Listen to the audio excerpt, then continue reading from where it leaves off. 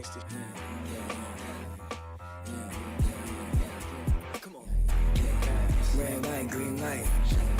Red light, green light. Red light, green light. Stuck at the stoplight. Red light, green light. Red light, green light. Red light, green light. Stuck at the stoplight. It's about 10 to 4 when the back of the coupe is open. Your girlfriend's gone off that cola. You about for stroking. And I'm also focused for the day that I blow this open. Money like hocus pocus at the club with a bunch of brokers. Also, I can the broken. Hang eyes, trap. Put you all over my Snapchat. Nah, so fat. Gotta get you home like stat. Red light, green light. Red light, green light. Red light, green light. Stuck at the stoplight. Red light, green light. Red light, green light. Red light, green light. Stuck at the stoplight. You know what I'm reaching for. Shot my 3, who's keeping score? 2 ain't anymore. 1 mile till we make it home. Get a bag, get paid, get low. Ben Frank, don't stop, press go. Pick it up, lot of money on the flow. Keep shaking, 100 days, 100 poles. Hang eyes, trap. Put you all over my Snapchat. Nah, so fat. Gotta get you home like stat. Red light, green light. Red light, green light. Red light, green light. Stuck at the stoplight. Red light, green light. Red light, green light. Red light, green light. Are you gonna be in the car? Two in the back of the black Cadillac, like back is to my mama hatchback, like I'ma let the roof back, put the L in the dash, like put a smack on the gas, but I hope I don't crash, like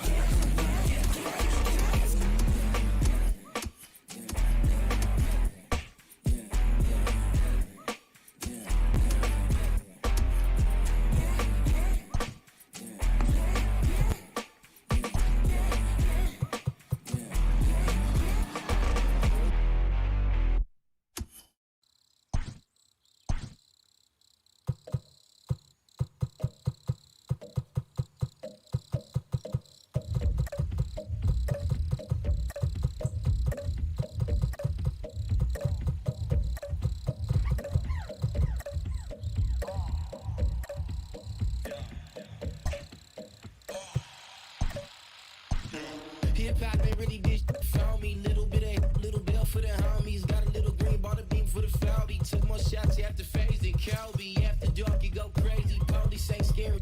You ain't bred for this. I'm still in the hood. They make bread and dip. I'm not jumping ship. I might you, but you got enough for Vince. Feeling like Snoop at the Source Awards. Feeling like you wasn't born for war. Cause when I come around, you be head to the ground. Crack 'em up. It smell like a man running sound. Lucas smoke. When I am, I heard the Lucas toe. Long Beach like Crazy Joe or Mayhem. We'll be getting new wheels from House to Caveman. Little bit of this, little bit of that. Little bit of this, little bit of that. Little bit of this, little bit of that. Mike up and flip where the is at. My where the women at. Baby, bass in my Similac. Been crazy, come where you living at. Kick down the door, get down and get down. I ain't come here for the chitter chat, but I'm far removed from that gangsta. It don't make much sense, rather make me rich. Don't be playing with my money, it'll make me flip. And then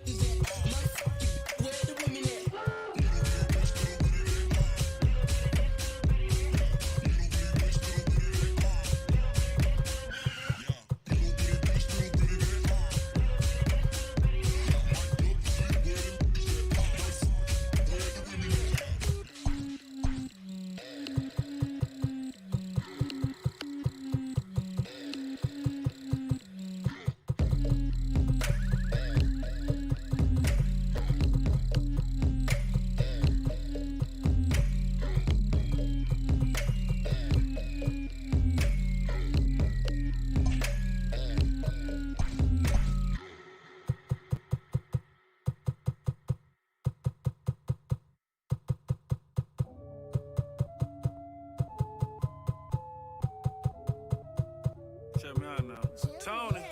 Yeah, walked out of Louis looking like a virgin discount. If it ain't 100, it's a miscount. 7 days a week, I 6 ounces. If a chick with me, she like big houses. If a chick with me, she like foreign cars. If a chick with me, she like go yard. If a chick with me, she like protein. Make a rich, the clothes off.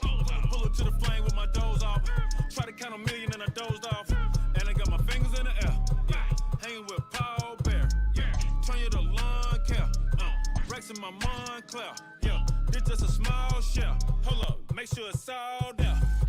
I go to sleep in designer. Psych, I go to sleep in for yikes. Tell any honor a lie, right? Soon as I left, I got right. This a precision and detail. See, life is a beach, seashell. I sold the bags for retail.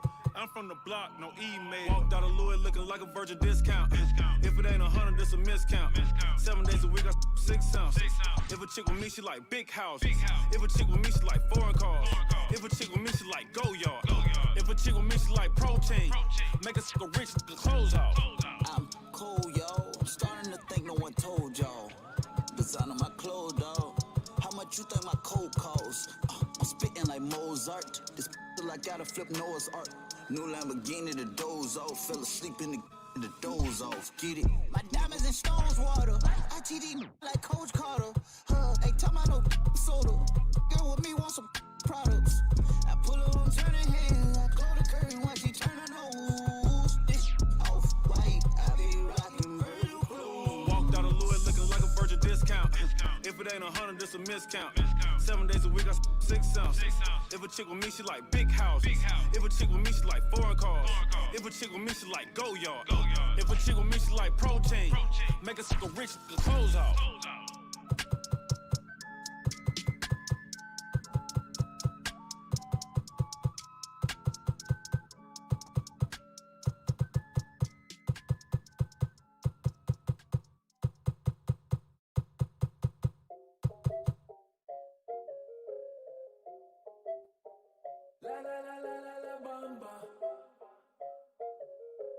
Squad made the beat. La la la la la la bamba. Say that. Yeah. What you gon' do for the bag? Yeah. Spin it like in my last. Yeah. Spin it, make it all bad. La la la la la la bamba. Shout it bad. Yeah. All the cash up for grabs. Yeah. There's no cap. She like that, I keep coming back. La la la la la la bamba. Yeah. She just want hard Celine. She like the bar Kareem. I'm tryna get all between. Yeah. She pop it all on me. Take on a shopping spree. Let her get a property. Hey, come to my palace. I know you tired them dudes be capping. She like my fashion. I put on strings like Richie Valens. You the baddest. I'ma tell them red no salad. Send the address. I pull up that fantastic. I can't leave you alone. You the only girl who get to stay until the moon. No cap. Dime que me amas, better tell me on the phone. She say you can have my corazón. La bamba. Say that. Yeah. What you gon' do for the bag? Yeah. Spin it like in my last. Yeah. Spin it, make it all bad. La la la la la la bamba. Shout it bad. Yeah. All the cash up for grabs. Yeah. There's no cap. She like that, I keep coming back. La la la la la la bamba. Shout it, you the bomb. We go shopping in Milan. Backseat of that foreign. Bad in LA like LeBron. I got as much in her little bomb. She say yo te amo. She just wanted Louis Vuitton. Came for me, you in a fair lane. Keep you know you need to grab a napkin.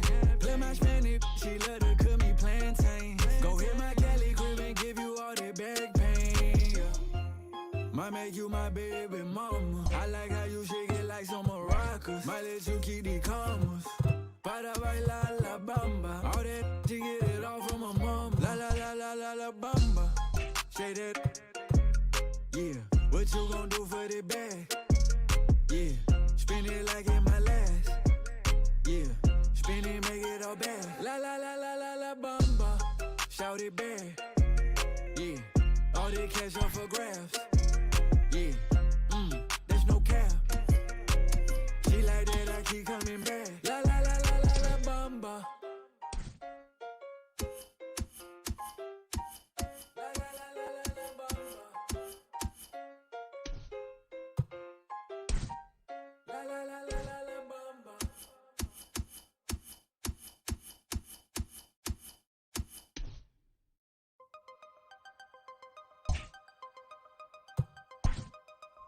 Yo le llamo la reina del party.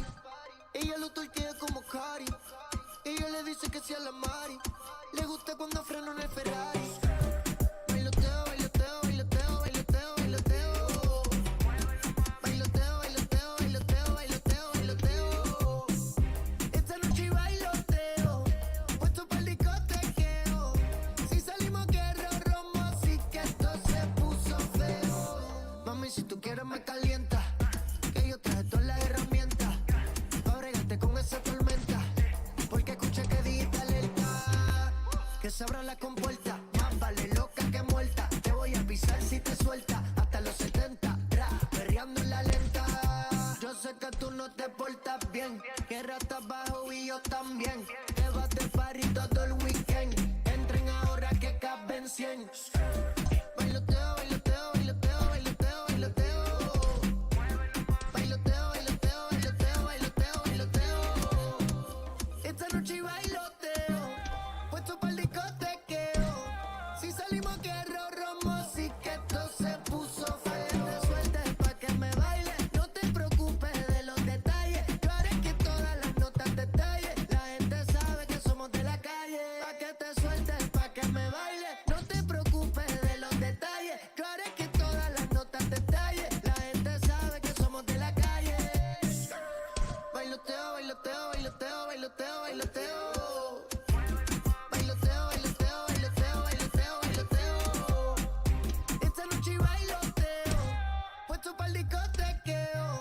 Si salimos quiero romo, así que esto se puso feo. Ay, it's tranquila, mami. Ella se va de la casa, de la casa. Mafio. Ella se va de la casa. Rich music. Dímelo, baby, baby. Ella se va de la casa, de la casa. Tú eres pata abajo, pata abajo, pata abajo, pata abajo. Yeah.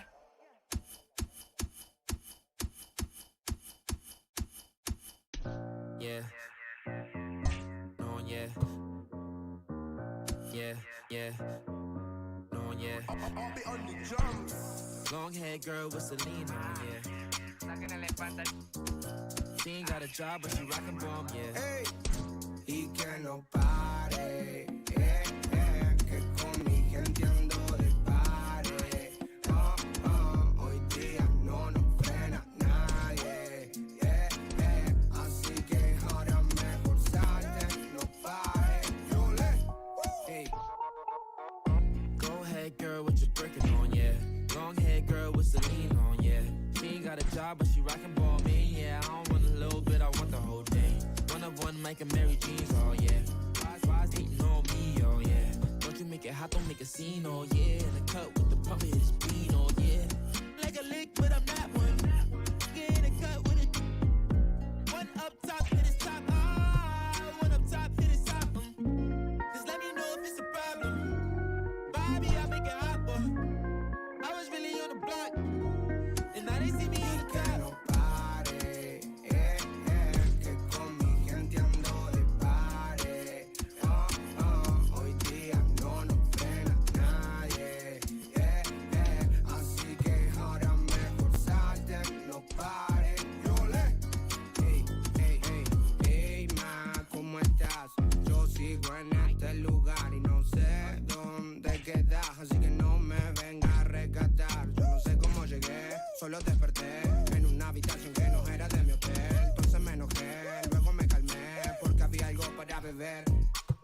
Una vez de buen humor me escapé para el club. Encima dentro había amigos que eran de la cruz. Ahí como que todo se descontroló y terminé con menos plata que víctima Robin Hood. Y ay, te juro que no me di cuenta.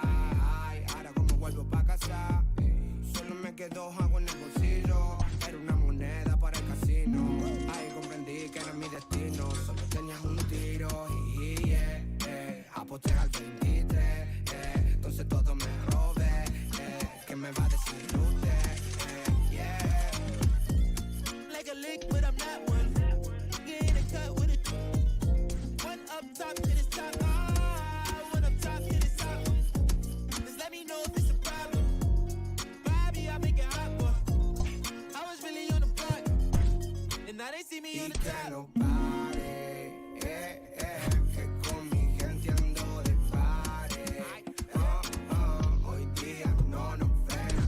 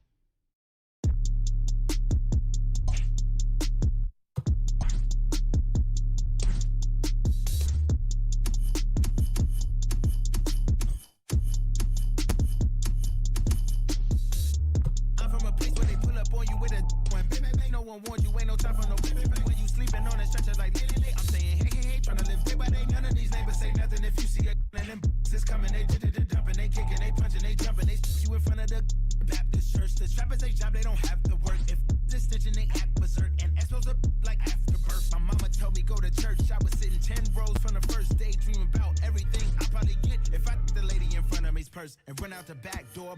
And if he ask for my relationship with the Lord, you can tell at the service I'm bored. Hold on. I'd rather be on a resort. Hold on. I'd rather be service I'm bored. Hold on. And I'd rather be serving this to a sort of thinking I know she is. I'm drowning. Women in this got me drowning. I'm drowning. Ice, yeah, this water got me drowning. I'm drowning. No flow chasing, I'm drowning. I'm drowning. No flow chasing, I'm drowning. I'm drowning. Cool by the boat. I'm drowning. I'm drowning. Ice, yeah, this water got me drowning. I'm drowning. No flow chasing, I'm drowning. I'm drowning. No flow chasing, I'm from a place where they pull up on you with a going bang bang bang. No one warned you, ain't no time for no bang bang bang. You sleeping on a stretcher like lately. I'm saying hey, trying to live day by day. None of these neighbors say nothing if you see a and them just coming. They dumping, they kicking, they punching, they jumping. No reason I'm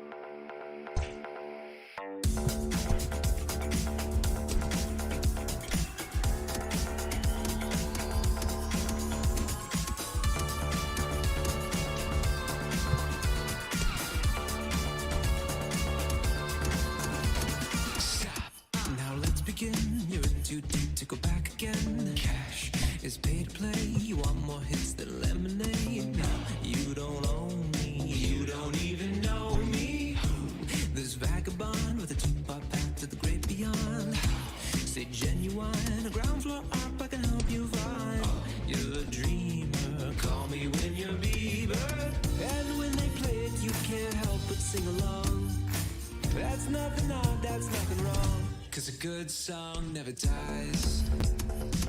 It just reminds you of where you were the first time it made you cry, the first time you felt alive. No good song never. No good song never. The first time they made you cry, the first time you felt alive. No good song never. The wondered bond don't work no more, think it took too much. Your equity, make the caffeine be your weaponry. Is the reason there never was one needed. It's all around, but it weighs too much to slow you down. It's the time to act, cause the best defense is the timeless track. You don't own me, you don't even know me. But when they play it, you can't help but sing along. That's nothing odd, that's nothing wrong. Cause a good song never dies. It just reminds you of where you were the first time it made you cry, the first time you felt alive. No good song never. No good song never. The first time they made you cry, the first time you felt alive. No good song never. There was a moment, a hole opened in the sky, a chance to join their pantheon. For all the times they never heard your battle cry, now even angels sing along. Cause a good song never dies. It just reminds you of where you were the first time it made you cry, the first time you felt alive. No good song never dies. Like a lover who won't back down, pull you over to the side, let you shade into the eyes. No good song never. No good song never. The first time they made you cry, the first time you felt alive. No good song never.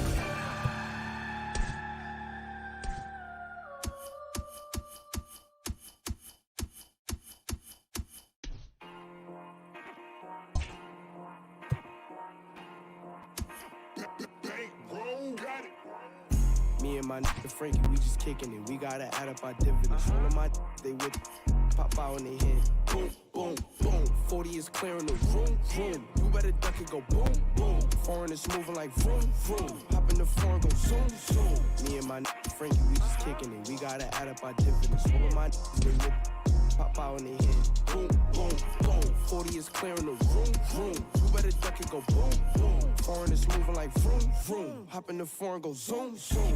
But we sure know we knows. Go get a bag, I drip and I sauce. Catch a tag, we knocking them off. After I hit, boy, she hit the door. And them hundreds be coming in, all of this money, and I gotta give me some more. Big bag, better won't hit the floor. Talk hot, then we run your jaw. I'ma hop in the foreign and zoom off. That be my dog, I'm calling him Rudolph. I'm in love with the way I get chewed off. Pull up with Blake, he getting screwed off. Brand new Mozzie, big body, we cruise off. He think he hot, we knocking your crew off. Call me nasty the way that I shoot off. Youngin' with drip, I got the juice on. Me and my nigga Frankie, we just kicking it. We gotta add up our dividends. All of my niggas, they with pop out in their head. Boom, boom, boom. 40 is clearing the room, room. You better duck it, go boom, boom. Foreign is moving like vroom, vroom. Hop in the foreign, go zoom, zoom. Me and my nigga Frankie, we just kicking it. We gotta add up our dividends. All of my niggas, they with pop out in their head. Boom, boom, boom. 40 is clearing the room, room. You better duck it, go boom, boom. Foreign is moving like vroom, vroom. Hop in the foreign, go zoom, zoom.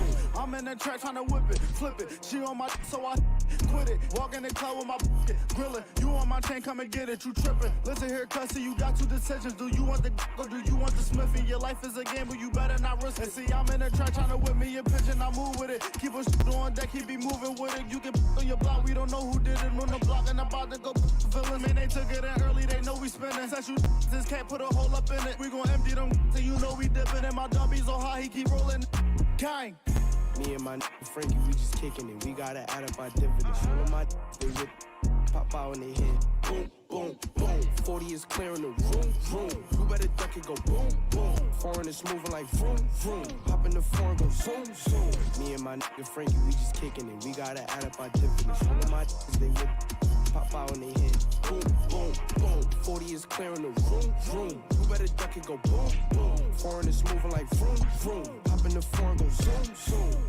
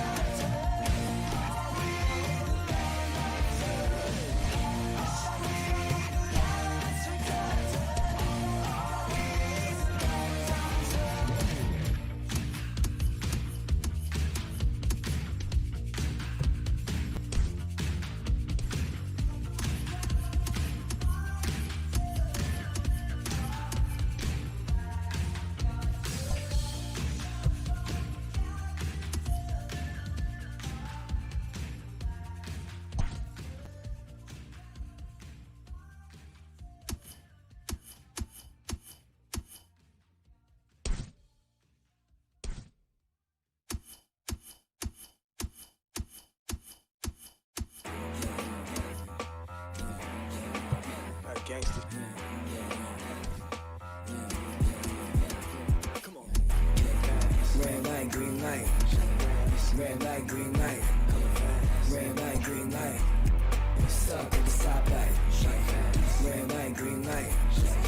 Red light, green light. Red light, green light. Stuck at the stoplight. It's about 10 to 4 when the back of the coupe is open. Your girlfriend's gone off that cola. You about stroking. And I'm also focused for the day that I blow this open. Money like hocus pocus at the club with a bunch of brokers. Also, I can the broker. Hang eyes, trap. Put you all over my Snapchat. Nah, so fat. Gotta get you home like stat. Red light, green light. Red light, green light. Red light, green light. Stuck at the stoplight. Red light, green light. Red light, green light. Red light, green light. Stuck at the stoplight. 5, you know what I'm reaching for. Shot my 3, who's keeping score? 2 ain't anymore. 1 mile till we make it home. Get a bag, get paid, get low. Ben Frank, don't stop, press go. Pick it up, lot of money on the flow. Keep shaking, 100 days, 100 pose. Hang eyes, trap, put you all over my Snapchat. That, so fat, gotta get you home like stat. Red light, green light. Red light, green light. Red light, green light. Stuck at the stoplight. Red light, green light. Red light, green light. Red light, green light. Are you gonna f me in the car? Two in the back of the black Cadillac, like fat is to my mama hatchback, like I'ma let the roof back, put the F on the dash, like I'm smack on the gas, but I hope I don't crash, like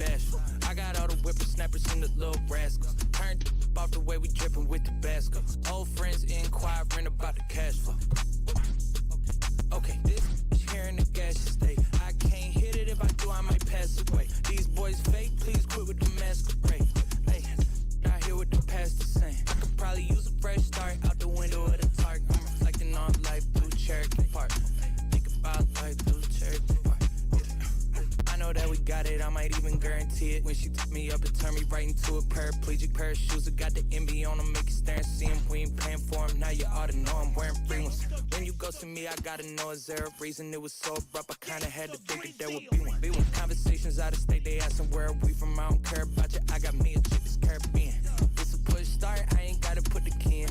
Whip it real nice like a good human being. 24 East, I'm in Chattanooga 10. Yeah, the barbecue Korean and my shorty boy Ben. Ay, we just went from dive bars to the Coliseum. Man, he's a try hard, wouldn't wanna be him. PG on the gym, go ahead, copyright it to him, go ahead, copyright it. Nah, I wouldn't wanna say too much. We ain't take her from you, now she came to us. Ain't no steak dinner, but we made through brunch. 2-4 on the beat, you know he came through clutch. No, he came through clutch. I know that we got it, I might even guarantee it. When she took me up and turned me right into a paraplegic pair of shoes. I got the MB on them, make you stare and see him. We ain't paying for him, now you ought to know I'm wearing free ones. When you go to me, I gotta know is there a reason it was so abrupt. I kinda had to think that there would be one. Conversations out of state, they asking where we from, I don't care about you. I got me a chick that's Caribbean.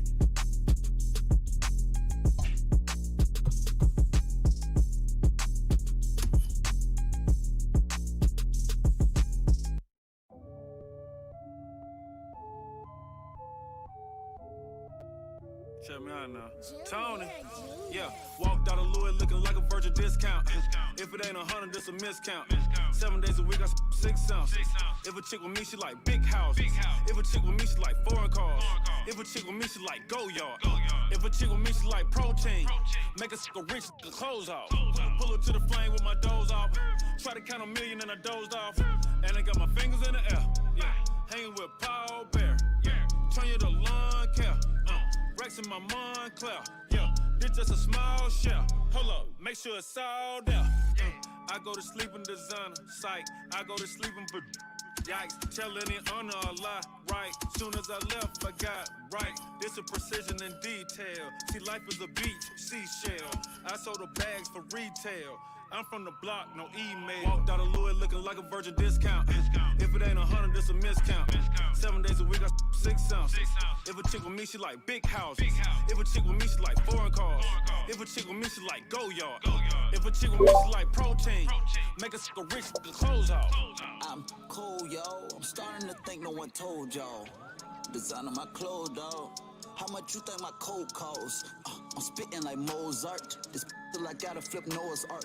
New Lamborghini, the doze off. Fell asleep in the doze off. Get it? My diamonds and stones water. I TD like Coach Carter. Ain't talking about no soda. Girl with me want some products.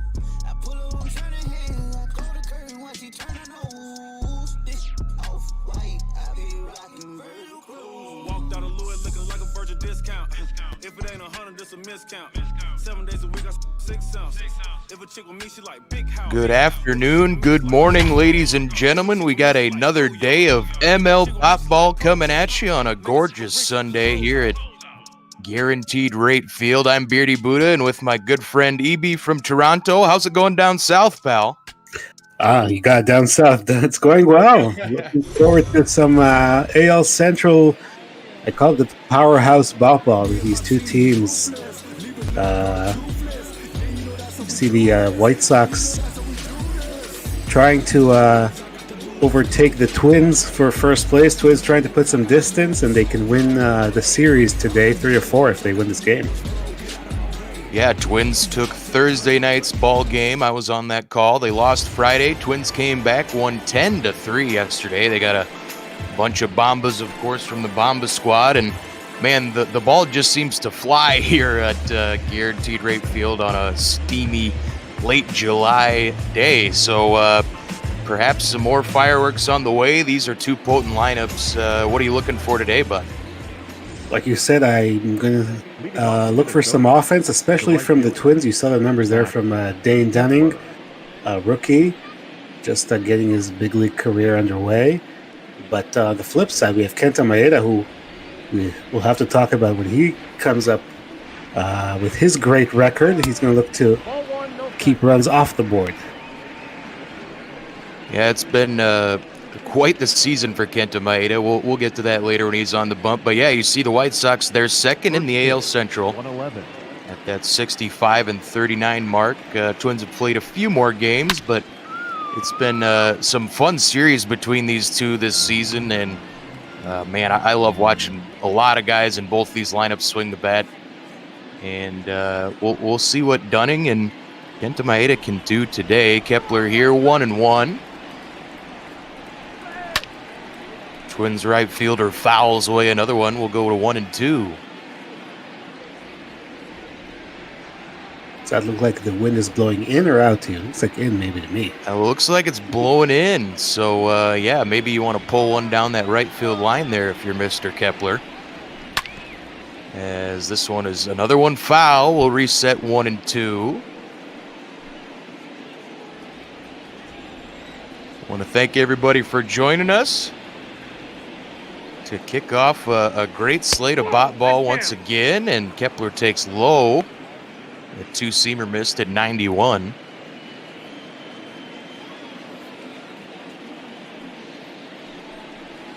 And Dunning fires. Kepler lifts this one high and deep, and that one's going to be gone. Mazar looks up, watches it go into the stands. A solo shot from our favorite German, and that breaks a huge power outage for Kepler. He hasn't hit a home run in weeks, and that puts the Twins up early here, 1-0. That was a very good at-bat from Kepler, too. He saw a lot of pitches, fouled off a bunch, and then on the sixth pitch, goes deep. Not a lot of home runs for him in recent weeks, but he has hit a lot of doubles, I remember, from the series against the Blue Jays. Yeah, Kepler, I think, still ranks second in the American League in doubles behind Alvarez. But, yeah, he hadn't hit a home run for a very long time. I think it had been before the All-Star break at least. And good to see Max put one over the wall there. Speaking of All-Stars, Jorge Polanco was the shortstop in that game. He had a big home run in Thursday night's ball game that tied it up in the 8th inning. And then, of course, in yesterday's, he broke out the rye bread and mustard. It was a grand old salami. Twins won big. Yeah, they intentionally walked, I think it was Kepler, to get to Polanco. I'm not sure why. And that cost them. Ooh, swing and a miss there. Nice fastball placement from Dunning for his first K. Batting third, Got 2 of the 3 true outcomes, home run, and now a strikeout. I mentioned he's a young guy trying to establish himself in the majors. Came over from the Nationals in that deal for Adam Eaton. Been lots of deals. We're gonna talk about one a little later, but we'll probably get to it sooner rather than later as Mitch Garver steps in here. 1-0. You see 2019 Silver Slugger. He hasn't missed a beat here in 2020 Bot Ball. Has dealt with a couple injuries. He's missed, I think he missed about a week and a half his little last time, tweaked a knee, but Mitch holding it down at the back spot and at the plate. Backstop and at the plate as that one sails outside 2-1. Of course, he was the starting catcher in the All-Star game.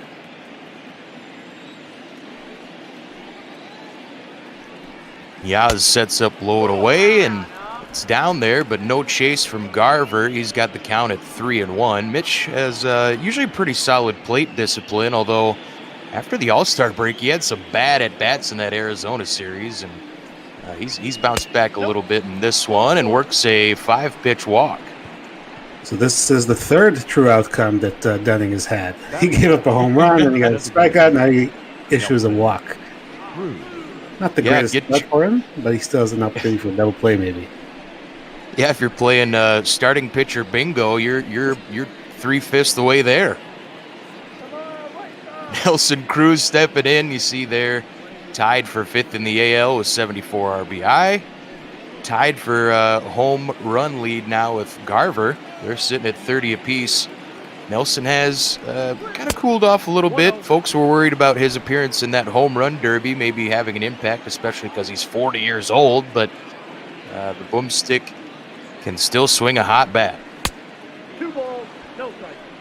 And if Dunning even gets him a chance to swing there, those were 2 pitches that missed, and we got a 2-0 count here to a very dangerous hitter. Yeah, we'll see what he does if he even gives him anything to hit or he intentionally walks him. Ooh, Cruz missed that one. It was left over the plate. Instead, it'll reach the seats down the left field side. Gutsy from Dunning there. Yeah. Hey, don't be afraid to challenge him, I guess. Just don't hang it. That's another one that was hanged pretty well, but it's going to stay in the park here. That's an easy out for old Lou Bob out there. Luis Robert, however you want to say it. I always got to give a little grief to my good friend Duggo anytime that happens. So 2 down here for the Twins. Eddie Rosario steps in. Lou Bob, that's not a bad nickname for him.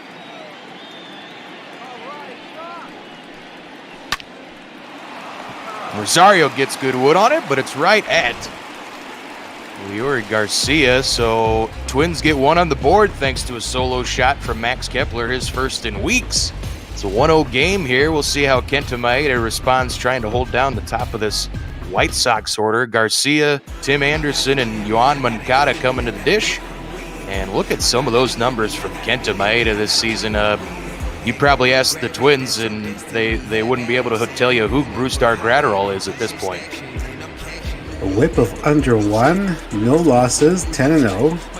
This is some kind of season, and I did some research about the record holder for most wins and no losses in a season. Ooh, yeah. Is it an older record? Very, very old. It's Tom Zachary for the 1929 Yankees. Tom Zachary, and this is interesting because he went 12-0 to set the major league record for most wins in a season without a loss, but he didn't start all those games. He appeared in 26 games and only made 11 starts, and he only pitched 119 and 2/3 innings. So I think if this continues, Maeda definitely has an opportunity to set a new record. Interesting that he didn't have any. He only had the 11 starts. That's interesting number in the mix of that. You always love you love statistics, and if you love statistics, you're usually a baseball fan. I saw the perfect record, so I had to look up at who holds the record for most wins with no losses in a season. 2-2 to Garcia. White Sox second baseman working a nice little AB here. Garver wants it inside. Maeda plants it there, but fouled away. So we'll reset once more.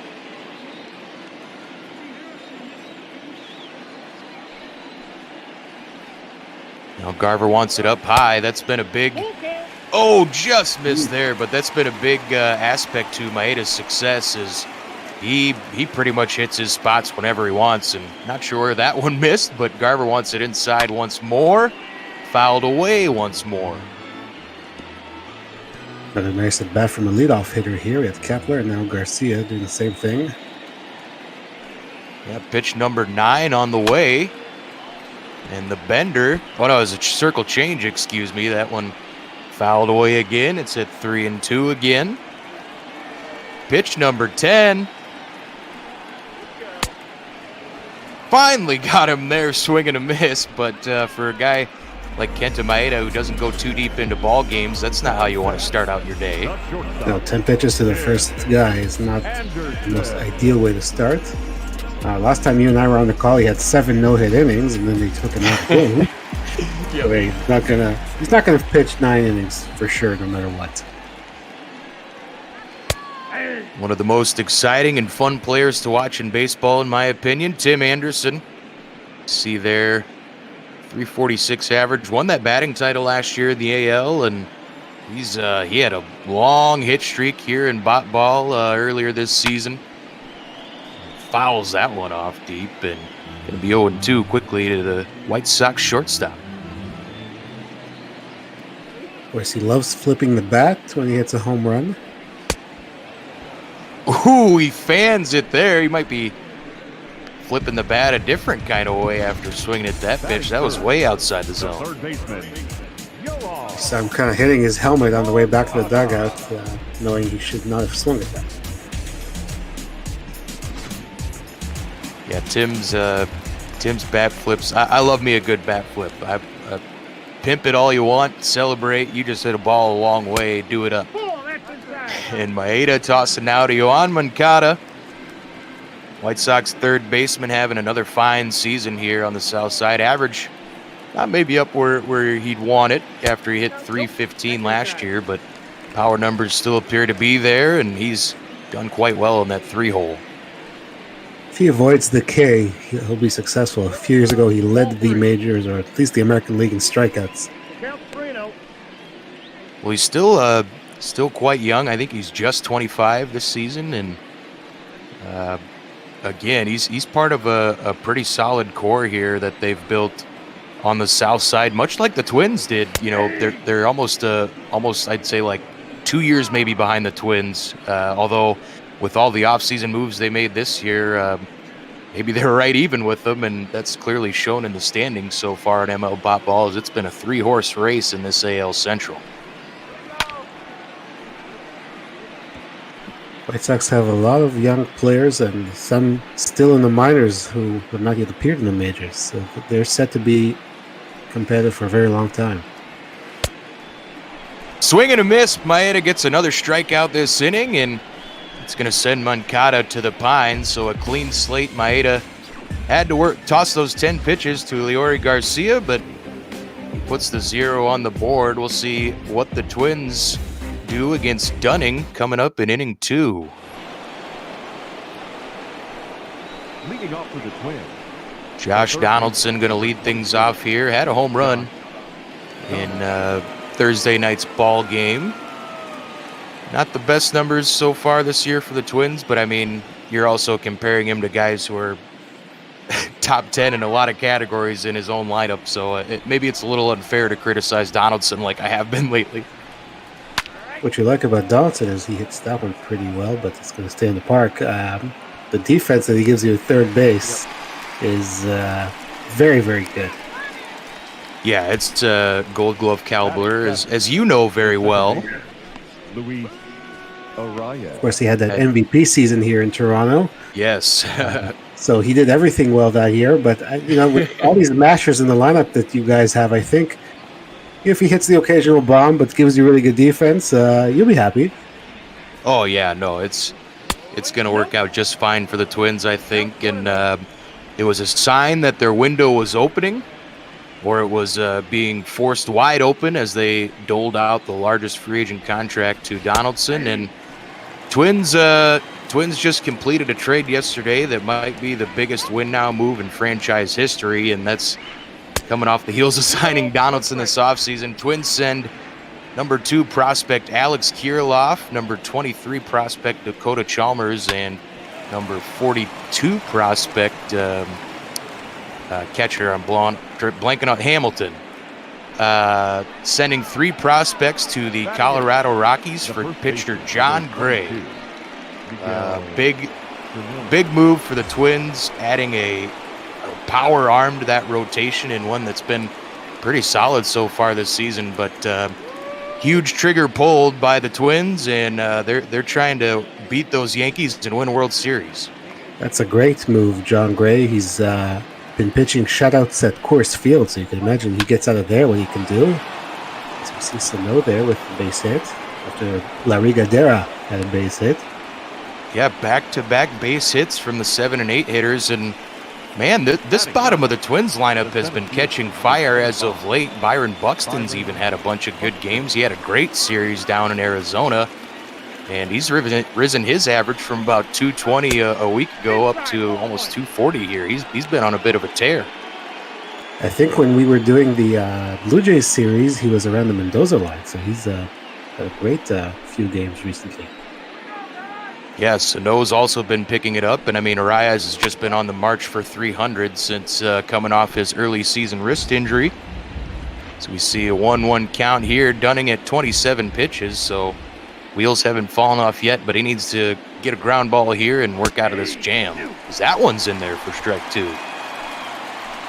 With the slider there. It's a nice pitch from Dunning, and he gets...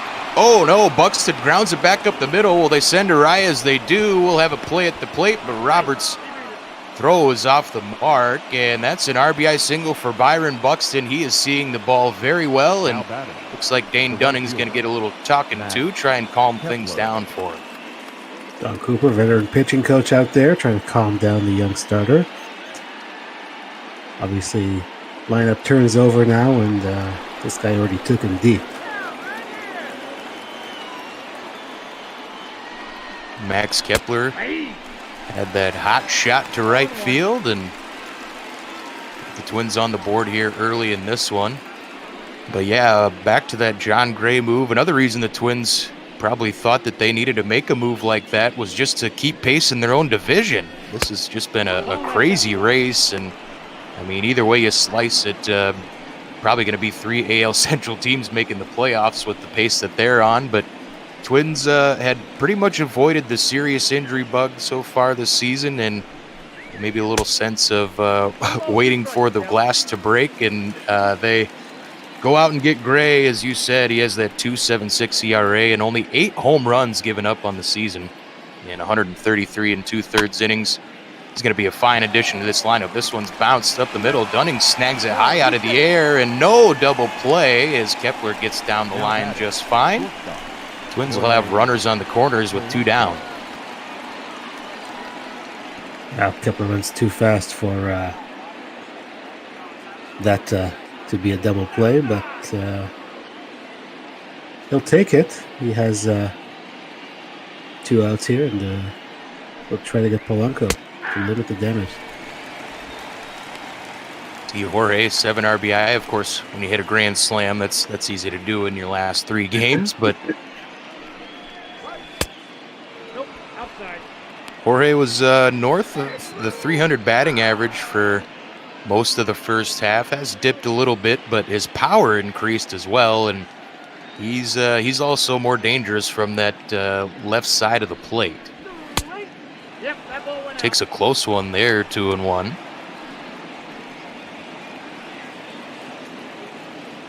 Dunning's had to work quite a bit in these 2 innings. Yeah, that pitch count creeping up now as he's trying to solve this puzzle and get off the mound with just the 1 run allowed, as it's a 3-1 count to the Twins shortstop. It's hard because you have to throw strikes, but you don't want to throw too good a strike to any of these hitters.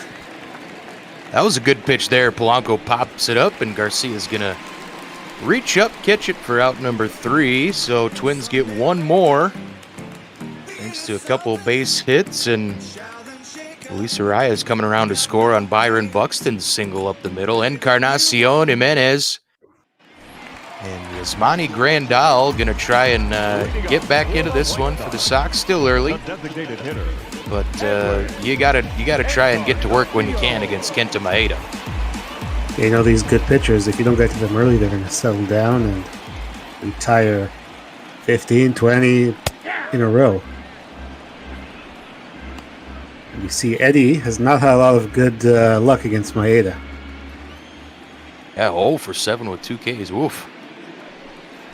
Then again, there's been a lot of batters this season facing Kenta for, the first time regularly. So I'm kind of maybe not surprised to see he's fooled some people. But usually with this point of the season, they start figuring guys out like that in your division. But Kenta's kept on top of things, does well changing the speeds, and as always, he hits his mark, and he's been absolutely brilliant.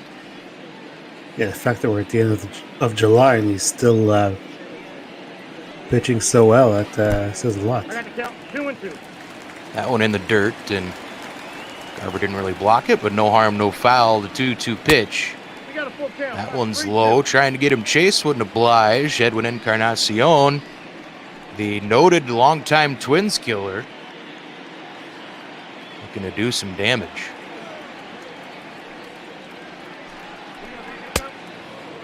Swing and a miss there, man. Maeda hit his spot on that fastball. That's his 4th punch out on the afternoon. 4 batters, 4 strikeouts. There's the pitch sequence. This is to it's not even to one hitter. It's just to everybody. Even got a little bit of everything. Or they showed his pitches on the strikeouts. Yeah. And then you see 3 of those in the zone, 1 way outside. So he's got him a little off balance early. You see Jimenez, 16 dingers, and there's quite a few games to play. He's had a spectacular season. Had a game with 3 homers, I believe, earlier this season as well. And the White Sox left fielder fouls that one away. They're happy to have him. Came over from the north side of Chicago a few years ago.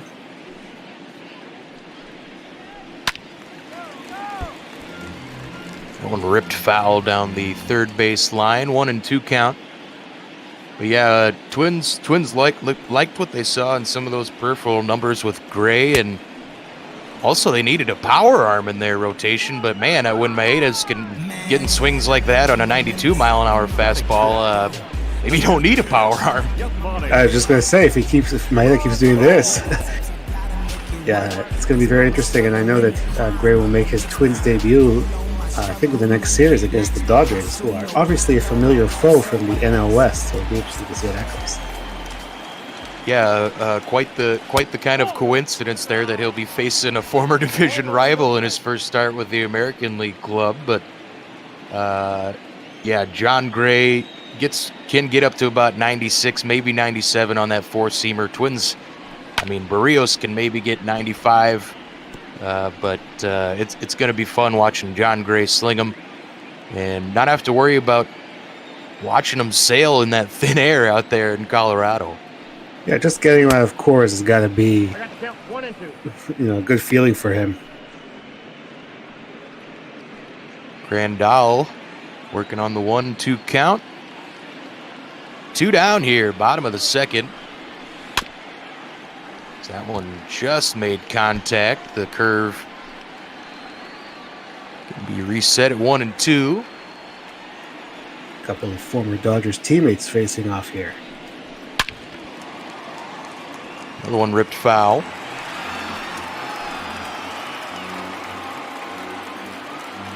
Yeah, and then of course the Dodgers traded Brusdar Graterol right back into the AL Central, and man, that's another punch out from Maeda. Gets him on the circle change that time. He's looked spectacular as he has much of the season, and has these White Sox hitters all sorts of fooled. Leading off for Minnesota, the catcher, number 8. Mitch Garver stepping in here on a Sunday afternoon on ML Bot Ball. Or morning. It's still morning in corn time. Yeah, already afternoon for me here in Toronto, but 11:39 Central Time.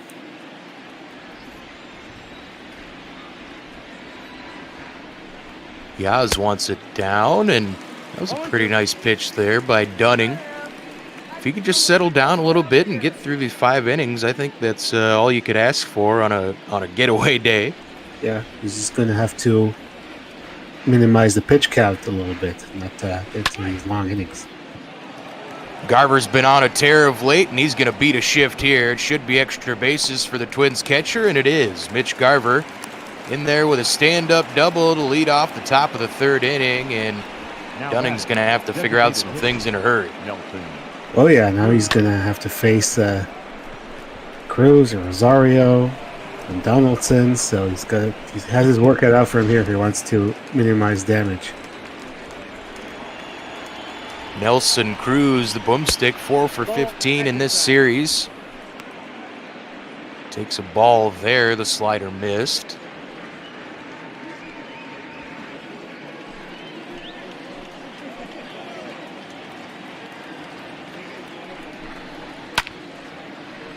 Ooh, fouled away. Fastball makes it 1-1. Old Nelly had an amazing first half after a career year last year with the Twins. It's been quite the performance, and like a fine wine, he just never stops aging well and tasting good, and he's the team dad. And they built a nap room for him, as I love to bring up, at Target Field, and he's everything and more and beyond that the Twins could have probably imagined when they originally signed him. He pops this one up here, though. Wind playing with it a little bit, and Abreu's going to get over there and make the catch for out number 1. That looked like a pretty good pitch to hit. Nelly just missed it. Eddie Rosario. Dunning going to toss to Eddie Rosario now. Eddie was the hottest Twins hitter going into the All-Star break. He's cooled off a little bit. You see just 1 for 10 in this series, and Twins left fielder still making some decent plays in the outfield. He robbed Timmy Anderson of a home run in Thursday night's game that I didn't know Eddie could still jump that high. Well, in the Blue Jays series before the break, he robbed Danny Jansen a couple of times. Yeah, so he likes to do that. Swing and a miss there. Good pitch from Dunning.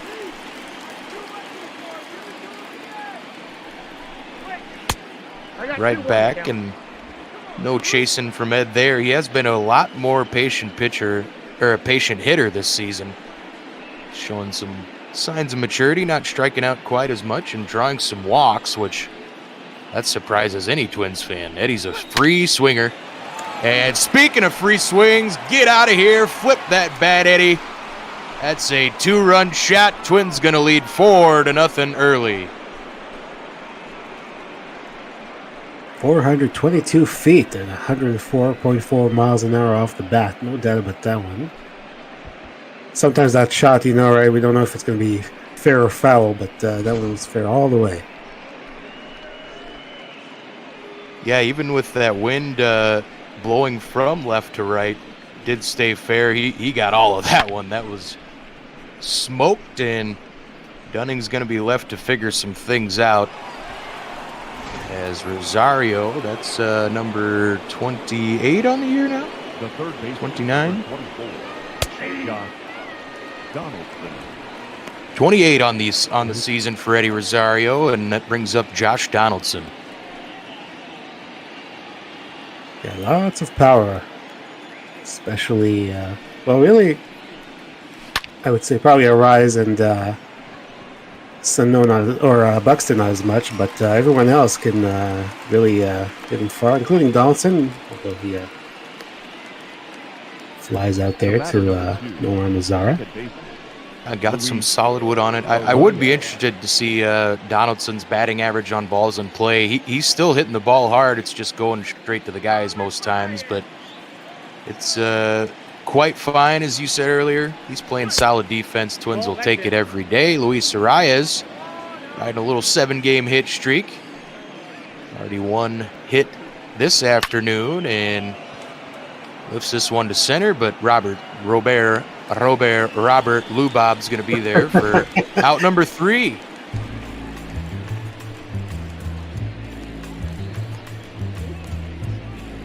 Nobody could catch that. Besides fans in the seats, of course, but no outfield could catch that. We have a trivia question in the chat.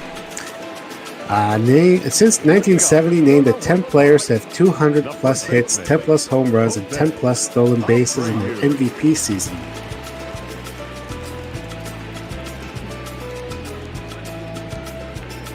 That's a tough one.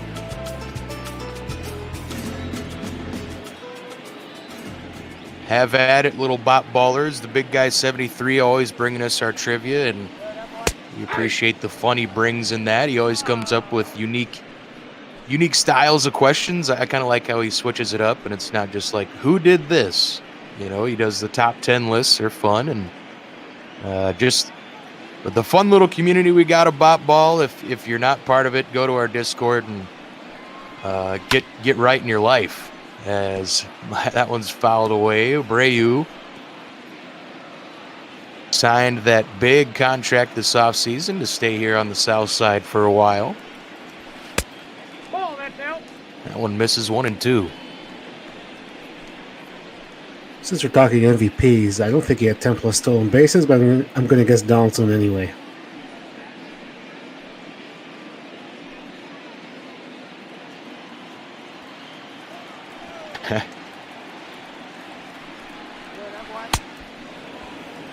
Oh, another strikeout from Kenta Maeda. My goodness, the slider gets him that one, and that's been the impressive thing. Is it hasn't been one particular pitch that Kenta Maeda's gone to get those Ks this season.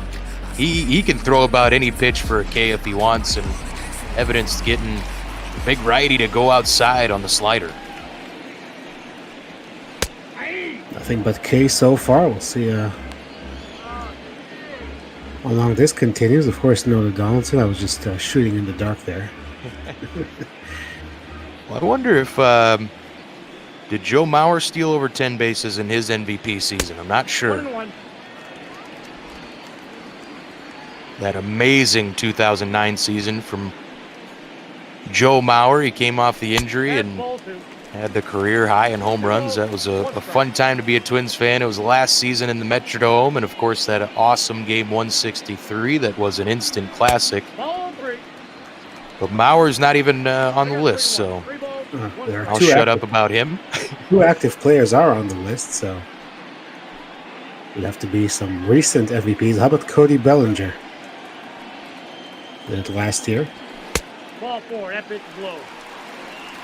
That might be a solid guess. There's Maeda's first real blemish of the day, you could say, as he issues a walk to Omar Mazzara. So he's not going to be breaking any records for consecutive strikeouts. I was already thinking about that. No to Belly. How about Yelich then? So you see Southpaw getting all excited there. Great name for a mascot, one of the better ones in the league. South side of Chicago, left-handed, Southpaw, I love it. And no to Yelich, though. They should have given him 2 left hands. Yeah, that would have been perfect.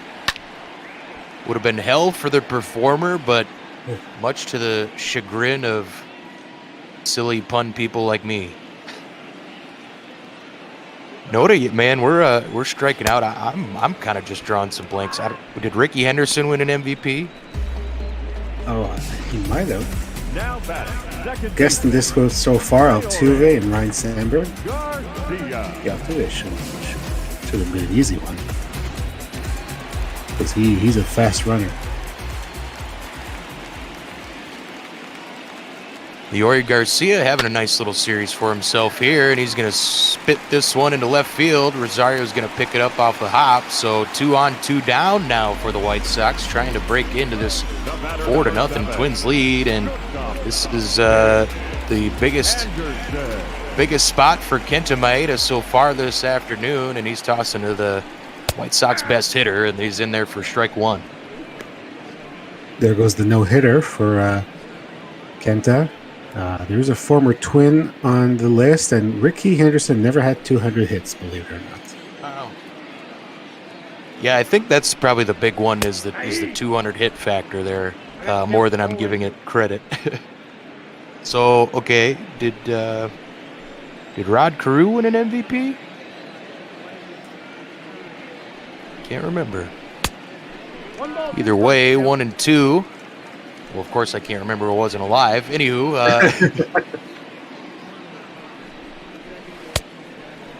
big pitch there. Big strikeout from Kenta Maeda. Oh, wow. Timmy Anderson heading to the pine once more, and he looks absolutely fluxum today from the Twins' big trade acquisition this offseason. He's been a beauty. Twins still lead 4-0 here on ML Bot Ball. Yep, Rod Carew there in 1977.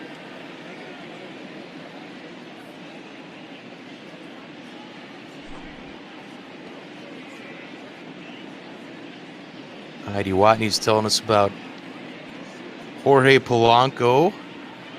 This Twins team, they've had this kind of core that's been around for a while and rose through the minor leagues together. Our good friend Justin Rock has some cool tales about seeing some of those guys like Buxton and Sano back when they were in their early minor league days, and even Kepler and Polanco. All those guys were signed about the same time, and they're a big reason why these Twins are as good as they are. They have this solid core. Of course, 7 of the 9 of the starting lineups were drafted or signed by the Twins, and only Donaldson and Cruz over the last 2 years are the only ones slotted in there that the Twins didn't bring up themselves. That's, I think, the way you want to do it. You want to build from within your system. You want to have guys who were in the minors together and, develop that team chemistry, and then they can come up and be together in the majors. Blue Jays have done that. White Sox have done that too. Yeah, definitely the way to go, and you just supplement a little bit instead of buying your entire roster, and it's working out well for teams. Miguel Sano swings through that one 2-2, as Dunning up to 58 pitches. One fouled away, will reset. Probably won't go deep in this game as we've already spoken about, but he's trying to survive as long as he can without giving up any more runs. Man, I'm doing a terrible job just trying to think of MVP winners. Yeah, I mean, I'm sure there's gonna be some face palms when we find out some of the names. It's gonna be a leadoff walk here. Not the best way to start the inning. Yeah, that was a tough pitch from Dunning too. Don't think Blue has his back today as much as maybe Maeda. I think Maeda's gotten a few closer calls than Dunning has in this one, but either way, one of the Twins' hotter hitters, Buxton. Oh, speaking of hot, this one's lifted to left center. Back and off the wall. Buxton will be running. He had to hold up, so Miguel had to hold up at second base. And the Twins are going to have runners on third and second thanks to a hot shot of a double from Byron Buxton. Man, he is seeing the ball and hitting the ball extremely well lately. And I thought that might be gone, but not quite. As I said, he doesn't have a lot of power. That's going to do it today for Dane Dunning. Yeah, maybe that slight wind blowing in there from left field got just enough on it to change the angle on it an inch or two and keep it in the park. But yeah, Dunning's day done, and tough going usually for young pitchers against this veteran aggressive Twins lineup. We're going to see Carson Fulmer now making his 5th appearance here. Holding lefty's good. That ERA a little high, and you don't want to walk that many guys if you only got 5 strikeouts. Yeah, he is the long man, and you know that the long men are the bane of my existence in bop balls. The entire bop ball universe hates long relievers. As Kepler lifts this one to center for out number 1. We'll get a tag from Sano. Roberts' throw on the mark, but Miguel Sano in there for another run for the Twins. They lead 5-0 now. So sack fly, another RBI for Kepler, second of the day.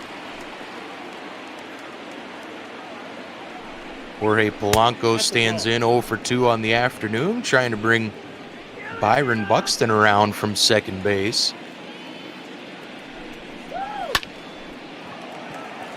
This one's hit well to right field, but will be caught on the run. Buxton will be able to tag up, so he'll be 90 feet away now with 2 down, and that brings up Twins catcher Mitch Garver. Fulmer's going to try to at least strand this runner, so Dunning hasn't had a good day. So you don't want him to be charged with 6 runs if you could avoid it. Garver had that Oppo double his last AB, beat the shift a little bit. 2007 was Jimmy Rollins in our trivia question, and yeah, we probably should have known that one. Now we have years for it too.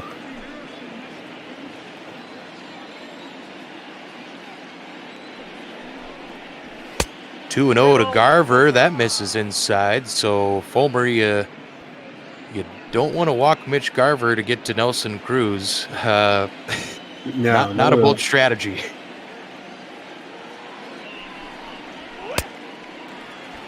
Rio swung on and missed. 1985, maybe George Bell? George Brett? I'm thinking of the Blue Jays' George Bell. He was an MVP. Oh. I thought it was 85. I may be wrong on the year, so we'll see. No, the Bell. He and Donaldson are the only Blue Jays to have ever won an MVP. Swing and a miss. Garver goes down, so Fulmer gets out of it, but Twins lead 5-0 now, thanks to that sac fly from Kepler. Moncada, Encarnacion, Jimenez trying to get the White Sox on the board. Coming up here, bottom of 4 from Guaranteed Rate Field here on ML Bop Ball. Just want to remind you folks, we are doing this to raise charity, to raise money for charity, and our charity this week is Donate to Meals on Wheels.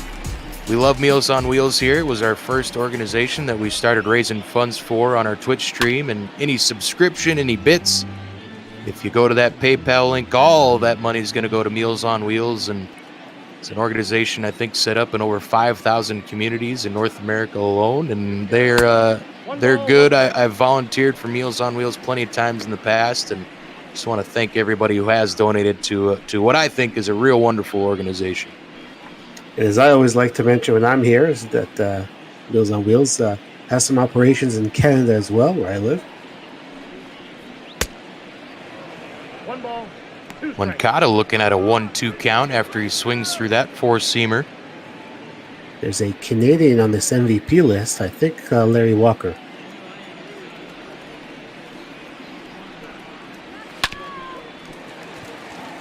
Ooh, shift going to be beaten at least here, and that one's going to get all the way to the wall. Eddie Rosario's going to play it off the wall and toss it in. That's a stand-up double. Now batting for Yohan Moncada. Hit it where they ain't. Yeah, we've seen a couple of shift beaters so far today, and that was actually an interesting thing with the Twins signing Donaldson. Is the Braves didn't shift a whole lot last year, and when they did shift, they usually kept Donaldson in about the same spot. This one's lifted to center field from Encarnacion. Buxton going to make the catch for out number 1, but yeah, the Twins had some lengthy conversations with Josh about, hey man, we're going to shift you. You're basically going to be the one-man shortstop over there on the left field, left side sometimes. So we just want to make sure you're ready for it, and Josh has accepted it, and he's ready to. He said from the beginning he's ready to help this team however he can. I'm trying to think if there were a lot of shifts when he was in Toronto. Doesn't seem like it. I feel like the Blues have gotten very analytics oriented, but just in recent last couple of years after Donaldson already left, so probably is a new thing for him. This one a dribble up the middle, misplayed by Arias, and he's not going to make the play. So runners on the corners now for the White Sox, and they're threatening here with just one down. So that's going to be an E4 to allow the runner to reach. Only it's hard to get Jimenez if he makes the play there. Yeah, the Twins' defense up the middle is not something to be envied, but their bats certainly more than make up for it, I'll tell you that much. And after decades of watching inept middle infielders like inept at the plate middle infielders like Nick Punto, Alexi Casilla, who I brought up talking about that number 2 spot earlier, it's good to see some pop in those middle infield bats.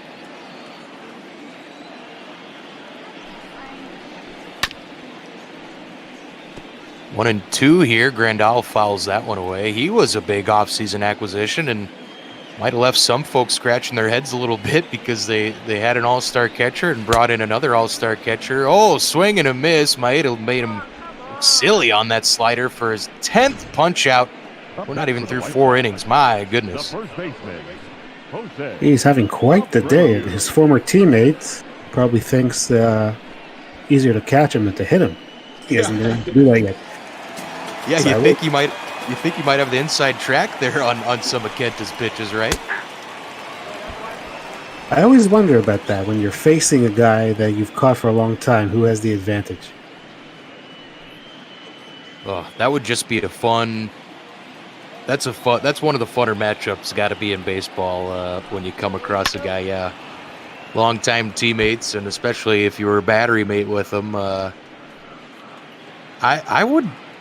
I would give the upper hand maybe to the pitcher just because the catcher might be thinking more in terms of, okay, this is what I'd probably throw down. I know that's what he likes to throw in these situations. That's another strikeout, number 11 on the afternoon for Kenta Maeda. Start putting him on your Cy Young ballots, folks. He has been masterful.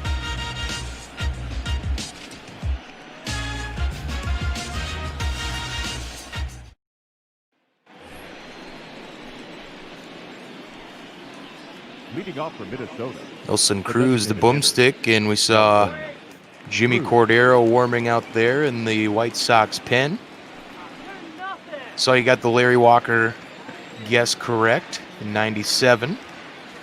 The 08 player is still active, so somebody is going to be a veteran.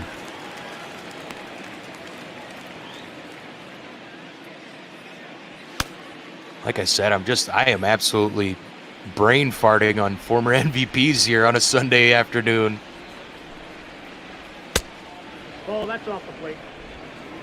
Cruz takes inside. Oh, go ahead. This guy was an MVP in 08. He's got to be, and is still active. He's got to be one of the older guys.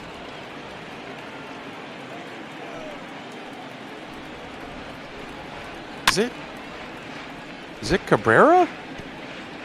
Cabrera. Did he steal 10 bases in a season? Well, he might steal 10 bases in the ball season. I'm not sure. That was before drunk ball Gardy.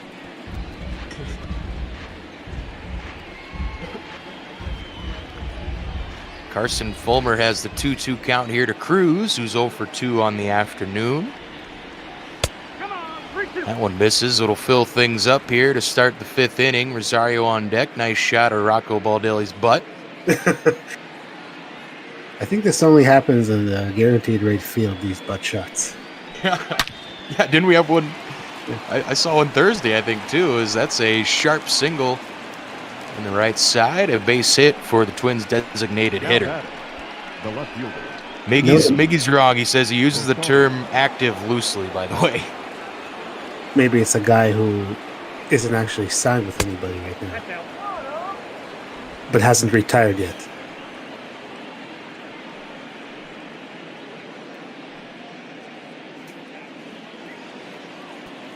Eddie Rosario had that home run. He pimped out to right field in his last AB and fouls that one away. Going to even it up 1-1.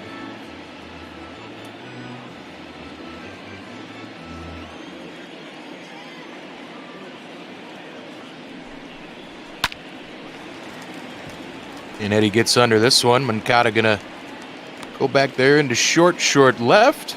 It's out number 1. Bringing up Josh Donaldson. Josh Donaldson.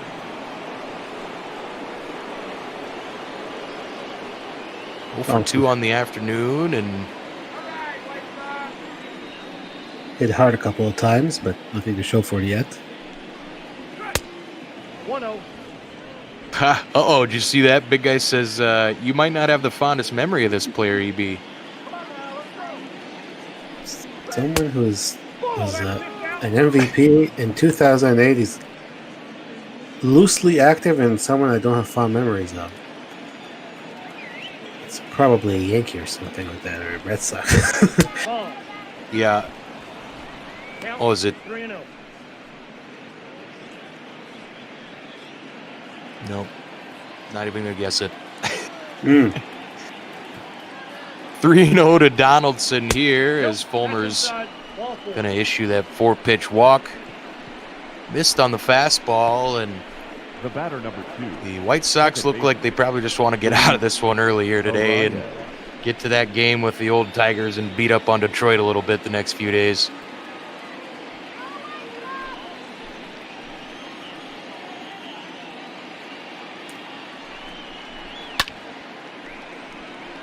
Arias fouls out. My guess was going to be Manny Ramirez, but that's a terrible guess. Warmer. Okay, so I guess Warmer, it refers to me saying it was probably somebody from the Yankees and the Red Sox. Evan Longoria? Oh, that could be it, yeah. But he's... 08 sounds right for Longoria, but I don't know if he would have got 200 hits. Speaking of hits, this guy might get 200 on the season. Luis Arias dumps one into short left field. They might have a play at third because Cruz had to hold up a little bit there. Longoria's wrong, of course, but Arias, the La Regadera, sprinkles another one and comes up with another clutch hit for the Twins. Oh my God, Dustin Pedroia. Boo. Oh. Of course, yeah. Yeah, I don't have the funnest memory. That's for sure. I mean, I like him. He's a great player, but yeah, he's one of those Blue Jays killers. He and Ortiz were always doing bad things. And yeah, he is still loosely active because he has not retired, but I don't think he's going to play this year. He's probably going to collect the paycheck and then retire. Miguel Sano at the plate with the bases juiced. He's 1 for 1 this afternoon. Once again, the bottom of the Twins order trying to come through for him. Ooh, that was a nice pitch there from Fulmer. Bottom dropped out of it. Change up at 82. Ooh, a close pitch. Miggy learned his lesson there, though. That was a fastball in there for ball 2. Fulmer was a first-round draft pick, but hasn't really found it at the major league level.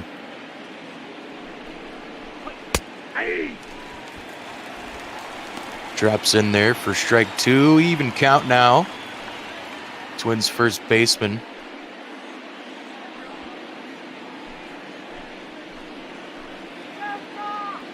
See where Yasmani calls for it. Trying to get Miggy to chase. That's a good idea, but he does hold up there. So full count, bases juiced. Payoff pitch coming.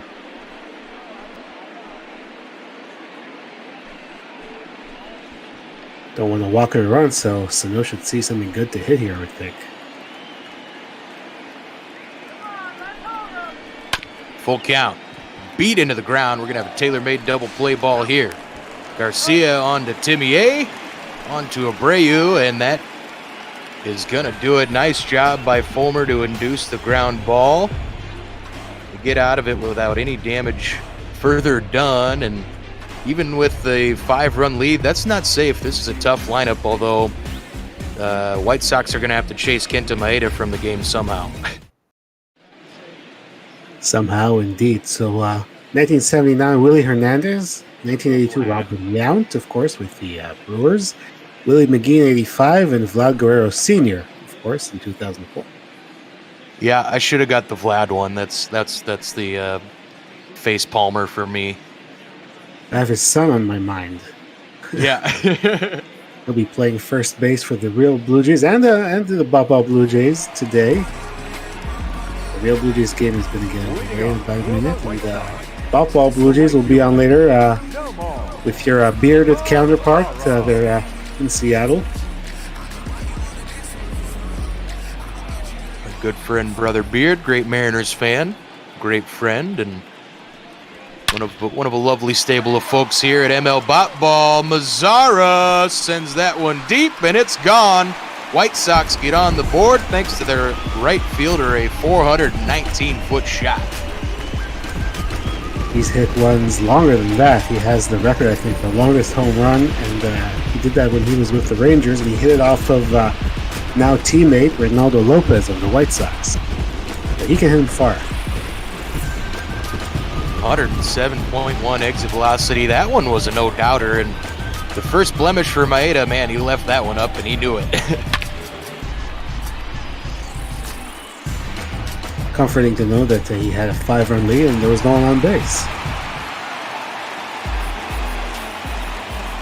5-1 ball game here on the south side. Maeda, it's pitch number 70, and usually they try and keep him, they'll pull him usually around pitch 90.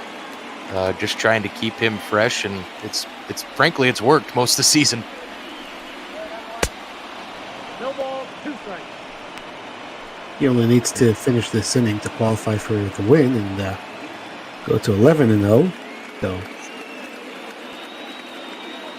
as long as he's sort of cruising, I think Rocco will keep him out there. Maybe the 6th too. I don't know. Lou Bob with the 1-2. Garver wants it way inside, and Maeda kind of missed his spot, but it looks like that worked anyway. That's the even dozen strikeouts for Kenta Maeda this afternoon. Wow. Man, is he dealing? This is quite the gem so far. Here's Garcia has one of the 2 hits today, and one of the 12 strikeouts. There's a home run in this series, couple of RBI you see there, and I think the franchise record for strikeouts in a game for the Twins is 17, set by Johan Santana. 2-0. Back during, excuse me, whoa, voice dropped out. Back during one of his, during Santana's great and what should have been 3 straight Cy Young award-winning seasons. This is a bunt, but it's popped up. Kenta Maeda is going to get off the mound and grab it for out number 2. Now batting, the shortstop. He likes to bunt, Garcia. He can run pretty well. He likes to bunt for base hits. I've seen that from him before. Here's Anderson. He's not looked very good today. 2 swinging strikeouts. Yeah, we'll see if he can solve Maeda on 3rd time's a charm here. He's looked all sorts of fluxum. This one's grounded to Sano. He knocks it down, tossed to first, and Maeda's there to cover for out number 3. So Nomar Mazara tags Kenta Maeda for the homer. But luckily just a solo shot if you're the Twins fan. White Sox going to need some zeros from their bullpen in this one, as we've got a few more innings of work left to go here on the south side in this series. And Byron Buxton, a double and a single. Could he potentially be on cycle watch after this, AB? We'll find out here as Fulmer's back out for his 3rd inning of work.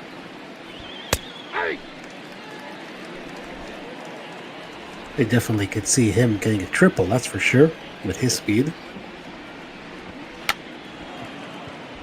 Silly bunt attempt. He popped it up, but then they miscommunication between the pitcher and catcher there. I think one thought the other was going to grab it. And that lets Byron Buxton motor on down 90 feet for an infield single. 98 speed, so they had to work fast, and neither of them did a very good job of getting a handle on that ball. So not a triple, but lead-off base hit. Yeah, and you got to watch Buxton over there. Not a prolific base stealer, but he's just so fast. You got to keep him honest. And that one's blocked by Grandal. Nice job there to hold Buxton at first. Don't know why Kepler swung.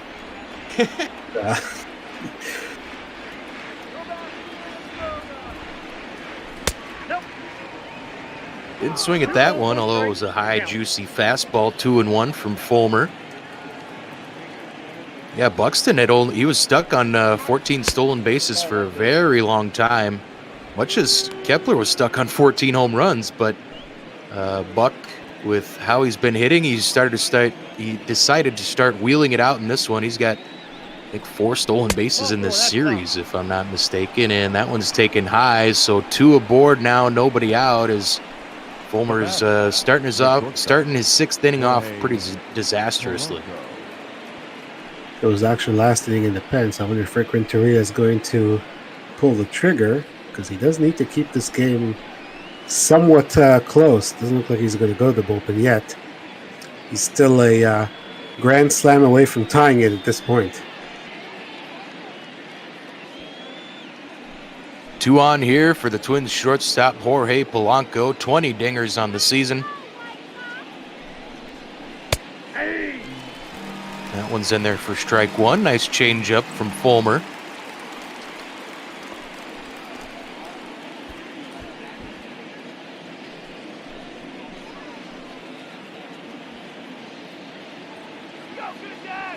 The 1 pitch on the way, and that's low.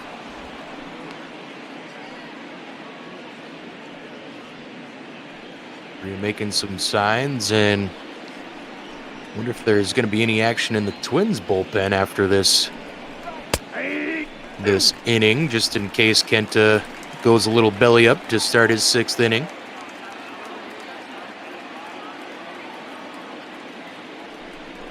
One and 2 to Polanco. Swung on and missed. That's a strikeout for Fulmer, and a big one with 2 aboard. Good start for him there after the first 2 reach on the infield single on the walk. It's Polanco to swing right through that one. Probably try to get a double play here if you can. Carver 1 for 2 with the double. And a home run in yesterday's ball game. That's a hot shot into right field. They will hold Buxton at third base for some reason. Yeah, I thought they might try to score now. Definitely has a speed to do it, but they'll load the bases. Does Mazzara have a cannon? I guess I don't know.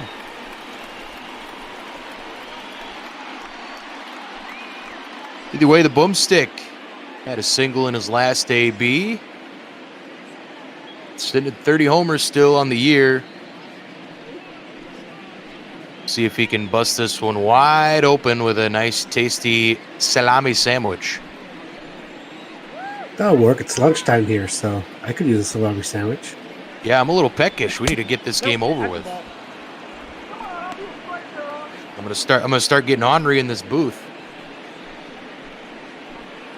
You better find me a Snickers, EB. I'm gonna turn into Danny DeVito or Kathy Bates or whatever. And Cruz gets a hold of this one.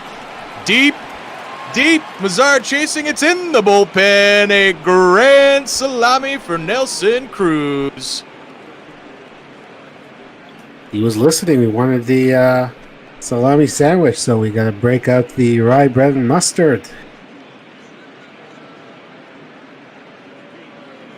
You can even fry up your salami a little bit if you want to, but man, Nelson Cruz, home run number 31 on the year, and anybody who thought the home run derby might affect his swing, doesn't look like it there.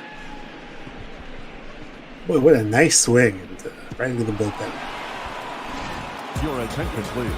So that will do it for Fulmer. Number 50. He played with fire for quite a while and finally got burned, I would say. Yeah, he worked himself into and out of jams in his brief stint. And yeah, finally bought the bullet there. Bit the bullet there. As Cordero's going to make his 46th appearance and going to be pitching to Eddie Rosario, who has a bomba of his own today. Very nice swings on the ball for the Twins today. Of course, they've been doing that all year, going back to last year. Cordero is actually having a very nice season. A couple of stints with the Blue Jays, but was never really successful. He actually was traded away and then came back. And I think he played maybe 2 games for Toronto last year. 2 forgettable games, and then he went to the White Sox. But he's had a lot of success here in Chicago. Yeah, he's carved out a role and pretty much turned into kind of a setup man almost for him. I was kind of surprised to see them bring him out after that salami for sure, and bases juice. Thought they might try and get another maybe longer guy up in the pen there instead of wasting a day on Cordero, who's already racked up quite a few appearances on the year. Rosario just gets a piece of that filthy 98 mile an hour sinker. Going to stay at 0-2.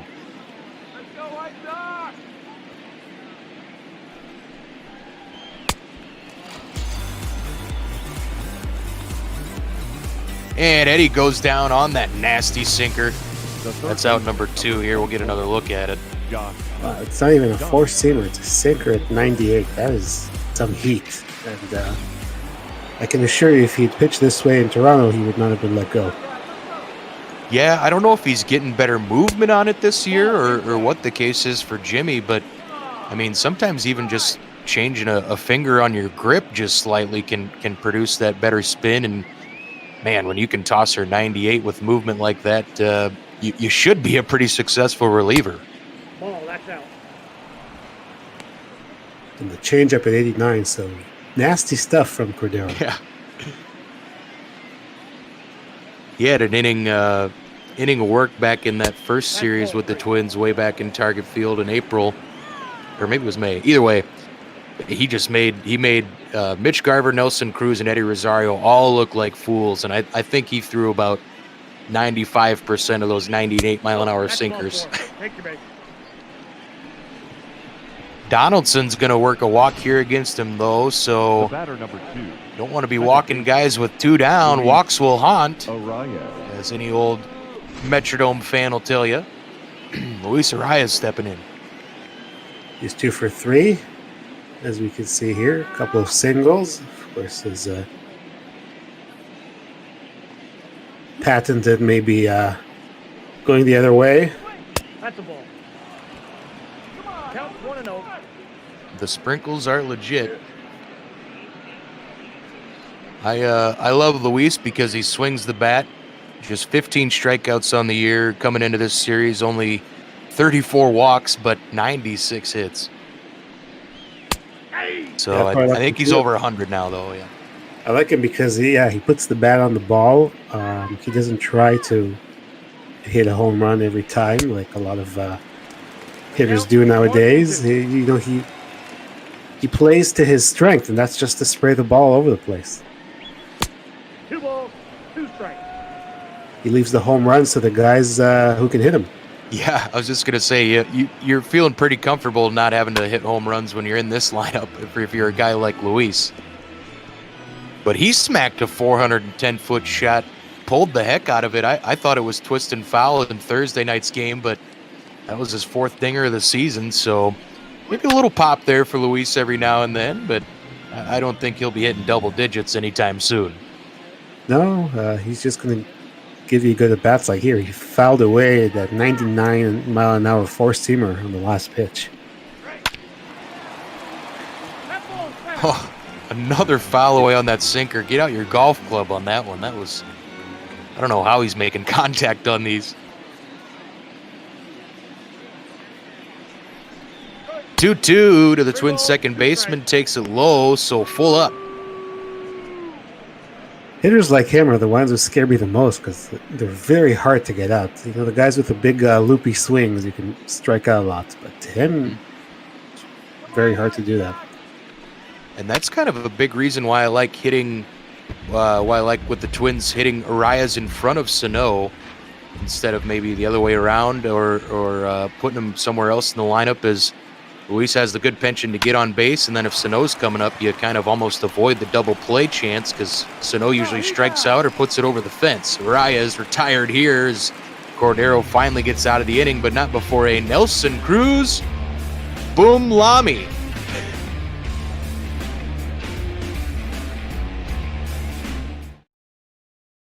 Twins lead 9-1, heading bottom of 6 here. Yohan Moncada had a double his last time up, and we do see a couple of those long relievers warming up for the Twins. Former starter Michael Pineda, who's probably going to stay in that long relief role, and also Game 2 ALDS starter Randy Dobnik warming now for Minnesota. Pineda had a very nice long relief appearance in the opener of the series.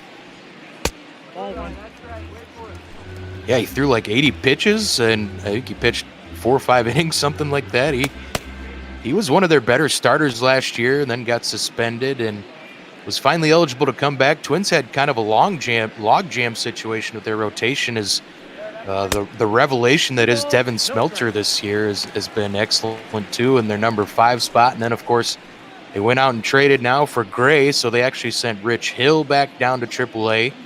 And it looks like Pineda and Dobnik are going to be their long relievers. And for 2 guys who can throw some solid starter innings, those aren't bad options for long relief. Now, when he was pitching and there was extra innings, were you waiting for the shoe to fall and for him to give up the walk-off? Because, I mean, that's seems to happen so much in baseball with these long relievers. Count is 3-1. Strike in there. First one of the AB. Kenta Maeda working on Yohan Moncada. That one fouled away, so full up.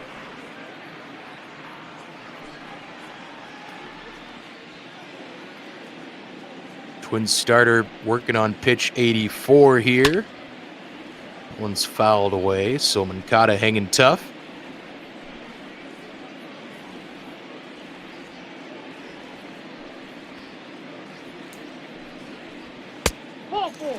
Outside, he walked him, so White Sox will have a runner aboard to start out the bottom of the 6th. Maybe they can start chipping into this 9-1 lead, and that's going to be all for Kenta Maeda. Rocco Baldelli says, "We're not going to tax you, my friend. We're going to keep things nice and simple for you. We got Big Mike and old Handlebars out there in the bullpen to solve things."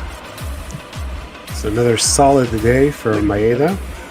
Oh, strikeouts. Still on run on that home run here is Pineda, making his 10th appearance, Reno record. Righties are hitting him a bit hard so far. Let's see if we can get that average down against righties. Well, and he made when he originally came off the suspension, he made I think 2 starts, got rocked around a little bit. So I think some of those numbers might be left over somewhat from when he got killed as a starter. But like Thursday night's game, he came in and was putting up zeros, getting some Ks, and he might carve out a nice little niche on a potential World Series run if he can show the Twins he's good for 2-3 innings, these long relief appearances. And he has a tough task here getting Edwin Encarnacion out.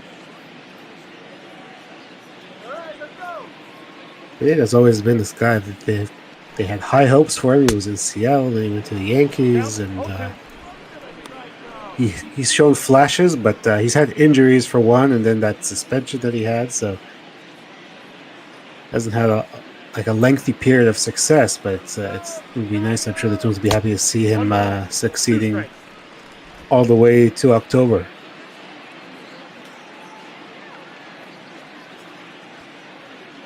Two to the White Sox designated hitter, and he goes down looking. The changeup snuck in there by Michael Pineda, and that's going to send Encarnacion to the dugout. He's unhappy, I think, with himself for not at least trying to stay alive there. Eloy Jimenez, 256 average. 0 for 2 on the afternoon. He's had an okay series.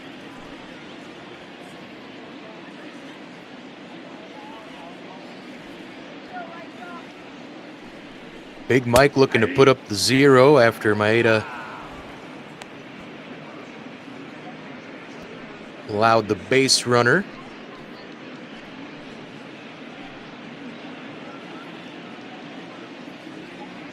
Yeah, that John Gray trade, the Twins, they paid a pretty good price for it. They gave up number 2 prospect Alex Kirilloff, projects as outfielder, maybe first baseman, but corner outfielder, and he has a ton of pop in that bat, so I wouldn't be surprised if we eventually hear of 500-foot dongs out at Coors Field for the Rockies with Alex Kirilloff. Yeah, you should have fun out there in the altitude. Yeah, but John Gray, obviously some years of control. Number 1 first-round draft pick. As we talked about, he's been pitching very well in the altitude, so sometimes you have to pay up to get a guy like that. Big Mike goes upstairs and strikes out Jimenez for out number 2 here. Bring up catcher Yasmani Grandal.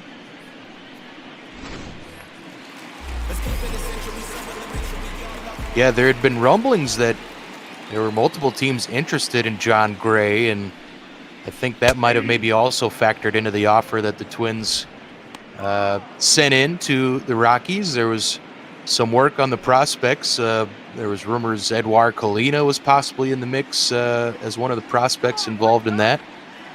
But yeah, Twins also got a relief prospect back in return. Nobody really worth a crap, but that's fine. They're gonna like seeing John Gray toss for him, and we'll see him Wednesday night right here on Bot Ball. I'll be calling the game with my good friend Cookie.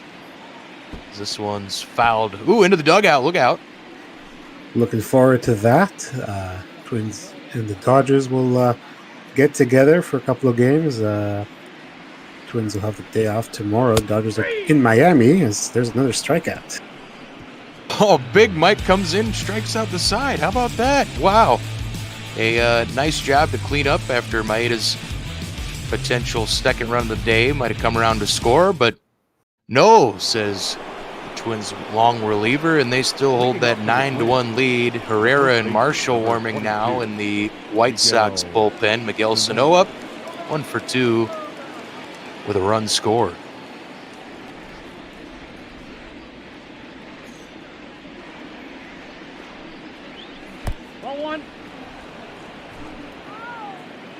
Some more action in the pen here for the White Sox. We got Kelvin Herrera, former Royals closer. Evan Marshall up as well.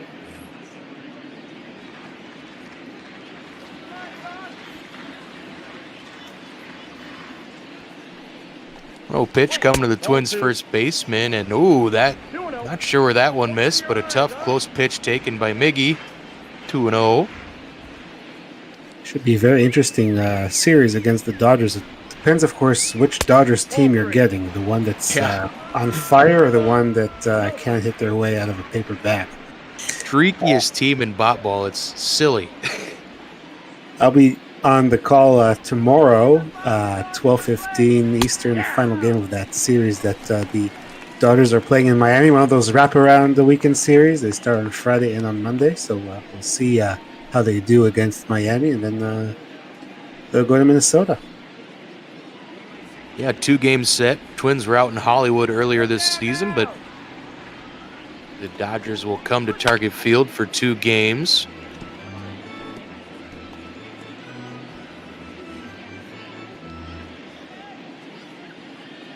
Yeah, White Sox will get the Tigers, so chance to beat up, pad some stats, and maybe gain a game or 2 in the standings as Sano goes down looking. Nice pitch there. When you can throw a sinker on the top left corner at 99, I think you should probably have pretty solid numbers. Yeah, it's not really a lot that anybody can do with that. This is nasty stuff that he did not show before he came to Chicago. We'll see how. Oh, go ahead. No, I was saying you don't give up on an arm like that if you see 99-mile-an-hour sinkers in the corner. Well, I mean, it's kind of always been a thing with relievers, but I think even more now in our analytics digital tracking era is if a guy has one great pitch, you can teach him to throw an okay fastball, or you can teach him one other pitch to make him a solid reliever. I mean, there's guys out there who have made entire careers out of just one pitch, and I'm looking at you, Sergio Romo, out in the Twins pen. Yeah, of course. He'll throw slider after slider after slider, and no one can hit it. He's quite interesting guy. Thinking of Mariano Rivera with the cutter. Yep. Yeah, it's I think it was Romero's second or third appearance with the Twins last year, and they popped up like a little slider tracker in a row, per at bat whenever Sergio would come out and toss. And yeah, man, there's been some legendary pitches over the years from guys who have carved out nice long careers just by doing that. Mr. 3 for 3 grounds it to third. Moncada had trouble with it, but a strong throw onto Abreu who makes it out number 2. Very nice play there. We know that he's got the speed to beat it out. He beat out that infield hit last time, but Moncada makes a nice play there to keep him off the base paths. Because at this point, if you're the White Sox, you just don't want to give up any more. Keep it where it is. They have 3 innings remaining to maybe do something.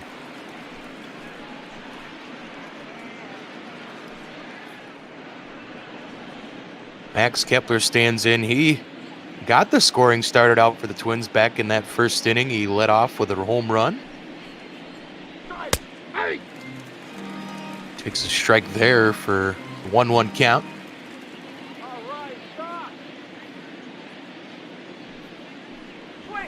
That's ball 2. Low, ball 2. You got 2 balls, 1 strike. And we kind of talked about Twins' infield defense a little earlier in this one. Ball that's outside. That was one thing with Donaldson coming over. Miguel had to learn a new position. And so he worked with former MVP and our favorite Canadian, Justin Morneau, to really increase his first base skills, and it's paying off. He's had some excellent stretches and picks out of the dirt, and I think he looks just fine over there at first base. Of course, also an asset for him is he has that cannon of an arm. Twins have turned quite a bit of 3-6-3 double plays this season. They always there's always that joke about first base being easy. It's actually, it's not that easy. You have to get the reps and be good at it. So it's nice to see Sano finding a spot. I know that they had him at third for a while, obviously, and they tried him in the outfield. That didn't work. So it's nice to finally, just find a good spot for him that he can stick. Just have him make the plays at first and do what he can do with the bat. Kepler walked. Jorge Polanco looking at the 0-2 pitch. That one's outside. Cordero's pitch count kind of climbing here a little bit at 40 pitches. Not sure how much you want to do that to your reliever who's been used a lot already this season. This one grounded down to third baseline. Moncada with another fine play. Gets the force out at second base. That gets the White Sox out of the inning.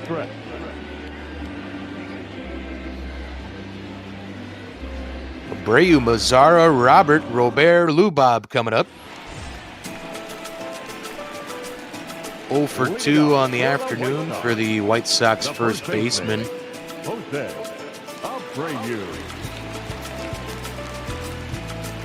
Sure, everyone's happy to see Maeda out of the game. Just look, I know you're down by 8, but he was tough.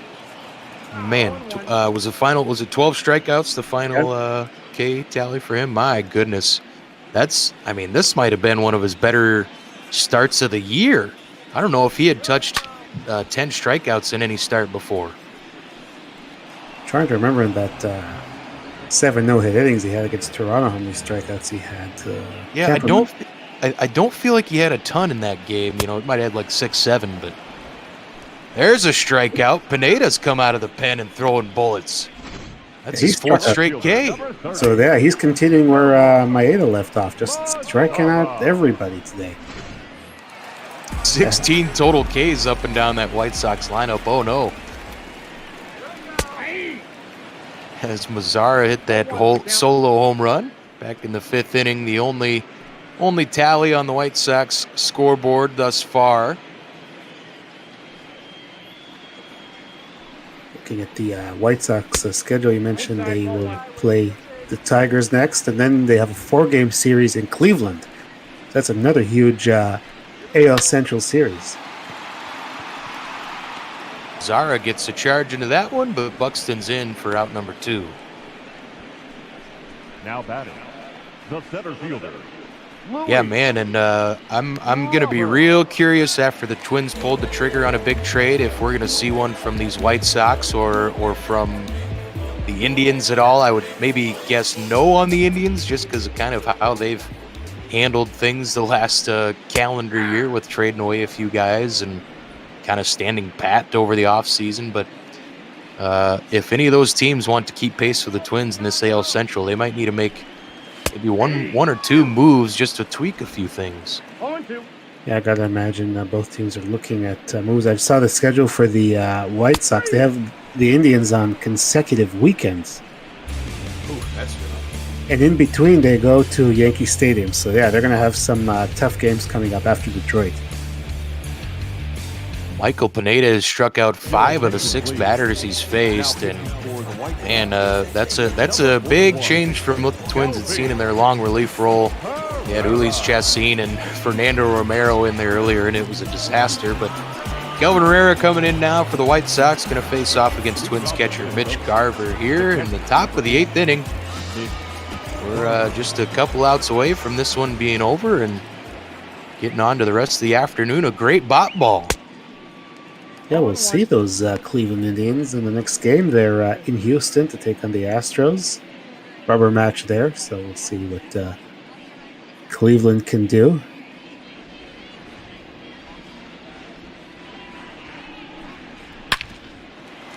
Carver grounds this one up the middle. A little bit of a shift on, but Garcia couldn't get there. And that's going to be a leadoff base hit once again here for the Twins. And they want to get to 10 runs, I guess, again. Yeah, they had 10 yesterday. They want to make it again today. Looks like they have an opportunity to do it. The heart of the order coming up now with Cruz. Last time, hit that salami. Thought they might show a replay, but no. Why would they do that? A 0-1, or excuse me, a fastball swung on for an 0-1 count here. Cruz came into this ball game tied for 4th in RBI in the American League. He was also 3rd in home runs and tied for 3rd in runs. So going to ground into a double play here, though, as Moncada takes her around the horn onto Garcia, then Abreu, 2 down. Leadoff base hit erased. Nice job from Herrera there, the longtime AL Central foe. Talked about he was with the Royals a long time, a little bit with the Nationals, but then right back to the same division with the White Sox. Eddie Rosario looks at ball 1 as we see there's 32,176 souls who paid for a ticket today. Not sure all of those are still left in attendance, as a couple of them might have been heading for the L's. 2-0 to Eddie Rosario. Herrera trying to get through this 8th inning. Nice crowd for this divisional matchup. Pretty big series. Twins looking to continue to put some distance between themselves and the White Sox. And the Indians, for that matter. Close one taken there. Herrera might have a case against the ump, but instead it's 3-0.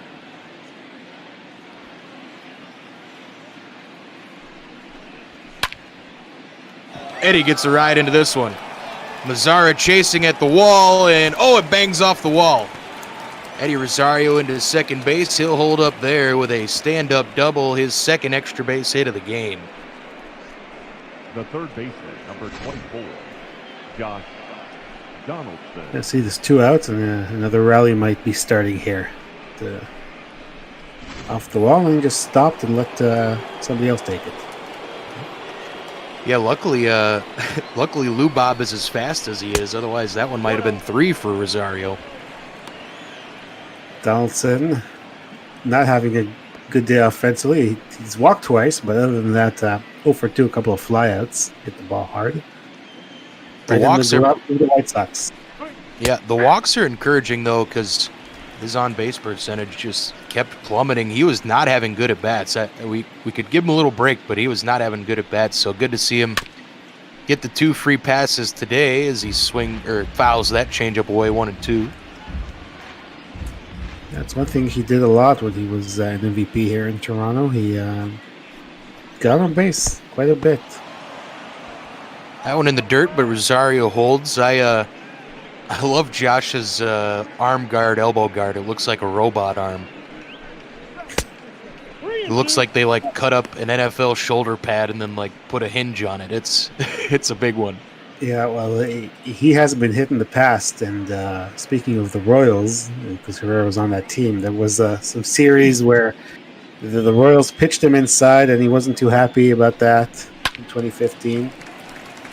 And he tries to avoid getting hit, and if he does, he probably won't feel it if he gets hit in that spot.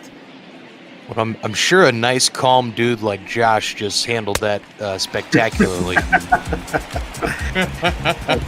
He strikes out there on the slider, so Herrera gets through the 8th inning after giving up the leadoff base hit, but Twins still up 9-1 on 14 hits. It's been an offensive explosion over the last few days here on the south side. The second baseman, Garcia. Yori Garcia going to lead things off, has a base hit in this one, and Big Mike still on the mound, stirs him up, strike 1. As long as he's pitching well, I'm sure Rocco will let him stay out there. Maybe save the bullpen, give everybody else 2 days off with an off day tomorrow. This one's hit to right center. Kepler chasing, but he's going to get there for out number 1. And yeah, it's funny. We were talking about that in Thursday night's ball game that went 12 innings, but we just kept saying, it's probably okay to leave Pineda out there. You don't want to burn out your bullpen for the rest of the series. Twins haven't needed much of it.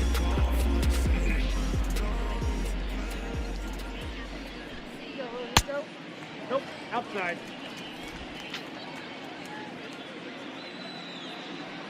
Tim Anderson 0 for 3. Fouls that one away, 1-1. First 2 times strikeout swinging, and then the ground out this last time, huh? And this one's going to be grounded to Polanco. He'll fire over to first, and Miguel had to reach up for that one, as it's sometimes quite the adventure when Jorge puts one into the air. Pretty good play there, and if he learned from Justin Morneau, then he's done a very nice job. It's a good guy to pick the brain of, find out about playing first base. Morneau, excellent years with Twins and a little bit with the Rockies, and even with these White Sox. At the end of his career. Yes, that broke my heart when I saw Justin Morneau in a White Sox uniform. No, love Justin Morneau. He's actually on the Twins broadcast now as their main color guy, and he's been absolutely fantastic in that role. So our favorite Canadian gets to hang around the Twins, and it's good seeing him sticking around and helping guys on the current team as well, not just being a little parrot up in the booth, as this one's popped up to the right of the mound. Pineda makes the play, and that'll do it. We're through 8 innings here on the south side. Twins up big. Arias, Sano, Buxton, bottom of the order, coming up for Minnesota. Dick Bramer gets to work with some great color guys, that's for sure. I enjoy watching Twins broadcast when I can. Luis Arias.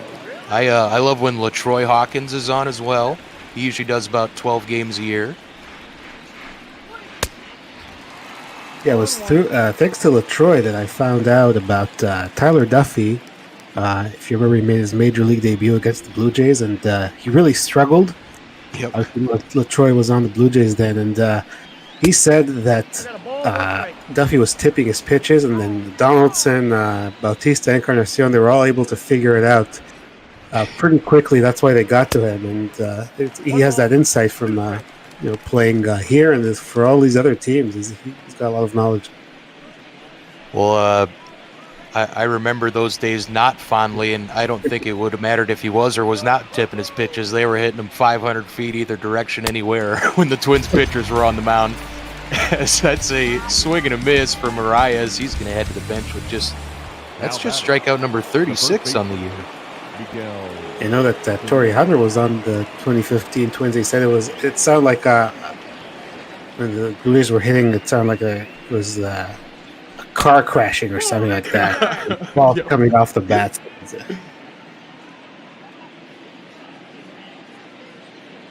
Miguel Sano digs in 1 for 3. Takes upstairs for ball 2.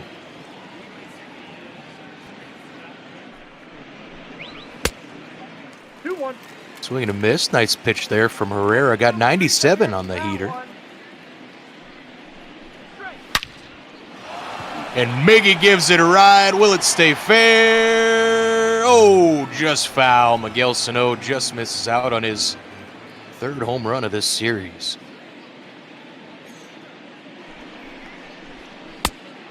That one's inside. Full count. Buxton on deck. He's been on a tear as well. I brought it up earlier. The bottom of this Twins order is really kind of starting to hit their stride, and man, that's a good sign if they're just getting it in July and Miggy swings through that one, and that's going to be out number 2. Yeah, I can only imagine if they stay on this tear the rest of the season, what they can do. And once again, we'll see Buxton 3 for 4, and the average is slowly climbing up. And we talked about how he was around the Mendoza line just a few weeks ago. Now 245. Well, I like to bring it up every time because I think Buxton kind of has a little stigma attached to him that he's a crappy hitter and gets hurt all the time. I think he's gotten some bad luck and maybe pushed a few things when he was hurt that contributed to long periods of him not hitting well as he lifts this one to center field. But I got to remind folks, he was leading the American League in doubles towards when he got hurt last season, and he was really barreling them up. And also got to remind folks, he's still just 26. It seems like he's been around forever, especially if you're a Twins fan. It's all you've heard about since 2012 is Byron Buxton. So the fact that he's finally maybe showing some veteran savvy and maybe figuring things out finally is a good sign for Twins fans. They don't want another Aaron Hicks on their hands that goes off to the Yankees and plays spectacularly. And I just think he plays hard, so that's why he does sometimes get injured for a lengthy time period. It gives it his all. It reminds me a bit of Kevin Pillar, Kevin Kiermaier. Those guys, the center fielders, they're going to give it all their all, and they're going to crash into the wall multiple times a game if they have to. So you got to appreciate the effort. Pineda's going to work this 9th inning, it appears. 4-inning save if he can get it. And that's going to be a nice option for the Twins because they the starters Odorizzi, Maeda, and Smeltzer are not guys known to go deep into ball games. So if you can come in and follow it up with a guy who probably could be in just about any other rotation as a back end guy, you're going to be doing well, especially if he's throwing like he has been today and like he did on Thursday.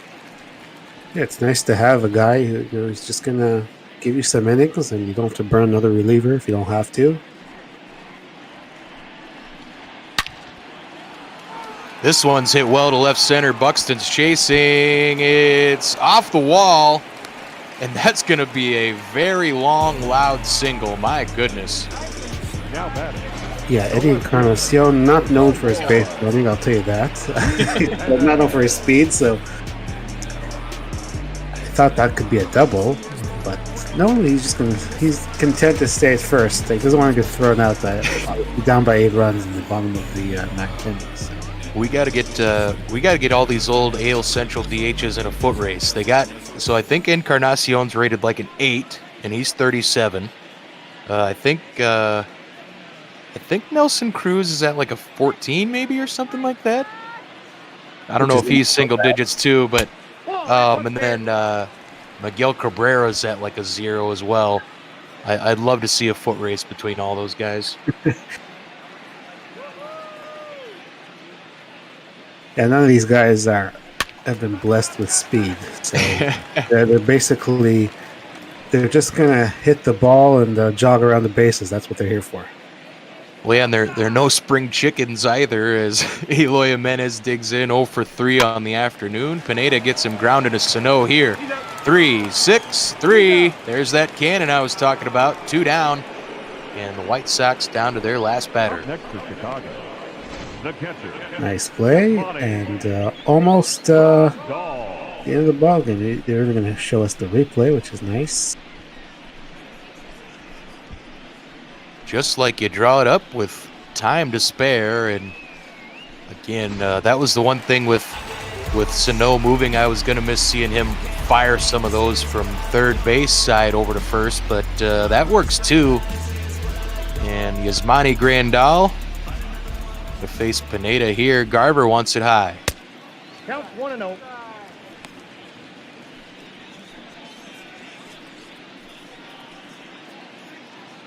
Coming up, we'll go to Minute Maid Park in Houston for that final game of the Indians and the Astros. I saw the Astros are going to be visiting Target Field next weekend. Inside, ball 2. Yeah, that'll be a big series. The Astros have been coming on blazing hot over the last month.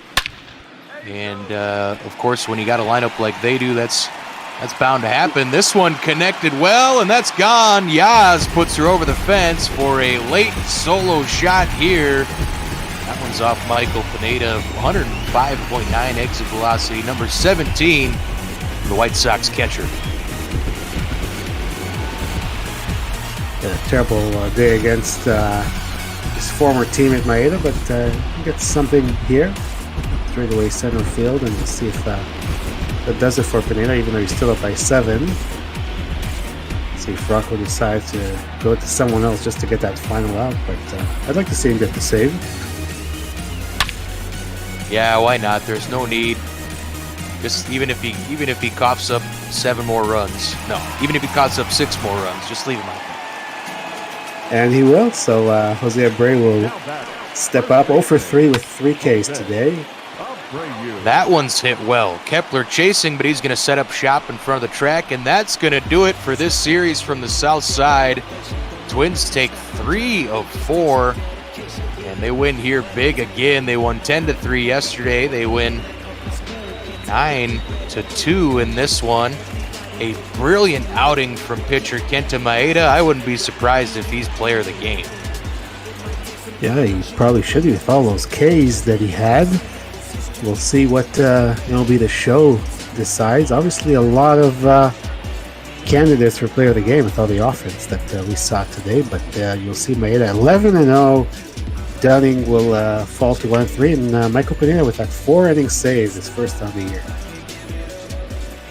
Twins scored 9 runs, 14 hits. Arias had that 1 error, and Kenta Maeda is your player of the game. 5 innings pitched, just those 3 hits given up.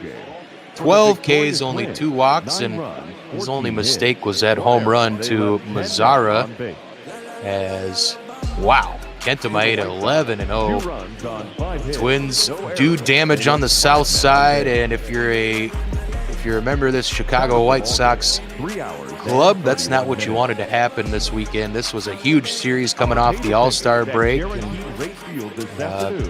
White Sox trying to keep pace with those Twins, but they are showing no signs of slowing down. And again, maybe the White Sox were kind of waiting to see how this series would shake out if they'd make a move, as that trade deadline's fast approaching, folks, on July 31st.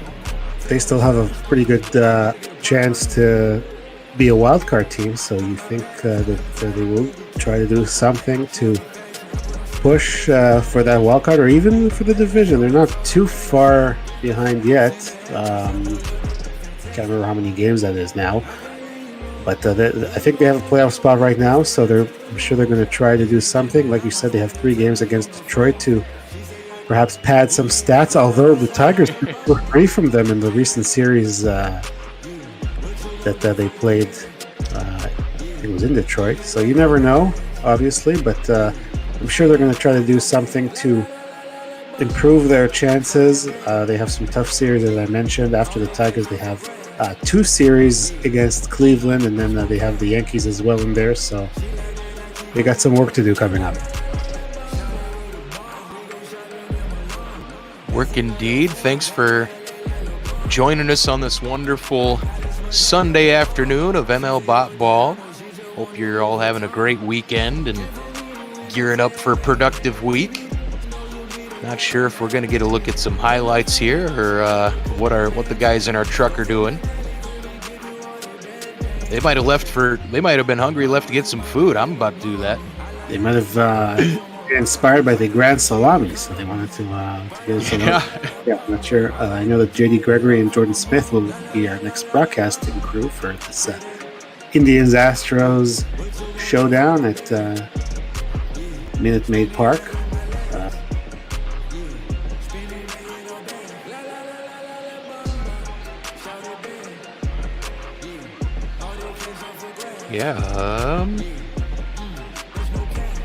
Byron Buxton 3 for 5 with a double and an RBI.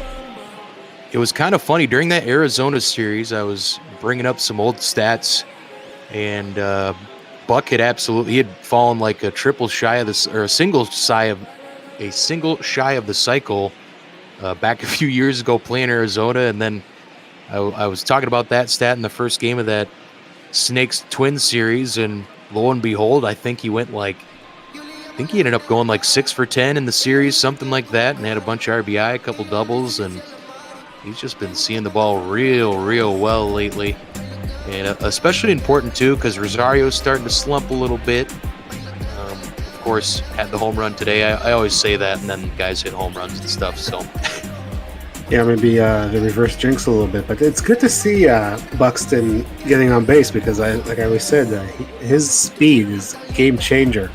You can get him on base, you can score from first on the double, things like that. He can really make a difference on the base paths.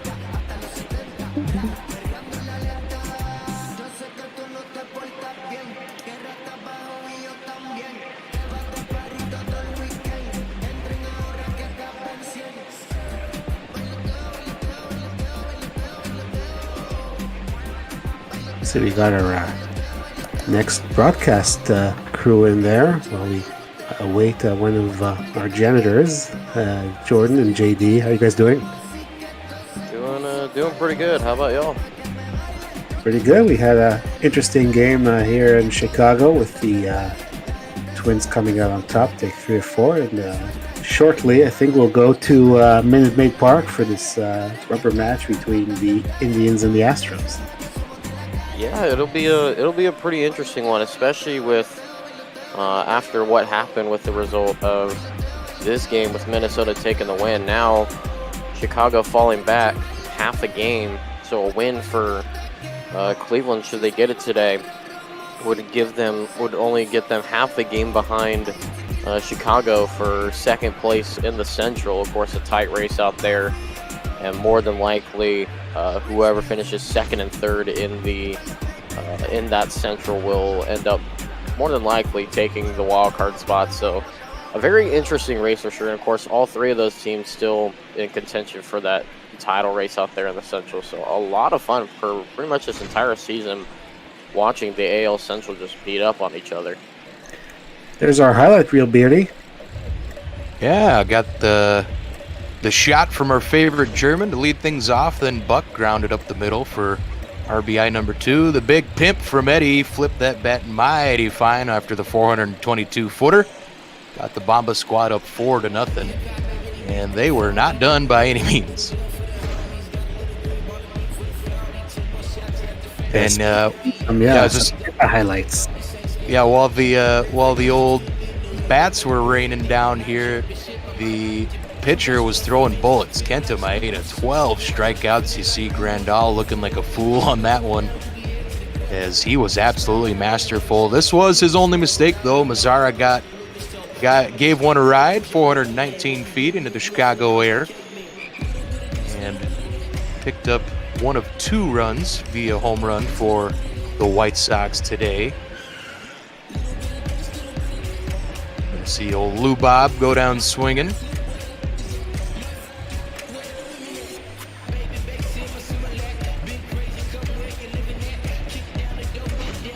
sure we'll see the grand salami. There it is. Yeah. The boomstick goes Oppo for the 9-1 lead. That was officially the dagger in this one. Michael Pineda came in and shut the door on things until the White Sox catcher Yasmani Grandal tagged him for a homer, but that would be all she wrote. As Twins take this one 9-2, take the series 3-4, keep that lead just a bit more comfy in the AL Central, but do not count out these White Sox one bit. They've got some excellent starting pitching. Dallas Keuchel, of course, and Lucas Giolito, and Gio Gonzales. They've all been excellent this year, and that lineup's no joke. So a good one here on the south side. EB, it was a pleasure doing a game with you. Glad we could kick off the Sunday version of Bot Ball. But we'll get out of here, guys. We'll let you start talking about your matchup. For myself, I'm Beardy Buddha and EB. Take care, everybody. Donate to Meals on Wheels. We'll see you around the bend. Thank you, guys. Thank you, guys. Great call, as always, from y'all. A fun matchup out in the Central. You saw the White Sox getting the loss to now put Cleveland only one game, behind them for second place and the Central. A win today would put them half a game behind the White Sox for second in the Central.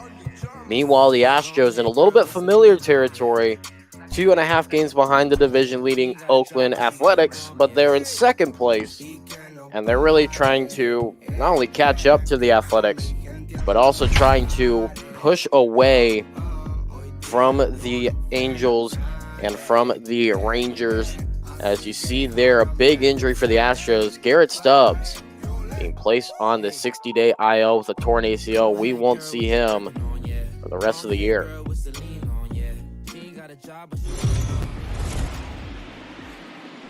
We welcome you to Minute Maid Park. Jordan Smith here alongside me, JD Gregory. This rubber matchup between the Cleveland Indians and the Houston Astros. Both these teams having themselves a fairly good year, especially the Cleveland Indians, who find themselves in some pretty prime position right now, setting themselves up for a playoff spot pretty much no matter what. The Astros have turned it around to put themselves in the thick of it. As you see there, Forrest Whitley, who made his Major League debut in his last start against the Rangers and had a fairly decent outing. He got the win there, and that was good enough. Forrest Whitley, he has a pretty good arsenal of pitches. Four-seam fastball, slider, curve, changeup, and two-seam fastball. So we'll see how he utilizes those today. First pitch here at Minute Maid is popped up. That will go to center field. Springer underneath it, makes the catch. One pitch, one swing, and the first out of the ball game. Take a look at the defensive alignment for the Houston Astros. Michael Brantley in left, George Springer in center field, Josh Reddick in right field, followed by Alex Bregman at the hot corner in third, Carlos Correa at short, Jose Altuve at second base, Yuli Gurriel at first, and of course with the injury to Garrett Stubbs, Martin Maldonado steps in the right-handed lineup and becomes the primary catcher for the Astros as he sits behind the dish and gets one in there for a strike. And of course on the bump, Forrest Whitley. Take a look at the record, 57-47. And it's been quite the turnaround for the Houston Astros after the past 2 months. It absolutely has been, especially after the way that they started the year. Back on July 1st, they were in fourth place with a record of 42-44. But as you said, Jordan, this has been quite the turnaround that they've displayed over the last few weeks. Ball inside. Outside for a ball. Right now at the plate, Cesar Hernandez. 310 hitter on the team. Two in the lineup as that one is grounded to Gurriel. He'll throw it on to Whitley. And that one in time for out number 2.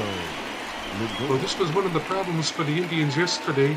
They were not able to get their offense going at all. Yeah, they scored 2 runs, but they really struggled, so they got to get off to a better start today, and they haven't really done it so far. Off the plate, ball one. Outside for ball one. You see Francisco Lindor at the plate. 245 on the season. Would like to see those numbers up just a little bit more, as that one will be swing and a miss. A pitch outside, 1-1 the count.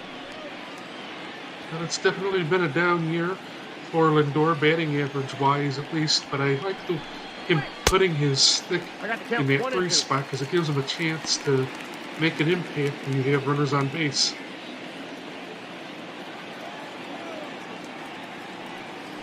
Ready now, the 1-2. Big swing and a miss. Got him on 2 straight swinging pitches inside. And Whitley, 1-2-3. And his first inning of work. We head to the bottom half. No score.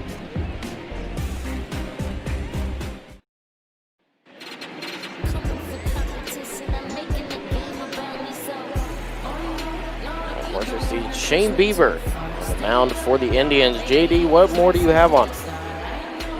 21 starts this year, 8-7 record with a 3.52 ERA. Jordan, the Indians have to get this guy help today. They weren't able to get Zach help. It was a long afternoon, but Bieber is your number 1 guy. If you want to get back in this race, you got to get a win with him on the hill. Absolutely. That's going to be key to watch here the rest of the season, is to see how well they could do, because Bieber hasn't had a bad year.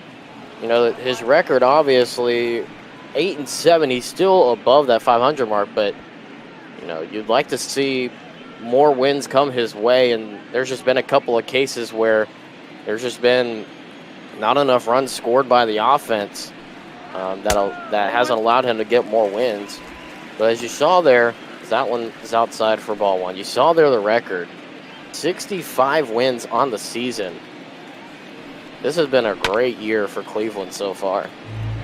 It absolutely has, but the problem has been the 2 teams that are above them, with the Twins and the White Sox. That's just a really powerful Minnesota team, and the White Sox did a lot of spending, and it's paying off for them so far this season. So a lot to contend with at the top of the division. 2-2, swing and a miss from Jose Altuve. First strikeout of the ball game for Bieber, and the first out of the inning. The left fielder, Michael. Bieber just rocking and firing right there against Altuve. Good to see. Altuve had a great day yesterday. He had a triple and a double and scored both times he got on base. So you can sit him down early. That's a good thing if you're Cleveland. Now the former Indian Michael Brantley to the plate. Watches one go by for strike 1. Brantley, 281 hitter on the season. Has been a pretty heavy mainstay at the number 2 spot in the Astros order this season. Well, Brantley is a solid player, and he always has been. A guy that's got power and speed, someone you definitely want on your team. 2 balls, 1 strike. That one outside. 2-1 the count.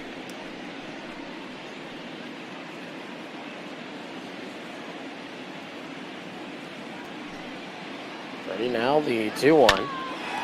Swung on and chopped on over to short. Lindor grabs it and throws the first in time for out number 2. Here's a defensive alignment for the Cleveland Indians. Out in left field, Delino DeShields Jr., followed by center field, Oscar Mercado. Tyler Naquin stays put there in right field, followed by Jose Ramirez at third base. Francisco Lindor at shortstop, followed by Cesar Hernandez at second base. Carlos Santana at first. Behind the dish, Roberto Perez. And on the bump, see they're delivering the first pitch to Alex Bregman, is Shane Bieber. Check swing outside, ball 1. The Indians kept Bregman kind of quiet yesterday, but historically, since Bregman has been in the league, he has been something else for the Indians to deal with. If they were going to have any success today, they got to keep him quiet. 1-1 will find the inside finding himself inside the zone. That one, big swing and a miss.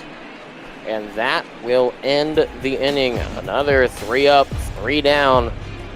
Bieber getting his work done, as you see here on the final pitch of the inning. Great one to chase at. We head to the second, no score. Leading off for Cleveland, the first baseman, Carlos Santana.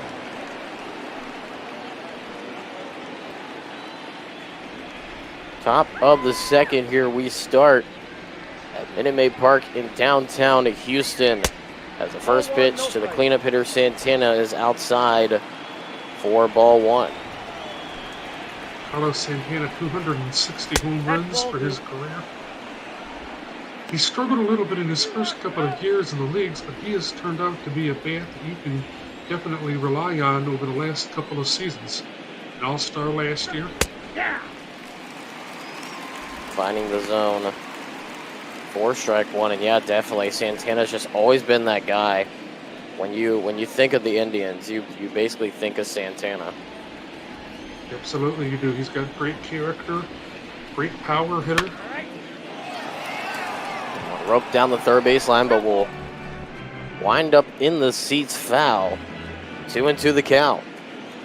The thing I like the most about Santana is how patient he is at the plate, especially in big situations. There he watches the high heat go by for ball 3. Usually just challenge pitch. Usually batters will catch themselves swinging, but that one will be outside the zone for ball 4. So you see Santana now on first base, first walk of the day by Whitley. That's what I mean about Santana being an awful patient hitter. He waits first pitch, didn't really get at that at bat, and finds a way to get on. See if the Indians can get something started here in the second. Here we go.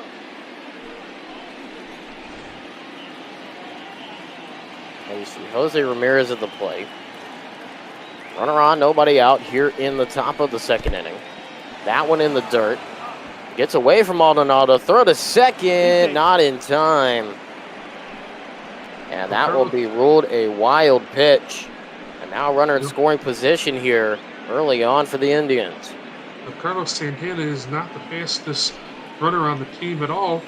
They just barely got him, but the Indians have a runner in scoring position, so a good aggressive heads-up play by Santana. Big swing and a miss. Top inside corner. 1-1 the count now. Ramirez, another one of these pretty good hitters in this lineup for the Indians. 280 on the season. As that one is chopped foul for strike 2. Has been really, for the most part, in the middle of the lineup, but he's really made it himself a case to get moved up potentially at some point with the way he's swung the bat at home plate.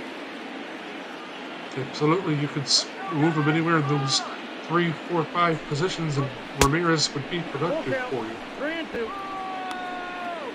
Side on Ramirez makes it a 3-2 count now.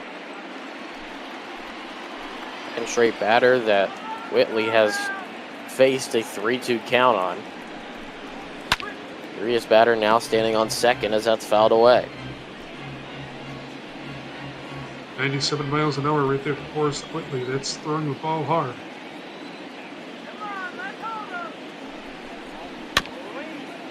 This one swung on, chopped on over to the right side of the infield. Gurriel throws it to Whitley. Makes it in time for out number 1. That does advance Santana on over to third base. And now the first run of the ball game, just 90 feet away from home. Well, that guy on third base and one away, you've got to find a way to take advantage of it. Domingo Santana, he's got the numbers there. He hit a home run yesterday in the 9th, so deep fly ball scores a run for the Indians, and that's a productive at bat.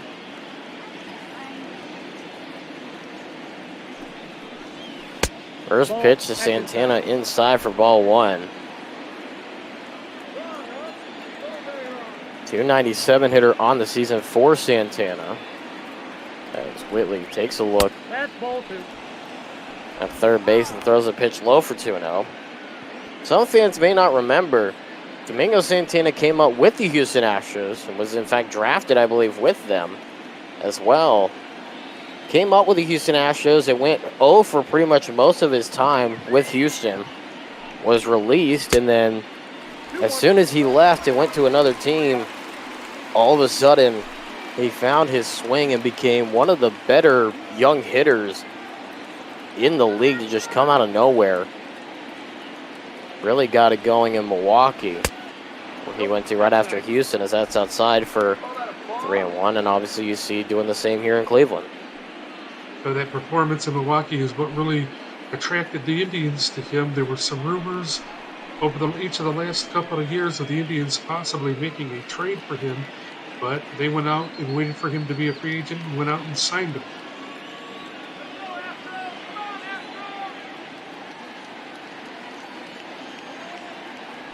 And now the 3-1. Big swing and a miss on that bottom inside corner. 3-2 on the 96 four-seamer.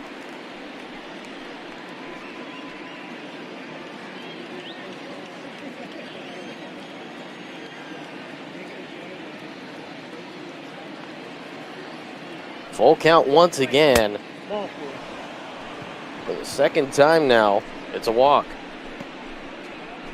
These Indians hitters really making Forrest work this afternoon. You can see he's frustrated because he really wanted to get Santana out there, but it was not to be.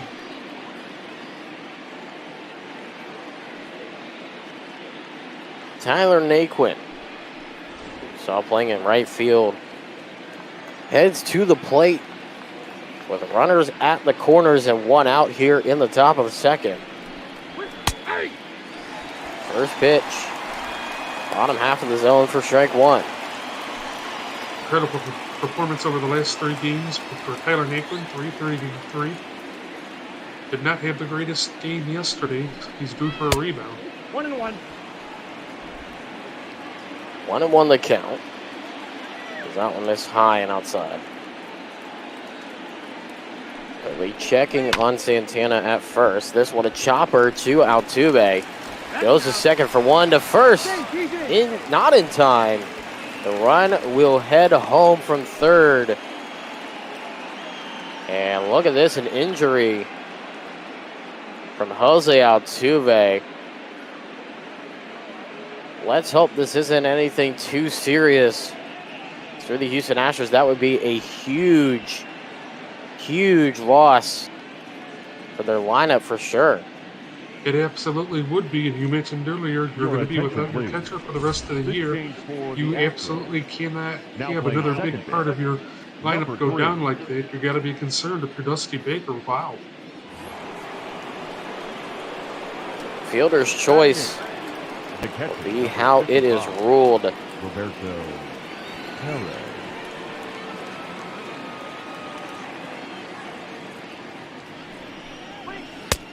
Counts 1-0.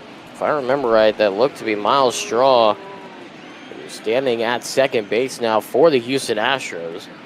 Right now 1-0 to Roberto Perez. That's exactly who that was. 2-0. 2-0 now as that one runs inside. I just wanted to make sure. I'm pretty sure I remembered number 3 always being Straw, but had to make sure looking at my roster and everything, because you never know nowadays with, like we've already mentioned before, the amount of injuries and everything that's happened as of late for the Astros, as that's a swing and a miss for strike one. And that's really too bad. Again, you're trying to climb into a division in a wild card race. It's the second half of the year is already on its way. Makes it a little bit harder come the trading deadline 2-2 for the GM.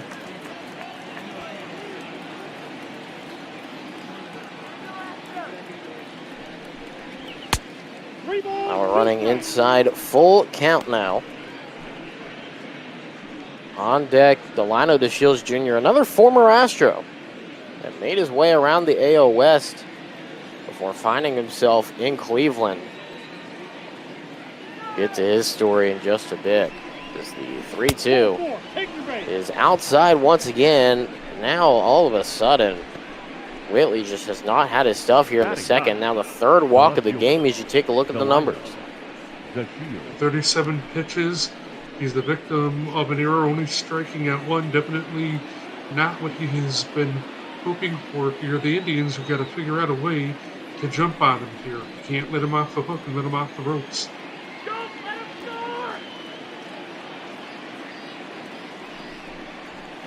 Nope. Ball one. No. Outside for ball one to Delino DeShields Jr. Another former Astro. Came up through the system. Performed fairly decently, but not well enough. The Astros to keep him. They ended up giving him to the Rangers. Rangers enjoyed his services for quite a few years and then finds himself in Cleveland where that 232 average is not where he would like it to be, but regardless, we all know the kind of player he is, and he can definitely bring himself back up. Well, he's a guy that could play all three of those outfield positions, and that's what Tito Francona really likes.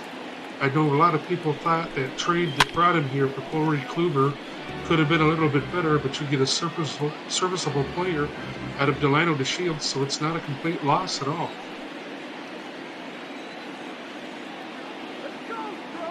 Ready now, the 2-2. Big swing and a miss, and Whitley gets out of the inning with only allowing one run. Across home plate, we head to the bottom half of the inning. 1-0. Cleveland takes the lead here in Houston.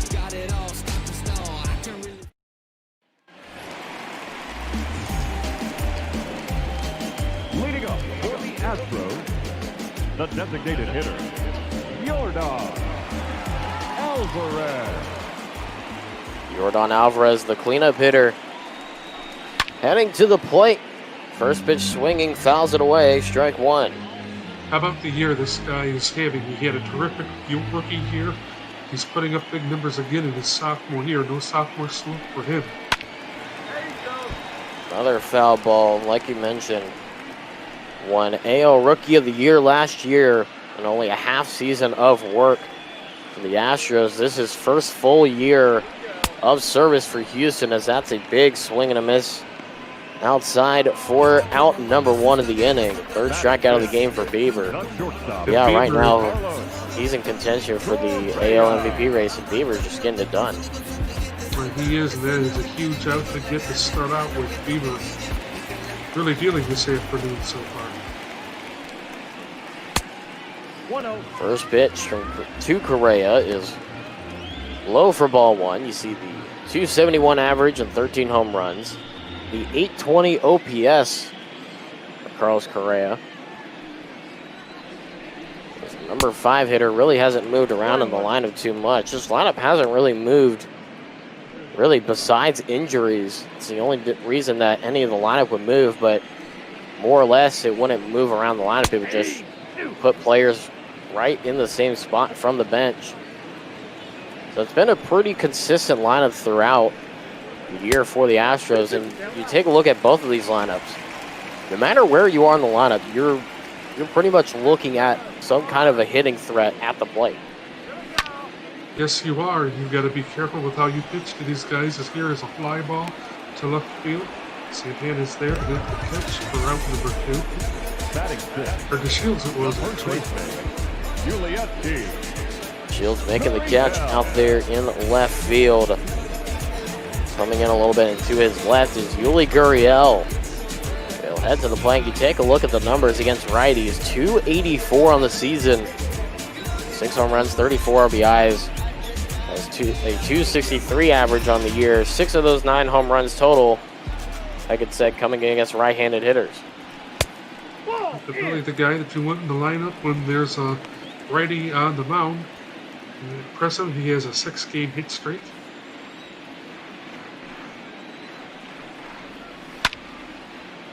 Out swung on. Fly ball right field. Still carrying back, and Naquin will turn around and make the catch. And that will do it for out number 3. We head to the third. top of the order, 2 up, 1, 2, 3. Mercado at the plate, 1-0 Cleveland.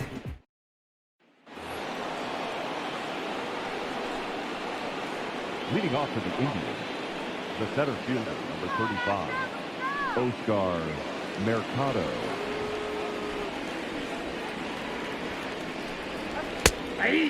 First pitch to Mercado.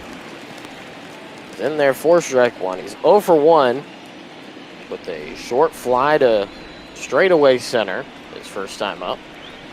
Welcome you back here to Houston. Jordan Smith here, JD Gregory alongside me here in the booth. For this matchup between the Indians and the Astros, two teams trying to fight for not only a spot in the postseason, but potentially catching up to their respective division leaders, Minnesota Twins and the Oakland Athletics, and trying to secure themselves a playoff spot. A fun race for sure between the two divisions being represented here in this one. As look out Mercado. I'll see how Mercado responds to that. Players don't like that. I don't know if that was a mistake or not. That one a fly ball to right field. Reddick moves to his left and makes the catch. The batter, number 7, for out second base, number 1. Cesar Hernandez.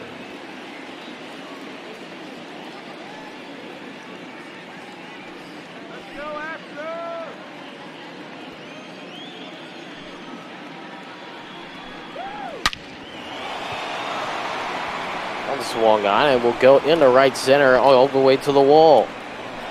Hernandez making his way to second with a stand-up double. Now batting. Well, this is a great year by Hernandez continuing.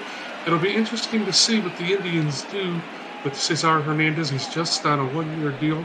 He's been a great replacement for Jason Kipnis so far. Might be a good guy to keep around. A guy that you could eventually plug into your leadoff spot. Swung on and fouled away as that will head into the seats. 0-1 the count here to Francisco Lindor. 0 for 1 in the game. He struck out swinging his first time up. That ended the top of the first. Well, right here is the reason why Francisco Lindor is batting third, because he has a bat that can come through with runners in scoring position. You got a runner in scoring position now. Got to come through with this and extend the lead. 0-2 will miss outside. Try to get him to chase. 1-2 the count. Good to see the Indians laying off of those low and away pitches. That was one of the big problems yesterday. They couldn't lay off them. Fouled away. Whitley already up at 52 pitches through 2 1/3 innings work. See a short outing from him for sure, as he can kind of get things back in control, as that one's just barely chopped foul. This is reminiscent to what Zach Plezak's start was like yesterday. He had upwards of 100 pitches by the end of the 4th inning, and he wasn't around much longer after that, so we'll see what happens with Forrest Whitley today. As Lindor swings and misses, the ball is in the dirt, and he'll throw him out at first and lose cool. Now batting. The first base. See the drop, third strike out of the game for Forrest Whitley. Maldonado just throwing it to first real quickly to keep an eye. Cesar Hernandez there at second base. 2 away now in the inning.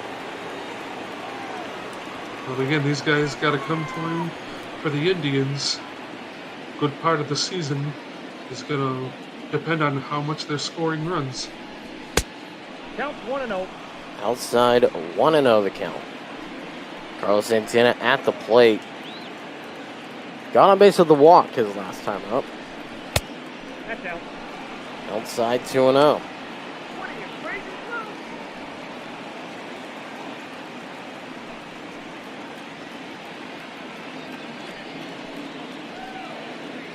Whitley hasn't got a lot of calls this afternoon either, Jordan. I think he's a little frustrated. That might be part of the reason why this has been such a hard start for him.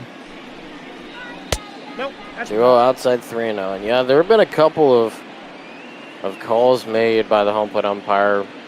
Not as many as we've seen throughout the season here in Bop Ball, but there have been a couple here so far today that have been close calls and other ones that are just, hitters not swinging at chasers. That one will get in there for a strike. Got the slider at 87 miles an hour.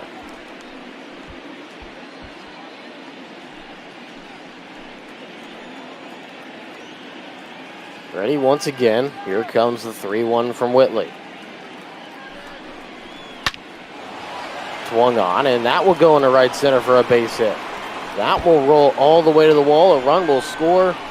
Carlos Santana on second base with an RBI double, his 22nd on the season. And Cleveland jumping out to an early 2-0 lead. And here's what I would want to see for the Indians: if I'm Curry, Francona, you've got a pitcher struggling, you've got runners in scoring position, and at this point, the chances that you've had to score runs, you've been able to take advantage of it. So continue to pile on as much as you can. Jose Ramirez to the plate. First pitch swinging, fouled away. 0 for 1 with the ground out. Just jocked it to Gurriel on an infield ground out. His first time up. Right now, 2 outs and a runner on second here in the top of the third. Cleveland scores 1 in this inning to make it 2-0 for their lead here in this one so far, as that one is outside for a ball.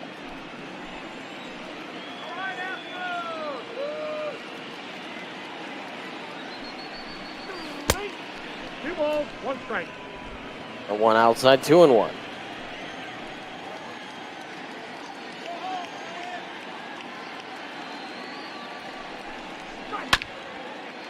Swung on, chopped.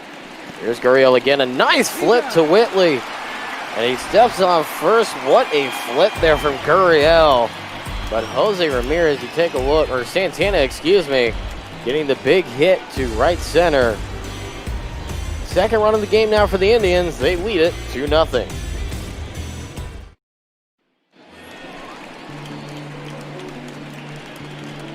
Leading up for the Astros, the center fielder, George Springer. Now George Springer to the plate, 7, 8, 9. 2 up for Houston in this bottom of the third inning. Springer heads to the plate for his first time today. 2-0 Cleveland in this one as we get started in the bottom of the third. First pitch outside for a ball. In the last 5 games, 6 RBIs for Springer. He's gotten the average up just a tiny bit, but not anywhere close to what he's used to. As in regards to the past few seasons, that one a 1-1 count as it goes right down the bottom half of the zone. Well, Springer's a guy that you can normally count on to really deliver for you in that order. He hasn't really done it so far this year. Disappointing. And it's definitely got to be disappointing for the Astros, since you really don't know what his future is going to be beyond this year. Contract year and a interesting decision they have to make there in the outfield. Which outfielder do they keep? Because they're not going to be able to pay them all, as that one's a grounder. And fielded by Hernandez, the first in time. And there is out number 1. And you have another outfielder in that mix coming up to the plate, Josh Reddick, who's really turned on his offensive play as of late and has been a huge defensive, mainstay there in the outfield for the Astros as he line drives one on over Jose Ramirez. There's a quick out number 2. So this is good for Bieber and good for the bullpen. If Bieber can keep up an outing like this, it means that he's going to be able to go deep into this game. And after yesterday, that's what this bullpen needs. 0-1 as that one goes outside the zone. So Maldonado with the Gold Glove Award at the catcher position. Swings and misses at one inside. 0-2 quickly now. Bieber looking to not add too many pitches in this inning. I believe less than 10. I believe so too. It's been a great outing, or great inning so far from Bieber. Fouled away, stays 0-2.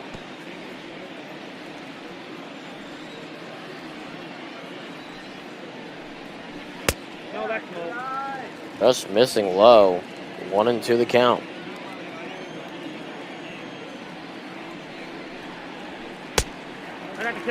Outside, try to get him to chase on the motion pitch. 2-2 the count now as Maldonado works it back to a hitter's count. A good patient at bat here by Maldonado, making Bieber work a little bit. Big swing and a miss on the knuckle curve. That will do it for the bottom of the third inning. Bieber getting it done. Another 1-2-3. 2-0 Cleveland. Heading to the fourth, and now J.D. Gregory will give you the play-by-play for the fourth, fifth, and sixth innings of work. Well, thank you, Jordan, and welcome back to Houston. Indians on top, 2-0. Jordan, what have you seen so far that the Astros need to improve on here the rest of the way? Well, the first thing is they need to find a way to get on base. They need to find a way to not go after pitches like that one we saw on the inside part from Maldonado. Not go after pitches like that. To try to get yourselves ahead in the count more, and not go and chase those pitches that they've chased all day today. But Bieber has done a great job at the deception with his motion pitch, and really just no answers from the Astros so far. Absolutely, and this is kind of the opposite of the game that we saw yesterday between Plesac and McCullers. The 1-1 pitch to Domingo Santana, who's leading off for the Indians this inning, swings and misses, 1-1 to count. Santana slaps at the first base, picked up by Gurriel, and steps on first, and Santana is out number 1. Number 30, Tyler Makeley. Well, 64 pitches so far for Forrest Whitley. He could use a quick inning this inning. Indians' bottom half of the order not so strong, so he could get it. Tyler Naquin at the plate, 0 for 1 this afternoon. First pitch is in there for a strike. Naquin, first round pick in the 2012 MLB draft. Out of Atlanta, Georgia, the next pitch. Again, Naquin looks at it and strike 2. Ball inside. Not sure what was wrong with that pitch. Naquin looks at it and it's a ball, 1-2 the count. 69 pitches so far for Forrest Whitley. The next pitch. Naquin wastes it, will do again at 1-2.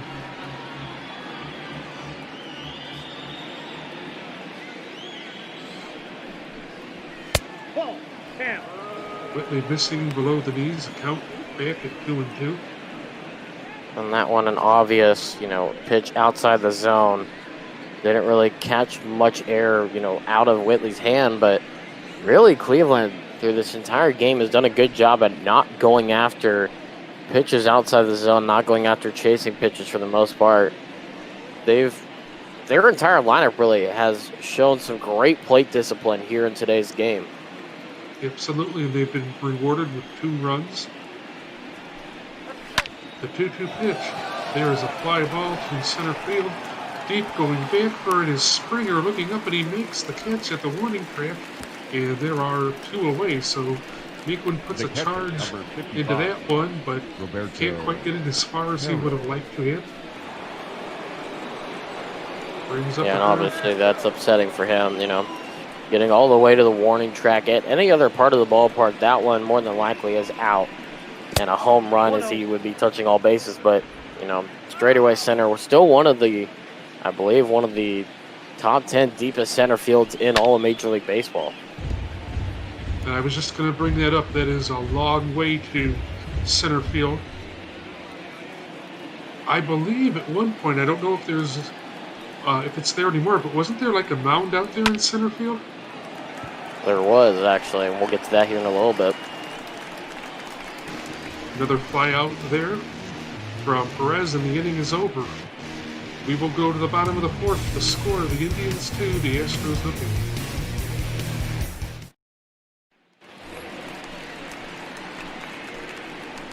Miles Straw set to lead things off for the Astros here in the bottom half of the fourth.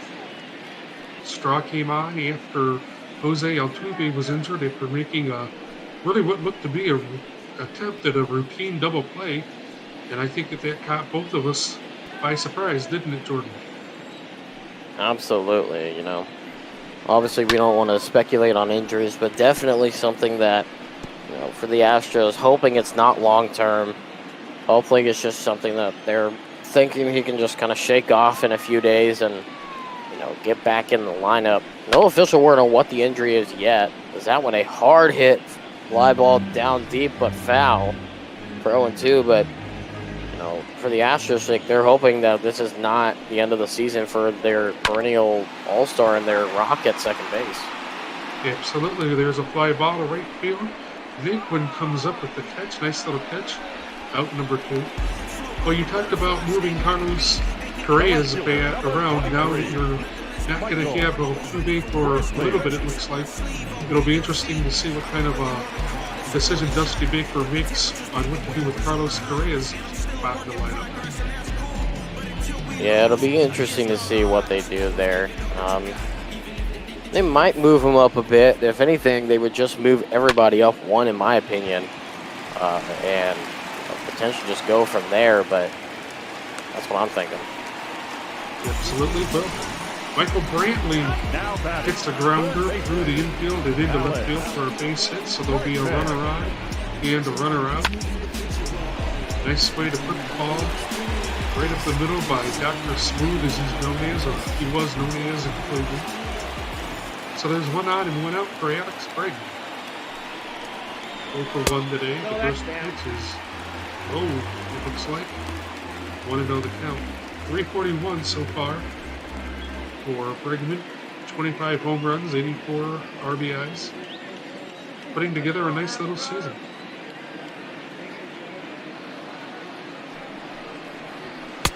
There's the pitch. Bieber misses again for ball 2. Bregman was an all-star this year. You mentioned just another accolade to go along with how this year has been, not only for Bregman, but for his counterpart right behind him in Alvarez. Both of these two hitters, you know, at the plate especially, as you take a look at Alvarez with that .353 batting average and 40 home runs. 40 home runs before we get to August. It's something huge, but, you know, you take a look at these two, and as that one finds its own for strike one. They're pretty much top 5, top 6 in most every single hitting category in the American League. These two with, you know, batting average especially. They're top 3, top 4, I believe. You know, home runs, obviously Alvarez, pretty sure leads the American League, and they're just consistently at the top there. Here's a fly ball to deep center field. It'll bounce off the wall. Mercado up with it. And we'll move the runners to second and third with one out. There's a double for Bregman. So the Astros had something cooking here in the bottom half of the fourth. And the guy that you don't want to see in this situation, Jordan Alvarez, is making his way to the plate. Absolutely. Right now, Alvarez representing the go-ahead run. Saw there on the base pass. Brantley had to stop for a bit to see if center field is going to catch it as, that's not good. No, it isn't. Bieber has a pitch slipped away from him, and he hits Alvarez, and the bases are loaded. And if you're Carl Willis, the Indians pitching coach, you may want to come out and have a little discussion with Bieber, because he's clearly thrown off his rhythm right now. Absolutely. Just, you know, trying to get him calmed down just a little bit. You know, try to get him to not really, I guess, just kind of get refocused again, as there's one out here. Indians more likely trying to set up for that double play to end the inning and leave the bases, you know, stranded. But right now, that go-ahead runoff first. Absolutely, you want to try to neutralize that. Here's Carlos Correa. He's 0 for 1, ahead of the count, 2-0. But this is a definitely third part of this Astros lineup with Bregman, Alvarez, and Correa. It speaks to a testament of the front office job the Astros have done. Outside ball 3. There's Yuli Gurriel will be next, provided Correa doesn't hit into a broken tackle.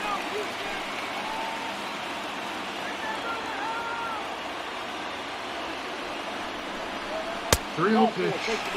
Whipping away, ball 4. The Astros will score a run as the lead is cut to 2-1, and that brings up Yuli Gurriel. So Shane Bieber is clearly rampant for this afternoon, this inning, Jordan. Absolutely, and it's something that, you know, if you're Cleveland, you don't want to see that. For Houston, they're thinking, finally, we're getting the break that we've been looking for all game. They didn't get a hit, and we're in fact having a perfect outing by Bieber through the first 10 batters. And then, of course, getting that first hit with Brantley. And of course, you see just getting on base, not going after all those close pitches as much like they were earlier in the game. Bases loaded again. Now they go ahead, run, and score in position. Well, that's the adjustment you said that they needed to make, and they've been making it. As Bieber misses again to Yuli Gurriel. 2-0 the count.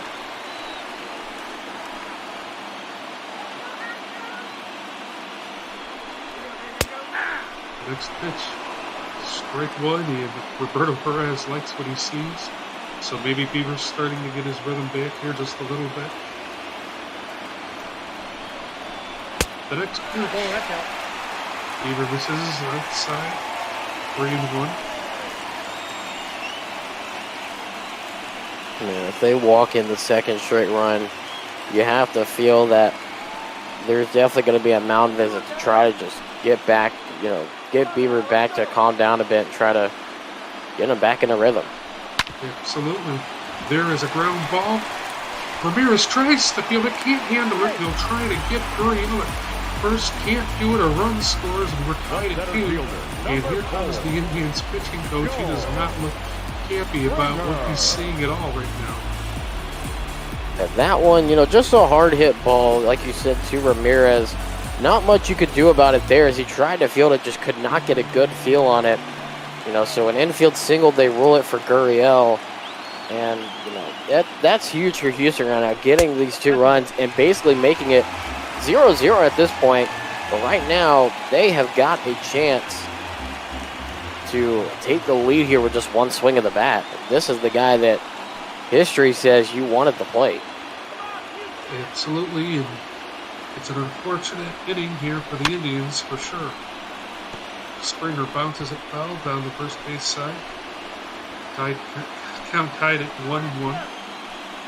So it's been a trying inning here for Shane Bieber. The next pitch, swing, and a miss, straight 2-1 to the count. Bieber finally getting ahead on a hitter.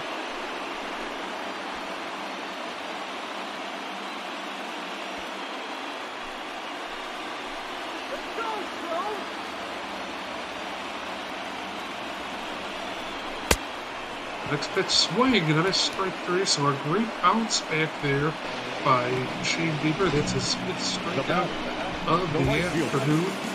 Just a great pitch, and Springer wasn't able to catch up on it.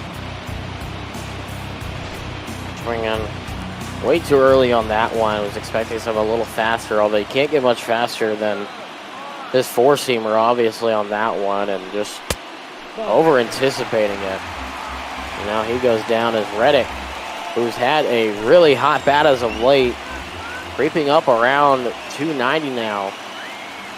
Looking to become the hero in this game so far for Houston. There's a great chance here for him with the bases loaded. Here he checks his swing, and it's a strike, 1-1 the count. Bases full of Astros, 2 outs here in the bottom half of the 4th. We're tied at 2. Bieber looks in. Pitch there is a fly ball to center field, but coming in is Mercado, who makes the play, and the inning is over. But the Astros score 2 on a walk and an error by Jose Ramirez. We've played 4, tied at 2 here in Houston.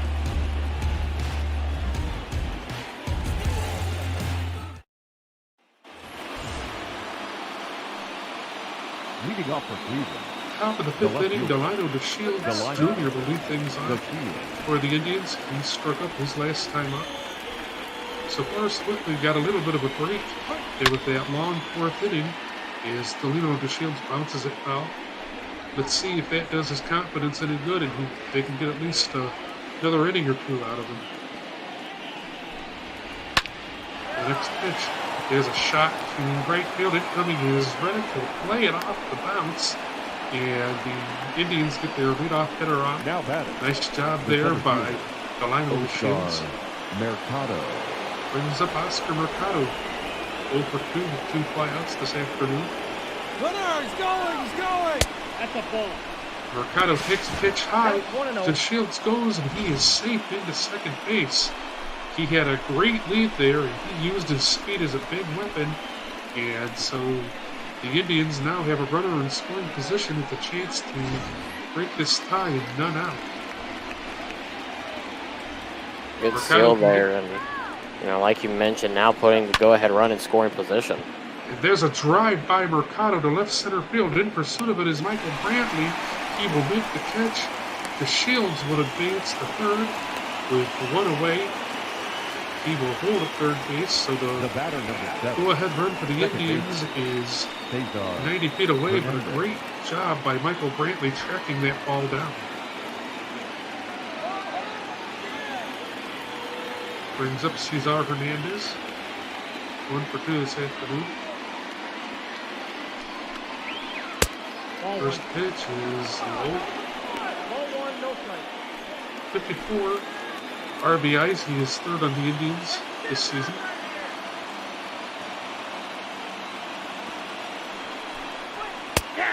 The next pitch in there for a start, the 1-1 count.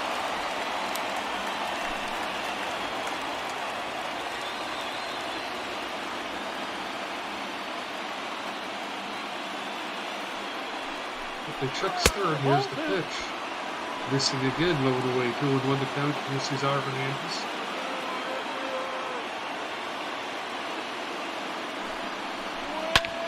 The next pitch, foul. 2-2, straight 2. This will be big right here for Whitley if he can get the out here. Not going to have much more of an outing, so would love to get out of the 5th here if he can. Absolutely. The next pitch, he misses high. You might not mind walking Hernandez here, Jordan, because if you do put him on, then there's a possibility that you could get Lindor to hit into a ground ball double play. Yeah, and that's something that they're really going to have to watch for to see what happens here. Try to strike him out, but at worst, get him on base of the walk. Absolutely. Hernandez wastes another pitch. We'll do it again here at 3-2. The next pitch, winging a foul ball down the third baseline.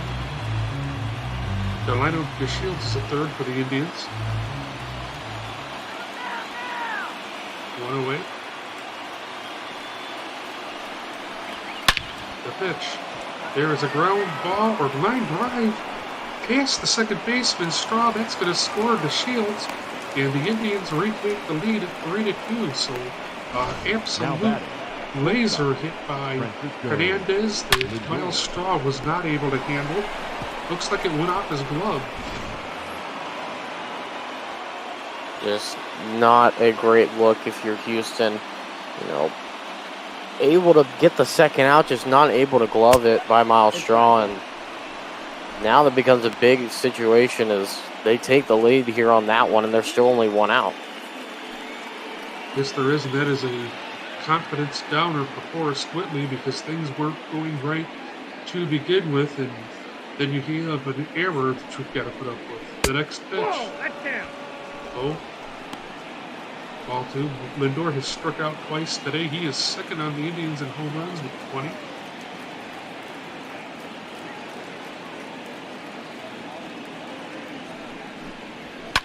Next pitch. There's a swing and a fly ball to left field. Over is Michael Brantley, and it's off the wall. This could score yet another run. No, they're going to stop Hernandez at third. Lindor stops at second, so Lindor with a double with 1 out, and the Indians have 2 runners in scoring position, and the nightmare continues for Forrest Whitley.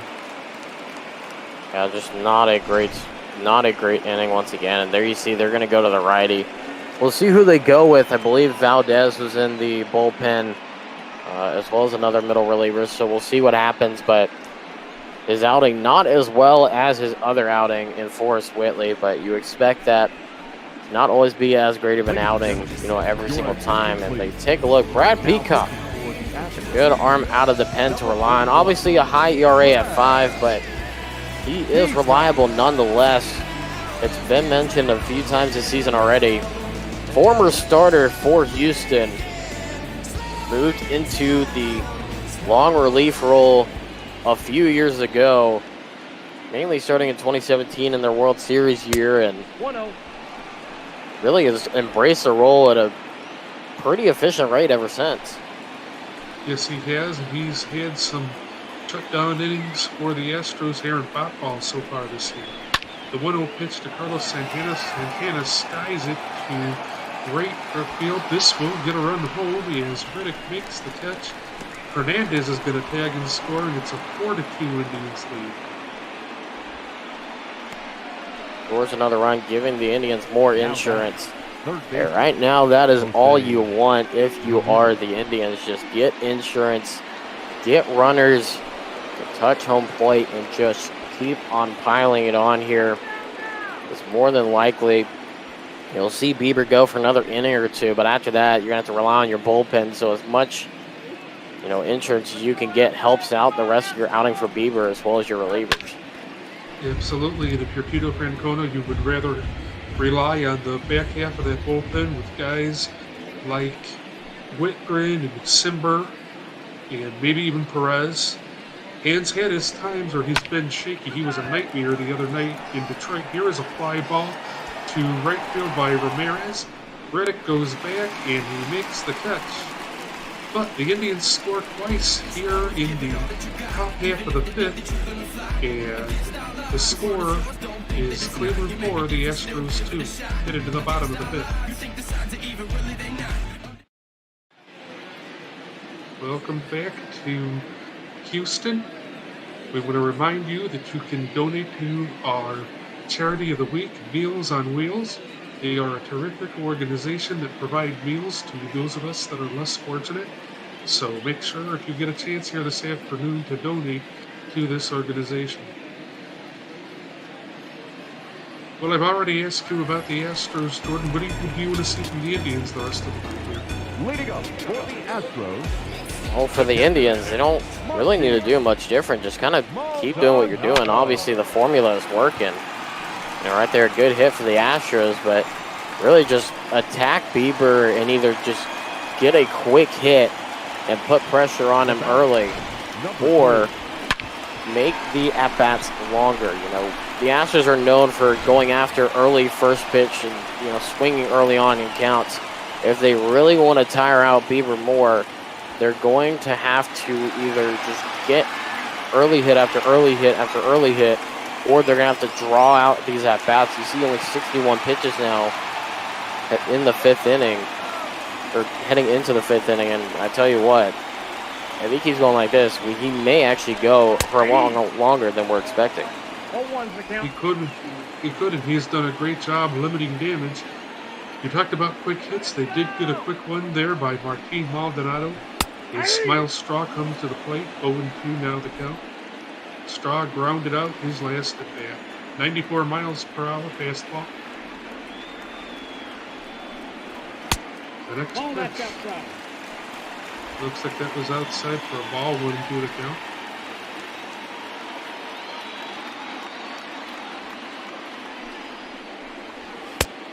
The next pitch. Looks like the ball, 2-2. Well, that one's pretty close.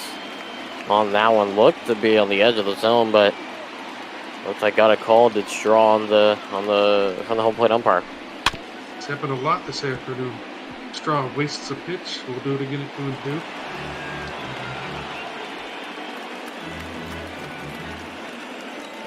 Still awaiting word on what happened to Jose Altuve earlier this afternoon when he tried to turn a double play. He was injured. Ball 3, so Straw works the count back to a 3-2 count with Michael Brantley on deck. Nobody out, a runner on. Full count to Miles Straw. The pitch. And there is a swing and a ground ball to second. Correct fielded by Hernandez. Goes to Lindor. They get one at second. They do not get the out at first. Straw beats out the relay throw to first. But it was a nice effort on the part of both Hernandez and Lindor. And Bieber looks like he's a little disappointed as Michael Brantley comes to the plate with a runner on first and one out.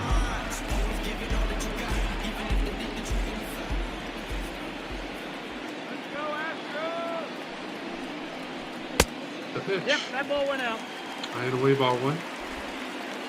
Well, we're glad you could be along with us on Bop Ball this afternoon. J.D. Gregory and Jordan Smith. This is the Indians and Astros. The Diamondbacks and Giants with Doug O and Jake Dean will follow us, and then we'll also have the final game of the Cubs and Cardinals following them at 5:30. 2-0 the count to Michael Brantley.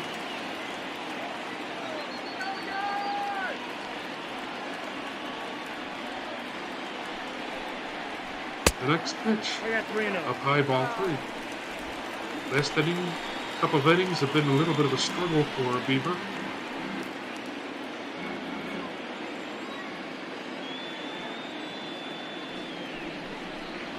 The next pitch, strike at the knees, 3 to the count.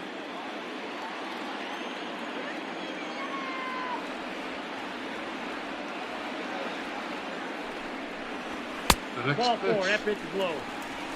This is just below the knees for ball 4. Bieber doesn't like the call. And third baseman so Brantley walks, and now there's 2 on. And only went out for Alex Bregman. So Bieber all of a sudden having trouble with the middle of this Astros lineup. Definitely a scary lineup. Jordan Alvarez and Carlos Correa will follow. The next pitch. Strike in there. Alex Bregman batting .319 with runners in scoring position. So that's definitely dangerous numbers. Bieber's going to have to be careful. The pitch. There's a slap to Hernandez at second. He'll go to Lindor for one back to first. And they will get a double play, and that will do it for the Astros in the 5th. We're headed to the 6th. The score of the Indians 4, the Astros 2. You're watching Bop Ball on Twitch TV. Leading off the Cleveland, the designated hitter. Well, Domingo Santana will lead things off for the Indians here in the top half of the 6th. He's 0 for 1 with a walk. Brad Peacock returning for the Astros. The first pitch. That's inside. Inside ball 1, almost hit him. In his last 4 games, Santana has hit home runs. Ball 2. 2 home runs. The next pitch, down low, 2-0. He hit one yesterday off of Ryan Presley, but that was in garbage time. In the top of the 9th, the pitch. Santana looks at strike 1, 2-1 the count.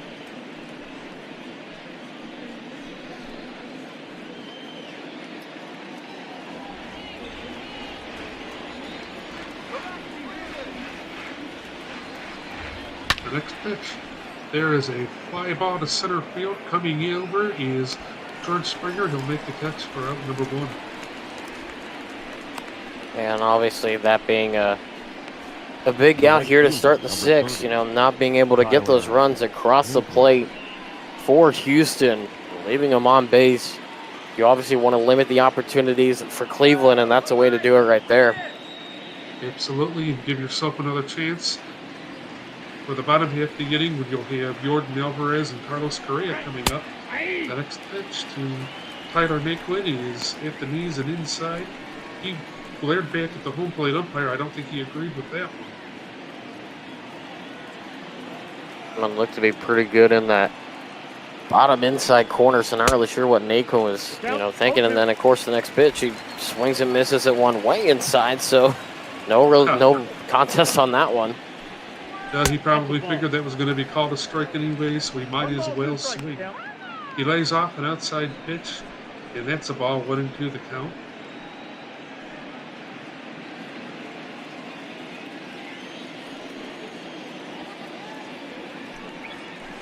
The next pitch, again inside for ball 2, so Naquin brings it back to 2-2.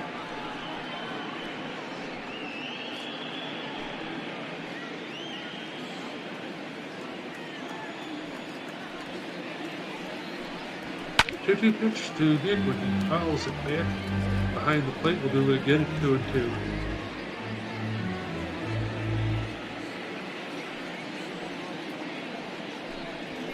The next pitch, swing and a missed strike 3, and there's 2 away. And Naquin reaches at a pitch, and he's disappointed about that. The batter, the catcher. Absolutely, and just a great job there by Peacock working the count and getting the really just getting the opportunity he needed to, not 2 outs. Roberto Perez comes to the plate. He takes at ball 1. Brad Peacock trying to work these Indians hitters inside and jam them, and so far it's worked. The next pitch, that's low and away, ball 2, 2-0.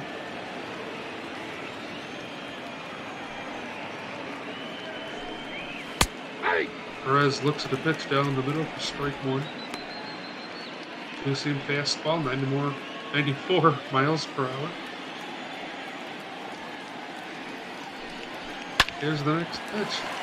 Ground ball to Bregman at third. He fields it, backhands it, throws to first, and the Indians go quietly in the 6th.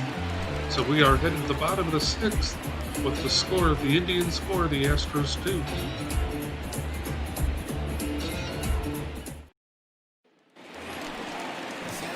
We hope you're enjoying the rest of your Sunday afternoon here on ML Ball on Twitch TV. Jordan Alvarez leads things off in the bottom half of the 6th. J.D. Gregory along with Jordan Smith.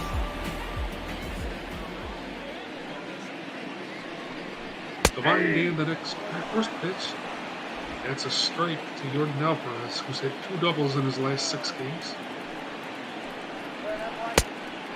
Alvarez swings and misses at strike 2, so he's being a little bit of a free swinger this at bat. Yeah, kind of showing old flashes of what he did for a good portion of last season. You know, he's worked on his plate discipline quite a lot. You see right there on that one, that would be a swing that he would absolutely try to hack at and put into the Crawford boxes and more than likely miss. So good job to lay off of it. The next pitch, there is a grounder back to Bieber. He goes to Santana, and there's 1 away here in the bottom of the 6th. It was a great field there by Shane Bieber, just reaching out, trying to see if he could grab it, and he does right there. Just a good job by him. And like you mentioned, now 1 out here, and a quick out here for the Indians defensively. Only 79 pitches for Bieber in this one.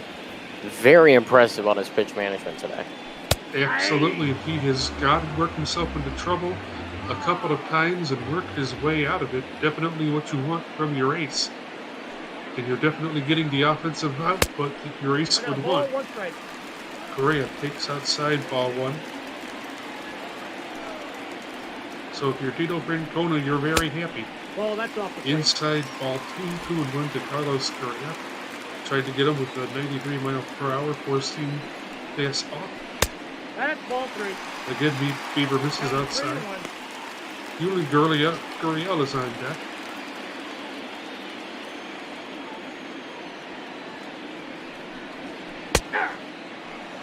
There's a strike right down the middle of the Correa. The count full 3-2.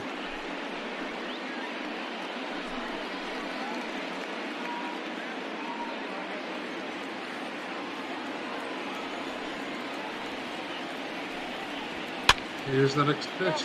It's inside, and Correa pops it up to right field. Here comes Naquin. He'll make the catch for out number 2. The first baseman. Not the swing you want to try and make contact on if you're Carlos Correa, but on a 3-2, anything close, you swing at it. And once again, another good,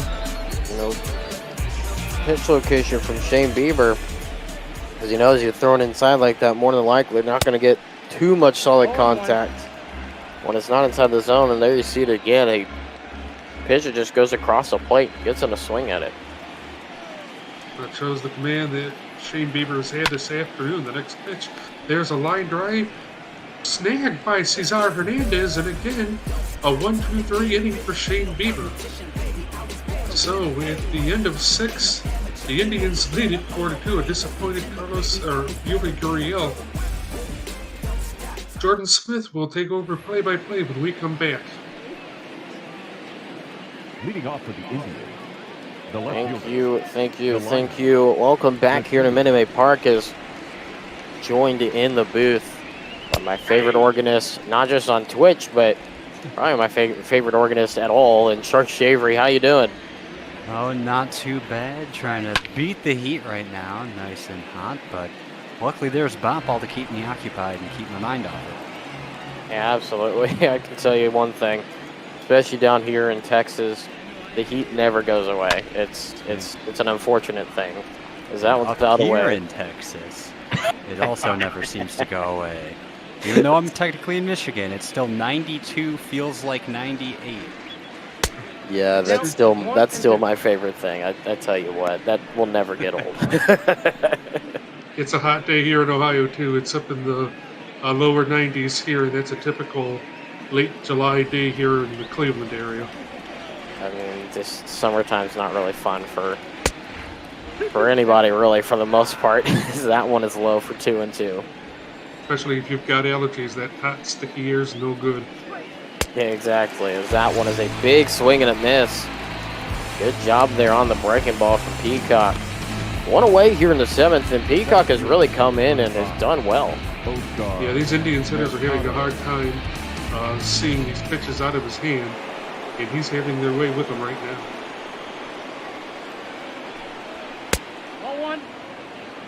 Outside the zone for ball 1. Brad Peacock, so far, he's only struck out 2 batters now, in the game. 2 innings of work, no hits, no runs. He hasn't walked anybody.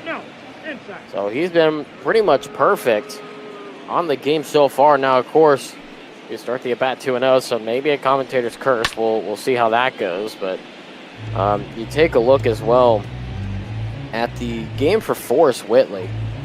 And, obviously his first start was, pretty admirable. 6 innings, only giving up, 3 runs, and really being able to control the game for the most part. Today, not much of the same. 4 1/3 innings pitched, 5 hits allowed, 3 runs all earned. He walked and struck out 3 batters each for a game ERA of 6.23, as that one is hit into left center field and will fall for a base hit.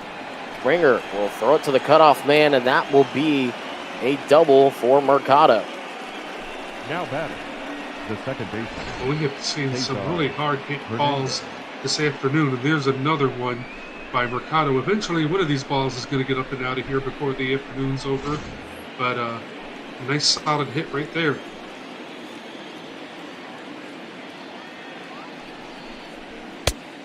Nope, outside. Outside for a ball. Cesar Hernandez.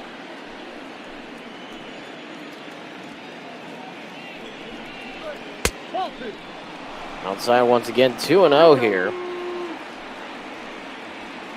He's 2 for 3 in the game. He's halfway home to the cycle, a single and a double. Those coming in his last 2 at-bats.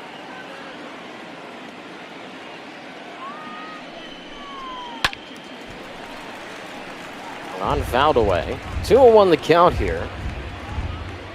Top of the 7th. 4-2 the score. Runner on second and only 1 out.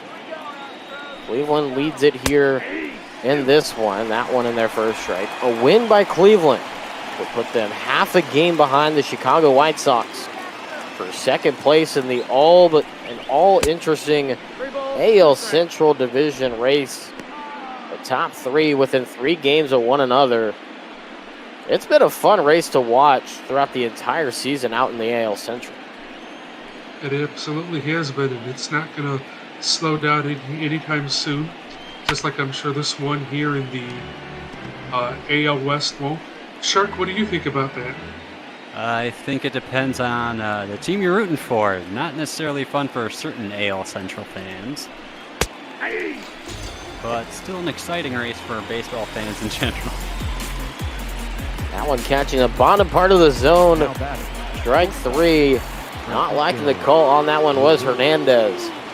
That will be out number 2 of the inning as Francisco Lindor comes to the plate.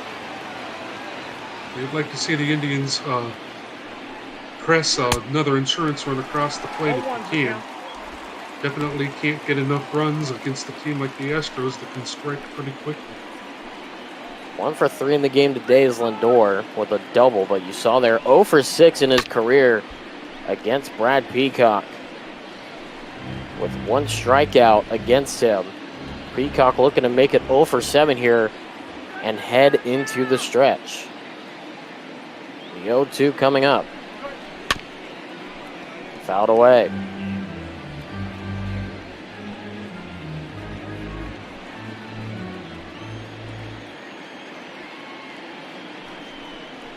Once again, the 0-2. Big swing and a miss from Brad Peacock. Sits him down now 0 for 7 career-wise against Peacock. And it keeps the runner at second in Mercado. We head to the stretch. 4-2 Cleveland, deep in the heart of Texas.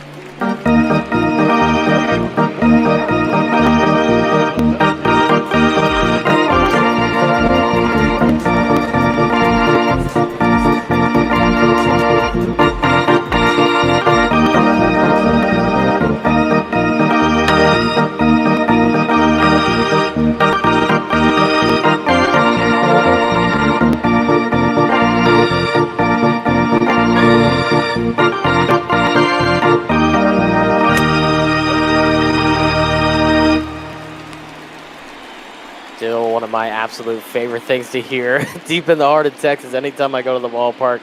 So glad you could bring it here once again. Shark Shavery, absolutely appreciate your wonderful talents.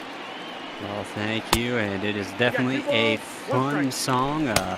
This room is roasting right now, so I got to get my computer turned back off to keep the temperature down while my AC is broken, but definitely an exciting game we have here. Anyone's game still, so have a great rest of your call. All right, you as well, man, and hopefully you get that AC taken care of pretty soon as that one is fouled away to make it 2-2. Yeah, I should be coming tomorrow. He was supposed to be here on Friday, so fingers crossed by that. Take it easy. Absolutely. Same to you. Once again, the musical stylings of the in-house organist here at ML Bop Ball, Shark Shavery. A fun talent for sure to have here on ML Bop Ball. Absolutely. Always fun to hear from Shark and great to have him along. 3-2 now as you see Josh Reddick is sitting on deck. Ringer looking to get on base for the first time today. He struck out swinging his last time up. That one going to straightaway center. Still looking back at the wall. And on the warning track is Mercado. And Springer would love to have that one back as he was trying to go for that batter's eye. Absolutely, he really gave it a ride, and it was a nice play by Mercado to know where he was back against that wall.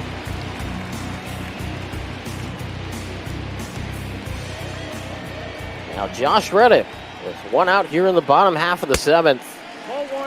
Looking to get on base as well for the first time. More than likely, this will be the final batter that Bieber will face. Either that or they may let him just go through the 7th. We'll see how it goes, but right now 1-0 the count. That one will fall in the zone for strike 1. And really throughout this entire game, we've mentioned it multiple times here so far. Bieber has just done an excellent job in every facet, and you see right there, getting the location he wants. Yes, he has. This has been the type of an outing that you want to have from your ace. There's a shot by Reddick. That one fielded, pitch on over to Bieber, and that one in time for out number 2. So that may, in fact, save his outing. He may go another batter. We'll see. In fact, he will. He'll face a number 9 hitter in Maldonado, who has a single in the game.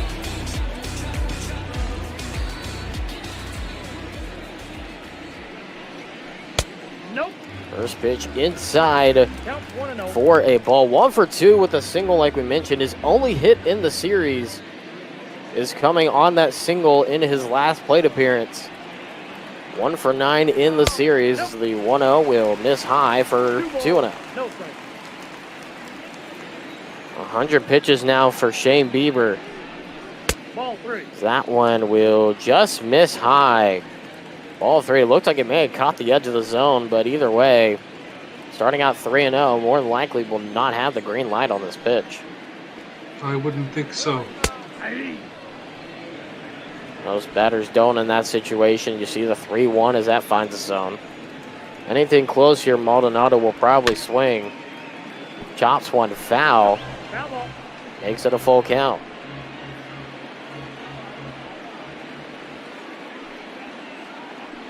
Full count delivery.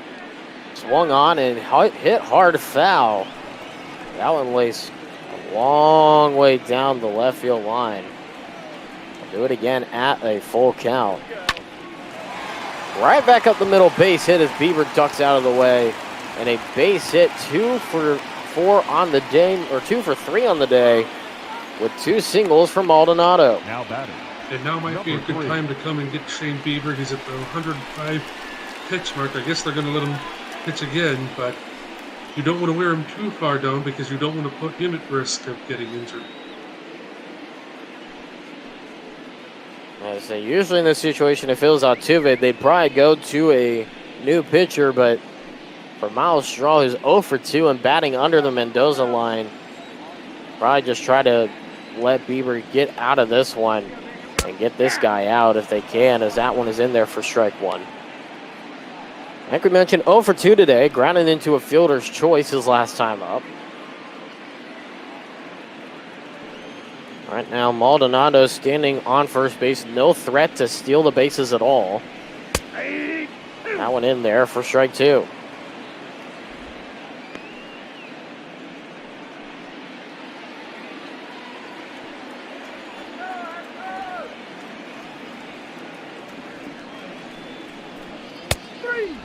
In there, strike 3. The final pitch for Bieber's outing turns into a pretty good spot. They head to the 8th. Or another runner stranded. Now making it 5 for the Astros. 4-2 Cleveland in this one as Austin Pruitt will head to the mound. Austin Pruitt this season, 3-2, 9 holds and 54.5 innings. 4.77 ERA, so he does have a higher ERA. We'll see if Carlos Santana is able to do against him.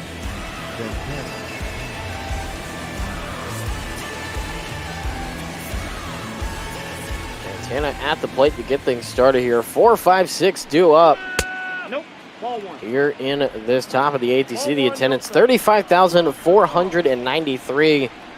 A good crowd on hand for this stadium, who holds a max of 42,000. 1-1 as that's fouled away.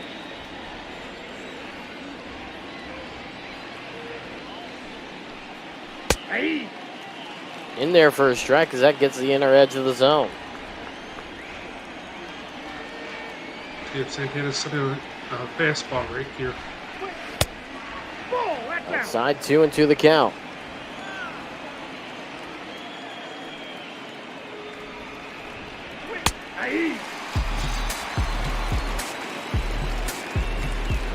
So Carlos Santana clearly confused in that at bat. He didn't like anything that he saw, and he strikes out.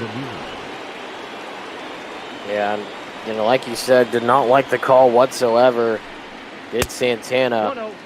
There's one reversal on that as you see 2 relievers in the pen. Valdez, the lefty, left side of your screen. Joe Smith on the right side, right-hander for the Astros.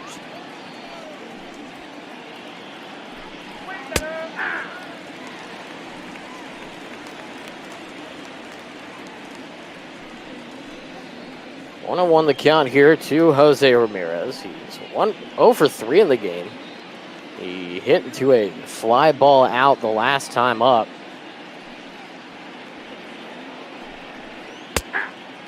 1-1 will turn into a 1-2. That one finds the bottom half of the zone.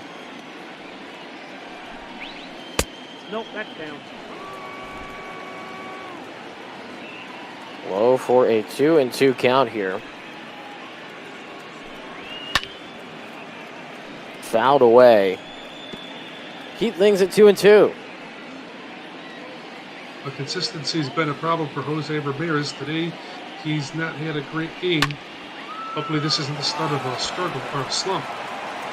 That one will go and carry all the way over the wall, and there is even more insurance, and maybe what does it for Cleveland in the game.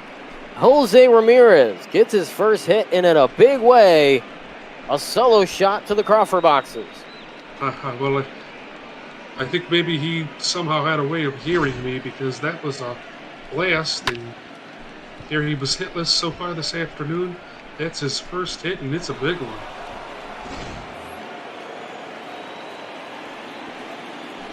Now batting, designated hitter, Domingo Santana.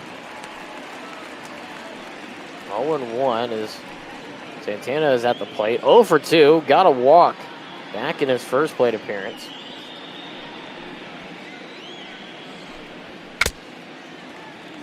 No ball, 2 strikes. Big swing and a miss in the inside part of the zone.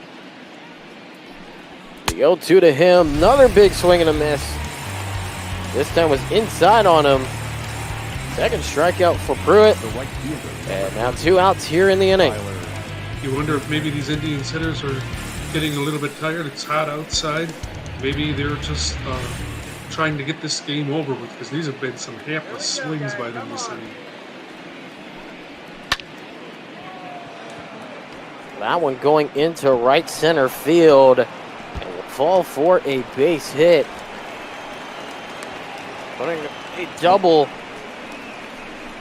in the game for Naquin, his 17th double on the season. First hit of the ball game.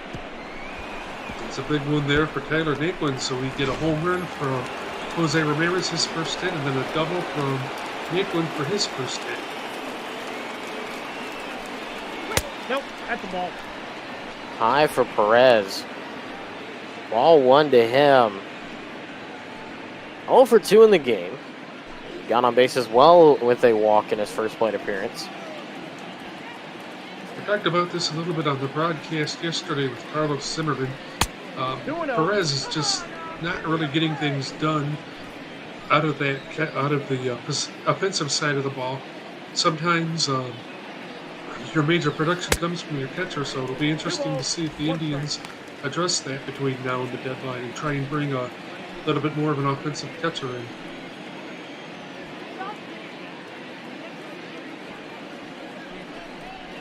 Two and one here. That one a big swing and a miss. Not really sure what Perez was looking at that one. As he swung at the top half of the zone, the ball was below the zone. It was just a horrendous job by Perez there. 2-2, just missing the zone. Not really sure where that one missed. But now full count. Well, that kind of frustrated Forrest Whitley a little bit earlier. See how Pruitt recovers from this. Full count delivery. Trying to get him to chase with a sweeping slider. Will not work. And now puts 2 on. Up next for Cleveland. Well, again, the Indians have done a great job with those low pitches, making sure they lay off of them today. And here we've got runners on. Maybe another shot for Delino DeShields to contribute here.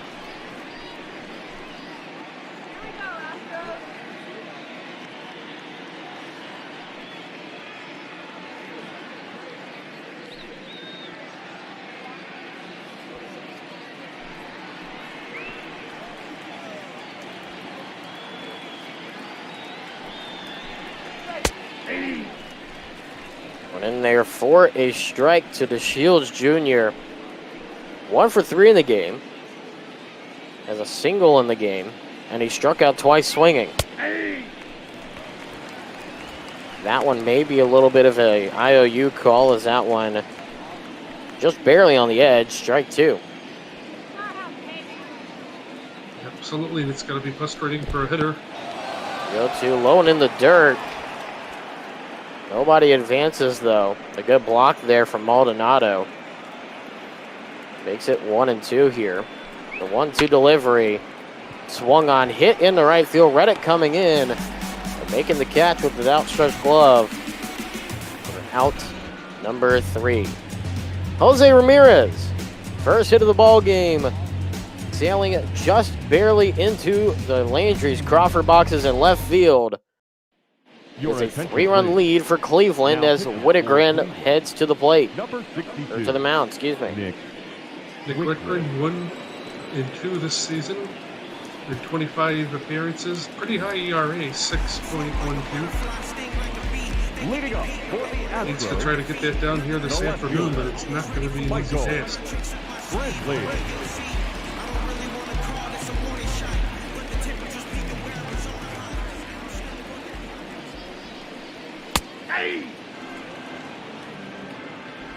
First pitch in there for a strike to Brantley. 1 for 2 in the game for him. That one swung on, hit hard, foul, 0-2 the count. Right now the Astros needing just some kind of runs to get to home plate. Absolutely trying to make up some of these runs that they've fallen behind by. Again, Brad, if they were watching Brad Hand the other night, he was kind of a nightmare, so there's still a little bit of hope here for the Astros. That one a big swing and a miss, went on a changeup in the opposite batter's box. Third baseman number 2. And that will be out number 1. Not a good swing at all. You take a look at Bieber's numbers. It's a pretty efficient outing. Absolutely, and that's a shot in the arm for this Indians team today after the White Sox lost. A chance to really make up some ground in both the wild card and the division races.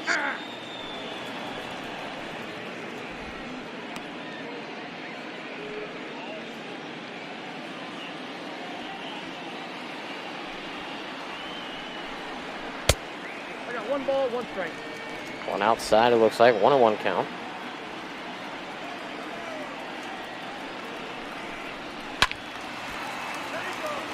Fouled away. Bregman right now 1 for 3. There's a double in the game. Grounded out the last time he was up. Nobody on with 1 out, as that one is another hard hit foul ball.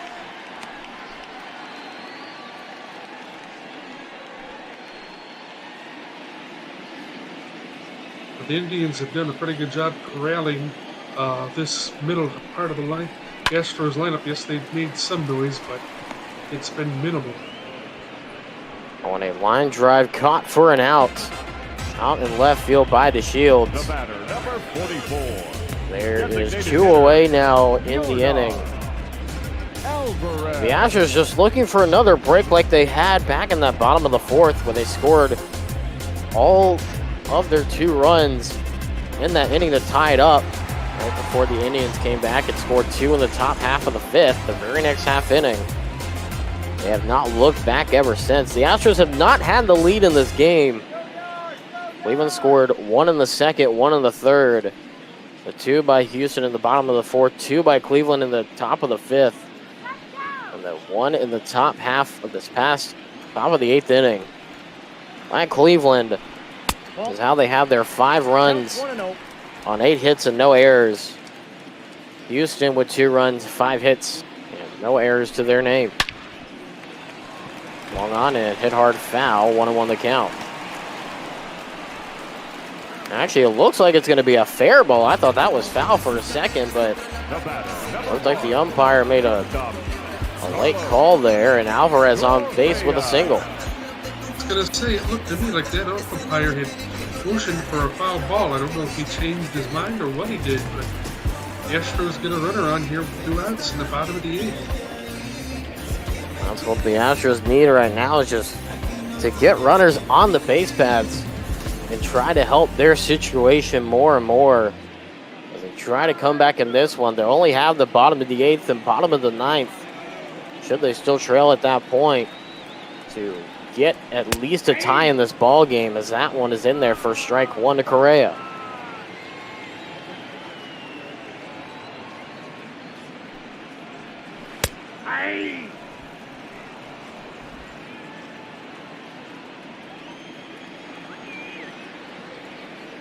Correa not wanting to go down and end the inning here, as he will chop that one foul, 0-2 the count. Nick Wickren appears to be totally unfazed by that, giving up that hit right there to see if he can strike Correa out. Ball, that's out. Check swing. They're going to say he did not go. No appeal needed. 1-2 now in this one. Correa looking to get on base and get his first hit. He will have to wait. Swing and a miss. Sends us to the 9th. Cleveland with a 3-run lead in this one. And looking to make their case for second place in the Central. Ladies and gentlemen, your attention please. Now pitching. Joe Smith will come on the mound now Number 38. and try to get some kind of a hold and not allow any more runs to cross the plate. What more do you have on him? Well, there's 10 holds already on him this season. Of course, Joe Smith is a former Indian. He was acquired by the Indians back at the end of prior to the 2009 season. He's a side winder, as you can see with his motion. He's also spent some time with the Blue Jays. 2 different stints with the Indians, and now he finds himself with the Astros. A 1-1 count here from Joe Smith to Oscar Mercado. 1 for 4 with a double his last time up. I got 2-1 the count. 2-1 the count currently. I got the count. 2-2. Outside. Swing and a miss though. 2-2 the count.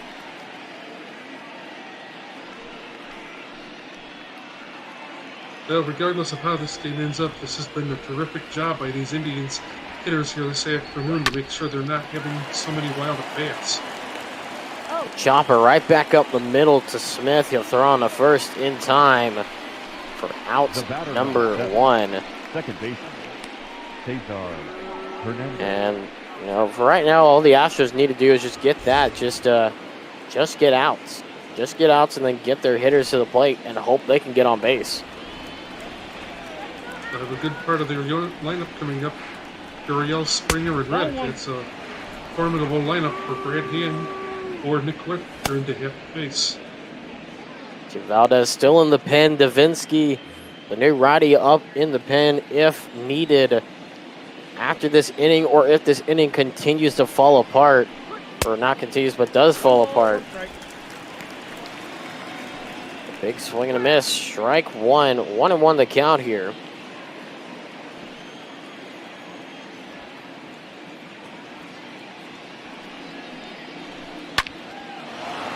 That one laced down the third base line. Will it stay fair? No, it'll hook foul and hit off the wall.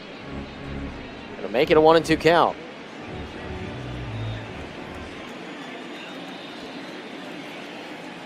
Smith looking for the K right here. Chop foul. Just barely, though. It looked like he just got the end of the bat on it. Does. Nice job by Hernandez to stay alive. That's ball 2. Outside, trying to get in the chase. Almost the same location. Won't work this time. 2-2 the count now. Smith working quickly and buckles him up inside. A good job on the sweeping slider. And there is strike number 3, out number 2, second strikeout. You're in this one. Hernandez's mind must have been in the gutter right there, because I'm not sure what he was thinking. He's off balance. Could have really hurt himself right there with the way that he twisted around like that. I'm quite surprised he's okay. Correction, first strikeout of the game for Joe Smith, as that one will find the zone for strike 1 to Francisco Lindor, who has a double. He's only 1 for 4 his last time up to the plate. Struck out swinging. Looking to get on base here with 2 outs, as that one is fouled away. You wonder if Lindor will just kind of swing freely here this attack. Inside, ball 1. This is inside. 1-2 the count here. Smith looking to not allow a runner on base and help the Astros. Even though a daunting task of trying to get 3 runs in this bottom of the 9th when all the pressure is on you. The backs are against the wall. Definitely a team that we've seen over the years make some pretty impressive comebacks. I go back to one Memorial Day 2017, coming back from about 12 runs down in a matter of 2 innings or so against the Minnesota Twins. And that pretty much turned the season for the Astros and started the run towards the World Series title. That was an incredible season by the Astros. They had a great team, and I remember that game, the way that they were down and looked like they were going to be out, and came back with that 12-run deficit. Obviously, some different personnel from that year, but most of that team still on the roster. Excuse me, as that one will be outside for ball 4, as Lindor will head to first base. The cleanup hitter in Santana now at the plate with a runner on and 2 outs here in the top of the ninth. It's 1 for 2. There's a double to his name so far today is outside for ball 1. You see there the numbers for Santana against Joe Smith.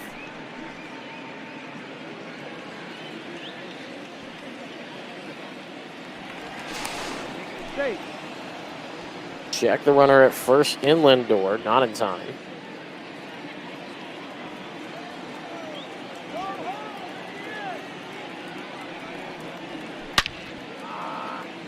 Swung on, hard hit, a foul, 1-1 the count.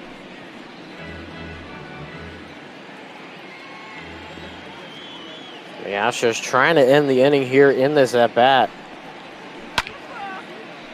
That one fouled away, strike 2. Coming up right after this, if you're here for Diamondbacks and Giants, that will start at the conclusion of this one. Duggo and Jake W. Dean on the call for that one. That'll come up right after the end of this ball game, so be sure to stay tuned right here on ML Bot Ball, whether you're watching on Twitch, Twitter, or YouTube, as that was a hard hit ball, but will lace foul. We'll stay 1-2 here in this one. Santana took a couple of wild swings. He swung at one of those pitches from his knees, trying to put it in the right field stands. That one in the dirt. Stays with Maldonado. Lost it for a sec, but no run from Lindor from first. And now the 2-2. Big swing and a miss. Got him on the outside corner. Outside the zone. Got him to chase. And now it's rally time for Houston. Down by 3. They got to get runs. Otherwise, it's over. Your attention, please. Now pitching for the Indians, number 33. Now you see Brad Hand coming into the game to close things out. What more do you have on him? Well, he has 1-0 record, 36.5 innings pitched. We've seen good and bad Brad Hand this year. There's been times where he's been locked down, but there's also been times like Thursday night against Detroit where he has been a nightmare. He didn't even record an out in that game Thursday night against Detroit in that loss. So he needs to have a strong outing here.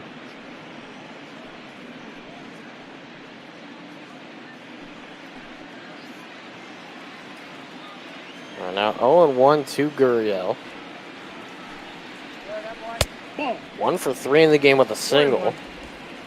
As that one is low for a ball.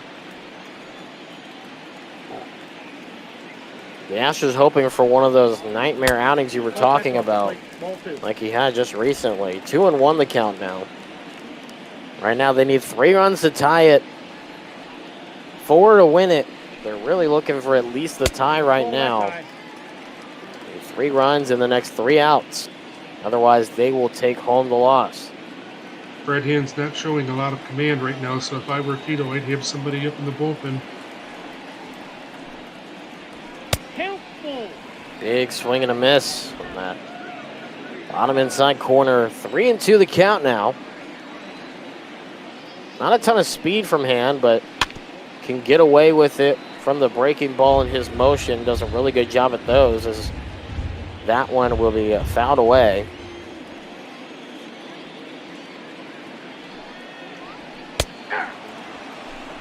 That one, he thought it was outside, but strike 3. It looked pretty good in the zone. Up next to the Astros, First strikeout of the ball game, one away here in the ninth. Yeah, I think that might have been a phone call right there, Jordan. That looked like that was just a little below the knees, but Hand, who fell behind in that at bat, does a good job coming back and getting that first out. Now Springer 0 for 3. Has not gotten a hit in this series as he's 0 for 5. Right now, 1-0 the count to him. A hit right now would be huge from him. That one swung on, hard hit. Grounder 2, Santana taps first for out number 2. The Astros are down to their final out of the ball game. And the Indians are 1 out away from getting to half a game behind the White Sox for second in the Central. This is just a good job by the Tribe taking care of business here this afternoon. You were on the verge of getting swept, and you come back with a great performance after a disappointing one yesterday. So we'll see how this carries them in. I know they've got a big matchup against the White Sox next weekend. And we'll just have to see how the rest of this time goes. That one swung on, hard hit ball left field, still carrying. Caught on the wall, the out-of-town scoreboard. And that one does it. The save goes to Hand. The win for the Indians. Bieber will get credited for the win. And Cleveland now just half the game behind the White Sox for second in the West with a 5-2 victory. Well, that's a great way to stay afloat in the AL Central for the Indians. Who got a great performance out of your ace Shane Bieber this afternoon. So definitely not things. The Indians definitely aren't done just yet. Bieber gets the win. Whitley gets the loss.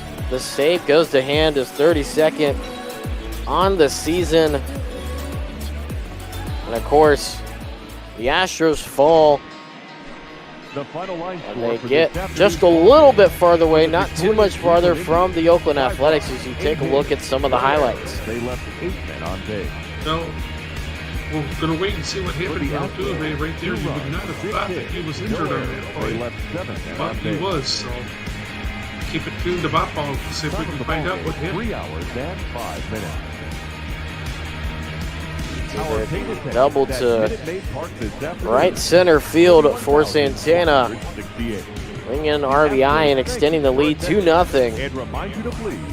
And then, of course, the bottom of the fourth, Correa walks to bring in the first run of the game for the Astros, and really it seemed like that inning was really going to be the final. Was finally going to be their time to break out. Of course, getting their first hit in that inning, as you see there, the base hit for Gurriel. He just barely made it to first, even with the bobble. But really, besides that bottom of the fourth inning, they could not get too much else going in this game. You see there, Cleveland taking the lead right back. That was a good answer back right there by the Indians. Of course, the second baseman had a hard time handling that ball. Good recovery because, like you said, it looked like things were going to go south for Shane Bieber at that point. Tana hits a sac fly to right field, bringing in a run. Making it 4-2, getting their second of 2 runs in that top of the 5th inning. After that top of the 5th, Indians will not look back, and this will be the icing on the cake. Jose Ramirez with a solo shot to the Crawford boxes to make it a 5-2 lead. Insurmountable in this one, and then the final out of the game, the right fielder flying out to the left fielder as he goes right onto the out-of-town scoreboard. And that does it here in this one. 5-2 the final, Cleveland getting the victory. Any final thoughts here as we see the player of the game in Shane Bieber? Well, Shane Bieber definitely deserves that honor. It was a great job by the Indians today, picking up after a disappointment yesterday.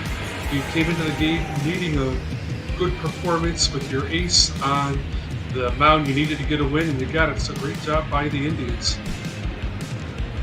Take a look at some of the numbers here for both of these teams in this one.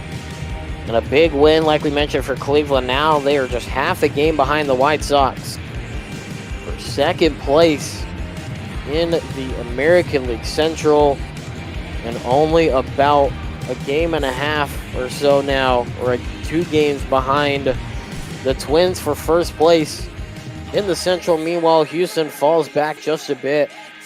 I believe somewhere around the 3.5 game mark, with the loss behind Oakland for first in the West. As we say good afternoon to Duggo and Jake W. Dean. We're calling the game right after this one. I tell you what, it should be an interesting matchup here for y'all's game. Indeed, it should be. The Diamondbacks took a tough luck loss yesterday to the Giants, especially as they're trying to maintain this division lead. So D-backs need to get back to it and get a win here today. Merrill Kelly taking the mound should be a fun one from the West Coast. Absolutely, it should be, as that will do it for myself and JD Gregory. Thanks for being on the call. That will do it for us here from Houston, Texas. As we say, so long once again. Final score 5-2, Cleveland over Houston. We now send it to San Francisco for the Diamondbacks and the Giants. Take it away, fellas. Thank you so much. And what's going on, my good friend Jake? How are you doing on this lovely Sunday? It's lovely inside. I'm not so much sure about lovely outside. It's true. With monsoon season does come a lowering of temperatures, but unfortunately a rise in humidity here in lovely Phoenix, Arizona. But you're talking about last night's loss. Arizona falling 3-2 in extras. I think the part that really steamed my hams the most was the fact that the guy that basically ended up winning it for the Giants, Billy Hamilton, had already been traded earlier in the day and technically should have been held out of play. Yeah, it's unfortunate when Billy Hamilton, though, is the decision-making factor in your ball game. That's the joy of it. Billy Hamilton, alongside Jeff Samardzija, heading to the north side as new members of the Chicago Cubs. In return, Tyler Chatwood, his awful contract, outfielder Donnie Deweys, and a Double-A player whose name is escaping me, heading over here to San Francisco. So with the departure of Billy Hamilton, we will see a new name and new face here in the San Francisco starting 9 today. You see the records there. The Diamondbacks currently in control of first place in the National League West. The Giants not in control of first place in the National League West. In fact, they find themselves 19 games back of the Diamondbacks entering play today. But this is a big one for the Snakes. Just now a game lead in the division. They need to get these wins against easy opponents, especially an in-division rival. I understand you're on the road, but Tyler Beede does not have the ERA that you want in your starter, so the Diamondbacks need to take advantage early and get some runs. How many times have we said it this season, Jake? The Diamondbacks seem to play to the level of their opponent, and without fail, we've seen it at least yesterday. And we saw it the first time the Snakes took on Tyler Beede. Looked it up, and that was the first win of the Giants season. Giants coming into play 0-9 that day on lovely the 6th of April. And ended up taking that one. It was a heartbreaker. Back in the good old days, back in April. Right? Madison Bumgarner on the mound for the Snakes that day, 8-2. Second in the National League West at that time, a half game back. Oh man, that was times were just simple. And that's a simple out there as Marte is gonna have a weak fly ball out to right field, and that'll bring up the other Marte, Ketel Marte. Now second on the Diamondbacks in average, still waiting for the average leader David Peralta to rejoin the club, but that's coming in just a few days, and that could bring a much-needed infusion of offense back to this Diamondbacks lineup, who's struggled to score runs against the Twins, struggled to score runs yesterday in the extra innings affair. Man, it was rough. It was just back and forth all day. Nobody could really sustain anything. Saw some more Andrew Chafin, much to my chagrin. As speaking of Chafin, though, and the man on the mound soon, Merrill Kelly, Snakes have there's a little bit of thinking and tinkering to be done soon, as it's not just David Peralta coming off the IL soon. Oh, Mike Leake's going to be rejoining the squad, huh? That is correct. I think 8-4. It's either 8-3 or 8-4, somewhere around that Houston series coming up. Diamondbacks will be blessed to have him back, as they are blessed to have a hit drop into center field here. First hit of the ball game for the Snakes. Yeah, just a good piece of hitting there by Cattell. Didn't do too much with it. Kept a very level swing. Just drives that one out to the outfield for a single. Thought for a second there it might get into the gap, but a good job cutting it off in center field, and that'll bring up Eduardo Escobar, who continues to struggle here in the second half of the season. Really not the production that Ed wanted, that anybody really wanted. And while that on-base percentage still up there in the 340s, really needs to try and get more hits involved. He's still been racking up some walks, unfortunately racking up a lot of strikeouts at the same time, and really just all the power in that bat has disappeared. I know he hit a home run in the first game of this series, but I feel like that's the first time we saw Ed go deep in a minute. I don't know, man. I'm just gonna put some faith in it and hope that when Peralta returns, Escobar can maybe get back to the good old days. Having his Venezuelan buddy back in the lineup, back to back, seems to kind of help Ed. I think that was a big thing with some of the chemistry in this past couple of years with the Diamondbacks. They've been able to get guys from international countries and kind of pair them up. A lot of Dominicans, a lot of Venezuelans on these Snakes teams, and having your fellow compatriots there, it's big, man. Yeah, it's big indeed, and the Diamondbacks, like you said, have really relied heavily on some of the Latin American talent. Cattell Marte from the Dominican Republic, Ed and David Peralta from Venezuela. I mean, you had Wilmer Flores just a year ago, and so... He was another Venezuelan, yeah? Yeah, and Yohan Lopez. So, just really getting some talent from the Americas, and it's kind of cool to see them build a community here on the Diamondback squad. Yohan from Cuba, so maybe he can hang out with Yasmani Tomas. Oh God! As that one's gonna be a K there for Eduardo. Not surprising. Surprising though, he holds up there, knowing he has to defend the plate. It's just it's been a rough go for Ed, man. It's not looking great, but what is looking great is what Arizona's going to be able to do with this lineup in just a few days as soon as David Peralta returns. There's been some... I've poked into the war room watching what Torrey might do with that lineup, and there's talks about even sliding him as far down as 6th in the lineup with Peralta's bat, trying to find a way to keep Seth Beer in the lineup, keep Christian Walker in against righties, and it's there's some beautiful stuff brewing. I'm really getting excited for it. Well, the dropped pitch there on the curveball. Thought for a second that he might have to throw down to second. However, Cattell is staying put. That one's roped through the left side of the infield. That'll move Cattell up to second. Ed is going to be safe easily there at first. A nice piece of hitting to just beat it. Or, excuse me, not Ed, Christian Walker. Wish it was Ed got out.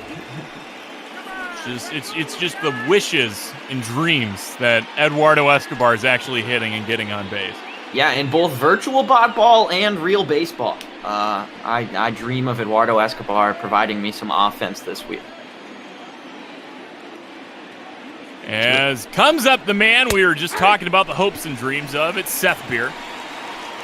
Was able to get on base a couple times yesterday with a double. I'd like to see something big here. Snakes able to get runner in scoring position here with 2 outs in the top of the first. Love to get a little bit something cooking and have Merrill Kelly working with lead, as that one's going to be through the infield. They're going to send Starling from second, crossing the plate. Oh! I disagree. Oh! Yeah. Yeah, I'd like to see that replay there of Cattell trying to slide in. Unfortunately, it doesn't look like we're going to get it, so the tag was solid there at the plate. The Giants get the runner out at the plate to end the inning, and what could have been a nice scoring opportunity for the Snakes instead turns out to be out number 3. And that'll bring Merrill Kelly to the mound with that sub-3 ERA. Little bit of an unlucky record there at 5-6. But just 6 starts here for the D-backs this season, replacing Mike Leake in that starting rotation. Yeah, I'm excited to see it, because there's so much brewing at Reno too, Like, we've seen John Duplantier come up, we've seen Alex Young stick with the team at the major league level. We haven't even touched on Corbin Martin, who's back from Tommy John, pitching well. JB Bukauskas, he's just knocking at the door, man. One of the guys from that Zach Greinke trade at last year's deadline has been on fire. Start of the year at Double-A Jackson and has still pitched to a 2 ERA even at Reno, man. He has been something special, and it's just spooky, the options they've got. There's been talks about what are the Snakes going to do at the deadline. We've seen a couple moves. We've seen my brain just totally shut off. Seen James McCann come over to the team. We saw the blockbuster that brought Giovanni Gallegos and Andrew Miller over here as well. Teams like this, especially that weren't exactly favored to win the division and have been holding on by a thread, especially over a team like the Dodgers, man. There's thoughts like, okay, how do you blow it up and make sure that this team is going to do it without sacrificing too much for the future? And that's what we've seen Mike Hazen do so well in his tenure as Diamondbacks GM, especially coming off the rancid years before that with Dave Stewart and Tony La Russa. But, we've been trying to keep it in line with Hazen and make deals that make sense here for the future of these Diamondbacks. Indeed, and it's going to be an interesting week here as the trade deadline is approaching. Ketel Marte knocks that one down. Will the throw be in time? No, just barely too late. The tie there goes to the runner, as is the saying, and that'll bring up Mike Yastrzemski. Good young piece here for these Giants. Yeah, as I've said it before, I'll say it again. Pretty much one of the only bright spots here for these Giants, looking forward. Came up, had a pretty breakout year last year. Solid enough to stick around with the team. A couple young names like Mauricio Dubon, Alex Dickerson, not Corey Dickerson. I swear to God, I've called him that like every game. They've come up, they've looked all right, but nothing crazy. Nothing like the hype that Joey Bart's gotten behind the plate, as Yaz has a little bit of magic here. A couple back-to-back hits for these Giants. Yeah, just a nice piece of just kind of driving that ball, on a level out there to the outfield. Not enough loft for Cole Calhoun to get it, although I think maybe he should have been trying to throw to second there. The runner wasn't going very hard, and it could have actually been a close play at the base. Brings up Hunter Pence, as it will be... Oh, no, man, dude. So this part of the lineup yesterday, 4 through 7, was the ultimate throwback. It was a total what is this year moment. It went Hunter Pence, Pablo Sandoval, Buster Posey, Brandon Belt. Yeah, it's like we're playing in 2012. Right. It was ridiculous. All you were missing was like Aubrey Huff. Brandon Crawford's up there in the lineup too somewhere. And a little shot by Pence. Ed to Cattell and over to Christian, and that is a tailor-made 5-4-3 double play, folks. Perfect way to get out of the inning there for Merrill Kelly. A little bit of early worries with those 2 singles, but no problem indeed as the Diamondbacks' excellent infield gets the job done, and we're through 1 here from the Bay. It's still scoreless as James McCann comes up to the plate. Hero in the first game of this San Francisco Giants series, hit 2 jumbo jacks. I'm just going to cry a little bit if he does it here, and he could have had a bases loaded situation, and instead he's going to do it now, starting off the inning. After, I don't know if it was a bad call to send him. I don't know if it was a worse call that he was out at the plate. But either way, I wasn't too happy with the way the first inning ended. 1-1. I don't think any Snakes fan would be. See what happens now. And a 1-1 count. Tyler Beede fires in, and that's a meatball, but McCann late to the big hanger. 1-2. Yeah, you know, for a second I thought I was going to be calling my own shots here as right. I saw a nice deep fly ball out of that one. Instead, he's going to swing through the high four-seamer there. Take the strikeout. That's Beede's second on the day. They're wearing these, you know, I kind of like these orange unis for the Giants. I don't know. They just look clean. I like the lettering. It's an interesting call not to put the last names on it, but, you know, to each their own. I really do enjoy the Giants uniforms. I say this, you know, as an NL West fan, but honestly, they got to be some of the cleanest in baseball. I'm such a sucker for cream, too. You know, like, not just, like, the clean, like, home whites, but that cream that San Francisco uses on their home kits. Like, oh, pair that up with that nice orange like this here today, and it is just fire. It's a 2-1 count now to UB 56. El Rojo Ojo trying to swing at a ball in the dirt. Maybe he was golfing there, not really sure. Love it. God, I just love these nicknames that we've come up with this season. Oh, they're good. We just got to get, you know, Steve on board with our nicknames now. I'm saying, man, I just need to, I need to pass along to Cole that's his new nickname as he takes a walk here. A bit of 1-out action going on. First walk issued up by Beede. I mean, I think you just got to go try and hang out with Cole Calhoun once all this settles down. Right? Oh, my God. I'm really, like, realistically, though, something that I know can happen. I'm looking forward to the first game the two of us can put butts in seats. Cole Calhoun standing, you know, about 50 feet away with my seats out in right field. And April 2021. That's what I'm saying, man. Nice little drive out there by Ahmed. Making the catch on the track is Yasmani. Nope, wrong. Jesus. Yaz, it's Yaz. It's some Yaz. Mike Yastrzemski. Yeah, and you know, that hit right there kind of looked like the real Diamondback so far in the Padres series. Able to make decent contact, but not far enough to really get anything done. As Merrill Kelly now will come up with 2 outs here in the top of the second. Let's see what we got. Merrill Kelly. Pitchers have been swinging a hot bat here for these Diamondbacks. Well, you'd love to see it again right here. Maybe just a nice knockout to the outfield. Bring Starling back up. Love to see it in real life, but no. Got Kevin Crone DHing here today. King Kong, baby. Love to see it. 0-2 to Kelly. Inside 1-2. No, I'm just looking for that first game that we can sit there 50 feet away and just start screaming nonsense at Cole Calhoun, and he has no idea what's coming. I love the idea that we're just out there yelling the red eye, but it's not even the red eye at him, as that's going to be a strikeout here for Merrill Kelly. First time through the order, Arizona gets 3 hits, but strikes out 3 times, no runs. See what Sandoval Posey and the rookie Jalen Davis can do.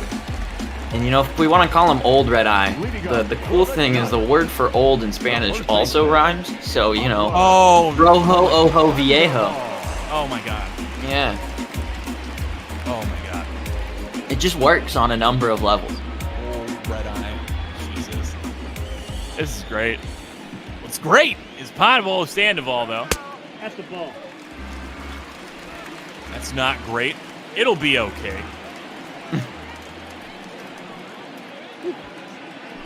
1-0 pitch in is right over the heart of the plate. Sandoval tried to get all of that. Instead, he's just going to foul it off down the line. A man who I swear has been playing baseball as long as I have been alive in the major leagues. Definitely got. I think if we cut him open, you could count his rings. I think you could just look at his hand, but you know. I don't know, man. I think he's comparable in size to like a redwood, at least in diameter. Oh, okay. I get where you're going. I thought you were talking No. championship Oh, rings. yeah. Okay, I realized that once I said it, like that might have come out like that. But no, man. He's stout, like a big red oak. Did you see the Pablo Sandoval play yesterday as Chris Taylor just got destroyed by his very large posterior? Yes, his John Jay, if we want to call it that. Yeah, I mean, that might be my new favorite video of 2020, watching Chris Taylor just get absolutely annihilated by the large backside of Pablo Sandoval. I was a big fan. I think it was opening day with Jeff McNeil going ass over tea kettle into third base. And pretty much taken out, who was that? Camargo?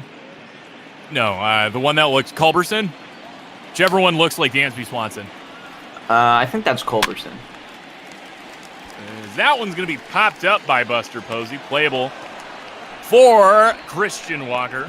And time to gush a little bit as someone's making his 2020 debut. Jalen Davis. I don't got much on Jalen Davis. I got a little bit on him right here. Coming into 2020, still has his rookie status intact. Saw 47 plate appearances in 2019, making his major league debut. Ranked number 12 in the San Francisco organization for prospects. A rundown of his tools. Had a graded out as a 40 hit tool, a 50 with the development to 55 in in-game power, 65 raw power on this kid. And not to be a slouch on everything else, 60 speed, 55 fielding, and a 50 arm. So he's got some tools, man. Outside, that's the ball. Well, that's good. The Giants need, any capable baseball players they can find. As the season really hasn't gone their way, 22 games under 500, but his first appearance here this season not going to do much. That's going to be an easy ground ball over to Cattell at second, and we are through 2 innings from the bay. The canoes or kayaks or whatever those small boats are out there. Still waiting for the first ball out to McCovey Cove. Saw a couple splashdowns in game 1 of this series. Love to see some left-handed thump out of somebody like Seth Beer. Now let's get some icky thump, but for now it's Starling Marte's second turn at the plate wearing those shades because, he's cool. Future's bright, man. Gotta wear shades. Ooh, in there for a strike. Starling Marte, one of the most important pieces, I think, from this past offseason. Brought in Cole Calhoun as well, but Starling Marte has really settled in finally here in this ball season. Found himself as a really solid option there at the leadoff spot. Really solid defensive option as well, except for when he does dumb things like that. I don't know why you're bunting at a pitch that's 2 feet off the plate, Starling. It's not going to get it done. No, man, his patience as of late has been trash. Misplayed by Panda. Who would have thought? Who would have thought that Pablo Sandoval doesn't move the best defensively? Very surprising, I know. Which is weird, because, actually, if you put him at third, he's somehow capable as a defender, which I don't understand, but it happens. So that's pretty fun. I can dig it. Far more capable defender is now at the plate. He's also a far more capable offender. I don't know if that's that has a negative connotation. What is an offenser? Like an offensive powerhouse. I don't know. What's the equivalent of a defender? I guess it's an offender. I don't know. I don't know, man. I think looking at Pablo Sandoval, calling him an offender, like, it just fits, though. Well, he does take up a lot of space, as it's an 0-1 count here to Kel Marte. I'm just imagining him trying to, like, fit on on the BART now. Like that, something about him trying to take a train somewhere at that large just seems so beautiful. See, the thing though is, I also was trying to imagine him in a coach part of an airplane, but he's got so much more money than the two of us. He's never riding BART or coach on an airplane ever again. So that's the 4th strikeout now for Tyler Beede. The third baseman. Really doing a good job to limit any production from these Diamondbacks, as it'll be Eduardo Escobar now. He struck out his first time up, kind of looking. He went for the swing, tried to pull it back, and then it was called a strike nonetheless. So, got a little bit of fun stuff I'm seeing in the trade chatter over here. A rumor coming from, who was it? Botster Olney, dropping in that the Dodgers are in deep talks with a big in-division trade. Jake, have you heard anything about that? No, because I didn't think that there was another team in the division that really was trying to make moves. I'm not sure who that would be. I don't think it's us though. I've heard some rumors that it very well could be Arizona. Just going to throw that out there. Anybody listening? Any possible information on what kind of pieces might be moving in the two directions? All I know right now that it's big. It's big enough that I can't safely divulge anything at the moment. No, he's safe. Es muy grande, señor. As it's a 2-2 count here to Eduardo Escobar. See what Ed's got going cooking. He took one over into the Cove on game 1. We're not trading Ed, right? You can confirm that at least? I can confirm it is not Eduardo Escobar. All right. That much I can say. And no breaking up the Marte Parte. You said big, so now I'm a little nervous. I did say big. But, I mean, when you think big with what the Diamondbacks have been able to do, you know, they've been able to make things work on both sides. They've got a deep prospect pool, but they also do have a very deep, pool of Major League ready guys. A diving Sandoval makes the stop. And does he doesn't make the throw? Up next for the no. Okay. The first baseman, Christian. All right. Walker. All right. Okay. I think he could have gotten to the bag in time. Right. Himself, but what just happened? I don't really know. I couldn't tell you. That's a ball. Could not tell you. I'm going to call that a single because it should be an error, mental error. Just a complete brain shut off. I think is really how you'd score that one. Is that a? Oh, I know how I'd score it. I'd score it Starlin Castro 3. Oh, okay, yeah, that makes sense. That's good. We got our Starlin Castro dig in for the day. There we go. He was part of that 5-error squad in last night's game for the Washington Nationals. Trey Turner with a pair. Castro got in on it. I think Trace Barrera, somebody else. It was a big error party over there. Well, you love to see it, as there's going to be a tag there to get one, and wow, that might be the first time I've actually seen a Bob Hall infielder go for a tag. So was that 5-3, 6-3? I was half tabbed away. Yeah, I don't know. Yeah. How do you score a tag? It'd just be from fielder to the guy. I didn't see who was it that started that. I got hit over to third base, and then third baseman tagged him and then threw on Sandoval. Lovely. Don't love to see the Diamondbacks squandering an opportunity as they leave another pair on. But if anything's telling us something could happen here, it's these stats. Giants offensively inept. So Diamondbacks rocking James McCann behind the plate, rocking all the big guns here today. Christian Walker slugging, Seth Beer slugging, James McCann slugging. Could be a recipe for something big. And I read that not as fans throwing their hands up and grabbing the back of their heads. I somehow read that as like throwing their hands up and grabbing the back of their legs or their feet. So I'm just imagining like a bunch of fans CGI jumping into the air, like throwing their feet up in the air, like power bombing, or just floating, like hands on ankles, like just flying through the air.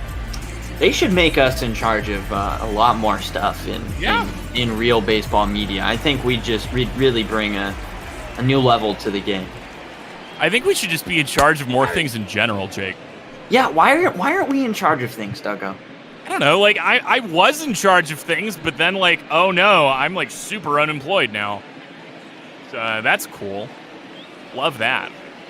Yeah, at MLB, please employ us. We will make all of your content straight fuego. Right. Yeah, that's going to be a line out from Tyler Beede to old Red Eye himself. The batter, number 35. Shortstop. So, lineup going to flip over here for these Giants. Brandon Crawford taking his second half.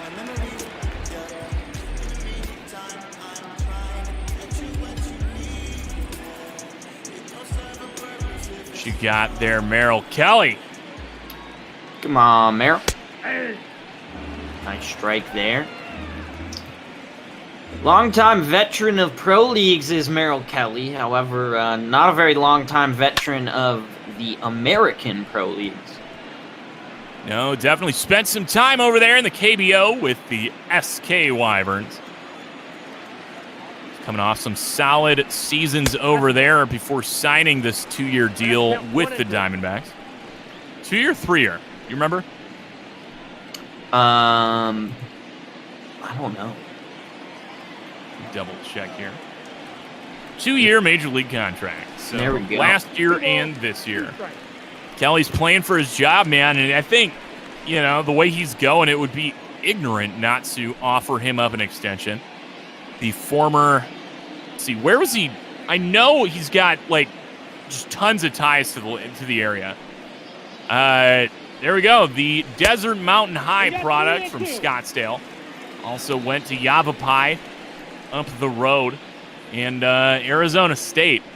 So I think Kelly, if he can see success here, you know, like you don't want to be like, oh, he'll sign a hometown deal. But if there's somebody that is, I think a guy, you know, getting to play with his hometown team after they were the first ones to take a shot at him domestically again, I think there's a good chance we see Merrill Kelly in Sedona Red for years to come as he has a 1-2-3 inning here.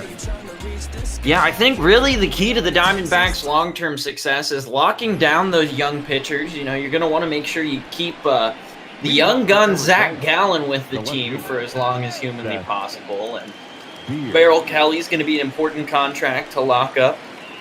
And, you know, you got some guys in the wings as well.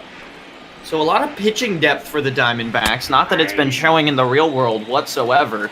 But in the bottom ball world, it's been helping out. Yeah, speaking of that Robbie Ray start last night left something to be desired. It was like every Robbie Ray at once. You know, you go first 3 innings looking solid.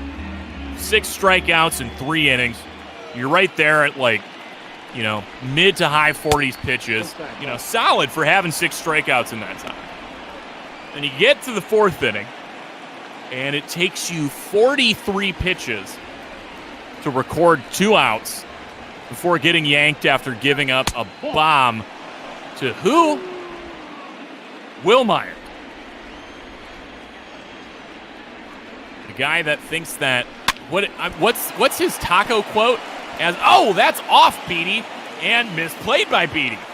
That is about as cheap as a hit as you can get. Seth Beers could have taken, though. Game. McCann.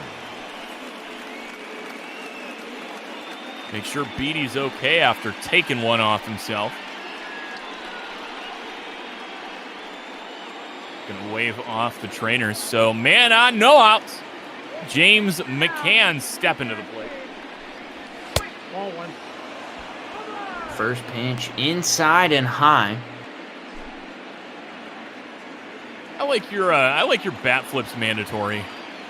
Yeah, rule I think that the new rule should be that you have to bat flip after you hit a home run, and if your bat flip's just not interesting or cool enough, that the home run just gets taken away. Like, you have to come back and continue batting.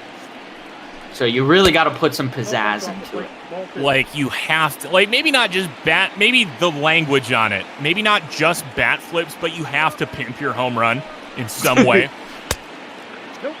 And it's perfect. There's no fans right now, so we can hear everyone. You know, we can get some nice live trash talk going. Oh, my God. It's Jock Peterson's so bad about that. As much as I don't want to watch a Dodgers game, listening to him, like, ground out is incredible. James McCann, oh, my God. Giant killer. Giant killer. The turtleneck in full force here today as McCann goes 443 feet, 103.7 miles per hour off the bat. And what a beautiful piece of hitting that was by James McCann. You had the runner on, so that'll be 2 for the Snakes. And what a trade it's been so far for the Snakes. All of a sudden, an offensive explosion from that catcher spot. Oh, my God. Talking about bat flips mandatory. James McCann needs to figure that out because that was demolished. No doubt about it. You know, I think the other new rule that I'd make for the major leagues, Duggo, before, we'll just halfway through the season, we line up every member of the Houston Astros, and each player gets, like, one shot from, like, second base to hit him. Oh, I thought we were just going to, like, arm everybody with, like, baseball bats and make them run the gauntlet. That's fine by me, too, but I think that would result in, some legitimate injuries. That might be low-key assault, but, it's how about lacrosse stick, man? Oh, I'm good with that. Yeah. I remember doing that when I used to play. I used to play lacrosse at one point in my life, and I remember that actually being a thing. Running the gauntlet, everyone's sitting there taking their hacks at you as you run through.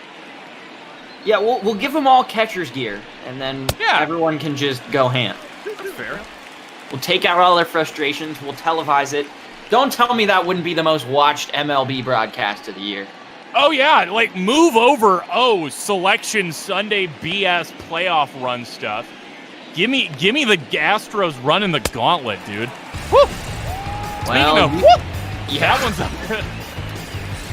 El Rojo Ojo Viejo. Does not get it done there. Looking old. I mean, that almost hit him on the hands, and he's swinging at it. I'm not sure I agree with that decision. Yeah, no, I mean, talk about old eyes over there, man. Nothing. The vision seems to be gone. Not sure what he saw there. Well, he was only seeing red because, his eyes. True. Yeah. Fair. As I'm seeing red. As Sedona red in reality and in virtual life. I was doing so well and avoiding this until I just got a text that Zach Allen loaded the bases. And now I'm sad. Yeah, well, I think I've already given up on the Diamondbacks' real-life season, so whatever. That's fair. Oh, as Will Myers grounds out to Ed, and that's going to end the inning. But this one just getting started here. As Ahmed fouls that off. 1-2 the count, 1 out. But Arizona's put a pair on the board. See what happens here with Ahmed. Takes ball 2, evens up the count. No, Doug, I wasn't gonna put on the other stream, but now I kind of got to. You gotta. We should also just stop scheduling games. I did. I was very, very explicit with this new schedule that I was unavailable whenever the real Snakes were playing. Not just for my benefit, but for the fact that who's tuning in to watch both? You know what I mean? Like, it just didn't make sense. So I was very deliberate where the Snakes got scheduled this next week that one's going to be off Hunter Penson, right? As plenty of diving stops made by the Giants here today, but nothing coming up in the glove. Yeah, that was close there. You know, Hunter Pence, maybe just bored because he's been playing baseball for so long. Wasn't ready to make the catch. I don't know. If it hits your glove, Duggo, I always just got to think. If it hits your glove, I don't know how you don't catch it. You know, and it hits you in the webbing. I don't care if you're midair. I don't care if you're Pablo Sandoval and you don't want to run. Like, just make the out. As Gallen's showing bunt again. That one's going to be a successful sacrifice. I do want to tell you that's Merrill Kelly, by the way, DB. Who did I just say? Zach Gallen. Yeah, no worries. Got Gallen on the mind. Who does? I don't know. Clearly, the Giants had him on mind yesterday, taking the win against Zach Gallen. Yeah, but it wasn't a bad outing for Zach Gallen. Once again, just a problem of the Diamondbacks not producing much offense. That will happen, unfortunately, but David Peralta is back soon, so hope is on the horizon. That one's going to be out into right field for out number 3. Pop out for Starling Marte. 0 for 3 on the day.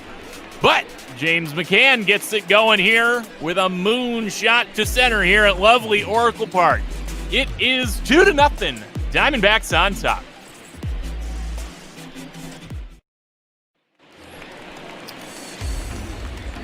And that'll bring up Evan Longoria, your player of the game yesterday for these Giants. Already 1 for 1 on the day here today, so a decent series for Evan.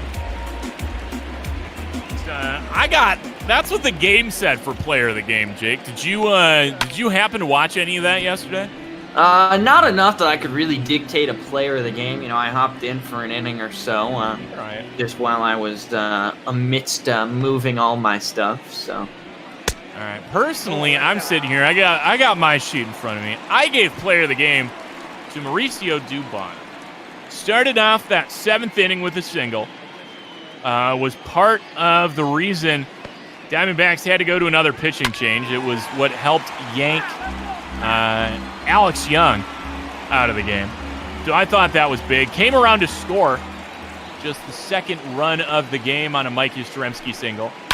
And it was his RBI single that ended the game in extras. As Longoria, speaking of Longo singles, we got one here. Longo's 2 for 2 today. He has had the Diamondbacks number all series. Yeah, you know, that's fine to make Mauricio Dubon your player of the game. I just don't know if I can give anyone with a name that French any props in an American sport. I'm sure somewhere out there, EB is probably feeling roasted. He's not even from Quebec. Something about that accent screams he knows way more French than he lets on.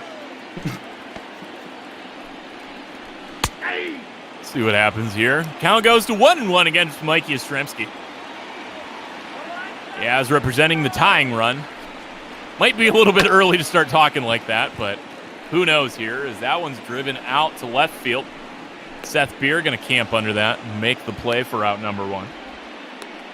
Yeah, so no tying run there, Duggo. Don't try and make something bad happen just yet. Why would I believe in positivity when I could just be negative? Well, you are a Snakes fan, so that's very fair. Whenever you're positive about the Diamondback season, you can be positively sure they won't make the playoff. You know, it comes with being a Cubs fan too, man. The other half of my household is Mets fans. No, it doesn't come with being a Cubs fan anymore. Your 108-year drought's over. I don't want none of this wah. Chicago Cubs, the most popular team in baseball type stuff. Only because people are bandwagon fans, man. This is in my DNA to feel constantly full of hope and disappointment. Just saying, which team, the Diamondbacks or the Cubs, most recently won a World Series? Only one of them's done it this decade. I don't know, man. I think the one that's got a shot at it in more recent, or that's got better odds coming up, is the Diamondbacks. Well, I wouldn't say that this season.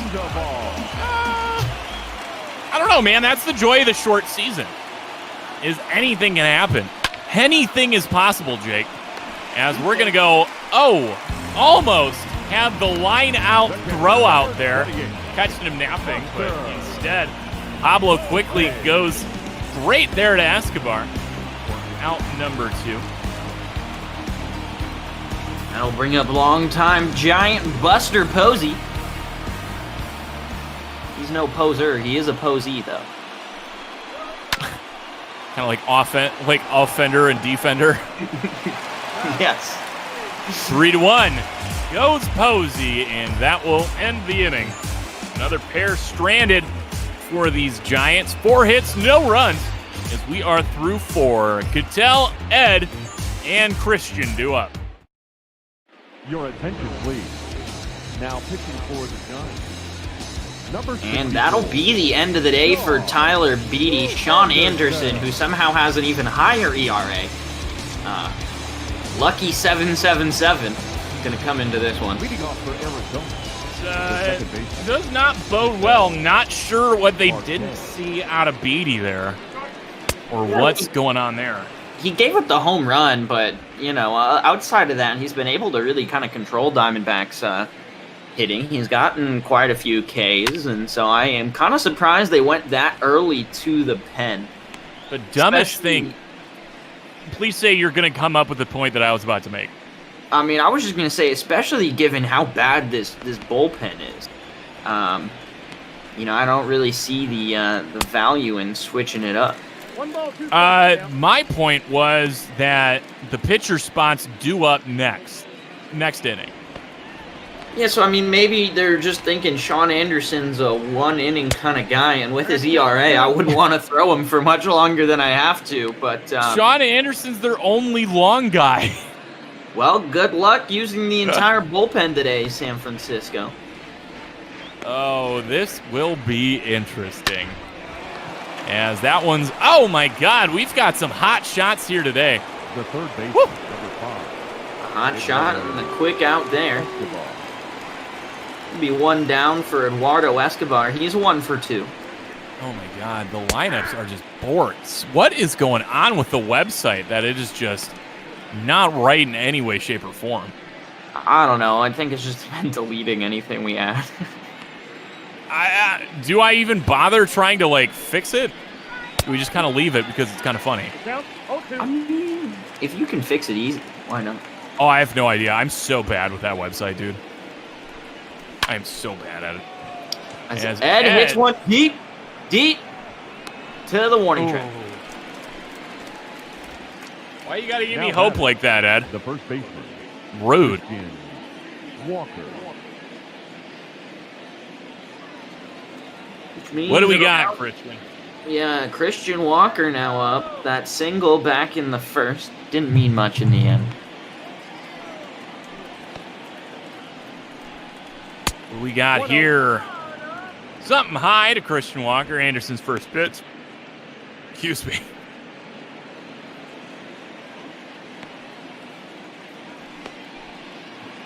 That's what happens when I try to drink something carbonated while doing this. It ends grotesquely. It's rude. Walker 1 for 2. Singled and hit into a double play so far. As that one's back to the pitcher. Another one just right up the chute for somebody, and that will end the inning.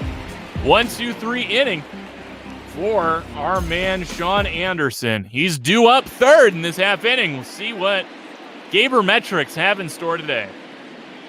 Gaber Metrics. Yeah. Big capper, baby.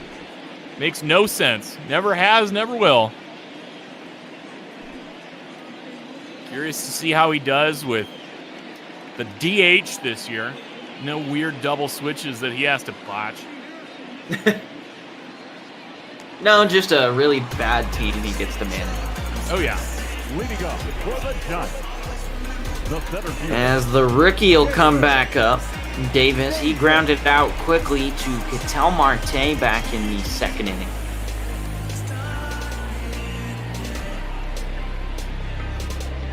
You got Jalen Davis.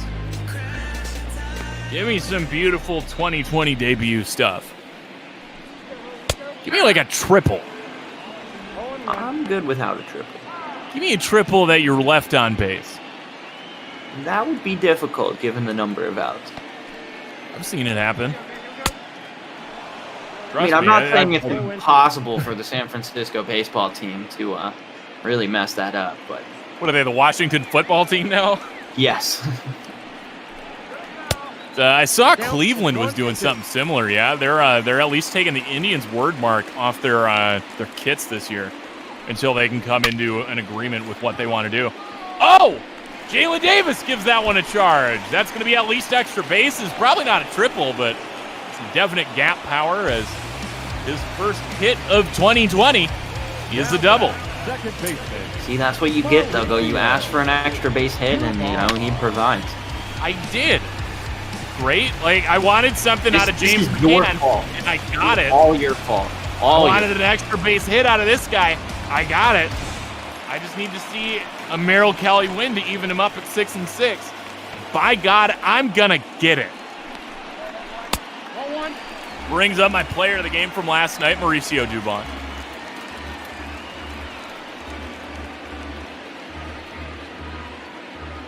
See what he's got in store here. Struck out in his only plate appearance so far today. Ball in the dirt is going to advance the runner. Throw not in time. Duggo, if he scores, it's going to be all on you. I'm going to charge you an errant run. It's okay. ERA would be all right.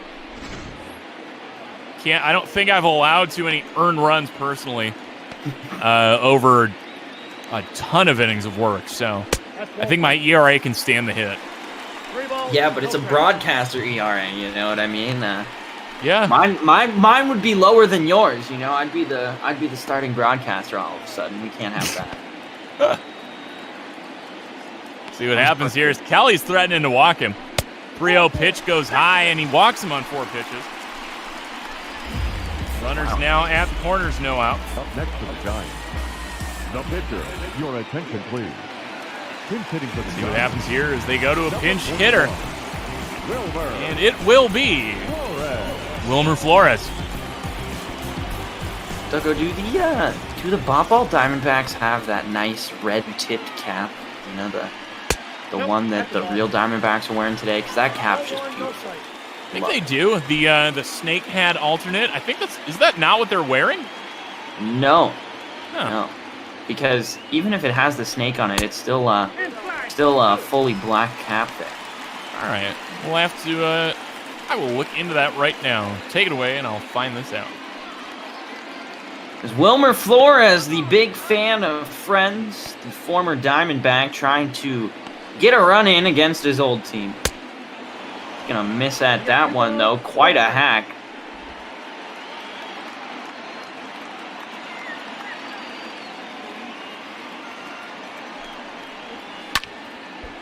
Another big hack from Black Cap. Wilmer Flores.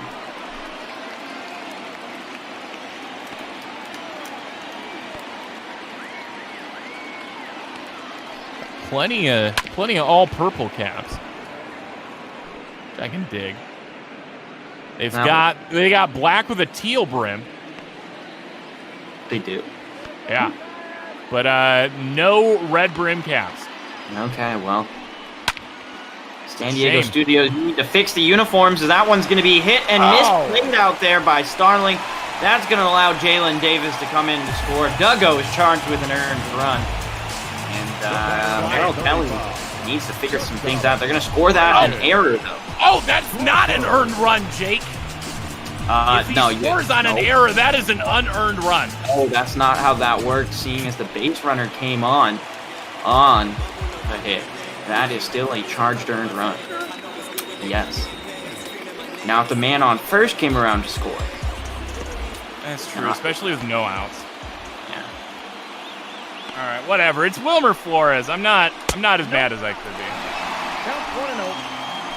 Guy gets a double run scored here in his 2020 debut. Wilmer Flores gets a single, an RBI single, as we're gonna go 5-3. Oh my God, what is happening? Diamondbacks infield, which is usually a pretty trusty institution, having a little bit of issues here today. The misplay there by Christian Walker at first. What is that, a fielder's choice E5? Or is that just an E5?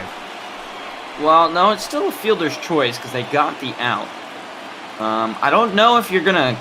I mean, I would call that an error. I'm not sure if the game will. Or no, that'd be E3, excuse me, because Walker's the one that booted it. Yeah.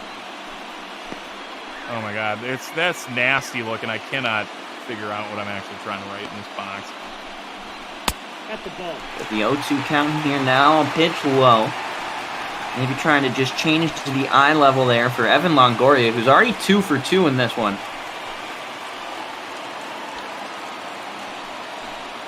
See what he's got now. Men on first and second, one out, already one across. As that's fouled off now, staying at 1 and 2. Kelly trying to get Longo out for the first time today.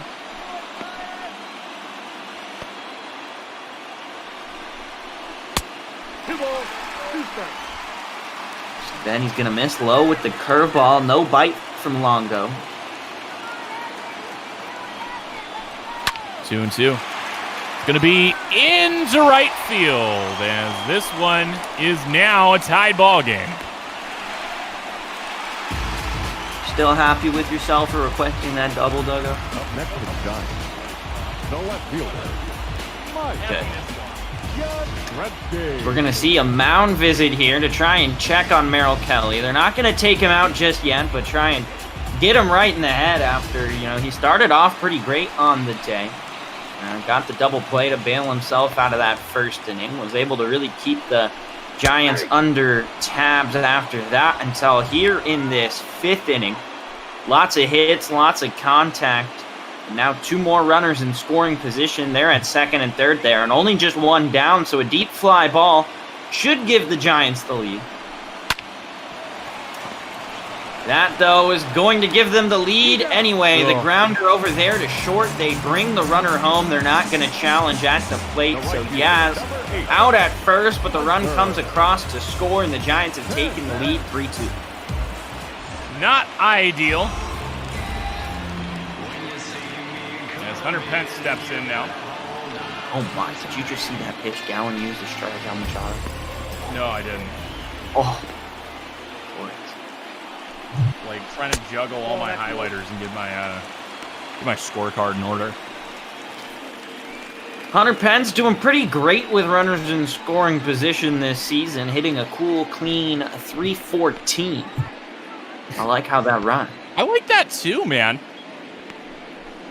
I really like that one.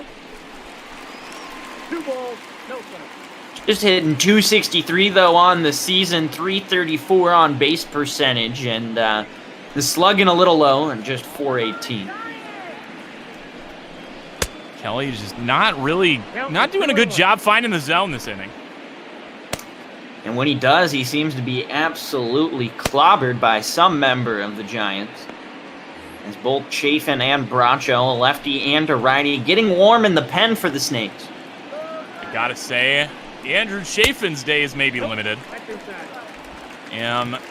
I feel like he's going to be the logical next piece down when Mike Leake comes back. Yeah, probably. I don't know anyone else who's been struggling as much in that bullpen. No. And, he's lost a lot of his valuability, or not, that's not a word, valuability. Value. I had ability in my head, and then I was like, well, it's really value. It's not that his abilities have changed. And then I just combined them into one word. But he's lost a lot of his value with that 3-runner or 3-batter rule. And Kelly's going to decide to not go for, or McCann, excuse me. Head comes in, gets the out. The fly ball ends the inning, but not before the San Francisco Giants strike for 3. And it's now a 1-run lead for the evil guys from San Fran. Let's see what we got cooking here, though. It'll be Beer, McCann, and Calhoun due up. As Heidi Watney reminds us, it's time to tell you why we do this. Jake? Well, Duggo and I don't do it for pay, and we don't do it for the red carpet treatment. We do it for charity here on ML Bop Ball. And once again, we're back to our original charity here. Meals on Wheels, providing food and other resources for nearly 5,000 communities across the United States. And if you like what we're doing here, think about maybe subscribing to the channel or hitting the donate link below, as all of our proceeds do go to Meals on Wheels for now. And a new charity coming up next week as Seth Beer comes to the plate, 2 for 2 on the day. He'll be the first challenge for the new pitcher for the San Francisco Giants. That'll be Sam Coonrod. You know, it's one thing I've harped on the past couple days too, bringing up Meals on Wheels. It's going to be a little bit more important starting on the 1st than it has, actually starting this week, than it has for a lot of other folks lately. Seth Beer clobbers that one, but playable out in center for the rookie Davis. Okay, sorry. I got really confused seeing him standing safely on first. I was like, no, that was very clearly out. Starting this week, the CARES Act, the extra money on unemployment, the extra $600 a week is running out. So there are going to be tens of millions of people suddenly $2,400 a month just gone. So that's a huge blow to many Americans, including myself, who relied on that to keep a roof over their head, keep food on the table. So, things like rent assistance and, food assistance going to be huge charities to be looking to support. And, even if you can't support a charity, support your fellow man. So if you know somebody that's struggling and you got the means or you got any way to be able to help, these are the times to be looking out for your brother. Rumor has it, when you donate to charity, your Bop Ball team of choice just gets that much better. The morale just boosts with those robotic players. My oh my. Another home run for McCann. He is a machine here in San Francisco. His second home run of the day, his second 2-home run game this series, his 4th homer here in the Bay Area. Man, we just need him to play at Oracle Park every day. Oh my God, this is a monster. Just another one, another 400-foot shot. And I'm just really wishing this could have happened with the bases loaded. The send is looking so much worse to me in that first inning. Oh. Instead, we're just going to have to settle for a tie game. 2 shots from James McCann, providing all the offense here for these Snakes today. 3 runs on 2 shots. Now bringing up Cole Calhoun. 0 for 1 today with a walk and a strikeout.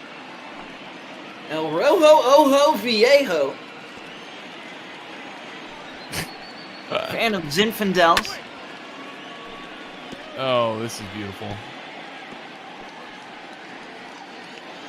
And he hit a moonshot the other day for the Snakes out to right field in real-life action. So good to see him get his first real home run as well.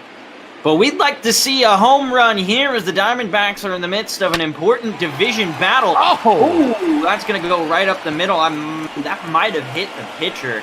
Hopefully Coonrod's okay. That'll be a single. Did that deflect off him, or did he get out of the way of that? Looks like he actually avoided it.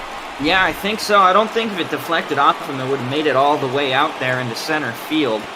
So good to see that Sam's okay, and his next task will be the Gold Glove shortstop, Nick Ahmed. Torpedo sneak coming in, being like, I thought James McCann was supposed to be the contact batting catcher, not the 6 home runs in a week guy. That's the guy I thought he was going to be personally, man. I know your numbers, I know some of the numbers said he was going to maybe regress to just being a contact guy and being, more of an average bat, but I know James McCann's got some pop, man. I was waiting for the dingers as Ahmed's got his first hit of the day. His second hit of the day. Yeah, so hold the phones here. The Diamondbacks give up the lead, but are quickly battling back. They've really gotten some offense going here against Coonrod, and we're now going to see one of the most beautiful men in all of baseball.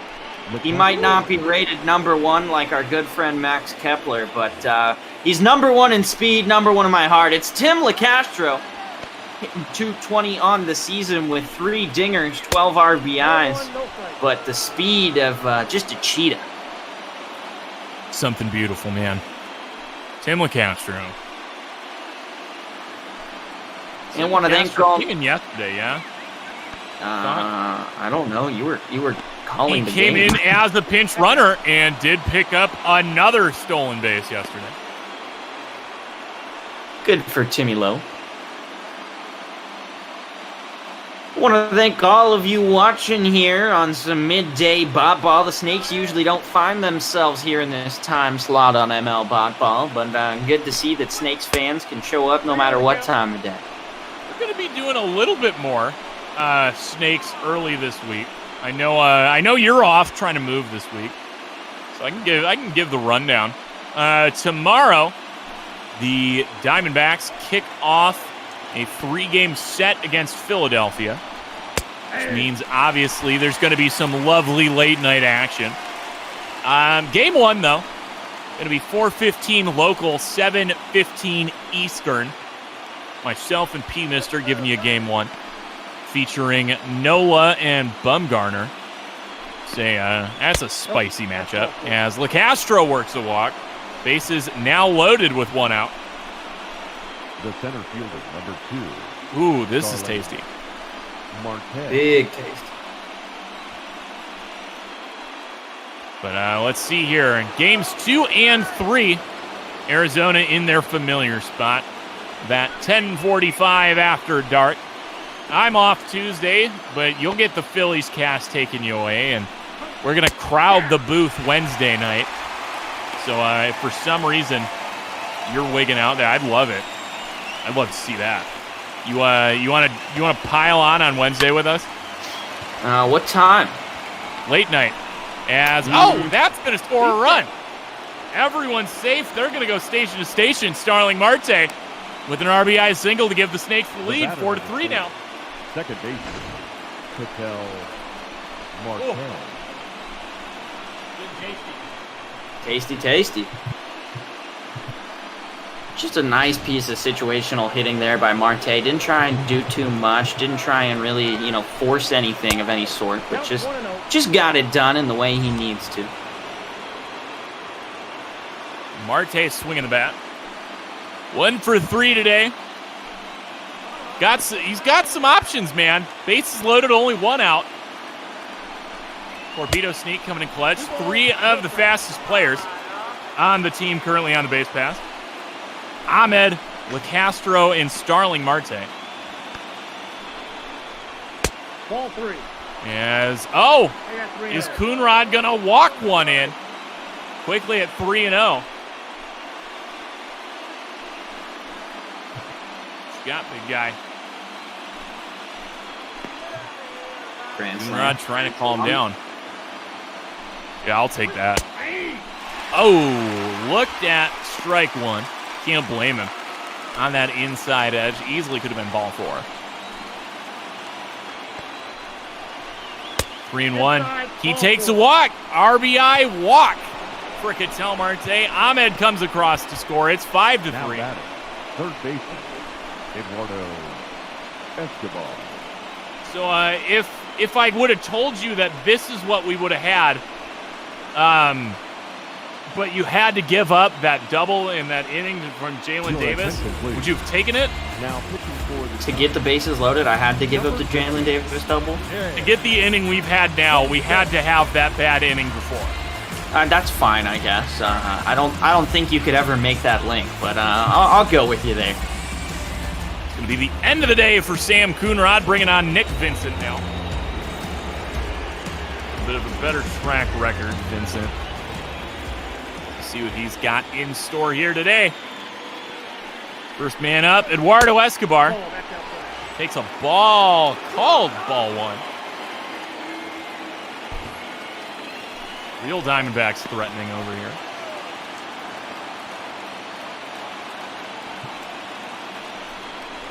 (1-0). Looked at 1-1. Castro at third, Starling at second, Ketel at first. You want to talk speed, you got Marte Parte and Tim LeCastro. That's hot.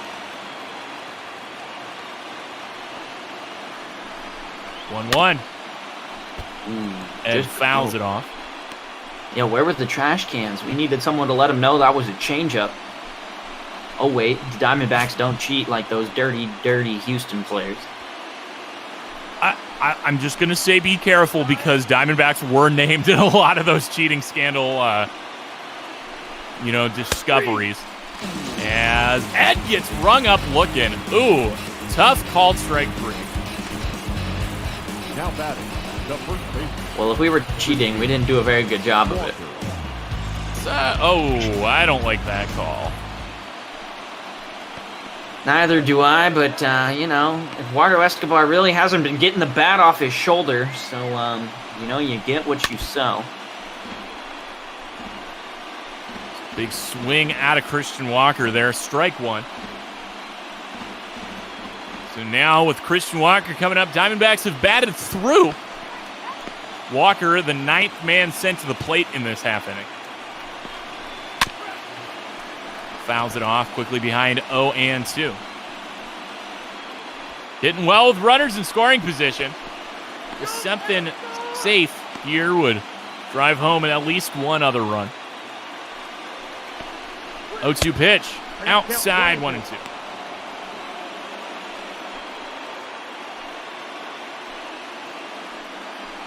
You got Christian Walker. You're due for a dinger, right? It's basically been every 3 days still, right? And he's going against a righty. It's time to let it fly. Oh my God, that was it. Oh, that was it. Instead, a bases loaded strikeout. As Christian Walker makes me cry. Diamondbacks able to get a couple more on. Made it 5-3 now. Retaking the lead, heading to the bottom of the 6th.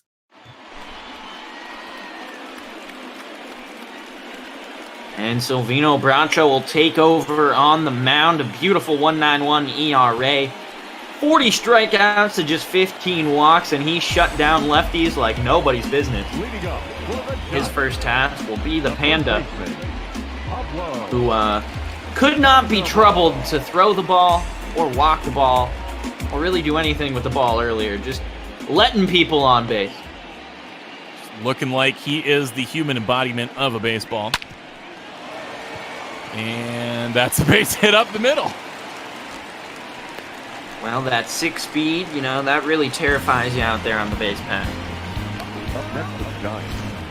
The catcher. He's getting it cooking here. A little no out single here. Brings up Buster Posey. If there's ever a time for double play, it's here. You got Pablo Sandoval chugging from first. Buster Posey not very quick out of the box. This could be the easiest double play turned all season if he can get something on the ground. Instead, Bracho pitches high. Fastball called strike 1. Look at that. The Chiron's got my back. Buster Posey grounded into 11 double plays so far this season. Sign of things to come. We shall see. There we go. 6. Oh! Oh! Okay. Ahmed with a bad toss. You had literally all the time in the world to make that. And both runners safe. You had one job. One job. Jack it up to E6 from the best glove in that position. Oh. Couple Andrews getting loose. That might be the one thing I would miss if Chafin got sent to Reno. Is the mustache? No, just the fact that it's two left-handed Andrews.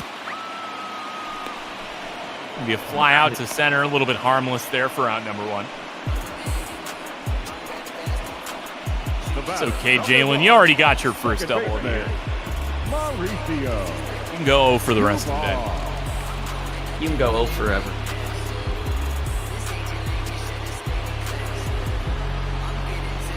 What you got now here? Dubon. Strikeout and a walk. Helped keep that inning alive for the Giants. What did not come around to score as he was the one tagged out in that fielder's choice. 0-1 from Bracho. Swung on and missed 0-2.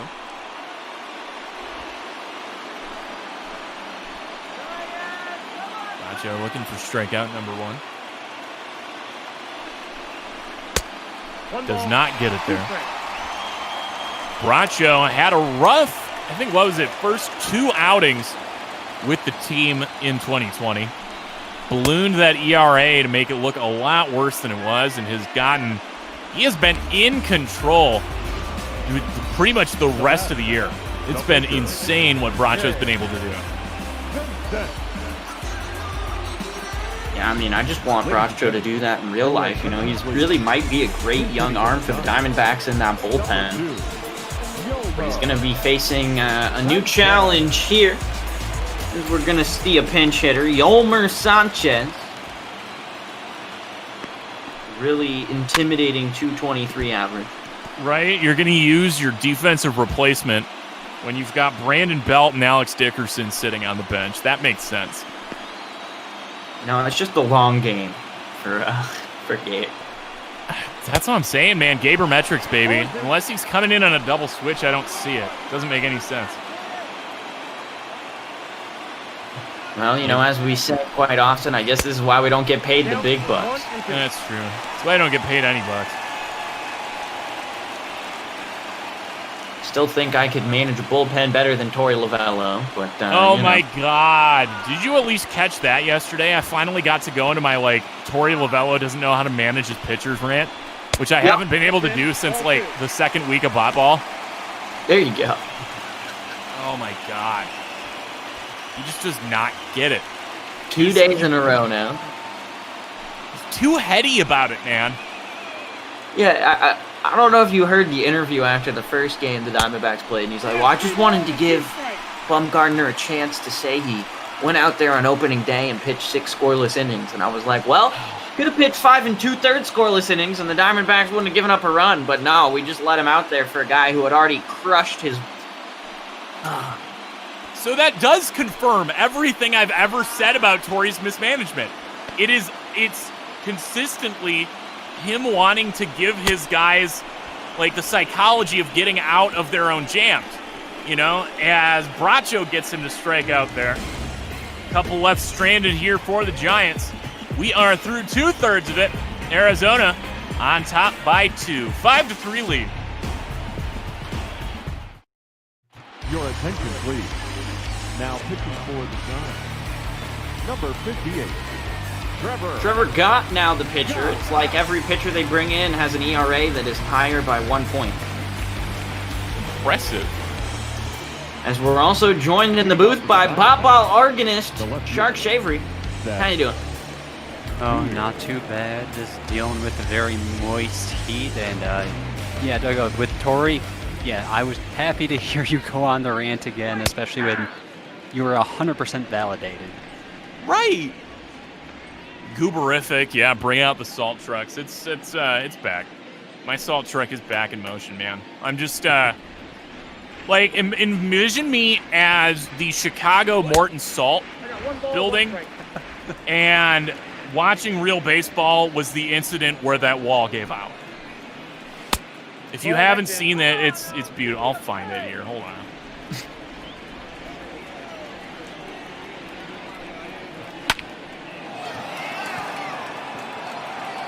Drop a picture in the Discord. As that one's gonna go deep. Seth Beer with his 7th home run on the season. Last year, baby. Getting it done here for the Diamondbacks, extending their lead. It'll now be a 6-3 ball game for the Snakes as he gets the high five from fellow home run hitter James McCann. Do we have stats for Seth Beer top 7 homers? I feel like I keep seeing it. Like right before alcohol is cut off, Beer has to get work done. I love that idea, man. Hold my beer. I need to go order another one. Boom. Got it right there. The Tribune article about the Chicago Morton Salt building had the wall collapse on them and just dumped salt everywhere, and that's just my life. I am the Morton Salt Factory on this blessed day. That's ball too.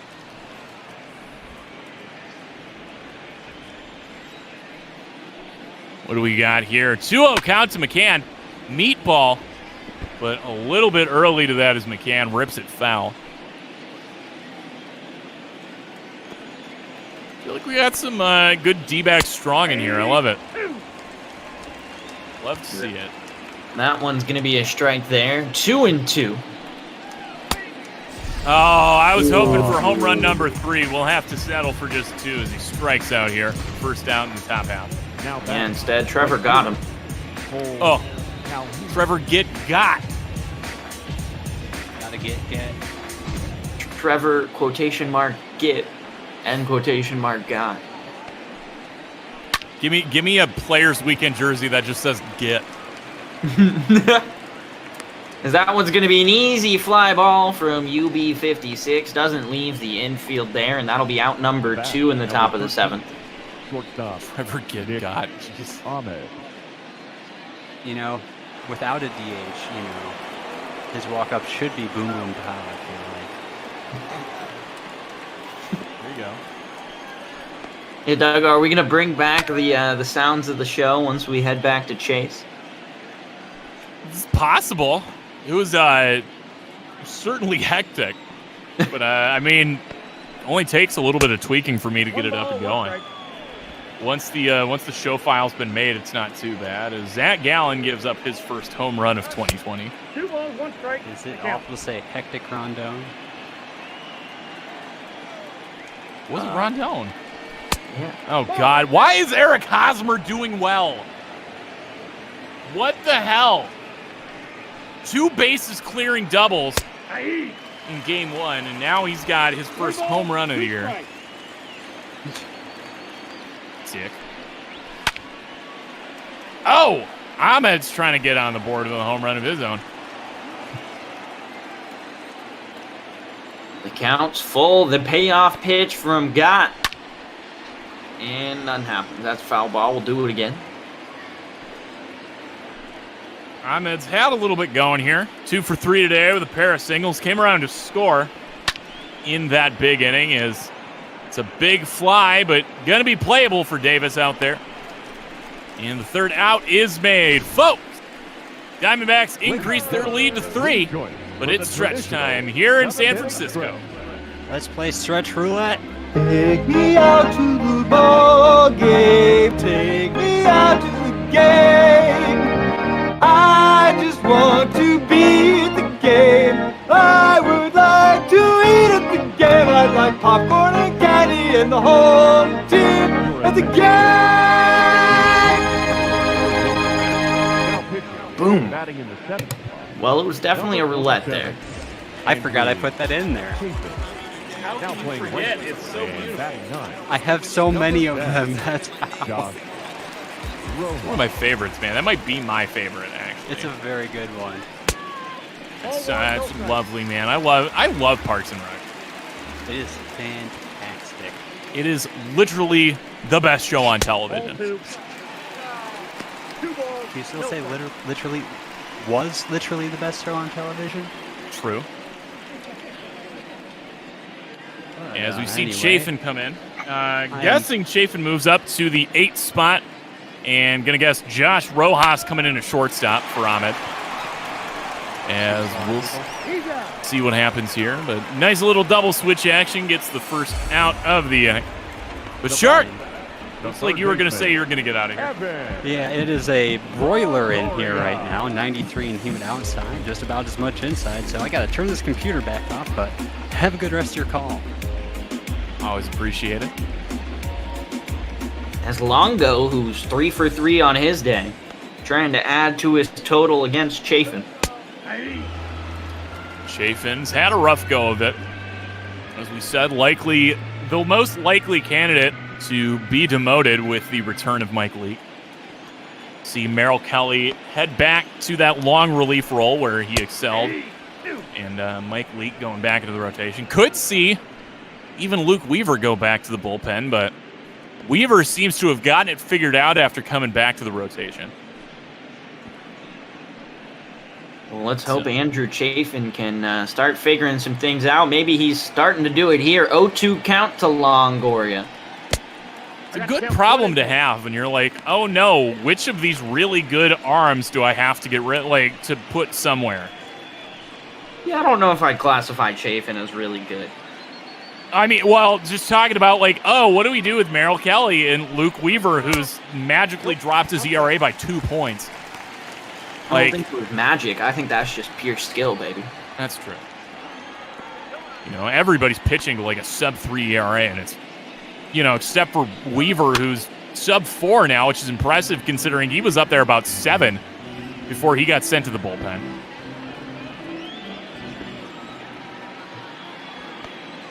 Well, it's now become a 2-2 count. Swung on. That's going to be hit over to first. Christian Walker with a nice diving play. Chafin makes the hustle. Gets the out over there. Loves me a good little foot race. What a beautiful dive there. The stretch out by Christian Walker. Threw it sitting down. Love to see it. Guilty all day, baby. So that'll bring up Mike Yastrzemski. Takes ball 1 from Chafin.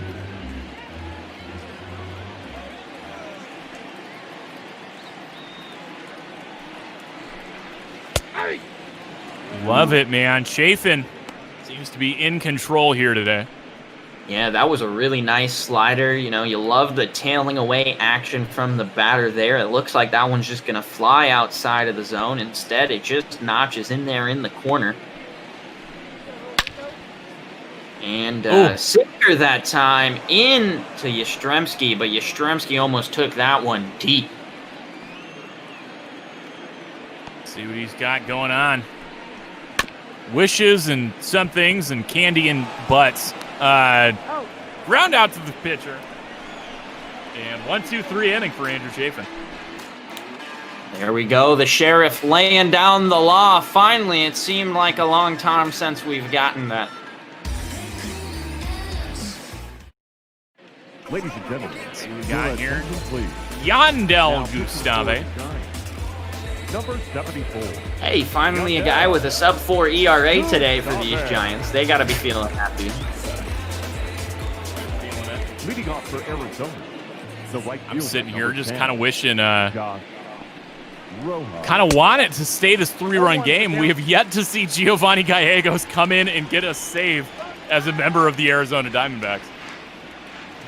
Yeah, well, if that's not a sad description of how the D-backs have been playing since the break, I don't know what is, as Josh Rojas is going to just line right out to second base. That'll be out number 1 here in the inning, and the lineup card will flip on over. It's back to the Marte. And Starling Marte's 1 for 4 on the day, but that single was good for an RBI. But it's not exactly a sad thing here for the Diamondbacks. It's really been it's been tough losses and blowout wins. There's really been no in between. That's very fair. However, the division lead is shrinking for the Diamondbacks, so we need to get a few less of those tough losses and a few more of those tough wins in close ball games. Ain't that the truth? Wow, you see that on the ticker. Kansas City now 31 games back in the American League Central. That's good baseball right there. Swing and a miss. Not great baseball there for Marte. But talking about good baseball, we got a good slate of games coming up for you the rest of the day here on ML Bot Ball as we continue our 2020 season simulation. Up next will be the Chicago Cubs at the St. Louis Cardinals. Quintana versus Martinez. That should be a fun one with Hines and P. Mister. That one's going to be on the ground. There you go, out number 2. Following that call in the 7:15 Eastern time slot, we're going to have a Vin Scully cookie eater call. The Dodgers head to Miami. Wood versus Yamamoto before Hyunjin Ryu faces off against Marco Gonzales in prime time. The Blue Jays, who at least in our version can still play in Toronto, head to Seattle with Brother Beard on the call before the Phillies crew takes it over for the nightcap. So stick around all day here on ML Bop Ball on Twitch. Should be a good one. Curious to see who Tori's got warming up here to take over this bottom of the 8th whenever we get there. As Ketel Marte still up here, 2 outs. Now looking at a 2-0 count.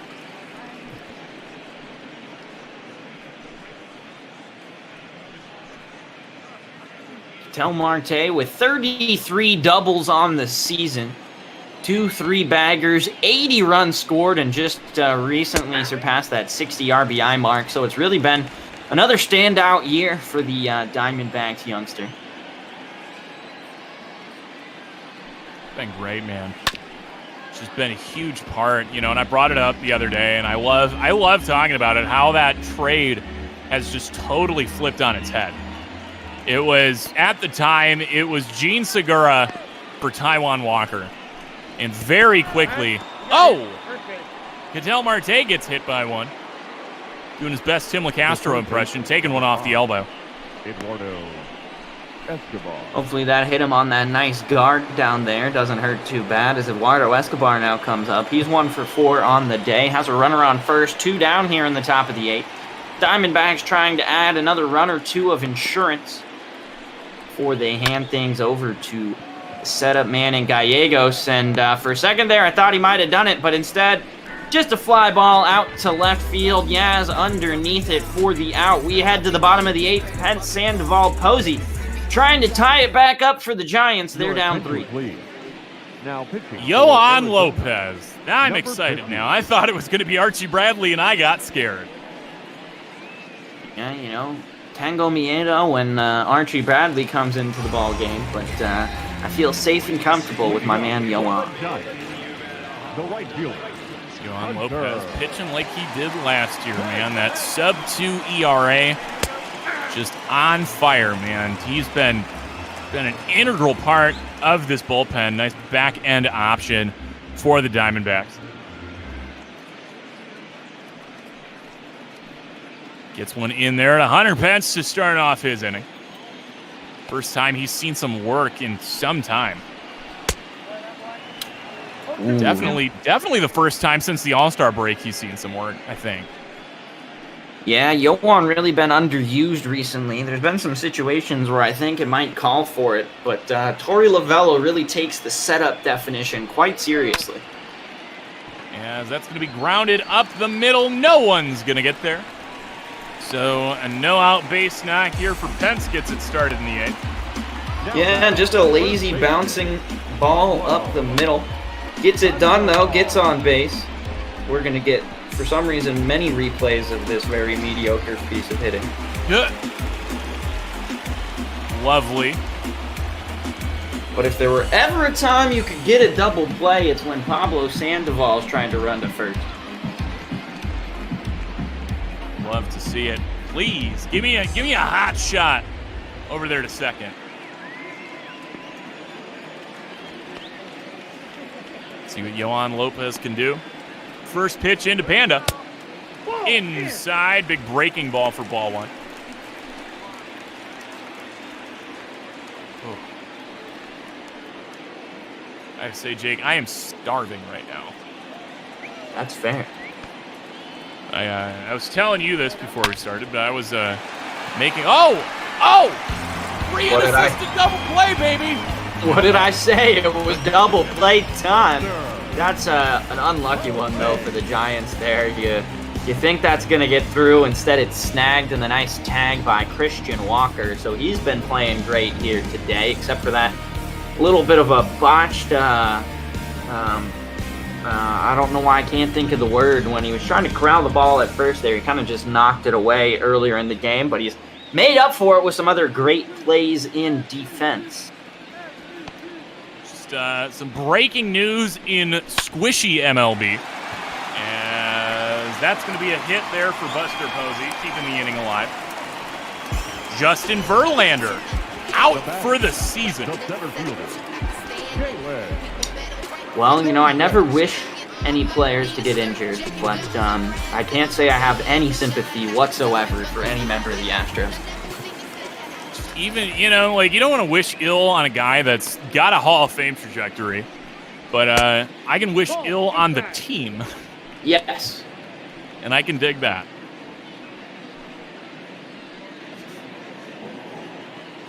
That's what I thought. Now Jalen Davis, 1 for 3.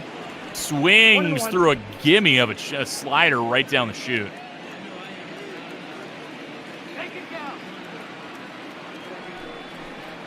One. Swing and a miss on that. Slider away like that, righty on righty. That's a rookie's like bread and butter strikeout pitch. There we go. Get some swing in there. Gonna be his first major league strikeout, or his first strikeout of 2020. Juan Lopez gets him to go down quietly as we head now to the top of the ninth. Arizona maybe wanting some insurance. Maybe they don't. What do we got?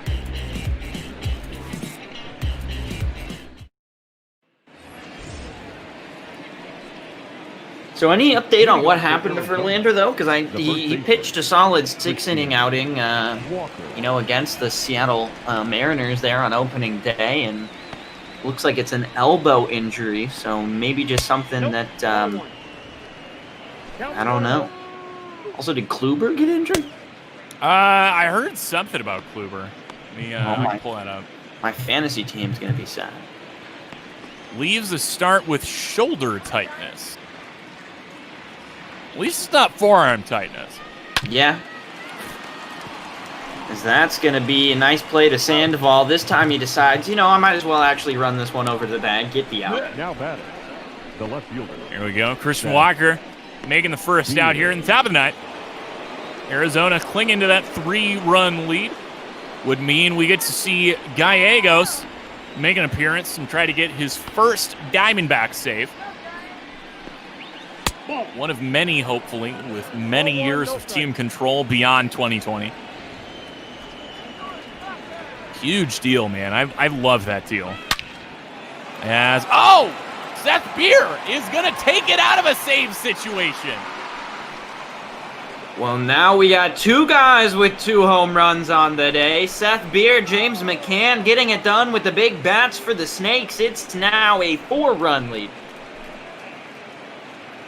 That's what I'm talking about. It's not always just like abysmal losses that we don't see him come out. It's things like this. It's Seth Beer going yard, making it a 4-run game. Not content with 3 runs. I wonder if this means we're going to see Archie come out. I hope not. That's what I'm saying. A 4-run lead, we can afford Archie Brantley. Let's see what we got now. So, talking about 2 home runs, James McCann comes up to the plate. Already got 2 home runs to his own name.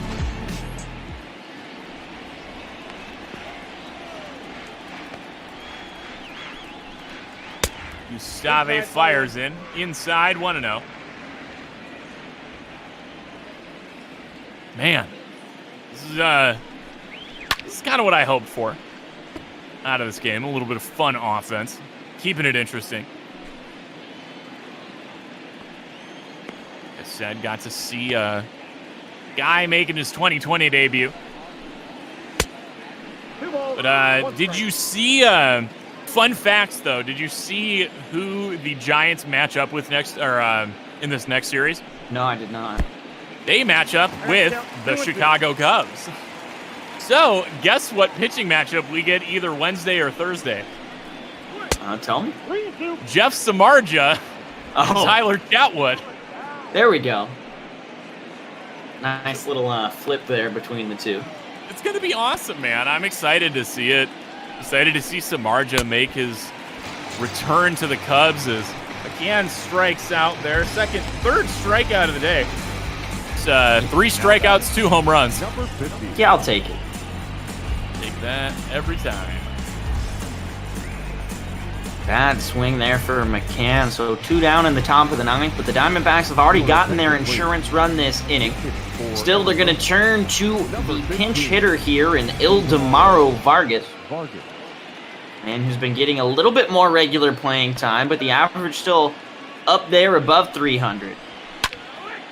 So it looks like Nick Ahmed is still in the game. Calhoun is the one who got pulled. Rojas out playing right field. That makes sense. I can dig that a lot more than pulling Nick Ahmed out on the double switch. Yep. And Vargas gives that one a rip, but there is Longoria to make the throw in time. Seth Beer makes it a 4-run game. We are officially out of a save situation as the Giants got 3 outs and 4 runs to make up. See who they send out in Game 3 here. Ladies and gentlemen, your attention, please. Now Here we go. pitching for the Diamondbacks, number 25. It's your boy. Archie. Yo, boy. Mr. Poop in his pants himself, Archie Bradley. 19 for 23 in save opportunities before that roll was yanked away from him. The second baseman. Now we'll see what he does here in a close to a save opportunity. You know, Archie Bradley's pitching, so you got to expect at least 1 base runner. I misread that big guy trivia there, and I was about to be like, seriously? Trivia question, name the Hall of Famer to have the most single-season home runs for the Giants. My brain totally glossed over the Hall of Famer part, and I was like, really? You're going to ask who the most single-season home runs for the Giants is? Barry? Exactly. Also a former ASU product, but we don't claim him. Come on, dude. Like, honestly, even before the steroids, he was a lock for the Hall of Fame. Well, cool. Then he should have just not done steroids. It's easier than that. Fair. I don't know, man. He's such an integral part of my childhood, though. Barry Bonds, just a monster out there. You know, waking up every morning, watching SportsCenter, seeing how far along in the chase he was. Like, somewhere I've still got the Mark McGuire 62 newspaper. But quick out number 2 there. Excuse me, quick out number 1. Gonna bring up Alex Dickerson pinch hitting now. Oh, that's out. Another lefty option for these Giants.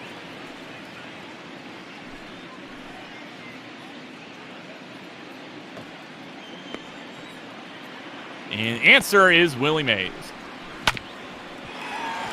As Alex Dickerson got some 9th inning magic.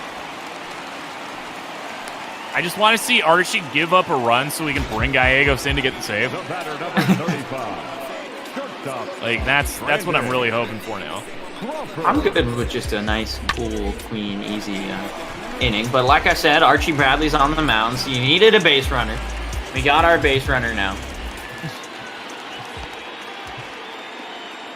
Just realized a man I missed out on my lovely All-D-Max Diamond Dynasty team.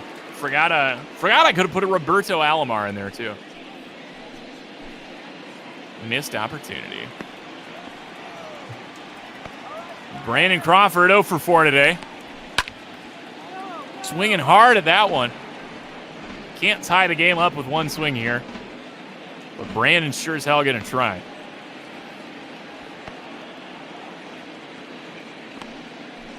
Bradley coming in now in a non-save situation as Crawford puts that one through the gap.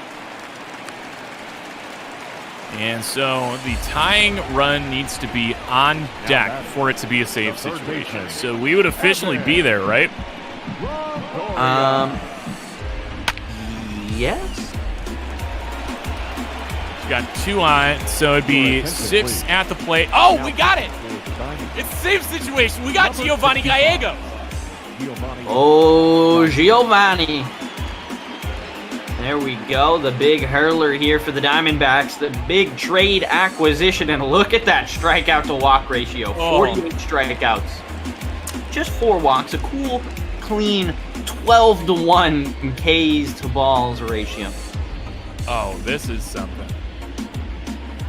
This is lovely. Jesus. 12 strikeouts to every walk. That's otherworldly. See what Gallegos can do here. 2 on, 1 out. Swear to God, it's going to be a 1-pitch ground out. What you got? Oh, looked at for strike 1. Gallegos coming over, I think is either the 5th or 6th of July, along with Andrew Miller in exchange for Dalton Varsho and a lower level. It was Pavin. Wasn't Pavin Smith. It was somebody, one of those prep arms. It was a big trade, though. Allowed the Diamondbacks another lefty out of the pen. And got this man here. Archie had been blowing saves and just looking like Archie Bradley. So Gallegos coming in. Big, big move for the D-backs. No bite on 0-2 in the dirt.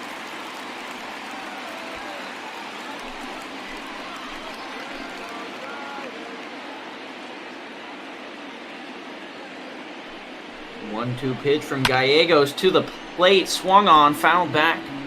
So we'll keep it here at 1-2. Longo trying to stay alive, trying to keep the Giants' day alive.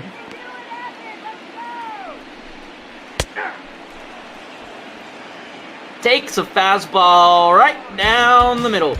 And that'll be Giovanni Gallegos' first strikeout on the day. He's 1 for 1 so far. Just needs to get one more to end this one for the Diamondbacks.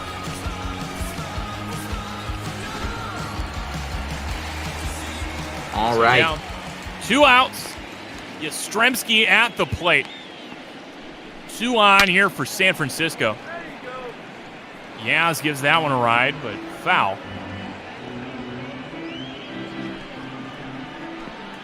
Giovanni just 1 out away from his first Diamondbacks save. We gotta get the right S word out. I got the count. Oh, and now 1 strike away. 0-2 here to Yastrzemski. Gallegos comes set. Delivers. Swing and a miss on 1 in the dirt. And if McCann's throw is in time, that will be the ball game. Giovanni Gallegos picks up save number 19, number 1 in Sedona Red. The Arizona Diamondbacks have taken the series 2-1. Final score here tonight, Arizona 7, San Francisco 3. Yeah, good bounce back win for the Snakes. They win the series, and now maybe if the Dodgers lose today, can get a little bit more breathing room in that divisional race. Would be huge, man. Dodgers, who have they been taking on? It's the Cubs, right? Or they're about to. I believe Miami here today. All right. Yep, it looks like Miami later today. Our boy Cookie will be taking us away on that one.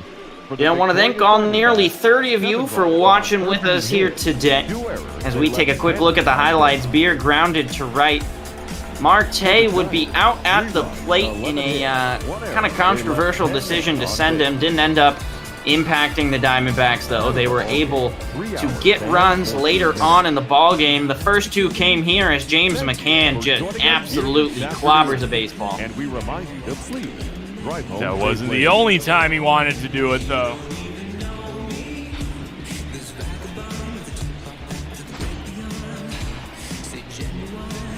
But we did see San Francisco offer up a pair of their own, making it a 2-2 ball game on a Longoria double that plated 1.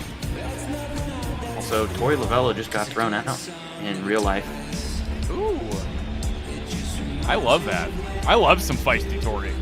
McCann with his 2nd home run of the night here in the top of the 6th. It's like I might be a little bit behind if I didn't see that. Like Crone's a little bit upset. That's all I'm getting. Marte lining into right for a single. Made it 4-3. Marte would walk in a run. Bases loaded walk. Are they calling that not a hit by pitch? Yep. You watched his elbow guard move. Yep. Oh my God. Well, there was a Seth Beer home run that got it to 6-3 for the Snakes. Then Longoria, beautiful play here by Christian Walker to get him at first. Ending a solid outing for Chafin, good to see. But then Beer would homer once more in the top of the ninth to make it a 7-3 ball game. 428 feet on that hat. Just a monster day. McCann with 2 home runs. Seth Beer with 2 home runs. If they can keep up this offense, it is going to be ugly. There you go. There's the bottom of the ninth. Game ending with the Giovanni Gallegos strikeout. Gets Yastrzemski swinging there. Gets his first save as a Diamondback. And there is your ball game. Final score at Oracle Park. 7-3 Diamondbacks take the series. All right, Doug, well, I'll let you handle the handoff here as I got to go work for an hour or two. So I will see you next time. It's my week off, but thanks for tuning in, everyone. Always appreciate it, Jake. And I'm joined here. It's Hines, it's P-Mister. They'll be taking you away in this game following this. It'll be Chicago and St. Louis. What's up, boys? Going pretty well. Cubs looking to get a 3-1 series out of this. But your guy, Seth Beer, did pretty well today, to say the least. Seth Beer and James McCann, man. Both those guys getting it done. Ooh. Well, P-Mister, how are you doing? I'm doing all right, and it's nice to see the Beer Man get on a little roll today, and I'll be heading down afterwards to try to claim my free pint down at the bar. Well, all right, guys. Looks like you guys got a fun one, so I'll get out of your hair, let it start. So thanks for joining us on this, and stick around. It should be a great game, folks. All right, well, thanks, Duggo. Luckily, that one didn't get tied and go 19. So we're going to take you out to Busch Stadium. It's going to be Jose Quintana, Carlos Martinez. So should be a good finish to this rivalry matchup. Yeah, definitely. Should be a really, really fun game today. And hopefully the fans on the foul ball poles today brought their gloves, because there have been a lot of very close ones that have just hooked foul over the past couple games. So heads up down those lines and maybe in the second decks over there. Yeah, that is, to say the least, several of them hooking foul from Jason Hayward. Even Kyle Hendricks getting in on the action. I mean, everyone's been doing it. So, it's what all the cool people do nowadays. They hook them foul because, you can get it much higher if you have less distance to travel. Something like that. Yeah, there's some physics class law thing I didn't really pay attention to. The inertia into the ball and the flight path, and there's a reason why the stat nerds take care of that. Yeah, I am not good with math. I'm not good with science. That's why I do this, and nothing in that involves either of those two things. But anyway, we take you out to Busch Stadium here. It's like the Cardinals out in their cream home uniforms. Those are, I think they started wearing those a couple years ago. They're okay. I don't know. I've just never been a huge fan of cream uniforms. I don't know about you, but I'm more a fan of the home whites. It invokes a lot of the older style uniforms. So if you're playing if both teams agree to throw on their 1950s uniforms, I'm fine with it. But just as a regular alt, not really. Yeah, that's what I gotta say as well. But Cubs wearing just the usual away grays here. Chris Bryant leads it off.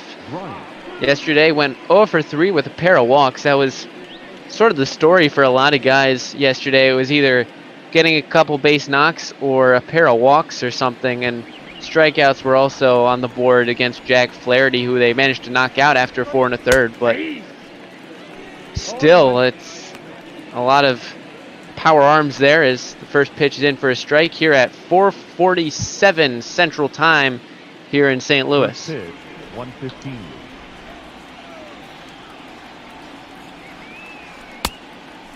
That is a full swing from Brian. That fooled him somewhere. Yeah, it's a two-seamer that ran away from him. It always looks tempting until it starts breaking away, and then you're like, oh, just try to save the best we can. The count is 1 and 2.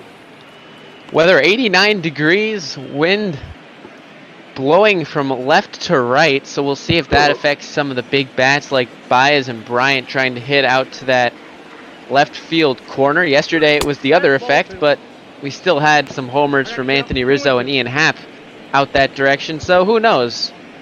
Yeah, it looks like not too many homers in Big Mac land today down the left field line, but right field porch might have a crack at a couple today. Bit of a humid afternoon, much different than the nice 74 we had yesterday in the afternoon. A nice day, so make sure you're wearing your t-shirts and your sunscreen because this is going to be a warm afternoon as that is swung on and missed for the first out of the game. And Chris Bryant having a little chat with the umpire there, but honestly, he tried sending that one to the beach and just absolutely no dice there with that swing.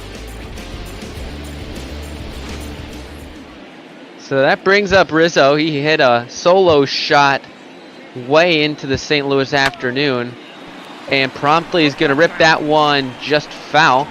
First pitch.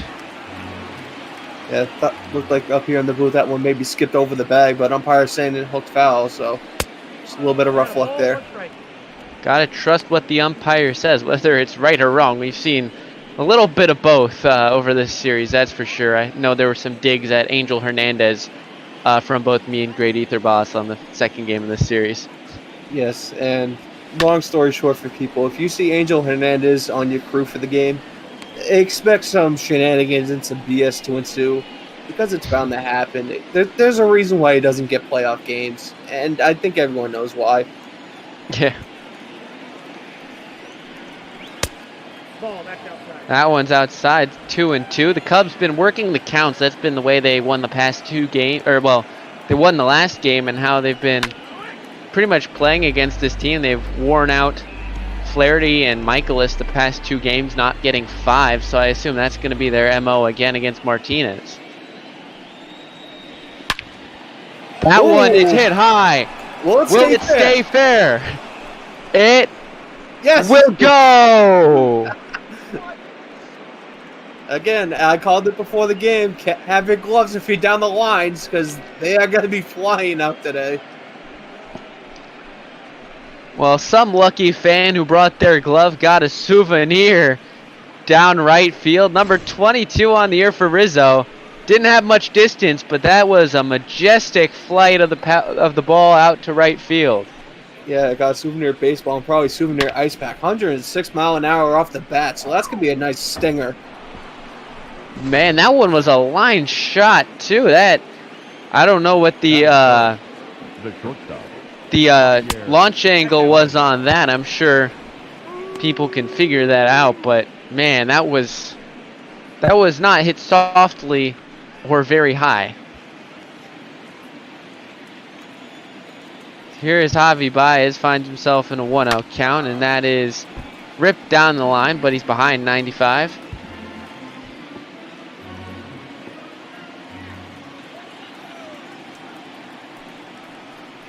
Martinez deals low. It's 2-1 to Javi.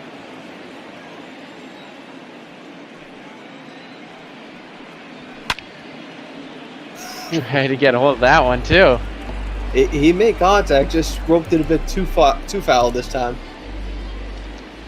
Well, if this game goes this way, I think we'll see maybe a fair amount of strikeouts from both Quintana and Martinez, but you never know. There might be more than a few long balls, let's say.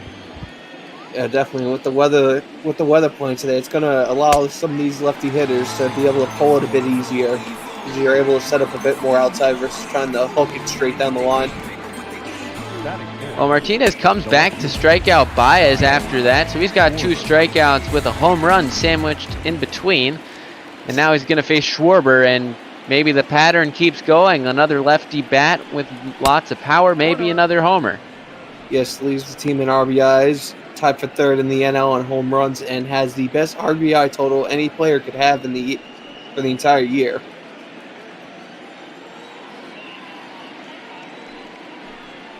Pitch from Martinez is swung on and missed by Schwarber. It's going to be 1-1 here in the first. Yep, looks like Schwarber's going to be due to get paid very soon with 5+ years so far of service time. So looks like he might be coming up for a contract soon unless the Cubs locked him down recently. Don't believe so. The Cubs have a lot of contracts expiring. That's a big issue. As that is roped out into center field. And that will one-hop its way to Harrison Bader. So 2-out knock, and it'll bring up Wilson Contreras to the dish. Yeah, definitely. And you were mentioning how Chicago has a couple issues coming up. With Bryant, Rizzo, they have a lot of very young, very good talent here. And essentially, there is a salary cap in the majors. It's about $210, $215. But it's essentially a soft cap, and if you go above it for, I believe, 3 or more years, you have to pay $1.50 for every dollar that you go over. So typically teams like to stay under that a little bit, and looks like Chicago might be facing some tough choices coming up.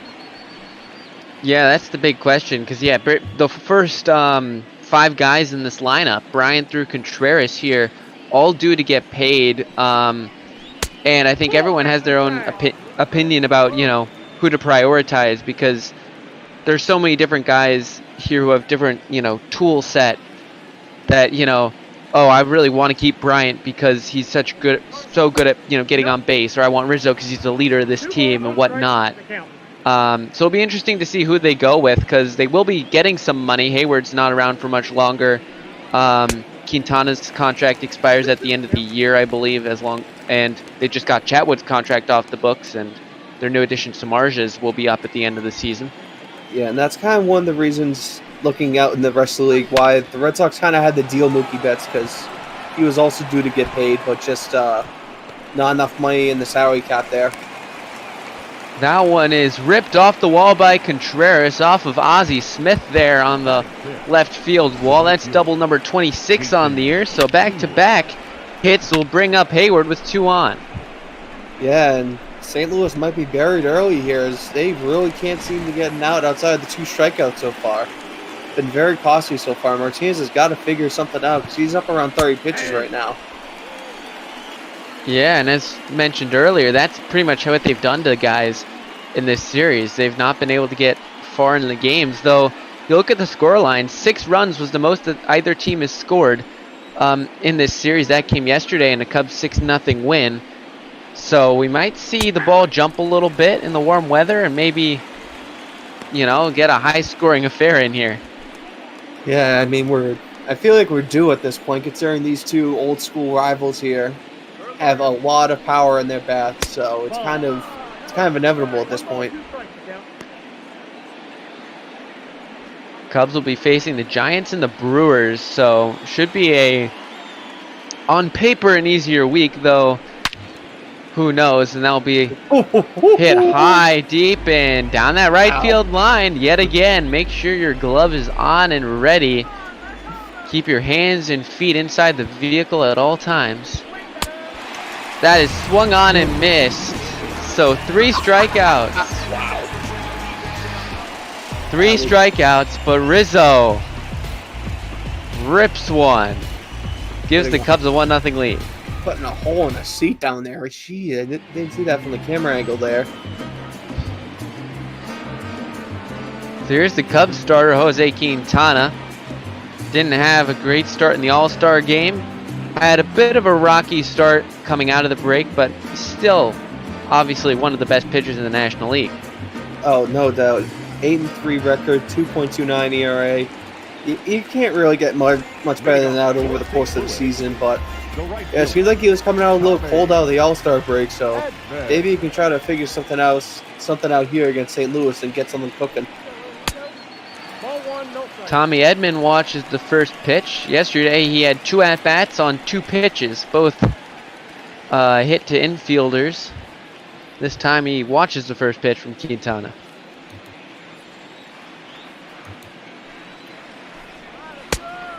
That one's inside. Quintana misses with the first 2 deliveries here. It's 2-0.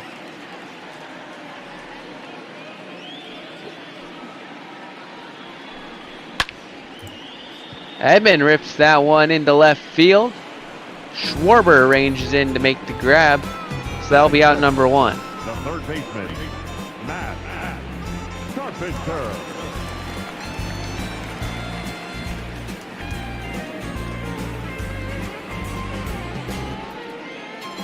Matt Carpenter, the third baseman today for the St. Louis Cardinals. Back to the position, I believe that's where he started with the Cardinals before moving to first and played some second.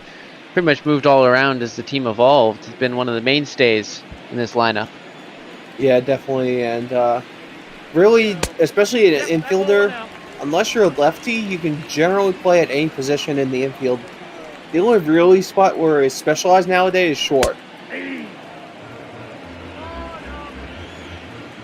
It's in a 2-1 count here. He's had some good success in his career against the Cubs. Hasn't really found it in the series. Had 1 of 5 hits that the Cardinals had on Kyle Hendricks yesterday. That's chopped foul and a good sinker.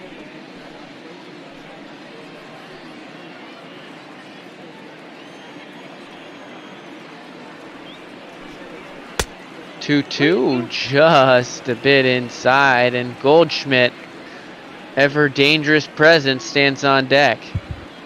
Yep, and you want to get Carpenter out here because you want to give him as little ammunition as you can. Fastball fouled away. Full count still here on Carpenter. Quintana's delivery is hit into left field. That is going to get into the gap and one hop over the wall for a ground rule double. Number 20 from Carpenter. Well, now we got ourselves a little fun here. Quintana in a little bit of a jam here, giving up that ground rule double, and that just barely got over the wall there. Could have been by more than a foot. Goldschmidt had an amazing game. 3 hits, 4 RBIs, if I remember correctly, in their win on Friday. Provided 4 of the 5 runs that they scored, including a big fly. So he's going to be looking to get his team in the lead here early. Yeah, Quintana's looking to settle himself down a little bit. Got the first out just fine, but then ground rule double there. And now going up against probably one of the best bats in the St. Louis lineup right now.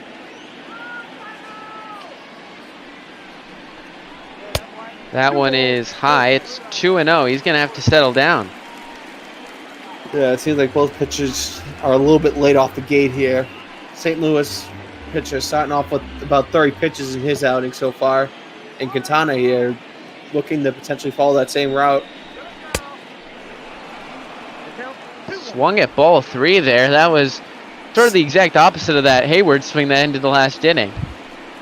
Yeah, it looked like he was trying to take a little bit of a 3-iron to that one. The wet was so far inside.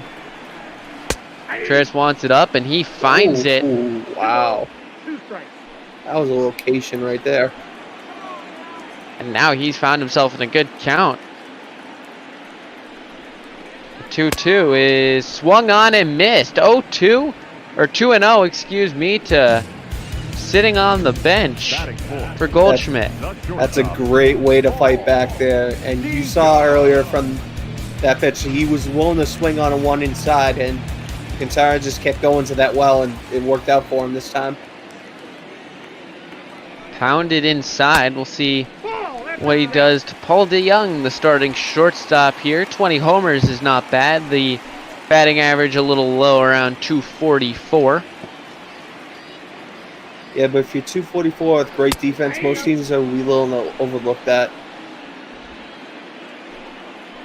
Watched a hanging curveball for strike 1.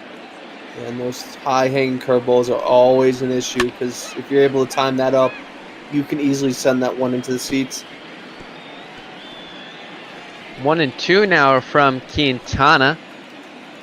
Looking to get out of a little bit of an early jam, and that is fouled away.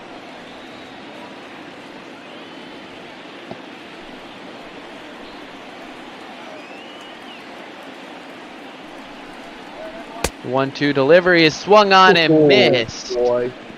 Back-to-back Ks, the two of the most dangerous guys in this lineup, ends it for Jose Quintana. We head to the second, 1-0 Cubs.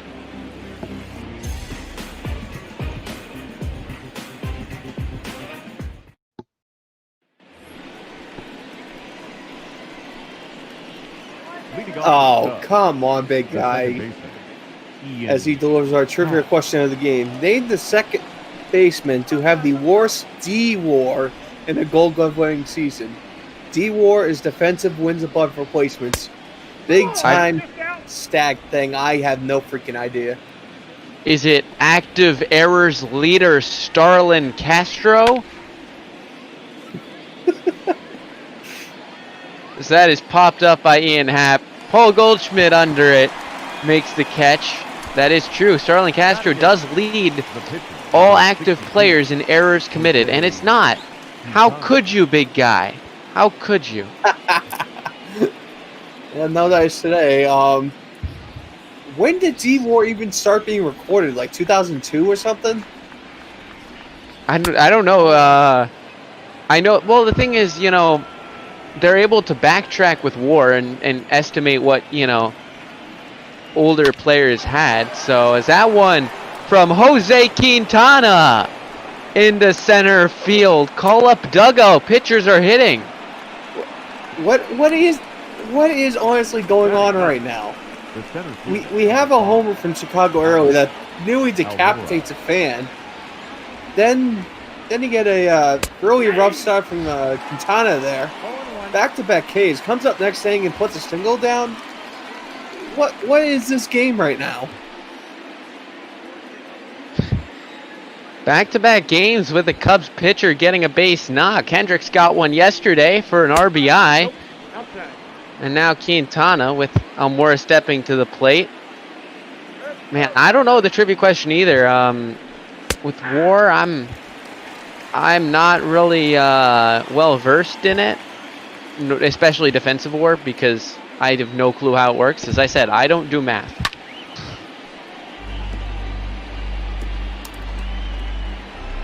Almora finds himself in a 1-2 count, looking to try to move Quintana over.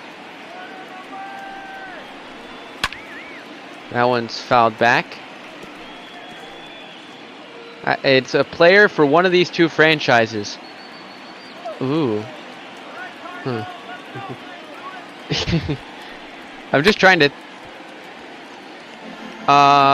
could it be Darwin Barney for the Cubs back in 2010 or 11?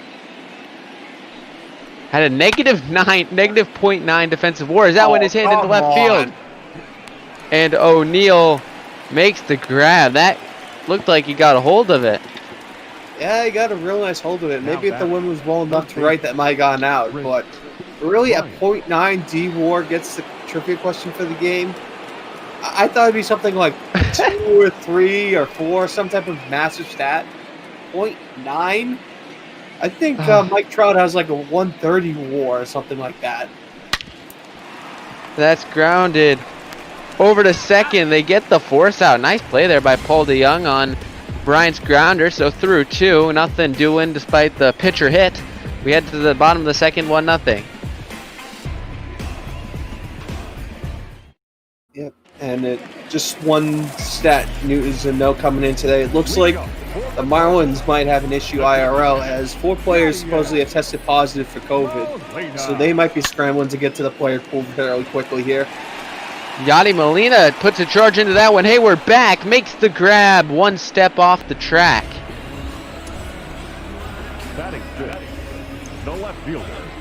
Ball is flying here. The answer is Ryan Sandberg. What? What? Huh? Timeout? What year was that? Insert random year here. What did he play, like 82 to 90 or something like that?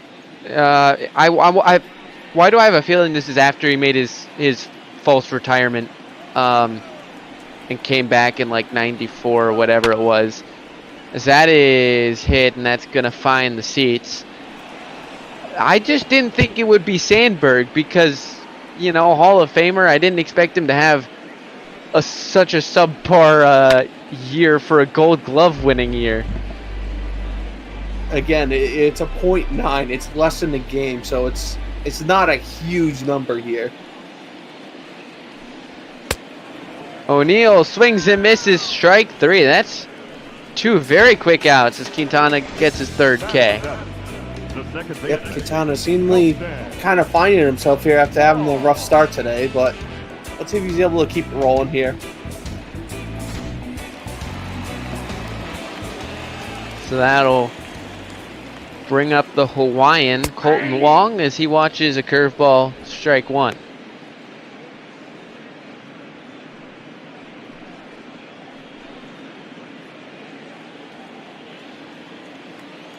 I still can't believe that was Ryan Sandberg. Yeah.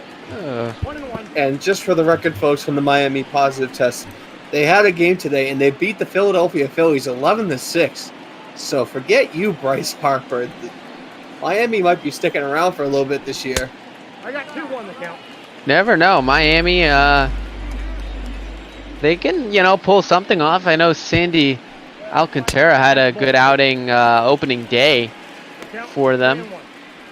Yeah, I believe right now there's only 2 or 3 teams left that are undefeated in the entire Major League Baseball. So this is going to be a really fun ride if you want to try to introduce someone to baseball, because it's going to be tight, it's going to be fast, it's going to be furious, and there's going to be a lot of frustration and anger.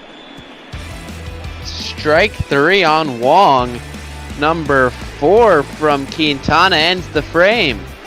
A little bit of a hop, skip, and a jump there, too. He must be really rolling today. I believe, looking back to the only undefeated teams coming through today. Coming into today, there were 3, as far as I remember. So far, the Padres are the only team still undefeated. They're 2-0, looking to go 3-0 if they can hold their 1-0 lead over the Diamondbacks right now. It's one of only 2 games actually going on at the moment. Well, knowing the Diamondbacks, they're probably going to not do absolutely nothing and sit in their behind, or as Doug would like to say, mismanage the bullpen epically and give up something stupid. I'm sure Duggo's watching right now. Rizzo takes a strike, 1-1, maybe looking to follow up that homer.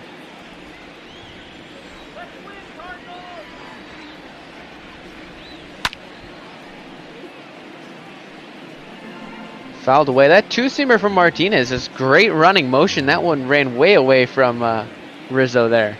Yeah, and that's the thing with the 2-seamer. If you're able to get the motion correctly, it can be a really nice ball, because it mimics like a curveball or a slider, but it still has the velocity of a fastball, basically. Pitch. Just low there on a 2-seamer. It's 2-2. Molina wants it away. That one found its way right down the heart of the plate. Lucky to be getting that ball back. I don't think they're getting the ball back, but it's definitely not a home run, and they really broke lucky there. Maybe lucky that the fan who got the ball is sitting behind the dugout and not sitting 5 rows back in right field. Yeah, 5 rows back in the second deck.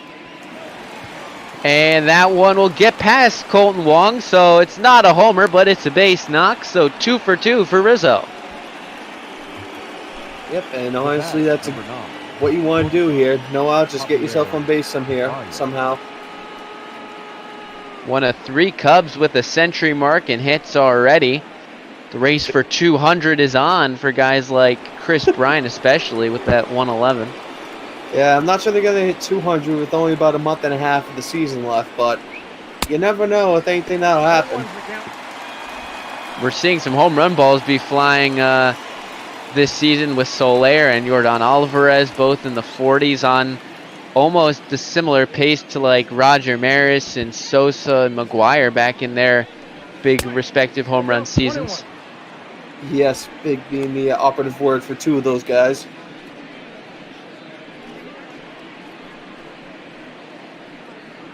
It's 1-1 here to Javi Baez.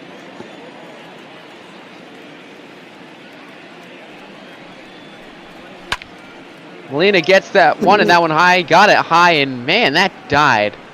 That is caught by O'Neal. Man, I thought that one would be going 500 feet. Yeah, that one probably had a duck up there or something because that died like a rock. Kyle Schwarber. That's a very Randy Johnson-esque thing to do. Yeah, instead of throwing a 100-mile-an-hour fastball across the plate, just a looping high fly ball that inadvertently strikes a bird.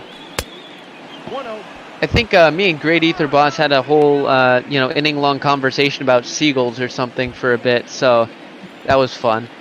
Yeah. You see, birds do come up. If you're an avid bird fan, come to the ballpark and listen to us call games because we have some interesting facts about birds.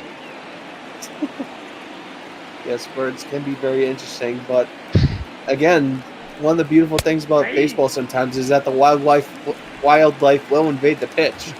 As we see St. Louis Cardinals especially had the rally score a couple years back that really kind of sparked the postseason run a little bit. I believe they made the World Series that year also.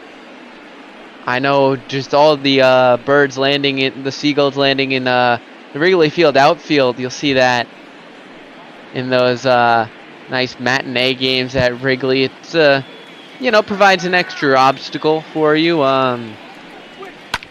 Try to find green grass. It's the new challenge of the day. Yeah, especially in a city like Chicago, where sometimes that can be very hard to come by. A little bit less so out here in St. Louis, as we're kind of out in the middle of the plain states here, so you don't have to go that far to find an open area. Schwarber hits that one high, deep to the track, to the wall, makes the catch. Does Tommy Edman. Ouchie, he might want to check himself, make sure he's all right. So he crashed hard into that wall out and right. Man, throwing life and limb out there. The outfield, I think, catcher's obviously one of the most physical, positions on the field. But, man, when you go into a wall, I don't think anything can compare to what an outfielder does. Just look at how many times Byron Buxton and co have gotten injured by crashing into a wall trying to make a spectacular play. Yeah, and luckily nowadays the walls are a bit more padded and softer. If you go back and watch, 1970s, 1980s, they're either hard walls or they're just like plywood sheets that you can run through if you go up enough speed. And the one exception being Wrigley Field, where it looks like it's some nice cushy ivy, and then you find out there's a brick wall behind there. Yes. If you don't do your scouting ahead of time, you're in for a rude awakening when you go to run after a ball there. Yes, and to a lesser extent out in Fenway, where I believe it's still pretty much a metal wall. And if you try a jumping leap against the wall, you can get hung up on some of the miscellaneous hooks and screws that are up there. I believe that happened to one of the Baltimore Orioles, I think, a few years back, got hung up on there. Well, and if you ever get tired of the game, you can always just go inside the scoreboard, pull off a Manny, and get something to eat, take a break. If you've got someone who pitches to the right field, then you're fine. Exactly, yeah. Just go in and take a quick relief break to fix yourself correctly before you head back out. Get a hot dog, whatnot, take in the ballpark feel. Manny was such a clown, it's not even funny. As we're seeing here, St. Louis Cardinals, outside of stolen bases, just god-awful in basically any batting statistic you look at. Which, the exact opposite of which is the case for the Cubs. They're leading in pretty much everything except for stolen bases, which maybe the signing of Billy Hamilton, the lesser piece in the trade with the Giants, but he's going to be on the bench mainly as a pinch runner. I think that'll help come, September, October. Yeah, definitely, especially with the National League, where the pitchers do have to hit. It's always nice to have a speed guy or two on your bench to be able to go out there and take the place of the pitcher if you're in a tight spot and he pulls something off. No ball, 2 strikes. We've seen how speed can make the difference in a postseason series. Just take 2014 with the to send or not to send with Alex Gordon in that World Series. That is called strike 3 on the pitcher Martinez.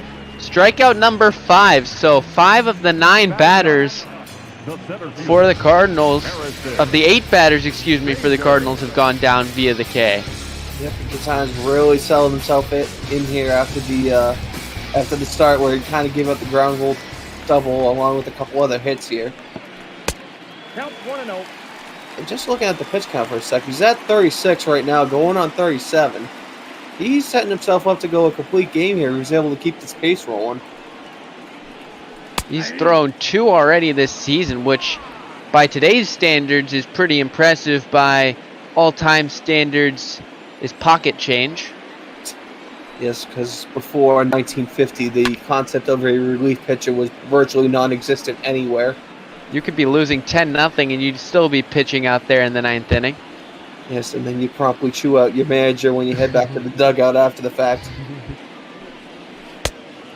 That is swung out and missed by Beede. 6 strikeouts out of 9 batters.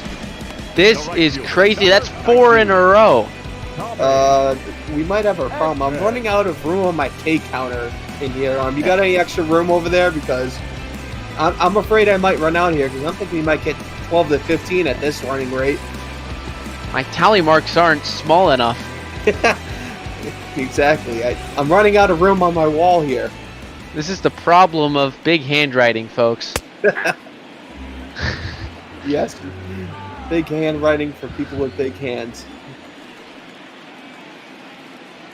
So here's Edmund. He actually didn't strike out in this game so far. You know, I think we might see everyone strike out in this game.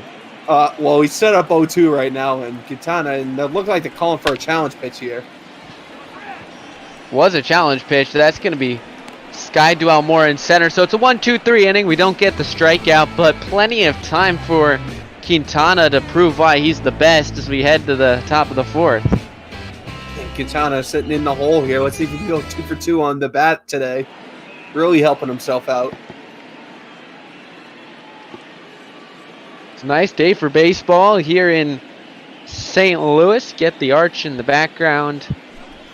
Picture perfect day is Heidi Watney here, bringing up the Cubs lineup and how they've really turned around after a slow week going into the All-Star break. They've come out firing on all cylinders. Exactly, and that's what you want to do coming out of an All-Star break, is come out the same way you went into the All-Star break, absolutely on fire and setting the pace, basically. Jason Hayward, he struck out in his first plate appearance. He'll be leading it off. Martinez, comparably to Quintana's like 40 or so pitches, I believe, he's at 67 coming in, now 68.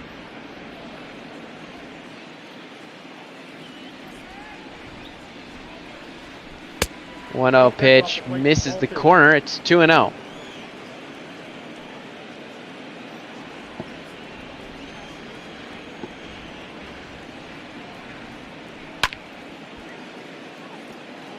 Watch out down the left field line. It's 2-1 here on Jason Hayward. Oh, that's out. 3-1. This has been the problem for Martinez. He's just either giving up hits or he's not really finding the zone. Right, and that's kind of a issue for some pitchers in general. Are running 70 pitches, so bullpen's going to be active fairly soon for St. Louis, I feel like. And the big issue with that, as we see a walk for Jason Hayward, is the fact that, first off, the Cardinals' bullpen's been in action every single game pretty heavily. 4 guys through yesterday, I believe 4 through the day before.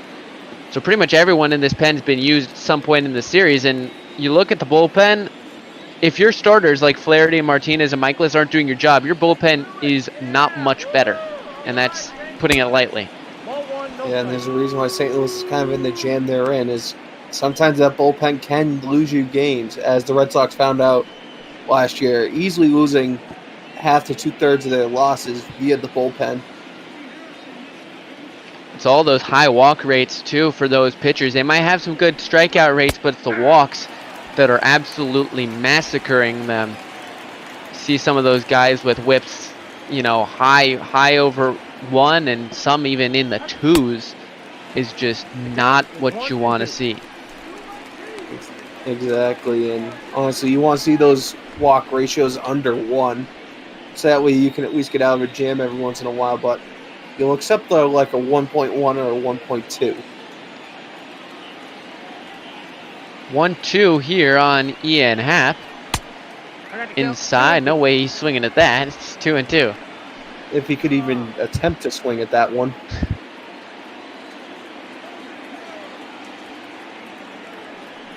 Pitch. Swung on and missed, so that's going to be another strikeout for Martinez. That's number 5 for him, so Ks are racking up a bit, but the hits, the walk now, things are not necessarily going his way.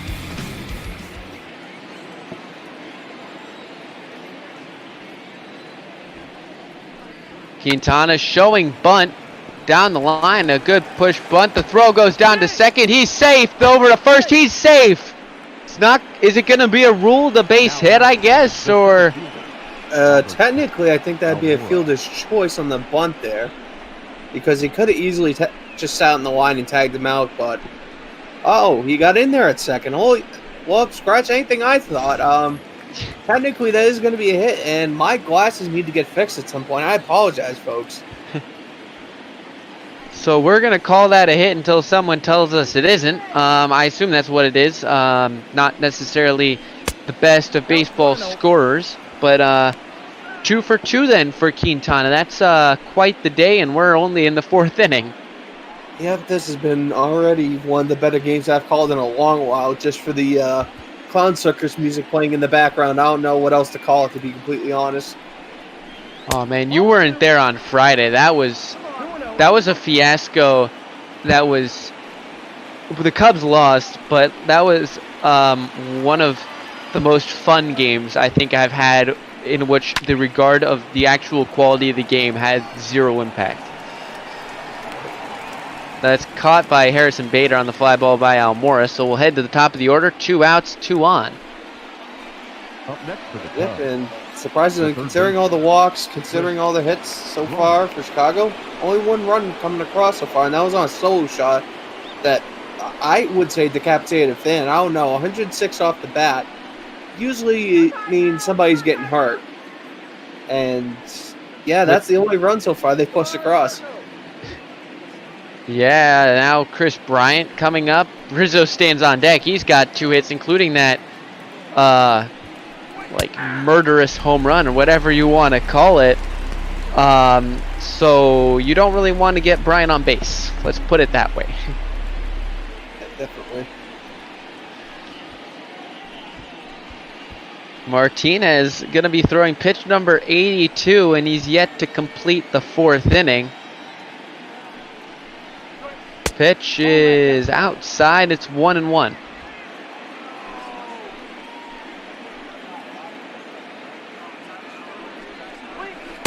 That's ball 2. 2-1 here. He's not going after Chris Bryant, despite the danger that, lurks on deck. Yeah, and you don't want the bases loaded in that case, because that could be an immediate dagger for St. Louis if Grand Slam's hit there. You have to go after Bryant here. It may be costly, but you have to try to get a strike in there. 3-1, and he's going to get a challenge fastball, I would assume. No, they're probably going to try low and outside just to limit the power potential. And that one is chopped slowly. Martinez sets, throws, gets him. So a jam is avoided here. Yeah. Ground out to the pitcher to end it. Still 1-0.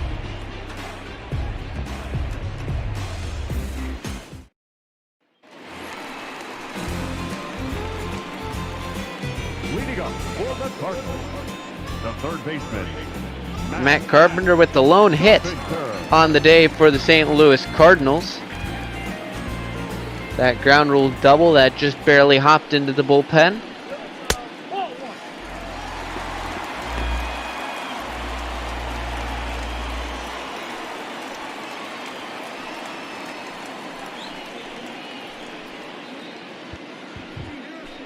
We've had a good game so far from Jose Quintana. Hopefully he can keep it up, because this is the Quintana we've been used to seeing, if not better than the Quintana we've been used to seeing. Yeah, only the one hit so far. A couple walks and several strikeouts. I think I found some more of them on my K counter now, so I think we'll be okay. But yeah, I believe he's up around what, 6 or 7 at this point through 4+. I believe he's at 6. My count is correct. That's through 3 innings. That's I don't know what to say. That's insane. Yeah, and that one's gonna be pop foul. Although first baseman might have been able to make a play on it. That was kind of low. He popped over there.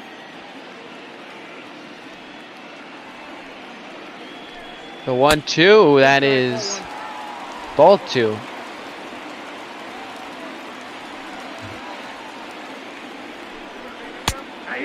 Called strike 3, number 7 from Jose Quintana. Yes, and the counter loves to count the strikeouts today from Nairo Quintana. 7 on the day so far. Oh, man. And that's one more off the list of guys he struck out now, because now it just leaves, I believe, Edman and Molina. He has not struck out yet. I was going to say, yeah, the guy who flew out to end the last inning was one of the 2 so far. Yeah, Molina's the other one. Probably won't see him this inning unless a base runner is achieved. But man, he's on pace for, through 3 innings, that's 18 strikeout pace. Oh boy, let's not go there. That is hit well, deep left field. Schwarber going back to the track, to the wall. It is gone. Well, there goes any hope of that. All right, now that the clown circus of strikeout parade's over and the game is now tied again 1-1, let's try actually playing some actual baseball. Yeah, this sort of, with everything that was going on, it was hard to think that it was still only 1-0. It felt like the Cubs were just all over Martinez and Quintana was all over the Cardinals hitters, but that one looks like it just got into the bullpen out there. Yeah, only cleared the wall by about 10 to 15 feet, but nonetheless, whether it's 5 feet over the wall or 2 miles over the wall, it's still the same 1 run.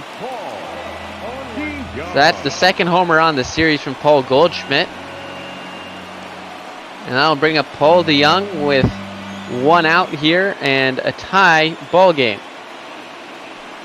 Yep, and again, you were mentioning it. Chicago has really been all over St. Louis as far as the bats are concerned. And Quintana's basically shut down the entire batting order, but nonetheless, the game is still tied here. That is up and away. It's 1-2 to Paul DeYoung, the shortstop for the Cardinals.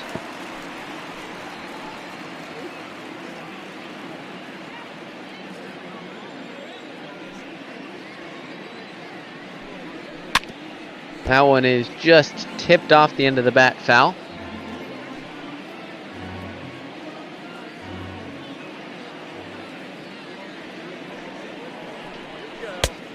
That one, ooh, just missed. Might have been called a strike earlier for all we know.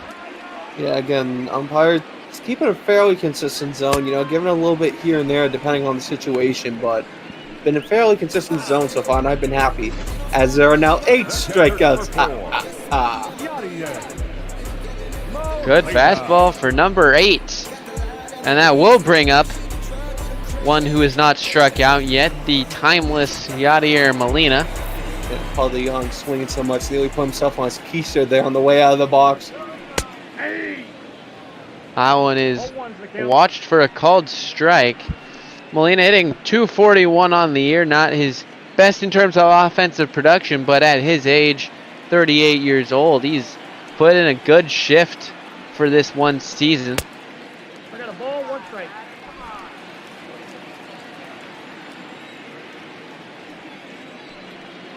Quintana delivers. That one is outside. It's 2-1.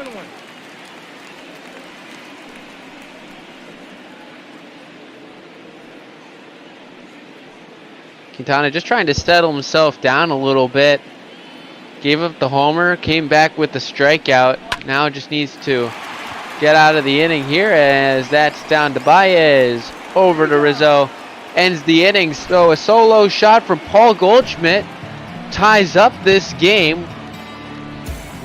Still only 1-1 despite everything that's happened. Yeah, and honestly, this has been a really funky game, I'll call it. As really both teams haven't had much. As we're going to see Ponce de Leon step in, and no, it's not the gentleman from the famous book I'm forgetting the name of. Hopefully the book nerd in Twitch chat there that can figure it out for me. Well, there was a former governor of Puerto Rico, Juan Ponce de Leon. I feel like I should know some of this stuff because I am the self-proclaimed history nerd, so I really should know more about this. It's not really a history thing; it's more of a literature type thing. So again, it'd be more bookworm type thing. So here's Rizzo looking for hit number 3. That one is foul. It's 0-2 on him. Oh, and the ball boy missed the ball. Come on, kid, pay attention. You're getting paid $50 in a bucket of bubblegum after the game. You should do better than that.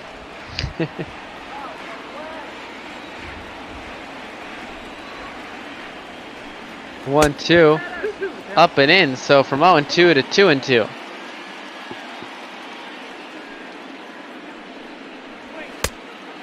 High 3-2. So Ponce de Leon not able to find a put-away pitch.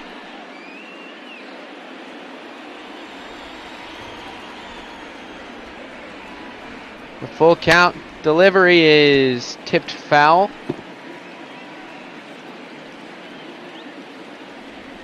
Oh, I guess it was the Explorer. I thought I'm going crazy right now, folks. I profusely apologize for my lack of knowledge at this point.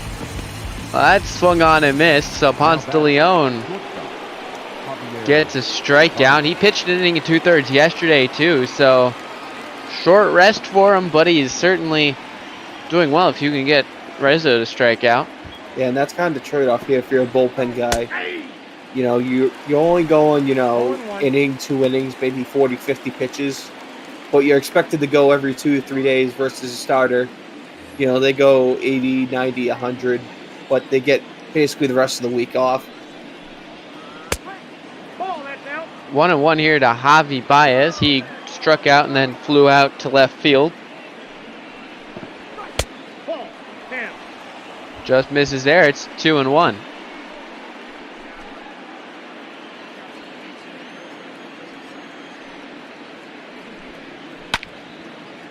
And he gets a hold of that one. High, deep left field. O'Neal going back to the track, and he has it right in front of Bruce Sutter.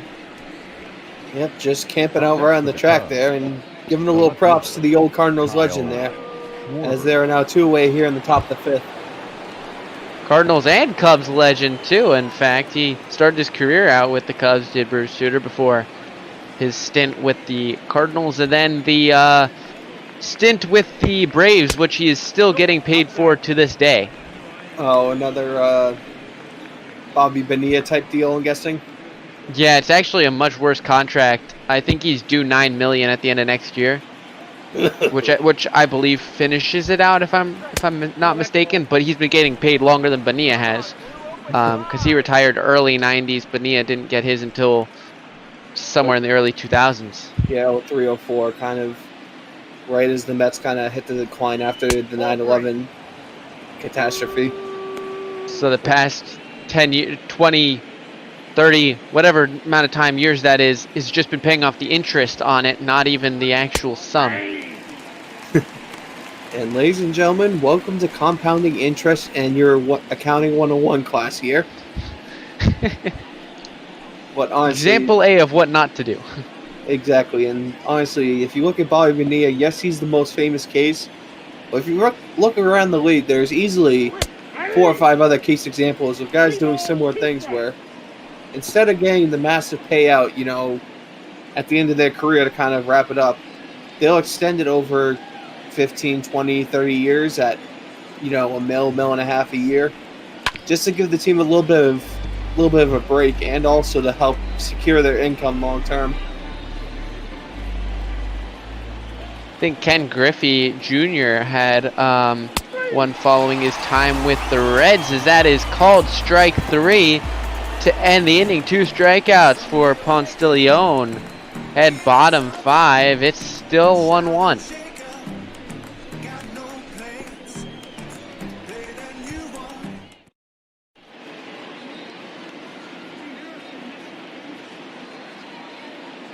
Heidi Watney back here. Still trying to figure out the microphone. We'll promise we'll get it done one day, as we see a green Cardinals hat there from one of the fans. Yeah, definitely. A lot of teams have the green alt now, although most of them don't use it because it's kind of a St. Patrick's Day exclusive, and that you really only see in spring training. But I believe the Red Sox throw it on every once in a while because I want to say like 80% of the city of Boston has some Irish heritage in them. That's hit well down the line. Will that drop? Schwarber chasing. Makes the catch right by the wall and right by the foul pole. Now batting. Yep, and again, with a little bit of a short foul territory there, didn't have much room to make the play.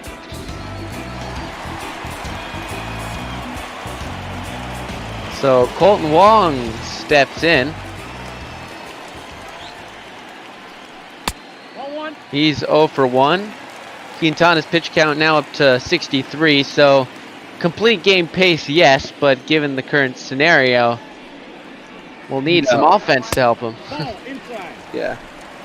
You'll need a little offense and a lot of luck probably, as the couple of tags St. Louis have been really long fly balls, so he's got to be careful going forward. Cubs bullpen, however, is completely fresh, as Kyle Hendricks tossed a gem of a complete game shutout. 7 strikeouts, 5 hits, 3 of which were nullified by double plays, so he only faced 29 batters. Didn't walk a man, didn't give up a run, and got an RBI single as well for himself, as Quintana loses Wong for a walk, his first of the afternoon. Yep, and this is where the cracks in the arm roll start to show here as Quintana approaches 65, 70 pitches, and St. Louis is going to try to send a back killer here as a pinch hitter. You've really got to be careful with Quintana here to not give this game away early on.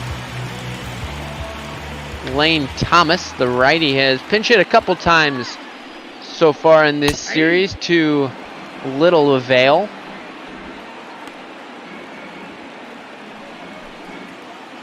Looks like Mike Schilt playing the matchup game here. He's got a pair of switch hitters, but going for the pure righty against the lefty Quintana's. That is quickly 0-2 on him.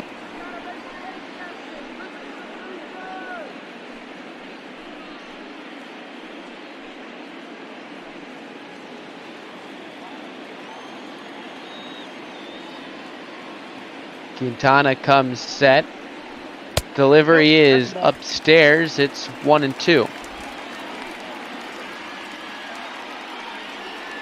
If you're Lance Thomas here, you're looking just to drive something in the gap, maybe get the guy around from first, but if anything, move him over the third.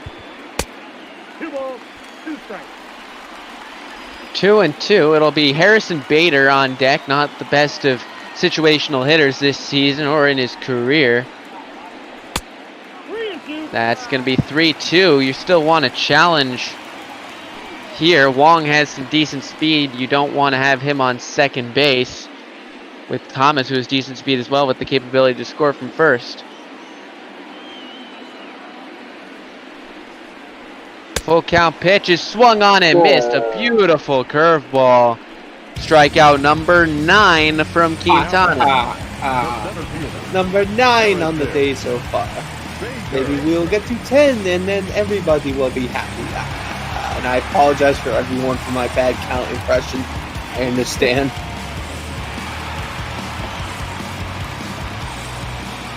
So here is Harrison Bader. Good defensive center fielder, a good speed demon on the base paths, and a bit of speed. Gonna say he was not the best hitter, but he proves me wrong there. Base knock. Yeah, and especially one high and tight up around the shoulder blades there practically. So good job fighting that one into the outfield for a hit. And now one of the few guys that has not struck out to Quintana today is up at the plate. Might play to his advantage here. Just needs a ball in play. Doesn't need to do too much. Just needs to avoid hitting it right at someone. Right, and if he can put it over the wall, it would go a long way to helping out St. Louis win the game today. That curveball slipped. You can see the batting average, though, abysmal with runners in scoring position. Yeah, but there's no better time to fix that than right now. That one is grounded to third. Bryant over to first. Gets him. Could have just tagged the bag. Might have had a better, easier play, but ends the inning nonetheless. Still 1-1. We head top 6. Your attention, please. Now pitching. Be the hard-throwing Alex Reyes coming out of the pen now. Alex Reyes.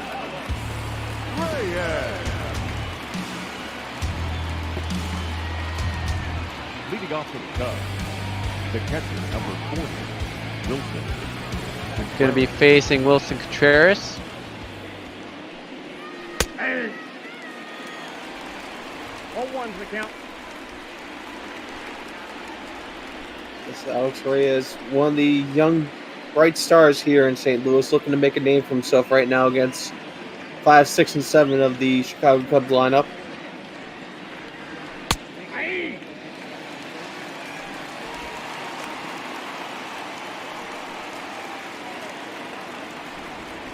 Oh, 2 here on Contreras. Has a double in his first plate appearance. Swings and misses. So back-to-back Ks now in his last 2 at-bats. Now batting, right fielder.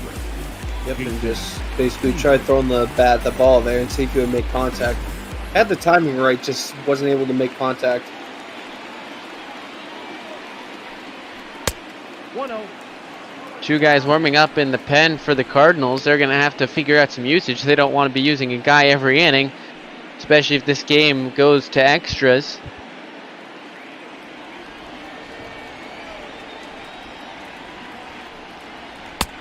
That one doesn't find the zone on the off-speed pitch to Jason Hayward.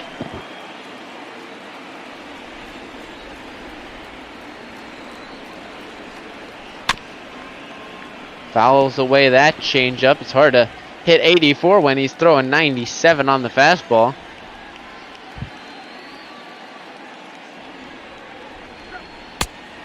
Three balls, 1 strike. 3-1. Happ stands on deck. He has not had the most productive of days either. Yeah, definitely. Both teams really haven't been very productive, especially the Cubs with the runners on base they've had.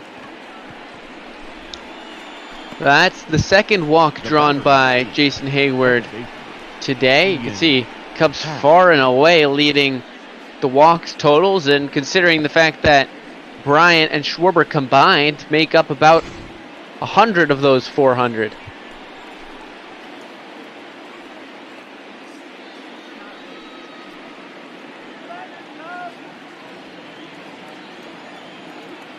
So Happ, as I mentioned, he's 0 for 2.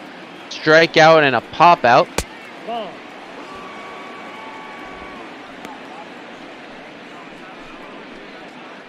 That's grounded into 10 double plays so far on the year, so if I'm the St. Louis infield here, I'm getting ready for a little grounder towards you.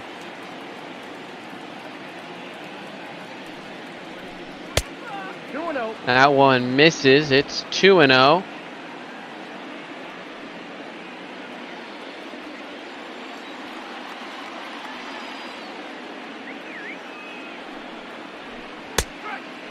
Swung on and missed there. So 2-1. Good hitters count with a runner on, and the pitcher Quintana on deck. I got to count 2-2. found that changeup. It's 2-2. Ray is looking to get the strikeout here to really try to limit the damage here that Chicago can inflict.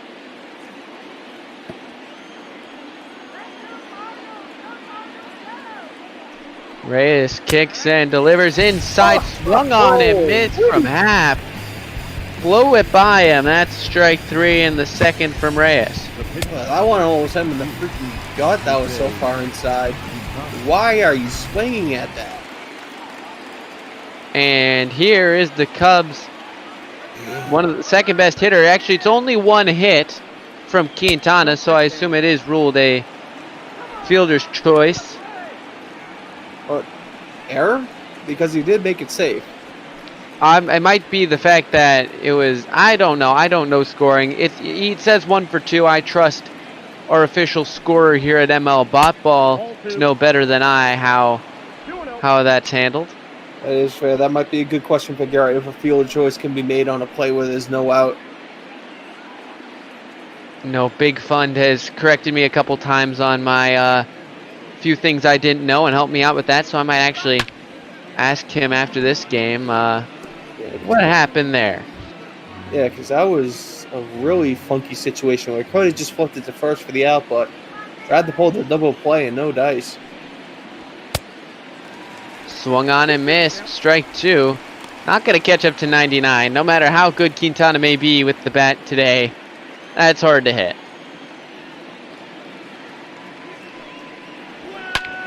That one is hit the other way, caught by Goldschmidt. Ooh. Nearly an extra base hit for Quintana had that got down. Not today, though, as we're going to head to the bottom of the 6th. Still tied up at 1.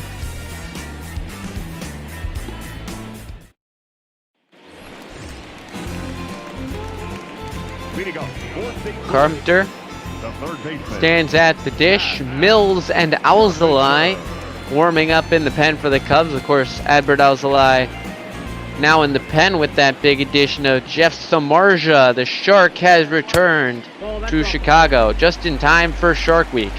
Shark Week. Ooh-ha-ha. Yes, see them warming up in the pen? Yep, Jeff Samardzija and Billy Hamilton coming over from the San Francisco Giants in return for, I believe, quite a few prospects. If I know there was at least 3. There might be another one that got added late. It was I believe the official deal as written, at least, by our bot Manfred, commissioner of something with absolutely no power, but he's a figurehead, more or less. Yes, he's a puppet king, as they say. It was Tyler Chatwood who had his stint in the Cubs Major League team. That's strikeout number 10. Double digits time. Hey-oh, and he is really cooking today. So we might be able to see that hit up around 12 or 13, and that might get him player of the game if the Cubs are able to pull this out. But their offense has been absolutely dead quiet so far. Goldie at the plate, watches that one strike 1. The rest of the deal, Donnie DeWeese, a 26-year-old center fielder down in Iowa. And third baseman Christopher Morel, who is the 10th rated prospect in the Cubs minor league system. As of the beginning of the year, is Goldschmidt is over to Happ. Happ throws to Rizzo, and that's out number 2. Sitting at 82 pitches here, so yeah, he kind of lost the full complete game line here, but he's going to set himself up for a very nice outing if he's able to keep rolling here. Has a quality start within reach. I believe it's, if I remember my quality start requirements correctly, it's 6 innings and less than 5, 2 or less runs. Yeah, I think it's either 2 or less runs or 5 or less hits. It's something along those lines. That one's in the gap. That one's going to get down from DeYoung and rattle against the wall. Hayward gets that one in. A nice jumping play by Happ to keep it in, but runner on second now, so a little bit of danger with Yadi Molina at the dish. Yep, and I wouldn't be surprised if the Cubs yank the hook here as he's up around 84, 85. And still with this game being tied, the last thing you want to do is leave a guy in a little bit too long. They are going to stick with him. Molina hasn't gotten a hit yet today. However, he has put 2 balls in play for his 2 outs recorded. Not an easy guy to strike out is Yadi Molina. I believe he's at 46 strikeouts, which, considering there are 4 guys above the century mark in Ks for this Cardinals offense, that's pretty impressive. Yeah, definitely. And again, Quintana here, you just want to get strikes. Doesn't matter how, doesn't matter where, you just want to get the strikes here. That one is hit high into center field. Almora tracking down, makes the catch. And I'm sure Quintana is going to be pumped after that. Yeah, Quintana's pumped, and the hospitals in Chicago might want to get their heart ventilators going, as that probably caused several heart attacks with how far that ball flew out there. We now going into the 7th with Shark Shavery joining us in the booth. Shark, nice to have you back here. Nice to be in the booth. I'm going to forego my stretch roulette because I do have one that, even though we're not at Wrigley, I need to play because it perfectly encapsulates how I'm feeling roasting alive in my apartment. Oh man, I'm intrigued to hear what you're cooking up for this, because I have no clue. Or what you found. Oh my. Hey, what do you say? That was a heck of a play down at first there. It's the 2nd time he's done it, actually. Back-to-back plays, because he did that on Quintana at the end of the last frame.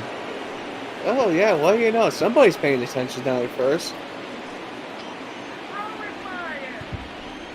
So it'll be Bryant and then Rizzo for sure in the inning. At the ball. I hope, Shark, you brought the offense with you, because it's been pretty dead quiet since whenever the Cardinals last scored. It was like the 3rd inning or something. 4th inning. Yeah, it's been a really snoozer outside of 2 home runs.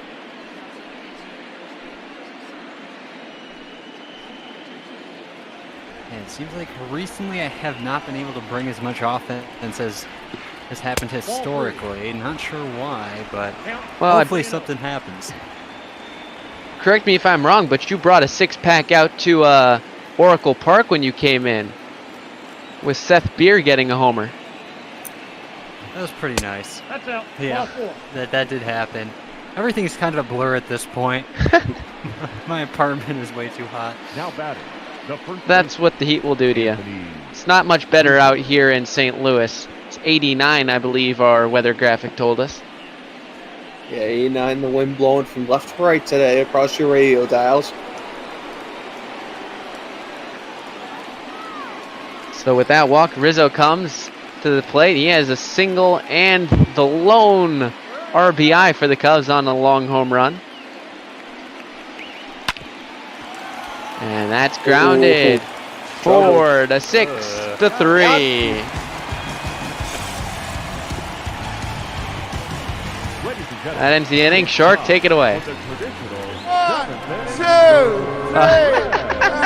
Let's go out to the morning. Let's go out to the moon. Take me every lesson new. I don't remember what I have to do. And I'm going out to the garden.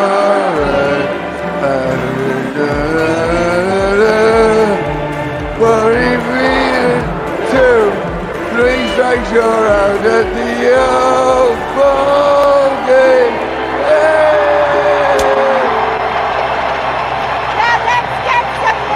Now let's get some runs. Come on, don't mess around. Let's get some runs. Okay, somebody take the animal. Somebody take the bottle of scotch away, please, because he has had well more than enough already. Oh man, but that is how I feel right now. I love the Aussie put together stretch. any sentence of any coherence is amazing. Well, I understand that, that's for sure. It's Alec Mills in the game for the Cubs, so that's the end of the line for Jose Quintana.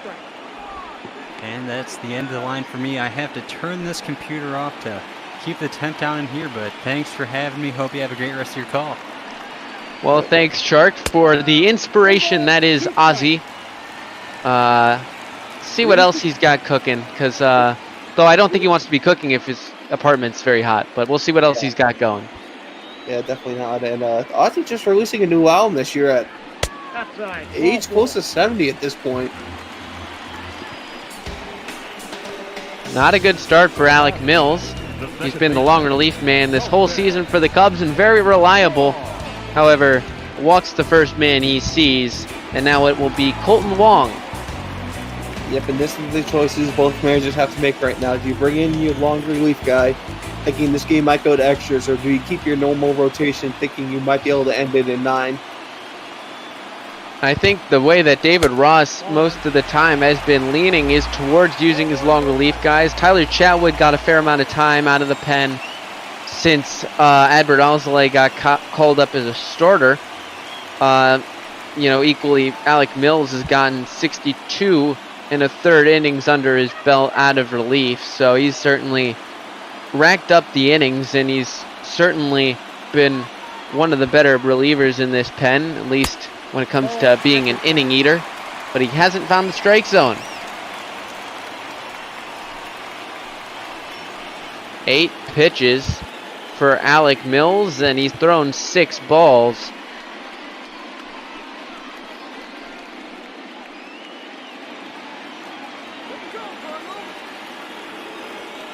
Mills comes set and delivers the 2-0, and that is sort of inside-outed into foul territory. It's 2-1 now on Wong.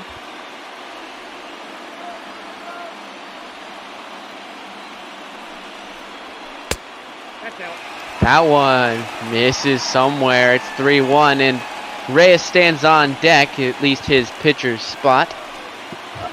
Concerned me how he pitched the last couple of innings. I might want to leave him in here, especially if it's going to go long. Especially if this game's going to go long. Wouldn't be surprised if he, being a converted starter, might go out, lay down a bunt or something, try to get the runner in scoring position. That's 3-2, so we'll see if Wong finds himself on base or whether Mills can get the punch out. That one's in the dirt, tried to get him to chase, but that's ball 4. Maybe? Looks like it is, and looks like we have what we call ourselves in the business a weather delay. A weather delay or a brain fart, I don't know. Either way, I'm going to contact supports here, see what the ruling is. Ruling on the field is we are done for. All right, so anyway, this gives us a good chance to maybe talk a little baseball here while we maybe see if Garrett can figure out what's going on.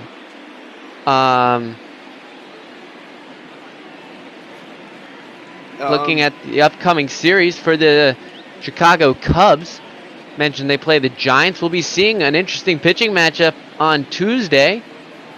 Jeff Samardzija will take the bump in San Francisco for the first time as a Cub since he left back in, I believe, 2013 or 2014, I believe, and he will be facing, of all people, Tyler Chatwood. Hey.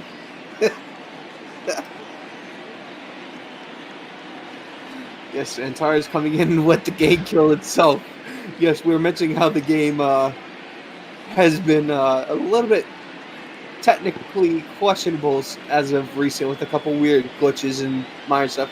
I think this is the first major bug we've encountered, though, where the game's actually literally grinded to a halt. Well, we'll see. We'll see what we can end up do doing. here. I don't know. Yeah. Unfortunately, folks, the thing on the card might be just kind of canning the game and simming it, but I'm not sure if that's going to be the ideal situation here. Well, we'll see if a good old pause and restart works. That has been known to work on about 1% of occasions. The other 99%, it normally involves throwing the controller at your TV. At the TV or the system itself, depending on where your TV is located and also how expensive the TV is. And it does technically fix the problem, however, it creates a whole nother set of problems. Yes, a whole nother set of problems that you don't want to deal with. Indeed. I believe Cookie's on the next game also. Do we want to see if he wants to step in to try to preview that game a little bit as we try to figure out our delay here?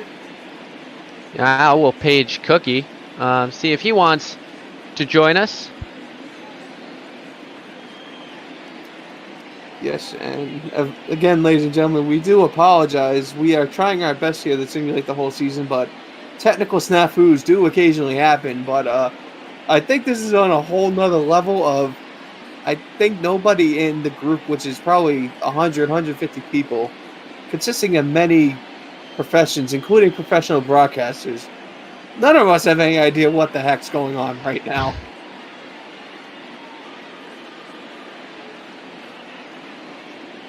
And the only thing I'm imagining right now in the back room, as some of the guys try to fix it, is the SpongeBob gif where they threw out his name and the whole office building's just on fire. So I imagine that's kind of the back setting of ML Botball HQ right now.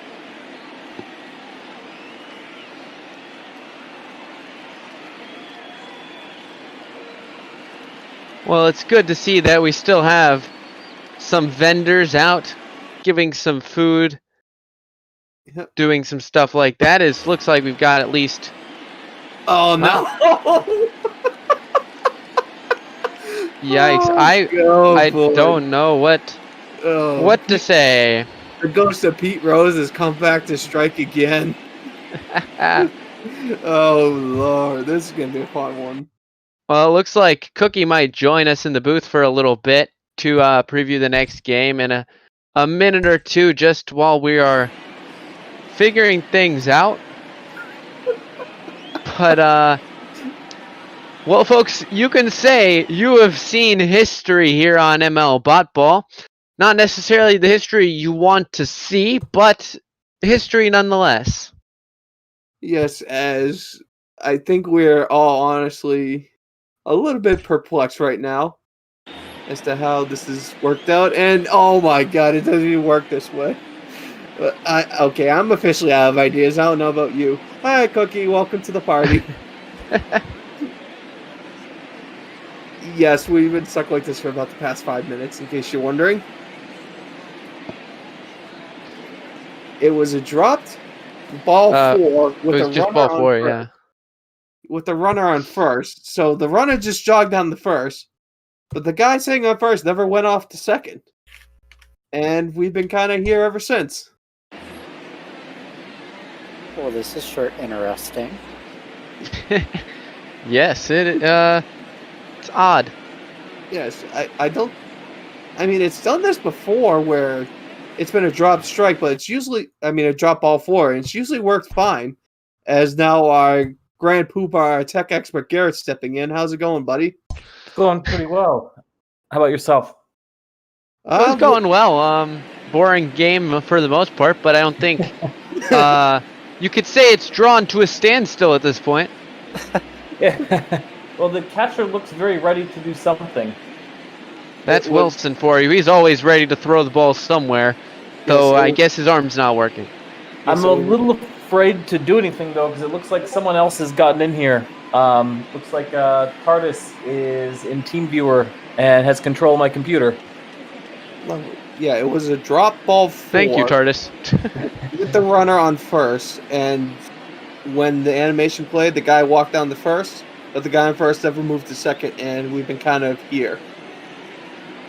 1 second, let me send him a DM, and looks like he just popped out. He said to press triangle. Press triangle, okay. That I can do. Oh, like pick. Hey, what? Hey. Well, Hey. Oh, whoa. okay. Nice little moonwalk. All right. Well, it looks like we're back rolling now after the ensuing mayhem there. Apparently, now that's now it's asking you to play the game, and I've never played this game before, so I don't think you want me doing that. are you able to pause? Yeah, you should be able to go back into team select and go back to neutral, I think. It would make sense, yeah. Yeah, there we go. There we go. Hey! Thank you, Garrett. Thank you. No worries. And we're underway as that's bunted down to third. Mills over to first. So good piece of bunting, and hey, that's something I think one of us, I don't remember who at this point, it's been how long we brought up might happening? Yeah, definitely. As that's the first action in probably pretty close to 10 minutes at this point. So nice to see St. Louis at least get the runs on second and third here, and with a real chance here to put the run on the board against the pace of play. Yeah, and my question to you would, if you're, would you maybe debate pitching around Beede despite his struggles at the plate to try to set up a double play or a play at the plate, at least with Tommy Edman coming up? No, because Beede being in the 9 spot here, you're going to go right back to the top of the lineup where, in theory, the best hitters on the team are. So you want to try getting the out here and then taking your luck on a strikeout or a little fly ball. A lot of speed in O'Neill at third. Could easily score on pretty much anything put in play would be my thought, at least within the realm of possibility.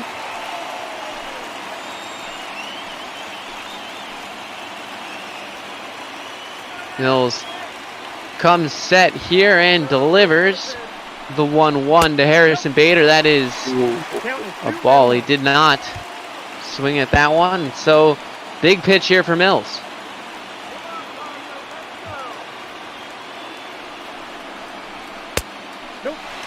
Ball 3. So 1 strike and then 3 straight balls with Edman on deck. This could make or break the ball game. Yes, this is a very big pitch right here and a very big at-bat. You don't want to go bases loaded with only 1 out here. The 3-1 pitch. Swung on and missed. Pulled the string. Not sure you want to try to put one over the wall with that swing, but nonetheless, that's what he tried to do and missed. The 3-2. Ripped. Foul. Oh, he has the number now. He's calling the number right now. Maybe see a fastball here to try to throw him off after getting on that one. The full count pitch. Grounded. Infield was in. Over to first. Great defense by the Cubs. Good job from David Ross setting that alignment.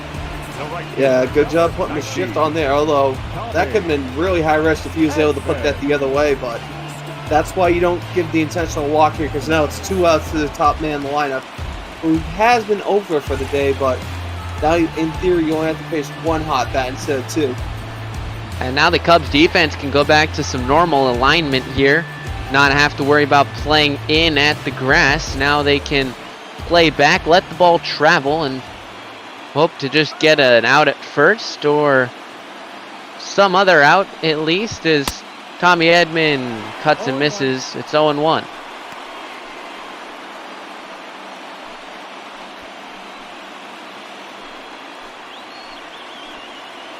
Scoring has not been eventful today, but man, the game has been, in terms of these moments like this where the teams can, and you could make the argument they should score, and they haven't been able to capitalize.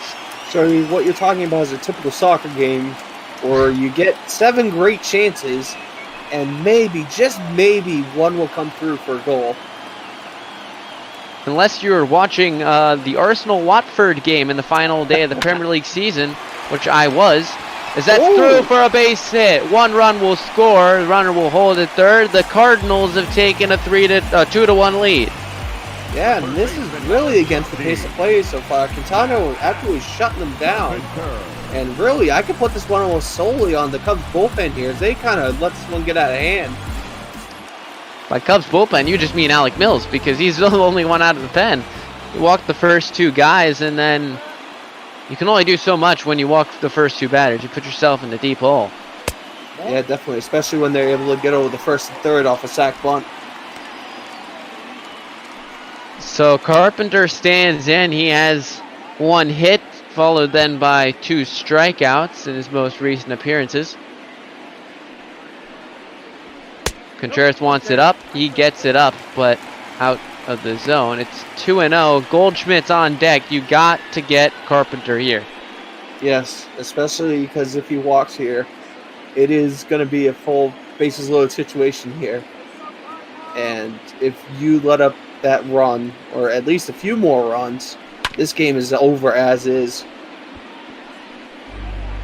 See the pitches for Mills. 14 balls, 12 strikes. I'm surprised he's still out there. Alzolay was warming. I think a couple others were warming for the Cubs in the pen as well. That's inside 3-1. He's got to throw a strike here. Yeah, you got to throw something here. Even if it's down the middle, just a strike to try to make it a full count here, make Carpenter think a bit more rather than just keeping the bat on the shoulder.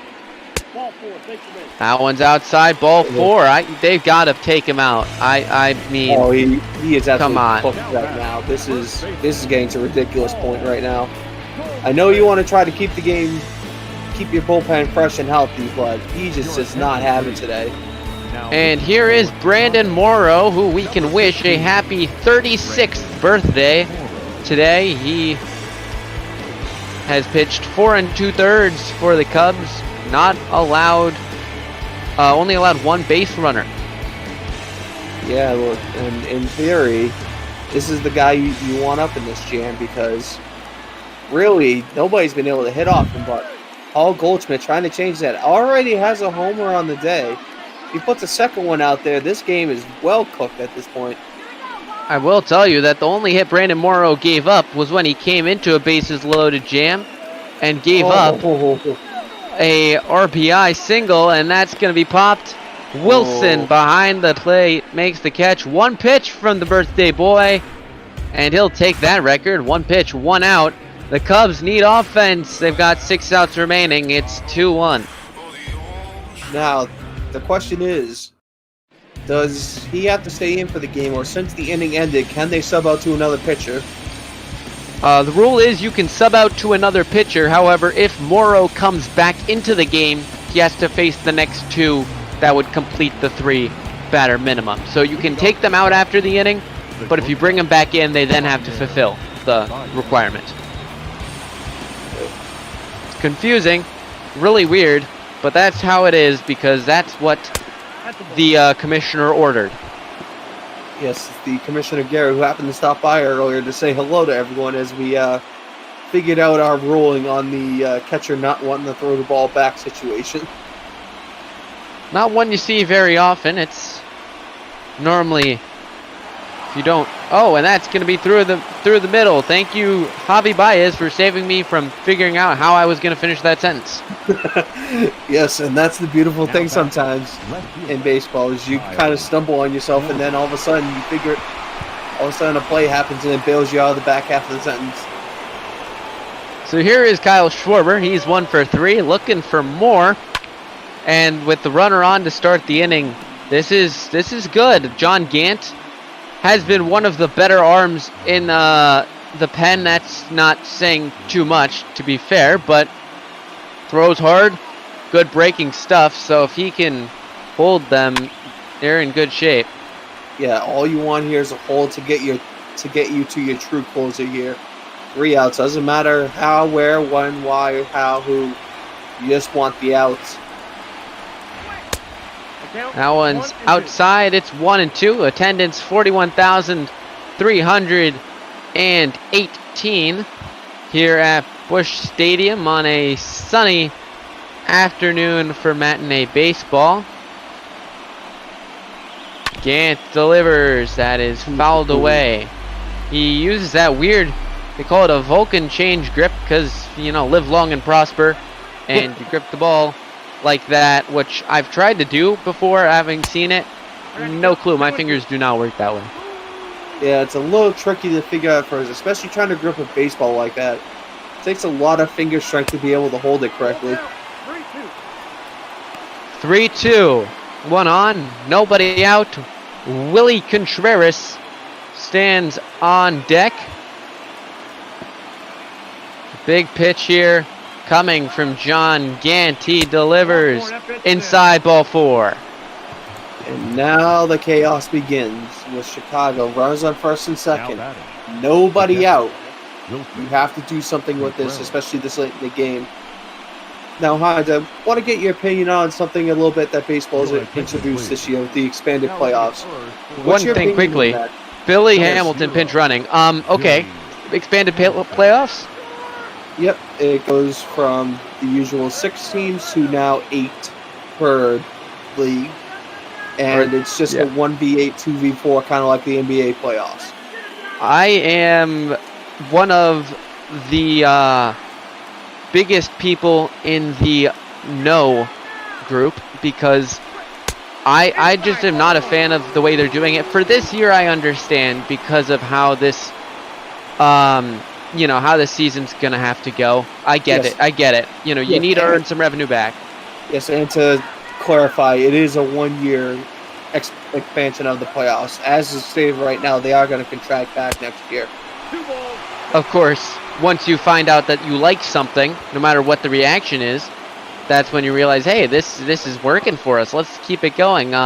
It sets a precedent that I don't really like seeing because it means that they can roll back on it at any time, and I'm not a big fan of it when it comes to a 162-game season. I think it rewards too many teams that are not necessarily deserving of postseason.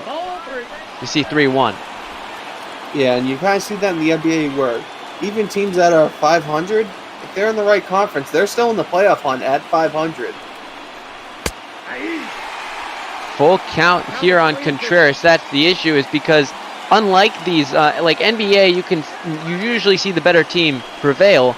In baseball, everything is so random. As that one's hit high, deep center field. The catch is made. Way at third. Runner will tag and no throw. Tying run on third. Billy Hamilton is stepping on first still and replacing Kyle Schwarber. Yeah, they kind of had to get the rights at third if that had gotten through. As far as the cutoff man didn't make an attempt at it. So Jason Hayward needs to get one in the air. Oh, they're going to try a squeeze play. The runner is coming home. The throw goes to first. The Cubs have tied the game. And we're right back to square one. So forget the glitch. Forget anything else. Forget all the walks. We're back to square one. It's a tie game. Except we in the top of the 8th game, 2 out. I have not seen a successful suicide squeeze in ML Botball this season. We've seen a triple play off of it, but not a successful one. And man, that's a play out of Joe Madden's book. Yep, as we're just going to get an intentional walk here to get to the 8-hitter. Which will bring up the pitcher's spot. We'll see who's going to be hitting for the birthday boy Morrow, who is now going to be out of this game with a whopping 1 pitch. Caratini is the pinch hitter, the switch hitting catcher. Hopefully Wilson Contreras' arm works and he'll be able to throw the ball for the rest of the game because they will not have a catcher left. Not even Kyle Schwarber, who brought up as a catcher and hasn't caught since 2015. Not even he, now with Billy Hamilton having scored, or actually I believe he's on second base right now as he cranks that one. Right field, going back. That one is gone! Victor Caratini! Well, George, I'd be darned. Chicago actually pulls through today, and they take a 5-2 lead on the St. Louis Cardinals. That was definitely not what I expected when the Contreras held the ball there for so long. Holy cow! And Mike Schultz, wow, he's not too pleased. Yeah, not sure why you intentionally walked there to the pinch hitter, but I guess they thought they could get him, but nah, he comes back and says, "Up yours," and blasts one over the wall. Number 56, Ryan. So Ryan Helsley coming in. He's going to be pitching. He's going to have nobody on to worry about, but now the Cubs have found the lead, and the 4th homer on the year only from Victor Caratini. The center fielder, Albert Almora.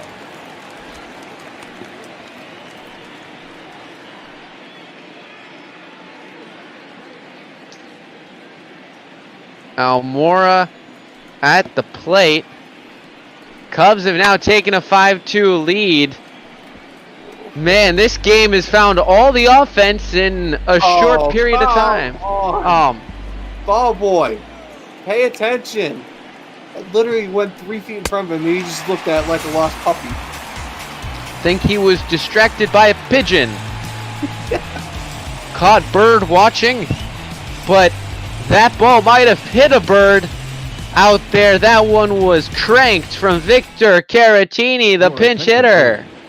This change defensively for the Cubs. Billy Hamilton's going to make his fielding debut now for the Chicago Cubs. He pinch ran for Kyle Schwarber and scored, and now it's Dirty Craig, as he's called, Craig Kimbrell.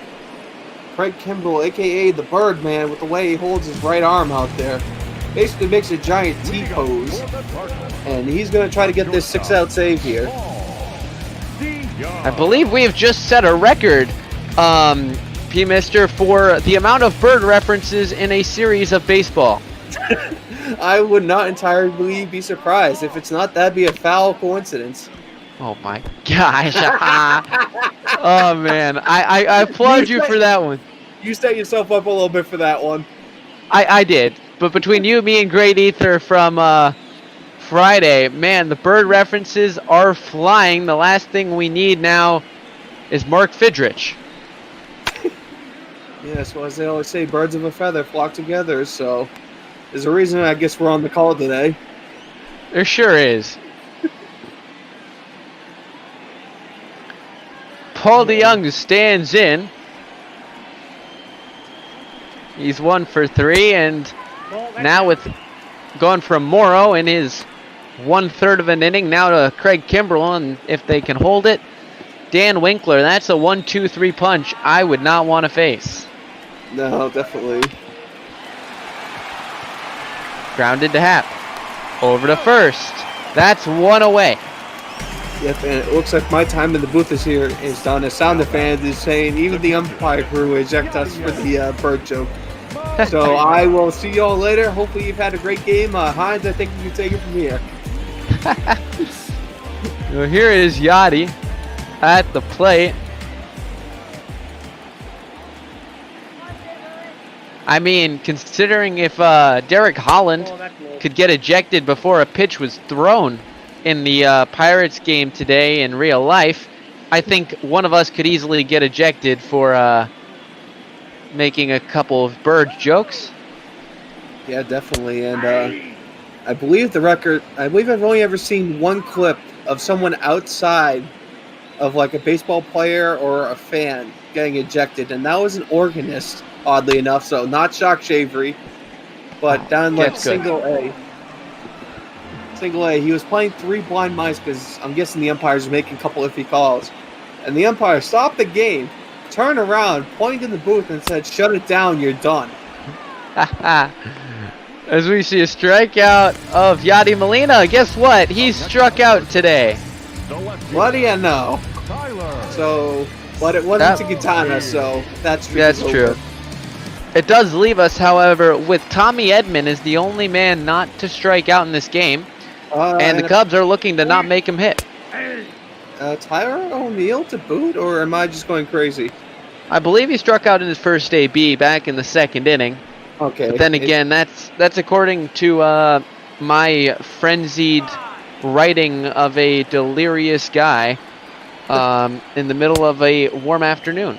Yes, that is fair. As heat waves kind of striking the Midwest right now, Northeast is supposed to get that Tuesday to Wednesday here. So here is Tyler O'Neill. He's 0 for 2, also with a walk.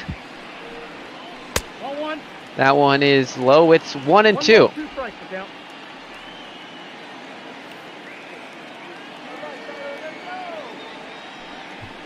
Kimbrell delivers outside. 2 and 2 with the fastball. Oh, and apparently I got a trivia question for everybody here, courtesy of Mo in the Discord. What are the only 3 teams in Major League Baseball that have not had a MVP on their team for a year? Ooh, interesting. I would go Tampa Bay Rays. Correct. I would go. Let's put it this way: there's 2 huge fans in the Discord of the other 2 teams. Huge fans? Huge. That one is caught. Now I'm running out of ideas. But the Mariners must have had one because Ichiro got it. Yeah. So and Mariners are not one. It's okay. 2. So it's not Brother Beard. There's one that you might get, and then the other one I highly doubt.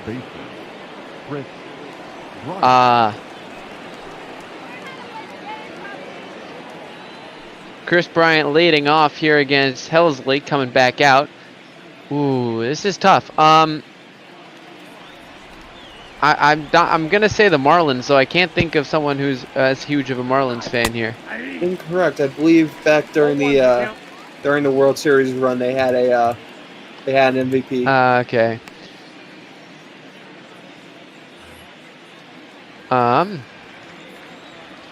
D-backs? D-backs is another one. Really? I would have thought Luis Gonzales won it in 01. I guess I was wrong. Well, then that takes Duggo out of the equation, so that answers that. I assume he was the obvious one, right? Kind of. Yeah, that was the you might get it on an outside chance.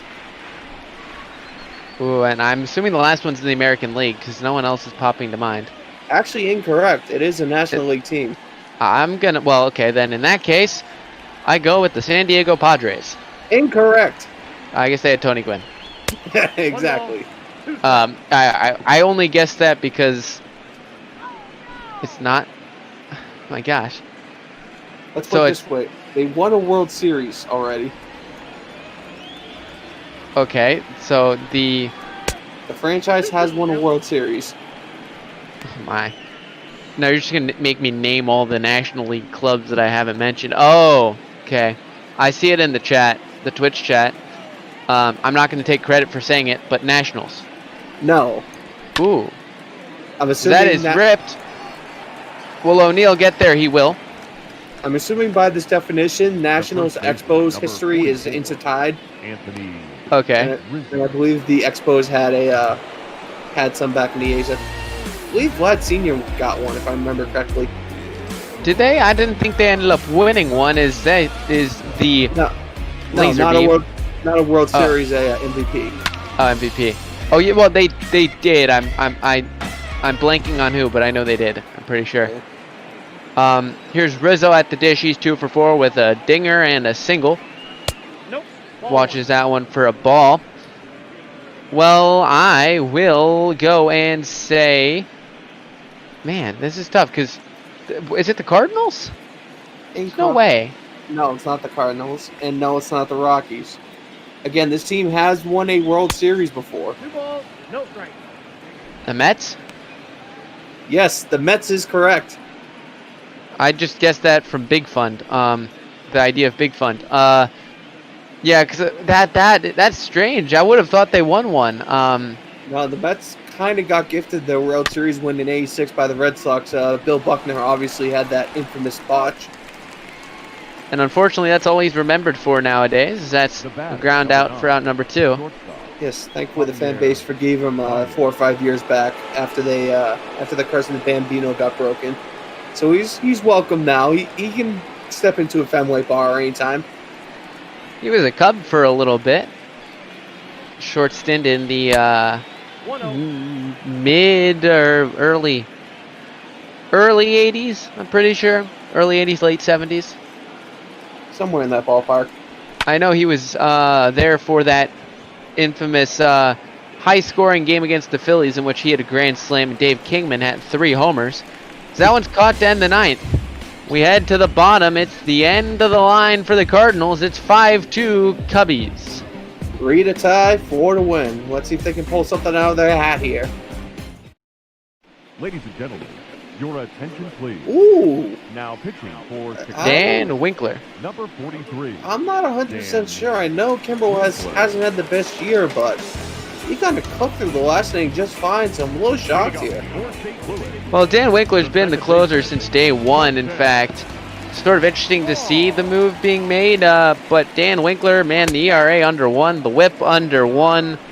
The whip's way down, actually, for him at 0.81. 31 saves is good enough for second in the National League, only behind Sean Doolittle of the Nationals. I guess Dr. Doolittle down in D.C. there. Yeah, but still, you think with how much he's been working, you think you might want to give him a night off here. Especially how Kimball threw. He didn't really give much up at all. Backdoor cutter misses. It's 1-2 on Colton Wong, who's walked twice. Maybe he'll be looking to do that again to try to ignite a rally. Grounds that one to first. Nice play. Rizzo on the run. The throw to Winkler. Covering. Good PFP. The pitcher, number 56. As we see here, the league leaders in saves, as you were mentioning, Dr. Doolittle on top of 36. And then you got a whole host of other people down there at 31. Winkler, Neres, Kelly Jansen out in L.A. And here is Justin Turner, not to be confused with Justin Turner of the Dodgers, of course, Mr. Redbeard. Has a couple of hits, including an RBI hit in this series in his rookie season.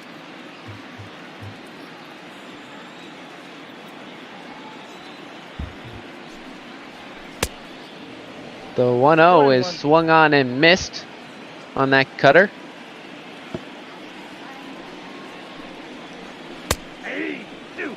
And they're 1-2, so good stuff so far from Dan Winkler. On deck would be Harrison Bader. So with the 7-8-9, it looks like it might be little resistance, though. Oh, great stop by Chris Bryant over to first. They got him. That saved the game right there. And somebody might want to get the laundry guy on tab. Getting down and dirty.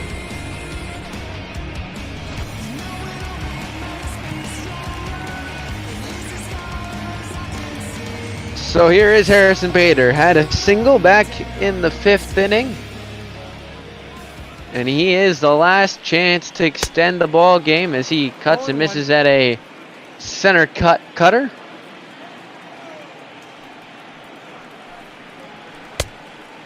No ball, 2 strikes. Swung on and missed. Strike 2.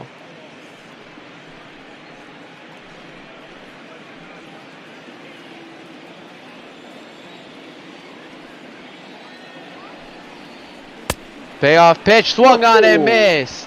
Strikeout from Winkler, and the Cubs win, and look who gets the victory. Whoa. It's Brandon Morrow with his 1-pitch outing. He gets the win. That is the perfect definition of efficiency.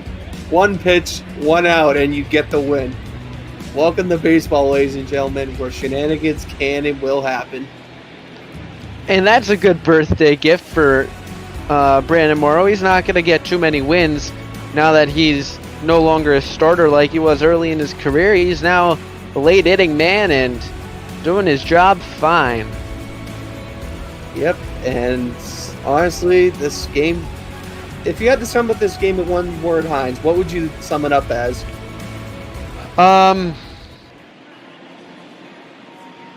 Here now is Well, I'm gonna go one. I'm gonna go for a serious answer first before I have another one. I will say, I would just say, 2 runs on 5 hits. heart attack is in one word. It's close enough, though. I'll give it to you. It's a singular phrase. And as for the second one, to continue our theme of references to flying animals, albatross. Ooh, there's a good one.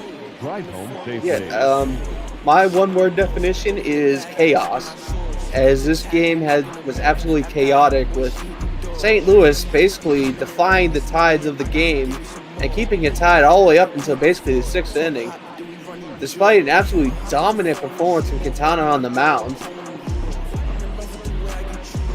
You gotta look at those strikeouts he got there, and a big double play. That ended the 7th with Shark in the booth, and we thought that might have been a good chance at the top of the order. Yeah, and I thought that might have been the end of the chances there for Chicago, because they had wasted so many early on, but sometimes all you need is one, as we're going to see here St. Louis taking the lead.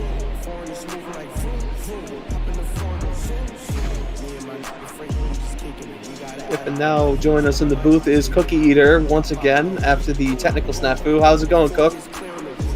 I'm doing pretty good. How are you doing, Mister?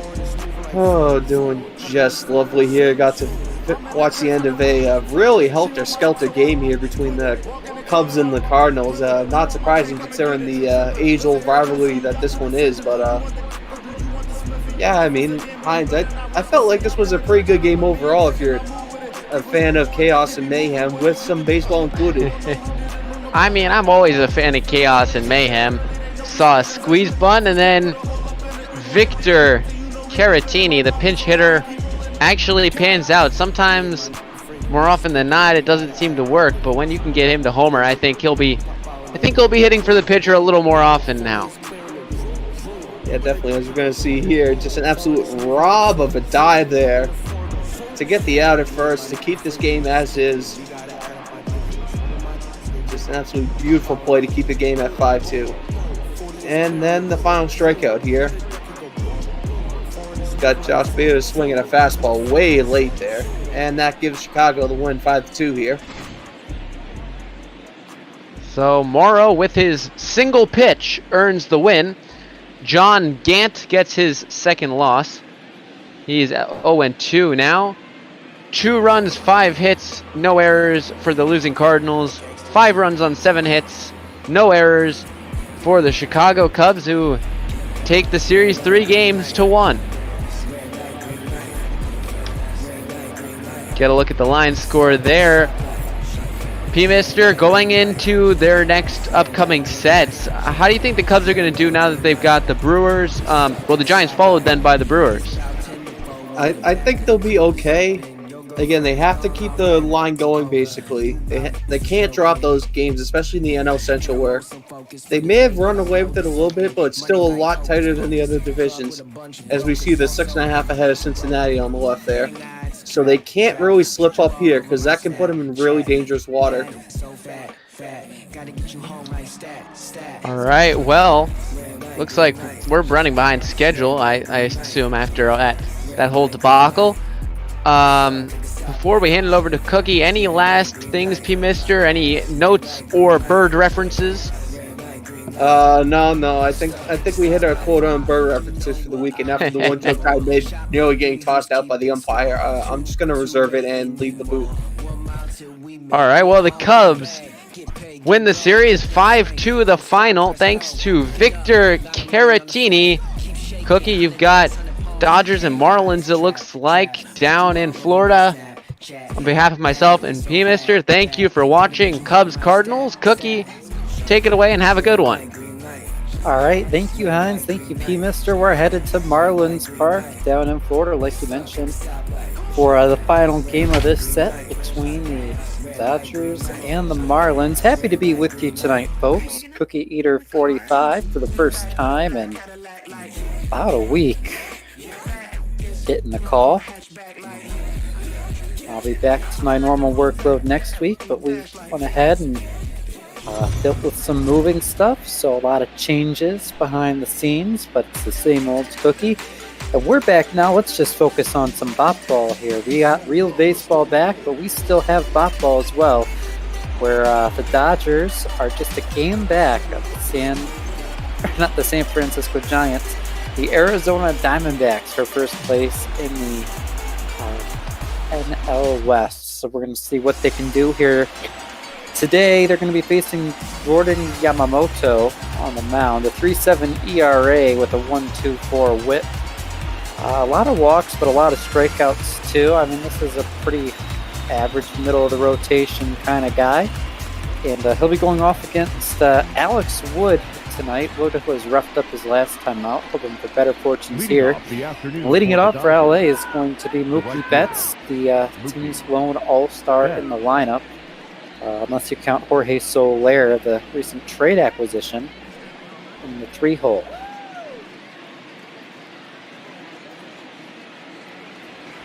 Ooh, EB is actually right. There's a fourth game that's going to be on Monday, so this is game 3 of 4 between these two squads. Obviously, the Marlins not super highly thought of. First pitch at 7:43 here on the East Coast can be fouled back by Mookie. First pitch, 111.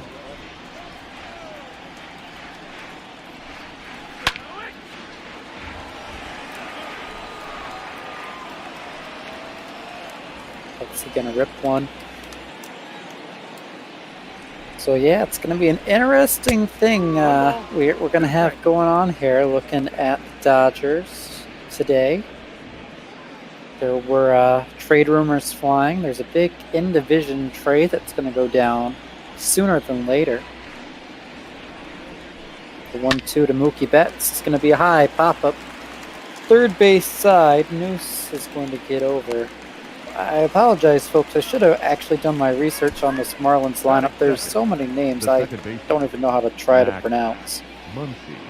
But I didn't really care, so we're just going to kind of roll with it. Max Muncy in the 2 holes coming up after that pop-out. Muncy's probably been this team's best all-around hitter. He hits for power, he hits for average. He's been valuable out of that 2 spot. He's playing second base today with Jorge Soler in the lineup. They've shifted Jock Peterson from left to first, Muncy from first to second, and Lux from second to short. Corey Seager will be riding the bench tonight.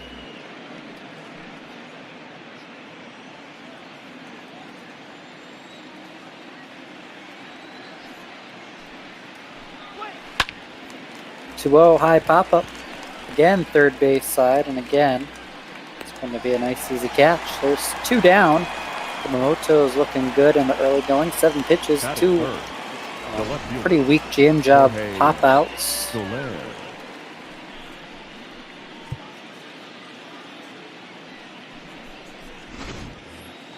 See the replay, and now we'll see the former Kansas City Royal, the 2019 home run champion in the AL, Jorge Soler.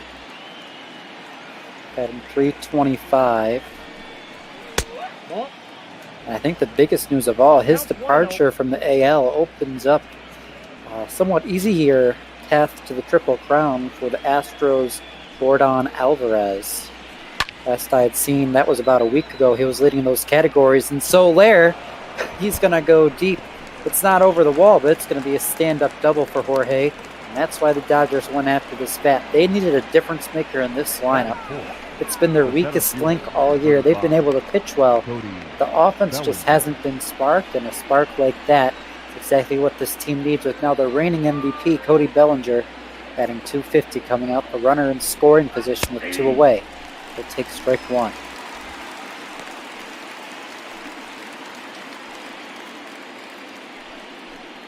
Obviously, the real-life Dodgers are playing right about right now, I think, on, I believe, the national scale.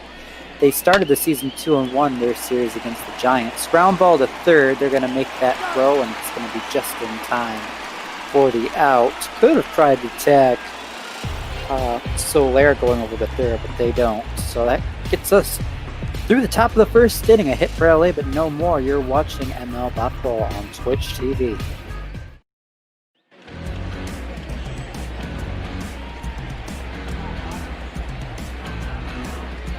Alex Wood starting for the Dodgers, a 5-9 record. ERA at 4.08, with a whip at 1.21. Not a ton of strikeouts, but not a ton of walks. Respectable ratio. Ball tends to go and play a lot against him, and that's tended to hurt him. The center fielder. As the ERA would indicate. Jorge Mateo. Mateo. Not 100% sure which is right. Recent trade acquisition from, I believe, the Oakland Athletics is leading off tonight. He'll take strike one. Wood, the left-hander, gets a lot of flack for his starts. I personally don't mind him too much. But if the Dodgers were to go after another starter for this year's trade deadline, you'd have to think Wood or Arias would be the two potentially in line. You could see the boot to the bullpen. Quickly up 0-2. On EB, saying Dodgers game doesn't start till 10:08, so there you go, Dodger fans. No excuse not to be watching right now. It's going to be Sunday night baseball. We have a deep fly down the right field line, going to drop foul. Yeah, both the Dodgers and the Miami Marlins 2-1 on the regular MLB season. That's good for the Marlins to be in first place in the NL East. The Dodgers are currently a half game back of the Padres and the NL West. Way too early to be thinking about standings, though. Only 3 games in. Wood gets the K. Corey Dickerson now. This is a solid bat. Could help a contender. He'll take ball 1. Batting almost 300, 18 homers. It's really hard to think of any team that doesn't need a bat that can hit 300 with power. Wood knows there's power in that bat. He's nibbling. That changeup misses low. He's going to move it to 2-0. We'll see if he can attack the zone a bit more throughout the rest of this at-bat. He'll get a favorable call on a slider there. With that knuckle curve.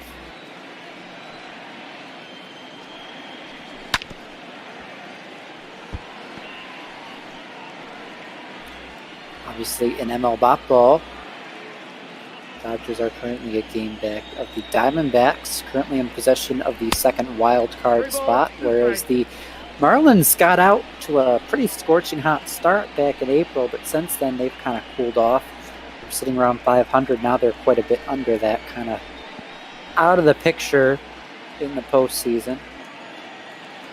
Dealing some of their assets, trying to get younger guys like Jorge Mateo, we saw leading off, and we'll see Dickerson go down strikes as well. So 2 Ks for Wood. For 2 batters facing a... Well, you know, I'll go ahead and say it. It's a rather weak Miami lineup. There is some names in there, like Dickerson, like maybe this guy, Jesus Aguilar, who's only batting .235, but there's power in that bat playing first base.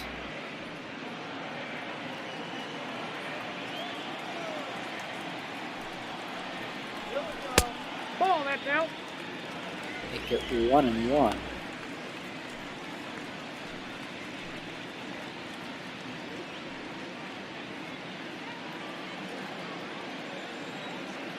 But I do gotta say, this Marlins team, a lot of people are giving them a lot of crap. They made some really bad trades of Yelich and Stanton and Ozuna.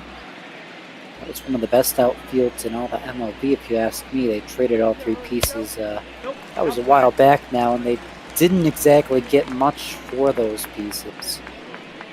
But this rebuild is kind of coming to a fruition now. It's going to be tough. You got the reigning world champs in your division. You got the Atlanta Braves, who look really good in your division. And, of course, the Mets and Phillies have not been shy in free agency, trying to get their squads over the hump as well. Aguilar flies out to center to end the first inning. It's 3 up, 3 down, 2 strikeouts for Wood as we're at the top of the second here in Miami watching ML Ball. Justin Turner's going to lead it off, and a bit of a slump since he's been back off the disabled list. He was the heart and soul of this offense before he went down for a month and a half with some leg problems. He'll be followed by Jock Peterson playing first base and Gavin Lux playing shortstop. Both lefties coming up after this. Turner takes ball 1.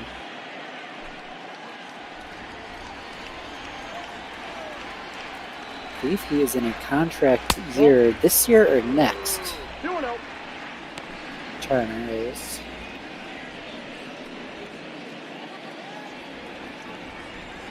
Be interesting to see if the Dodgers try to re-sign him or if they kind of move on. Turner's getting up there in age a little bit. Been a big part of this 7-8 straight, I can't even remember anymore, year streak of winning the division though. 3-0 to Turner, ripped foul.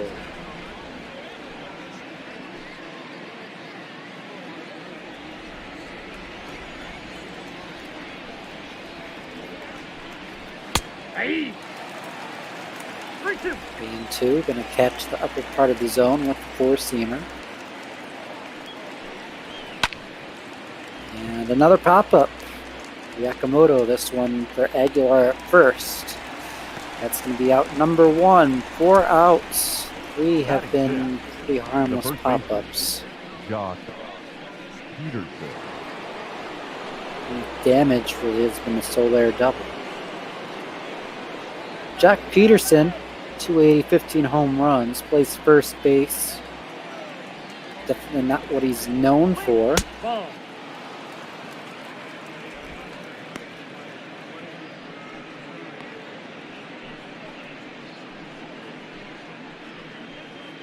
But these Dodgers, they looked for an impact bat. They got their impact bat. Well, I hate to say it, but you're not going to take Bellinger or Betts out of that outfield under any circumstances. So Soler gets the reps in left. That means we saw A.J. Pollock out of town on that trade. So Jock Peterson get his reps here on the infield. Chris Taylor, of course. And Kike Hernandez gets a bit less playing time as well, as we see the likes of Corey Seager kind of being your first option off the bench now. But Peterson's going to stay playing every day in the middle of this lineup. He's got power. He might not give you, 3 base hits every day, but when he's on, he can really do some damage. So work a walk, head down to first base here. Yamamoto really wanted that call. I can't say I blame him. Now we got Rookie of the Year candidate Gavin Lux. And look at these numbers. 255, 14 homers. Playing second base most of the year, shifting over to short now, like I mentioned. Take a strike.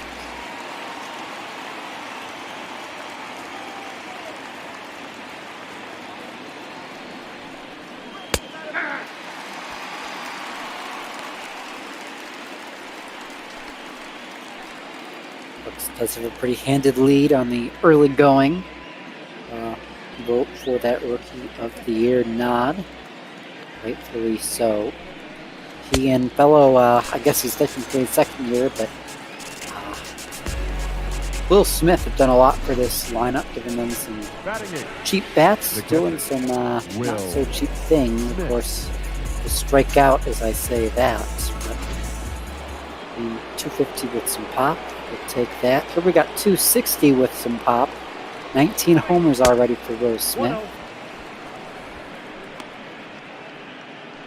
He's the backstop now with obviously Yasmani Grandal, now in Chicago, and for the White Sox. Played for Milwaukee last year. 1-1 Smith.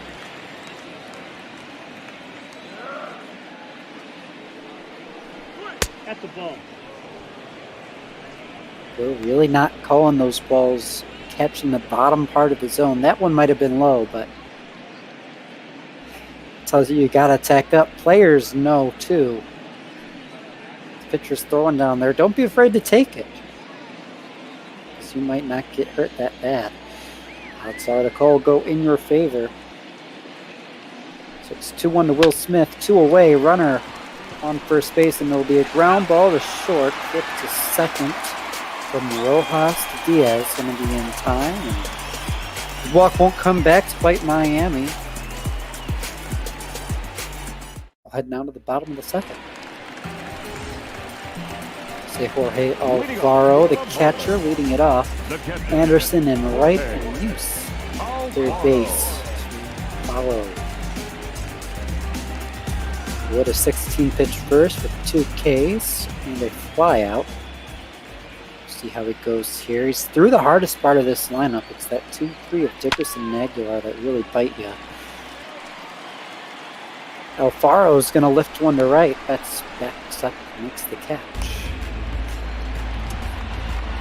Batting fifth, the right fielder, Brian Anderson.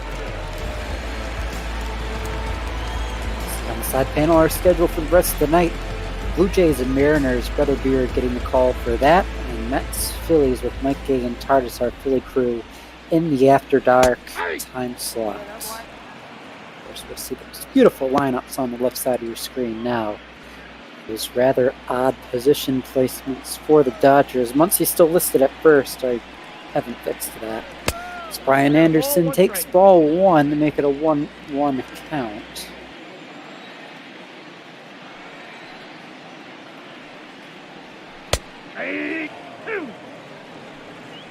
1 and 2.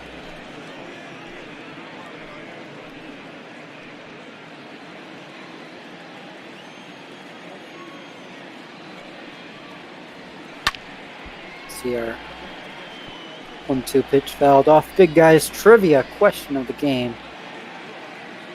Name the 2 LA / Brooklyn Dodger players that hit 300 plus home runs for the team. I'll say Duke Snider is my first guess. Betts will catch this one in right field for out number 2. The third baseman, Sheldon. Definitely Duke Snider. I don't think Jackie Robinson hit 300, but I mean, he was a lifelong Dodger, worth the guess.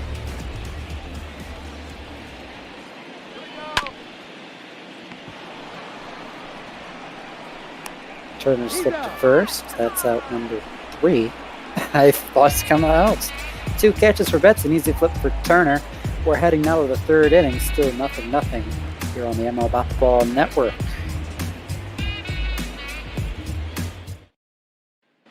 Seriously special, you think Pee Wee Reese would hit 300 jacks? Leading off for the Dodgers, the pitcher, Alex. That's like saying Jose Iglesias could hit 300 home runs. All ones the count.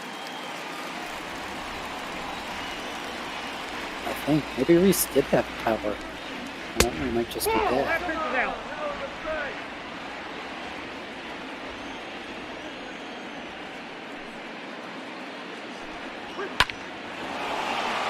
Ripped into right. That's a base hit for Alex Wood to start things here in the 3rd inning. How about that?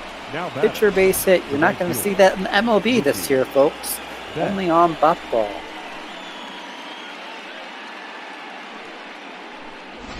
Michael joining in just now. Trivia question.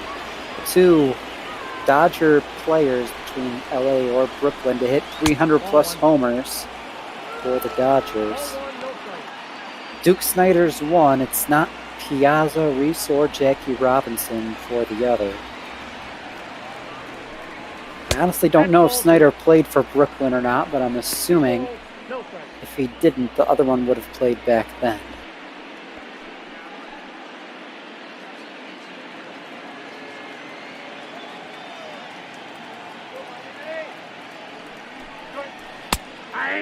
Snider did play for both. Mookie Betts has a 2-1 count.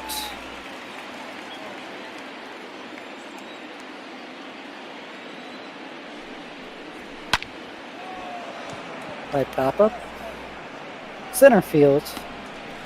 Teo's there, makes the catch for out number 1. The batter, number 13, second baseman, Max Muncy.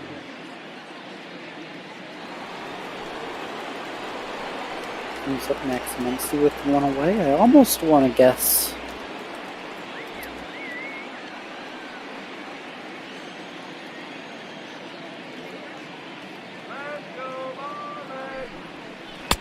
The name was there, and now it's gone.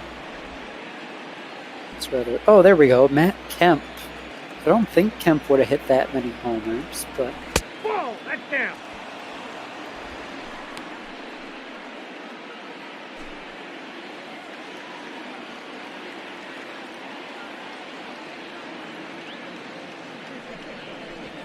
Hey. 2-0, going to be taken in the bottom part of the zone.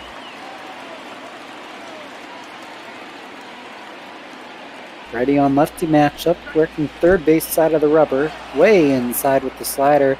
And how about this? Alex Wood's going to take second base on the wild pitch.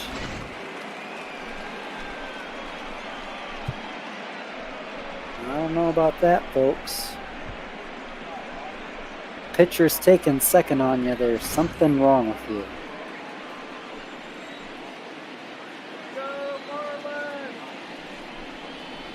Three 3-1. Oh, a nice pitch. Change up for pitch. Magical pitch number 42 for Jackie Robinson. Here's we talk about Dodgers. And we'll see a ground ball. Third base. Flip over the first in time. That's out number 2. The batter, the left fielder, Jorge Soler. Jorge Soler doubled his last time. Already 42 dingers. Could we see 43 here? And RBIs number 96 and 97. A hint from Big Guy. This person was a Brooklyn Dodger.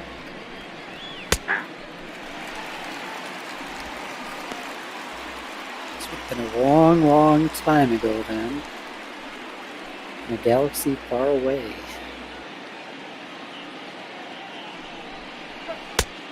Look out, 21.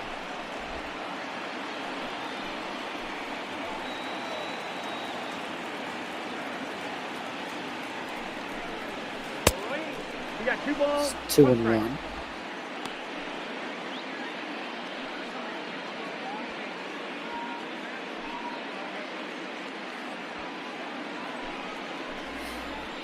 I don't really think I can think of anything myself. I'll see what chat comes up with. It's been a variety of incorrect guesses. Soler is going to take a fastball outside part of the dish. Can't spot a pitch much better than that of Yamamoto. 2-2 count, 2 away in the inning, and it's ball 3. Catcher, nice block by Alfaro. Going to hold Wood the second.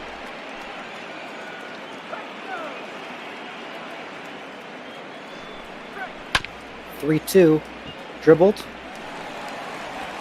shortstop, throw to first in time. So 3 straight innings the Dodgers get a runner on, and 3 straight innings they don't do anything with it. Spreading down to the bottom of the third, 7-8-9 for the Marlins. You're watching ML Bop Ball. You're on Twitch TV. Heidi Watney tunes in, talking about Meals on Wheels, our charity of the week. We probably should put a vote on a new one, shouldn't we? Of course, we'll look at the Marlins stats too. Sitting about at the top of the bottom third of the NL, most of those hitting categories. But let's see, Meals on Wheels supports more than 5,000 community-based programs across the country that are dedicated to addressing senior isolation and hunger. This network serves virtually every community in America and enables America's seniors to have more life's independence and dignity. If you want to donate, put exclamation point donate in chat. Support Meals on Wheels. They do great work, get good food to good folks.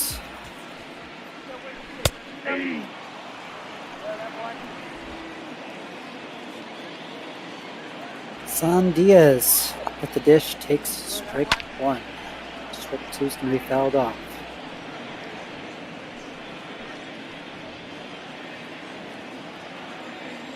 More hint from Big Guy. Also played for the LA Dodgers, so Brooklyn LA Dodger, who also played for the Mets, 8-time All-Star, 2-time World Series, and 3-time gold gloves, and it's not Mike Piazza. You think Dodger Met, you think Mike Piazza, but that's not it. Gratefully so, because Piazza looks a lot like pizza. No, I don't want pizza anywhere near this broadcast. Wood gets a strikeout, third of the day. First one since the first inning. The shortstop, Miguel Rojas.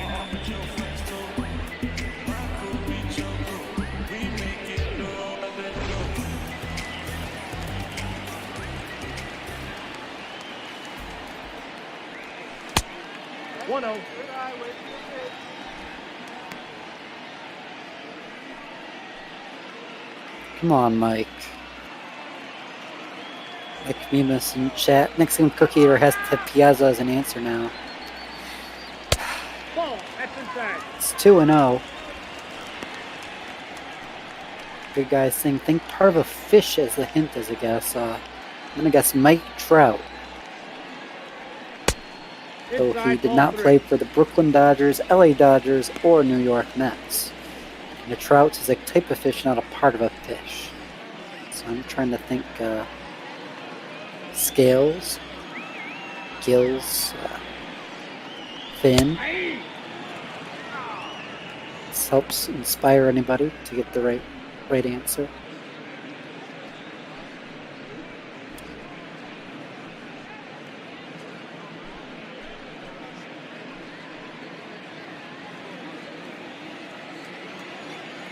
It's gone 3-1 to Miguel Rojas. He'll get a strike. That wasn't a strike. It's a full count. Now he'll miss, and boy, I can imagine how upset Rojas would have been if he didn't get that call after the last call. So he'll be down at first base winner of the day for the Marlins, and they'll probably be bunting him over with Yamamoto, the pitcher, up to hit, batting just under 150. Big guys saying Gil Hodges, correct answer. And finally, all the 300-plus homer trivia questions are done. And, I'm glad you're not going to have to think about those forever now, big guy. Now, rest in peace. They were a lot of fun, all 30 of them. If all 30 teams have even had them. This Muncie, nice job to flip it over to second. Get the out. It's got to be tough for Muncie and Luck suggesting to playing the middle infield together after playing first and second. Nope, that's inside. And big guy, I actually got to ask, how many teams haven't had anyone hit 300 homers for them? I got to think some of these younger franchises probably haven't seen that yet. It's 2-0 to Jorge Mateo, runner on first, 2 away.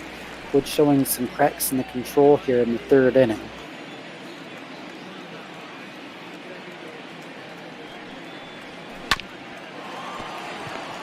Down third base, Turner. Bullet to second, and that wasn't even caught by Muncie. Boy, that wasn't going to go anyway. You did it.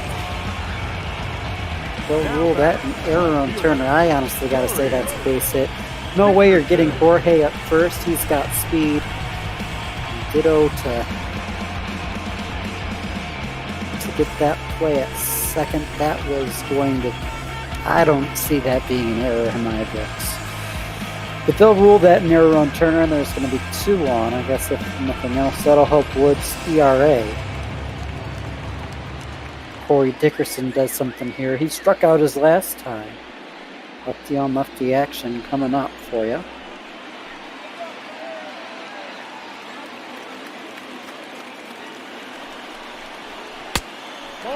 Down low. And if you're Alex Wood here, you can't be thinking about the fact he's 4 for 11 off. You can't be thinking about 2 runners on. You got to be thinking, I'm 1 out away from getting out of this. You don't want to load the bases. You want to attack this guy. You want to attack him up, get a pop out. You want to attack him down, get the ground ball. But you want to make sure you're attacking the zone, going right after this guy, giving him, no cookies, because this is a guy that can hurt you. You need to get out of this inning. That's not what's going to happen. He's going to get a ground ball through into center field. 1 run will score. Throw home's almost in time, but it's not from Bellinger, and it's going to be a 1-0 game. Miami jumps out in front here in number 3, and that's just a good job to take a pitch, hit it back up the middle. You got to think that was hit just hard enough to get past really any shortstop in the game. And yeah, brings in a run, keeps runners on first and second. Speedy Jorge Mateo at second base now. He'll score on virtually anything into the outfield. So you need to get Aguilar here if you would. You know his confidence has to be starting to get really shaky here. I'd go out and visit him upon the pitching coach, calm him down, but it looks like he won't need it. High pop-up for Will Smith, and that'll do it here. We're a third of the way through. Miami 1, LA nothing. On ML Bopball Twitch TV, folks. I hope you're all enjoying it. Bellinger, Turner, Peterson, 4, 5, 6 coming up for LA.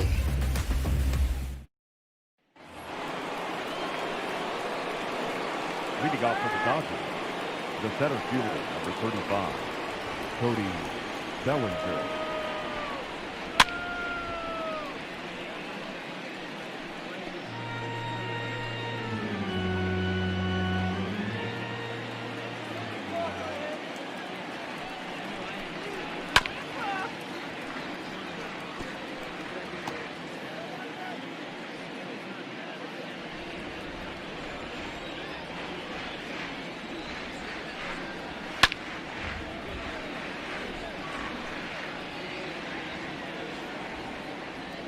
I'm 100% not just bad at multitasking, which is why I'm not calling balls and strikes right now. As we'll see a high pop-up into short left field. There'll be a catch, I believe. Now batting. That was Rojas, but it might have honestly been News making that catch. I don't know if the shift was on.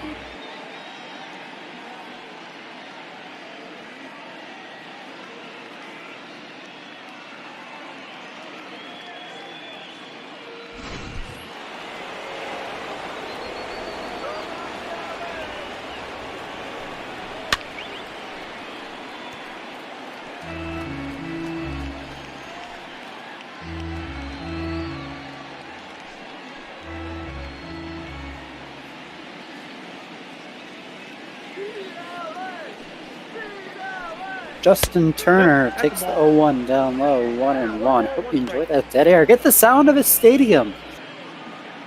You've been watching MLB broadcasts. You're probably familiar with this noise. Because they're actually using the noise from MLB The Show as background crowd music.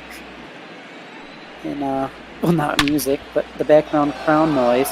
As Justin Turner, boy oh boy, he cranks that one off the wall. I thought that was going further than it did, but it's still going to be a nice double for Justin Turner to get the hit per inning for the Dodgers to keep on going. Hopefully this time they drive it in. This is the third time now they've got a runner in scoring position. Still haven't capitalized. Jock Peterson, lefty, coming up. He walked his last time. Luxton Smith to follow. He'll take strike one. A nice four-seamer bottom center cut. Don't know what you're looking for.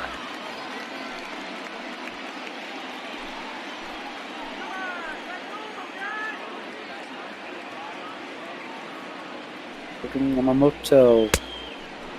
1-1.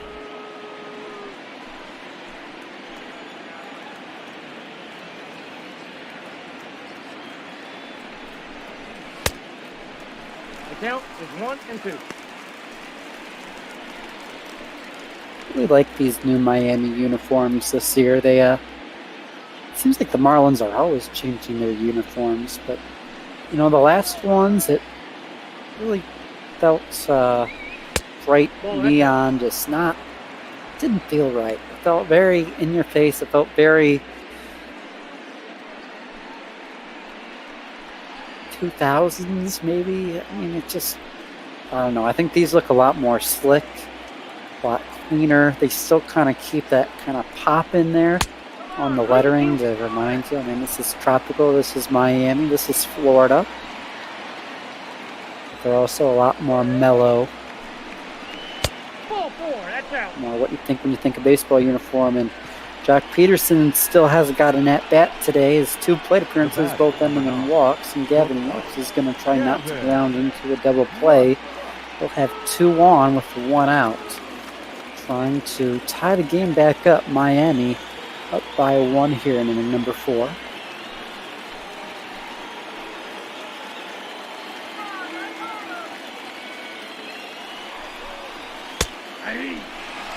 Strike 1. That's a tough call.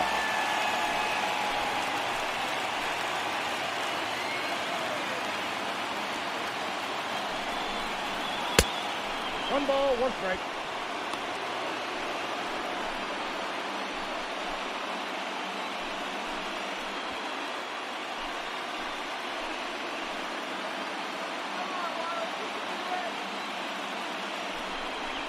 That's ball 2. Count 2-1. It's 2-1.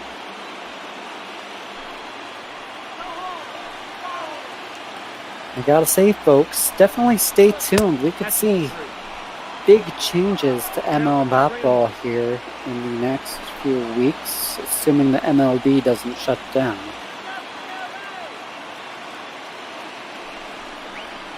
Nope, that's upstairs. Ball 4. Gavin Lux is going to work a walk. That'll load the bases for Will Smith, Now the Fresh Prince of LA. Will Smith. Rounded out in the second. Round out here would be deadly. We have Turner on third, Peterson at second, Lux on first. Turner doesn't have the most speed, but a deep fly ball, he should be able to tag up. Go 1. Yep, that ball went out. Miss outside. It's now even at 1. So 1-1 count with 1 away. 1-0 Miami. Say 1's wild. Except, of course, with the fact there's 3 on base. And we're going to need 4. Swing and a miss makes it 1 and 2. But we have a broadcaster lead we've been working on. We'll see some of those games starting to air next week. And we'll piggyback off our old tournament idea. And we'll see a fly ball, right field, and we'll see a double tag here. Throw going to come home, and it's offline, and it's going to be a tie ball game. Will Smith gets the ribby. Drives in Turner. Peterson advances to third, and Alex Wood, who already has a hit today, is going to look for another to help his cause, give him the lead. Looking at the replay, just lifts that one and caught pretty nonchalant there and right by Anderson. You'd think he would have been a bit more aggressive to try and get there, line up, size it up, make the throw. But maybe that's just me thinking like a coach. Yeah, Wood batting 187, almost to the Mendoza line, which is pretty amazing if you think about it for a pitcher, even if it is only playing every 5 days. Maybe a bit of a smaller sample size than some of his teammates. And he is batting .333. That's probably 1 for 3. Runners in scoring position. It'll take a strike to even things at 1.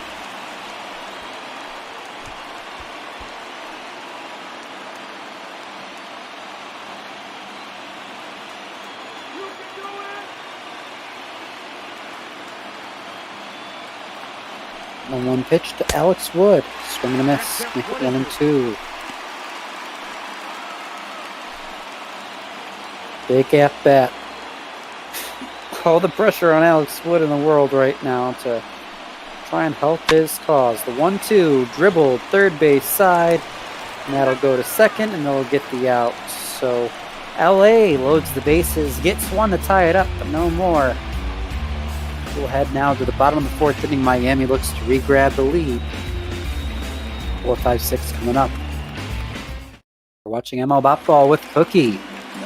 Beede 45 giving you the solo call. And as always on a solo call, I encourage you all to chat with me in chat. Say what's on your mind. Say your takes. Tell me how your day is going. How your favorite team's been doing in the real life MLB. as that season's gotten underway, how your ball team is doing, what you're hoping to see from them as the trade deadline looms just about 5 days out now.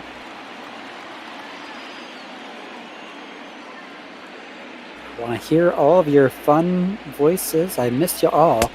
I know some of you are watching. Big Guy might still be in here. I'm sure MP Squared is listening. Maybe Edie from Toronto too. The right fielder, number 15, Ryan Anderson. Going out to what's it short. See Yamamoto throwing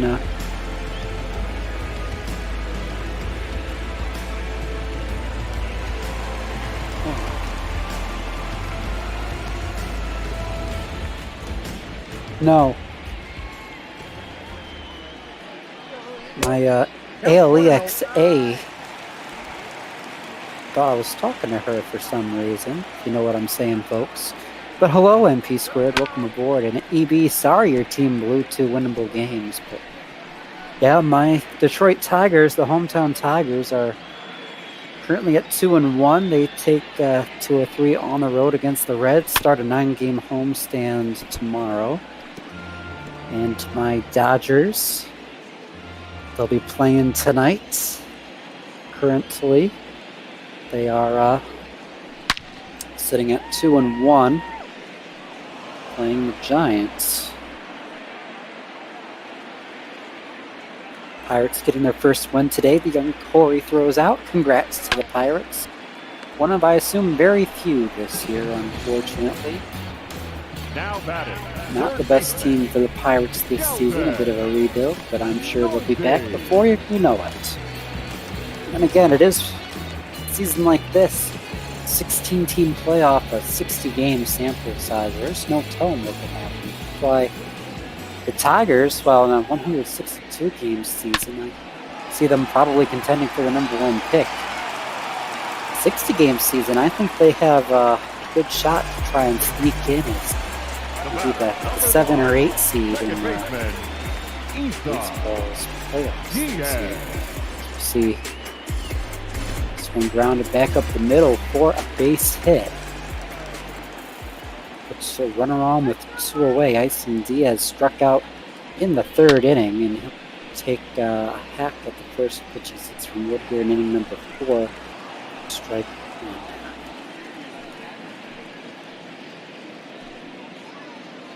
These Dodgers, of course, will be playing without David Price this season.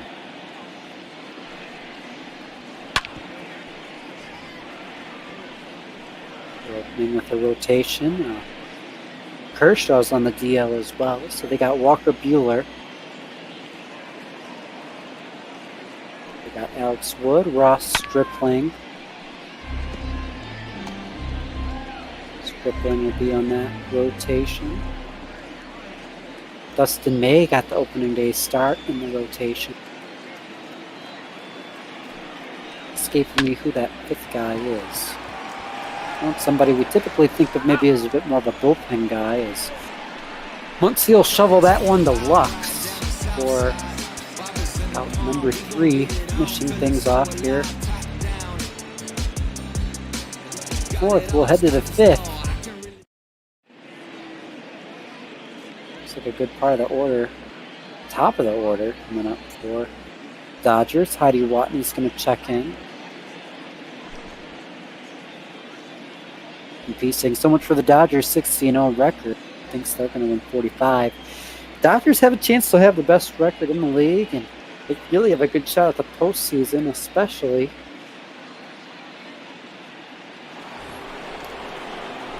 Especially, I mean, really given everything. And of course, the Astros will be down Justin Verlander for a while. That'll really shake things up in the AL. Kind of gives the Yankees a leg up. It gives the Twins a leg up as well. The Athletics, I've seen them contend in basketball. They currently hold the lead in the AL West. Let's see if they, maybe the Los Angeles Angels can get there in real life. 45 NP, I think that's a reasonable number for the Dodgers. we've seen some good play from them through the first 3 games. Spets will foul this one off, gets 0-2. Of course, like I've mentioned throughout the broadcast, our Botball Dodgers, a game back of Arizona. A win here would make them a half game back at the end of the day.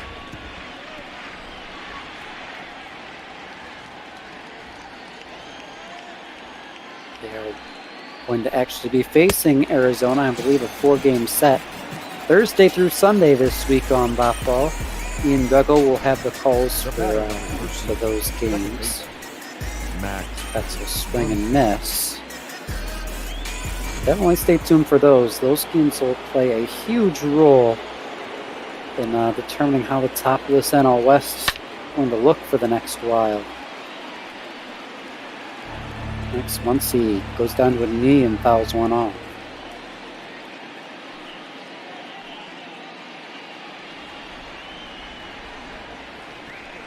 Of course, early next week, it'll be Dodgers and the Twins. So, again, get ready for me and Beardy Buddha to call some together. Some squirrels might be sneaking into the booth, but we'll have some fun with it. The AL Central leading Twins will try and do something to the Dodgers. They did the Dodgers a favor, taking care of business, sweeping the Snakes last weekend. Or earlier this week. My mind's not right.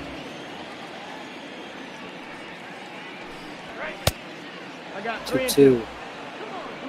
This is down low, 3-2. Young Corey asking how Ivan Nova's looking for Detroit.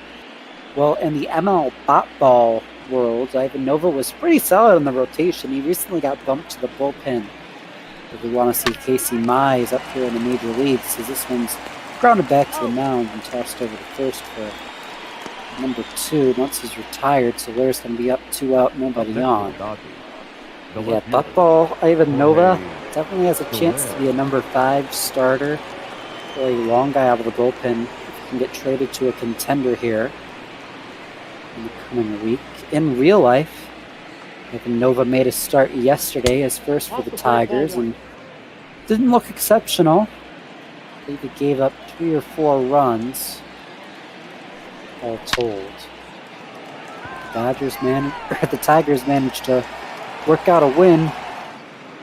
They managed to get into that Reds bullpen, so Nova's still 0-0. Not the best ERA, but a serviceable 5 or 6 games for Detroit last night.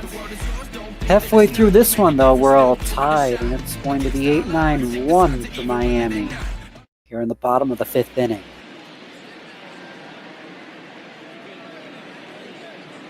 Heidi Watney busy today, and of course, middle of summer, finally ditched that jacket. I do want to congratulate real life Heidi Watney too. She's expecting, so congratulations. Obviously, virtual Heidi Watney does not know how to procreate. She kind of just chills in the dugouts.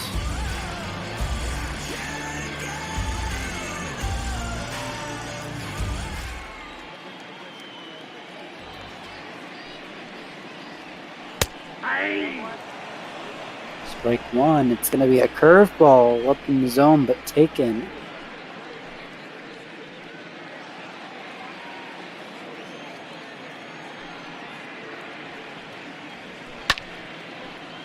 Flipped foul. 0-2.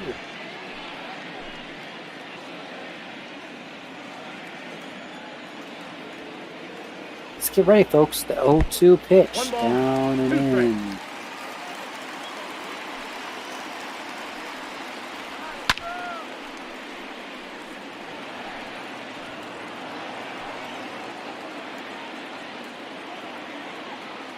Here we go from NP. Right now it's Bueller, May, Stripling, Arias, and Wood. Your starting 5 in LA. Thank you for that one. Julio. It's a name that was escaping me. Don't know why, because he's actually in the rotation in Botball too. Count full.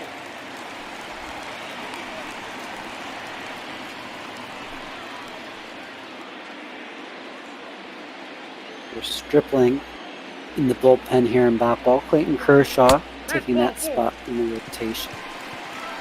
Very similar for these two teams. Real life Dodgers hit with injuries a lot harder than the virtual ones. Yamamoto. Rojas does work the walk. Wood's going to have to work from the stretch, pitching to the pitcher. Probably going to be a bunt situation here for Yamamoto. That extra ma in there really throws it for a loop. Indeed, he'll square up with the ball this high. He'll throw it back.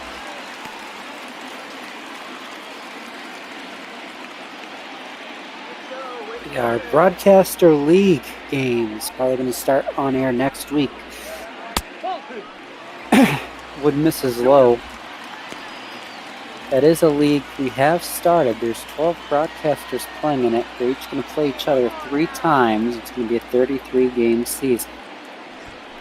7-inning games. This one's bunted, first base side. Throw to second for 1. Relay to first, not in time. Great job to erase the leading runner. Center fielder, Jorge Mateo. Participating in that broadcaster league, you got myself and Duggo, Jaden Becker, Tim Moore, your good friend Don. Been a while since we've seen him. He had a child his wife had recently, taking up a lot of his time. P. Mister Hines, you saw on the previous call. Jake Zimmer, Jeremy Goldstein, Cookster, 23, better known as JD Gregory. Big Fund, our favorite fundies, and of course Dan Wilkes, host of the Dan Wilkes Show. Those 12 are participating. Right now, the league lead goes to me, followed by Jaden Becker. Top 4 will play in the playoffs. Hoping we can get there in 5 to 6 weeks. Well, that may be a bit optimistic on my part. Little Miss High, 2-1 to Jorge Mateo.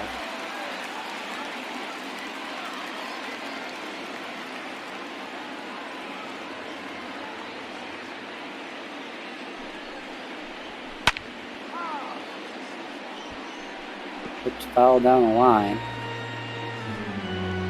The plays in order. Gotta think Wood's pitching to that. He has been attacking a bit further down the zone. My short-term memory serves me right. We'll struggle with it. Smith will set up low, but it'll miss low, they'll say. So I'll bring the count full. We'll see if they try a hit and run, something fancy. Probably not with the pitcher standing on first base, but it is going to be a full count with 1 away. Situation, you gotta at least think about it. Make sure you don't ground into anything. Depends on how much you trust Jorge's bat, too. He'll ground one back up the middle. Once he shovels to Lux, throw over to Peterson. Man, that's a weird way to call it. But that's a double play to end the inning for Wood. We're through 5, 1-1. Your attention, please. Really weird not seeing Seager at short, Lux at second, Muncie at first, with everybody shifted over, looking for a loop. And we'll go ahead and see. I don't know why they wouldn't have pinch hit for their pitcher there. They're going to pull him out of the game. But we'll have a new pitcher. Hernandez, E. Hernandez, pitch for Miami. His first pitch to Cody Bellinger will be fouled back. 4, 5, 6 for LA, Bellinger, Turner, and Peterson. 0-1. Called, strike generous call. Ryan Stanek up in the pen. Up to 26 viewers right now, all 26 of you. Welcome aboard. Thank you for listening to MLO Bopball here on Sunday night. It's Sunday night Bopball here. Cookie on the call. Brother Beard coming up with the Blue Jays and the Mariners after this one finishes up. His last call because he has a busy week coming up too, just like I've had the last week or so. Rope to first base, and what a catch by Aguilar for out number 1. Oh, look at that. Cody Bellinger knows he had that. He hit it hard. And that was just a tough catch. Tough way to go down. Sterling Sharp will join up in the bullpen. Justin Turner is going to bat with one away and the base is empty. And P. Bellinger does want that one back. He could have punished that. At the very least, he wanted to get an extra couple degrees on that launch angle, rocketed over the first baseman's head. But you know, that's just how baseball works. You just gotta trust your approach. You did everything right there. You just didn't go to the right spot. Turner lifts one harmlessly to center. That's caught by Mateo, out number 2, and that means Peterson's going to have the bases empty with 2 away. And to break the tie,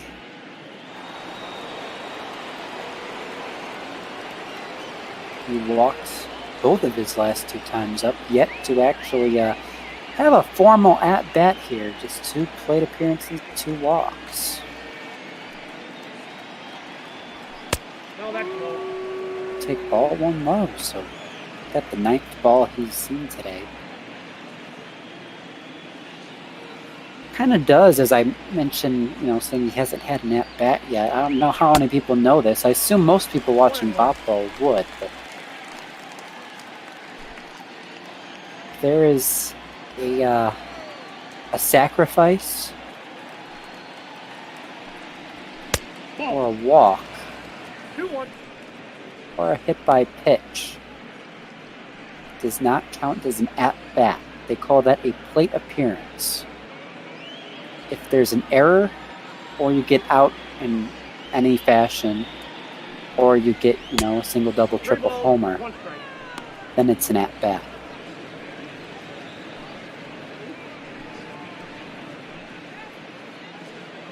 So players have, really, it's all at-bats are plate appearances, but not all plate appearances are at-bats, put like that.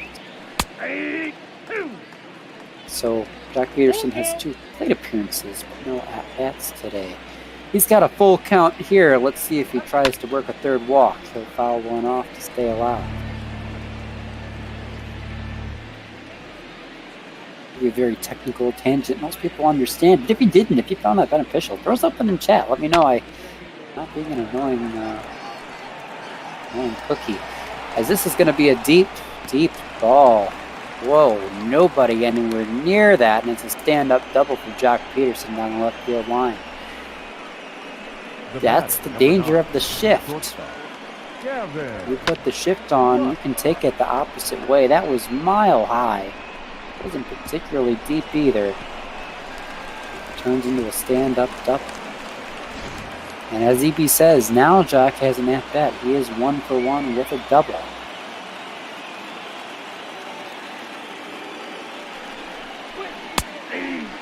Kevin Lux, you see he's 0 for 1 because he walked. So he's been up twice. Once he got out. It's the 0 for 1 with the walk. That helps him stay afloat a little bit. 0-1 ripped foul. Another inning, another Dodger in scoring position. It's a little bit early. Hopefully I jinx it, but it's looking like it's going to be another missed opportunity for LA. Way inside 1 and 2. Only time LA has to capitalize was bases loaded, 1 away. The sacrifice fly brought in Turner. That was back in the 4th.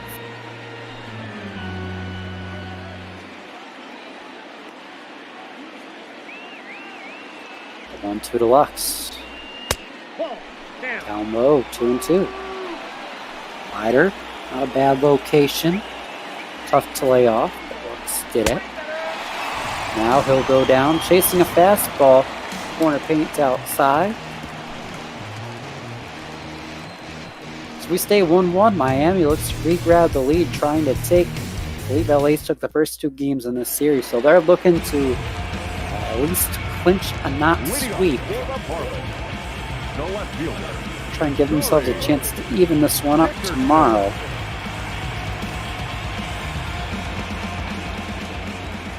2, 3, 4, dangerous part of the order. This is where they started to get to wood last time around. We do see Ross Stripling and David Price in the Dodgers bullpen. A couple of guys who can go a few innings. Don't know why they do that particularly, since Wood is due up. Gotta think this is probably his last inning, unless he really settles in. So we'll see a pop-up to Lux at short for out number 1. He's only at 75 pitches, so I suppose he could go 7. Same time in a 1-1 game, you want to try and get a guy like Seager, a guy like Chris Taylor up with the bat, give yourself a good chance. Jesus Aguilar's 0 for 2, made a nice snag at first base too last inning off Cody Bellinger's bat. Took away extra bases, he'll take strike 1. Aguilar a waiver claim.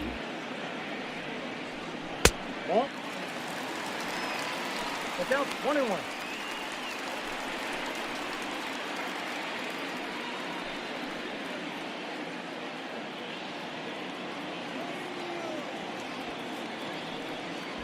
They're going to be on the way, and then it's going to be a swing and a miss way outside for strike 2.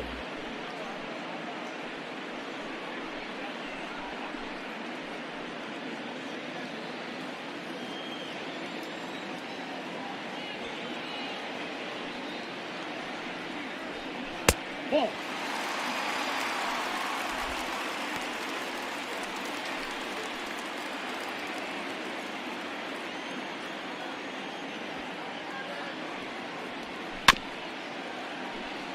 Oh, back.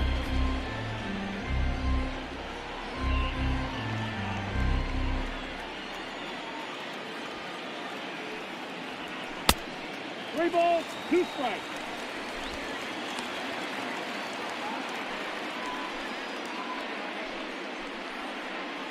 It's a full count.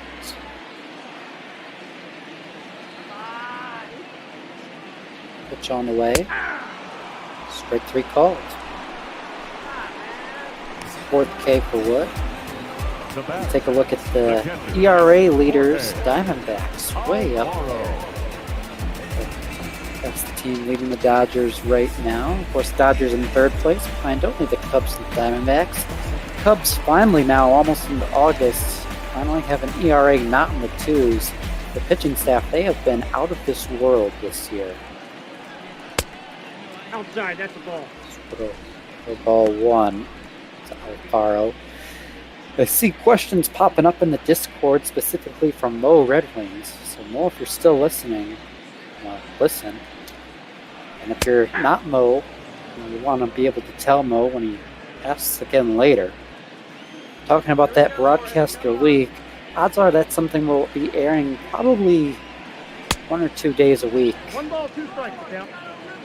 And we'll be airing between 2 to 3 broadcaster league games instead of one of our normal ball game slots. So at least what I've started to throw out as feelers to our guys playing is we're looking at doing a 5-header in place of the 7-15 and 9 games on Monday or Tuesday next week. So we'd be playing 5 games in place of the 2 ball games we'd normally see in the 7:15 and 9 o'clock time slot.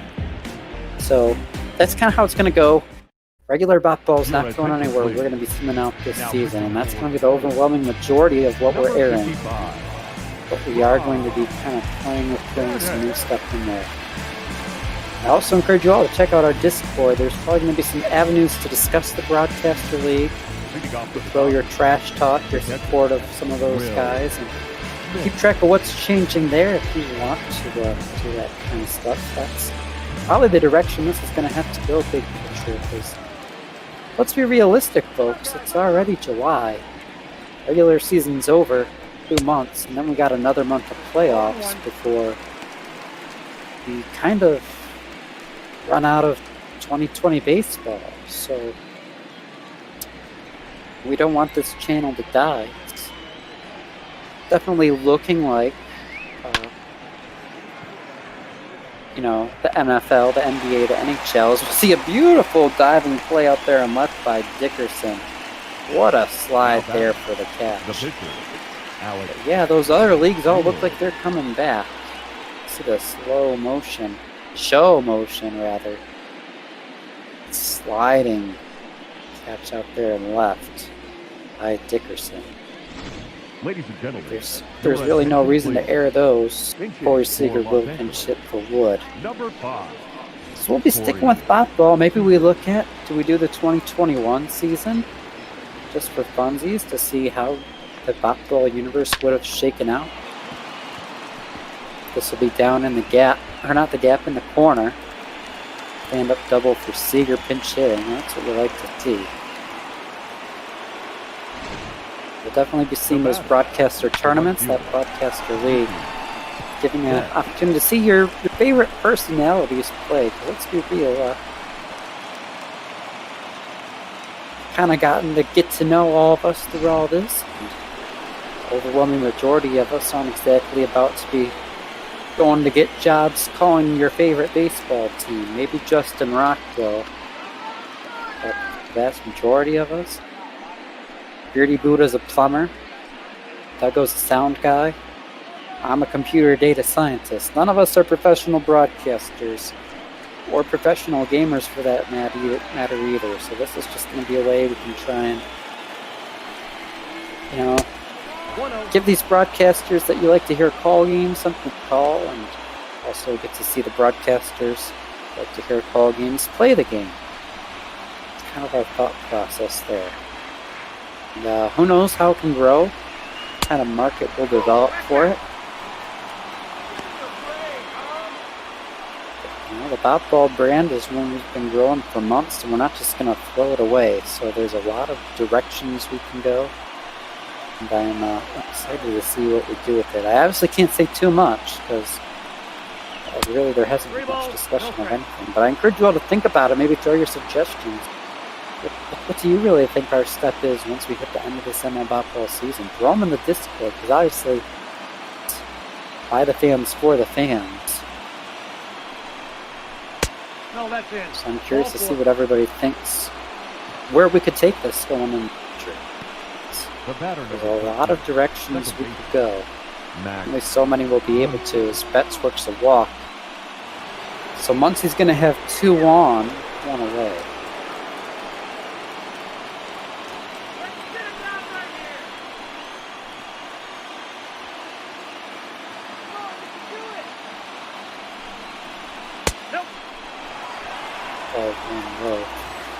Of course, we'll also have to start looking at, there you see it, Seager on second, Betts on first. You know, with the MLB back, you might see changes to our stream hours as well. Could be cutting a time slot or 2 even. Nothing's really confirmed or official there, but there has been preliminary discussions. Obviously for next week, we've announced our schedule. You can find it on our website, mlbopball.com. We will have full 7-game-a-day slate for you. With me, Doug, TARDIS, Mike, Beardy, Jordan Smith, play-by-play, Carlos Zimmer, Aiden, Eddie, Charlotte, Justin Rock, P-Mister, Hines, Muncie's hit by a pitch. And if I didn't name you, EV from Toronto in the 12-15 slot, he's listening. Definitely got to name you, bud. But yeah, we're all still calling games. You'll still have Bop Ball. We'll be seeing how the MLB affects Bop Ball's viewership, because obviously a Sunday night, normally we'd be sitting about 30, 35. We've been sitting at about 20 for this whole broadcast, so I'm not sure what we'll do going forward. Canadian friends, that's right. I'm sure J-Man and Mark Colley are calling some games too. Jorge Soler is going to have a bases loaded opportunity. Seager is at third. Betts is on second. Muncie's at first. Tie ball game, 1 out.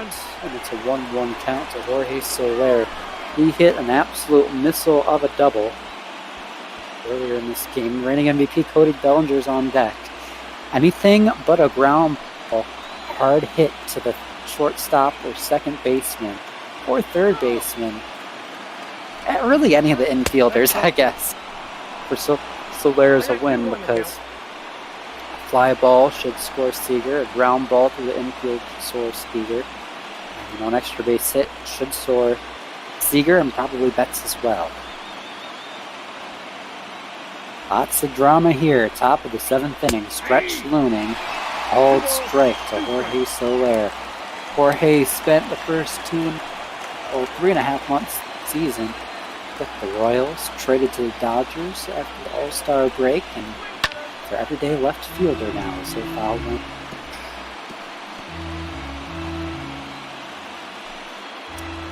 A lot of power, a lot of contact in his bat. Not a defensive first guy, definitely a bat first guy.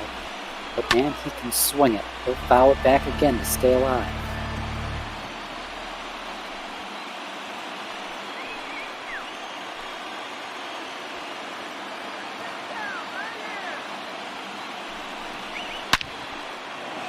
Swing and a drive.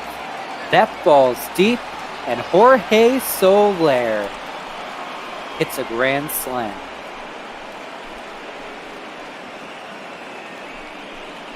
Get out the rye bread and mustard, Grandma, because it's grand salami time indeed. 107 miles per hour off the bat, almost 440 feet. His 43rd on the year, and Jorge Soler has broke this game open. It's 5-1 Dodgers. Boy, we talked about why they acquired him, and boy, that was why. They will wait for his pitch, and he will punish you. Sterling Sharp's going to come into pitch out of the bullpen now.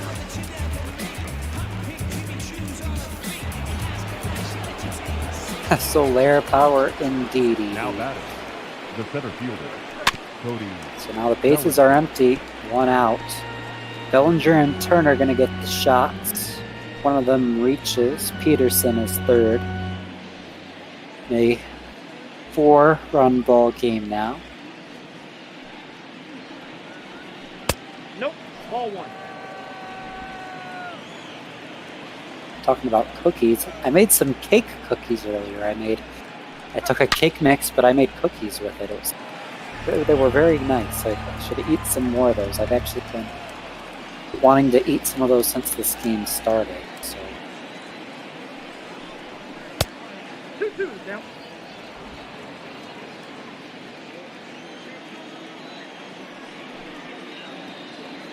The 2-2 to Cody Bellinger.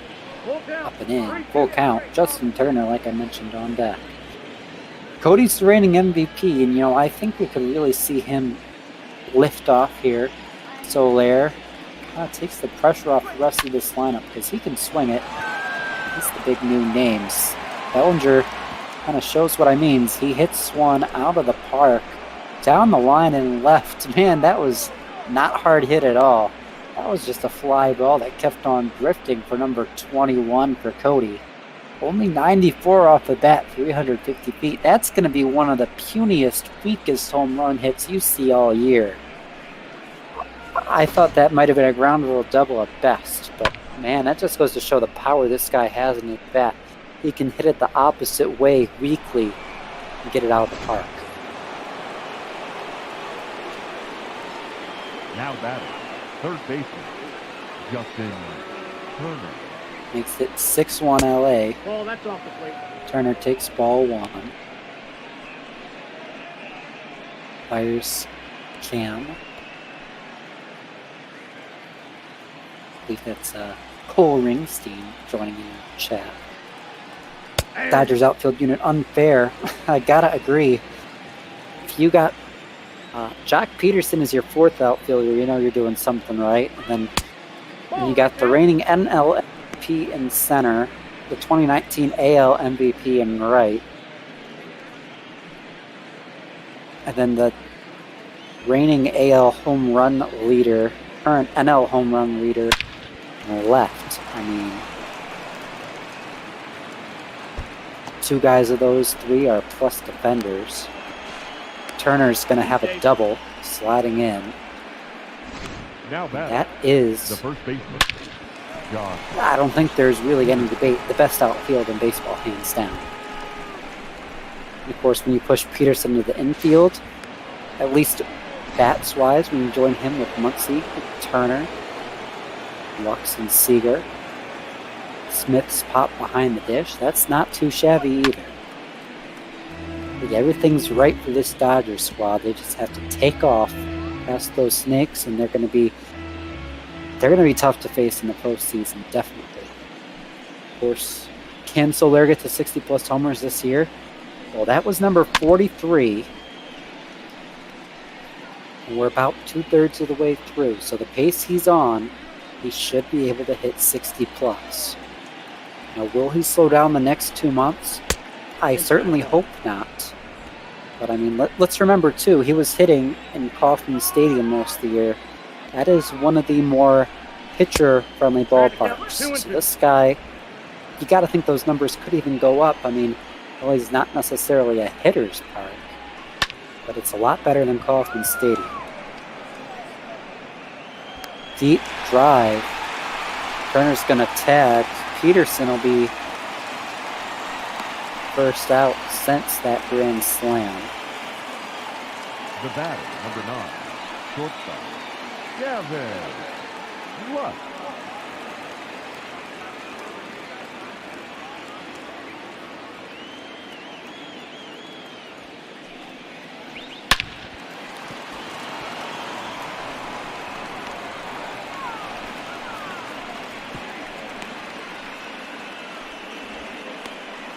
Well, there's a base hit for Lux. I just got tagged on Discord. Will Smith.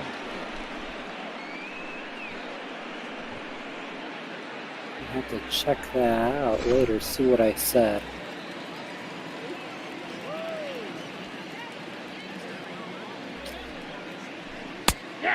Thank you, NP, for clipping that highlight. Fresh Prince of LA, Will Smith, is 0 for 2. A man in the series against the, I believe it was the Snakes. It might have been the Phillies a couple weeks back. It was Mike and Tardis on the call. Smith had a 3-home run game. I do think that was against the Snakes. And everybody was shocked. Everyone was like, Will Smith doesn't have a bat. Well, this guy has 19 home runs. He's batting .220, sure, but there's pop here. They don't need it right now, though. They'll strike out, so they won't use it. But a 6-run, 7th inning, highlighted by a Soler grand slam and a Bellinger blooper out of the ballpark. LA will be up. Dave Roberts is going to do a double switch. I got to imagine Seager's staying in. Lux is headed out. Either that or maybe Barnes is coming in. David Price is going to pitch up by 6. Let me know if you guys catch the double switch. Number 33, David Price. Now catching and batting 9. Number 15, Austin Barnes.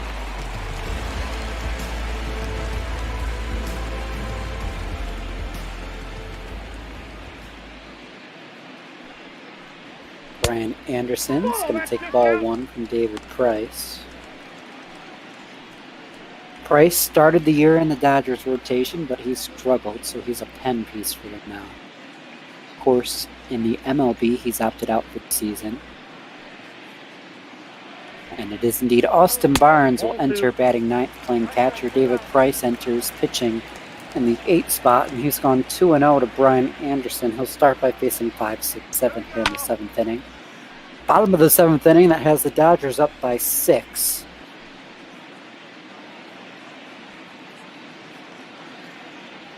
Dodgers had opportunities all game, but they really capitalized there in the 6th inning. Miami got the early 1-0 lead. Then LA tied it up. Right after that, a bases-loaded sac fly. No further damage.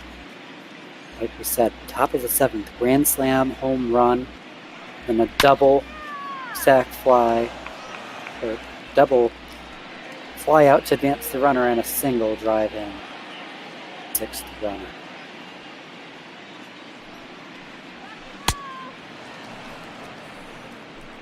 Cole asking who took Price's spot in the starting rotation.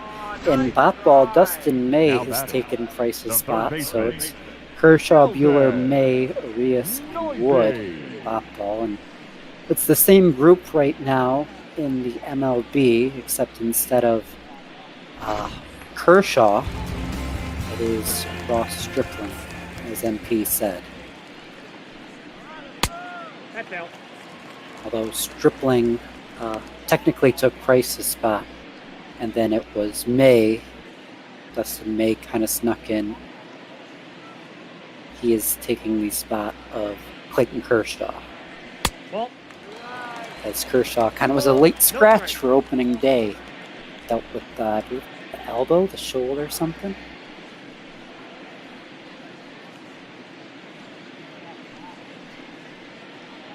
But obviously, that game was a win for the Dodgers, as was the other day. I'm not sure who's starting tonight. It'll be Walker Bueller getting the nod. Monday, I'm pretty sure. I think they're still facing the Giants tonight. It might be Bueller today.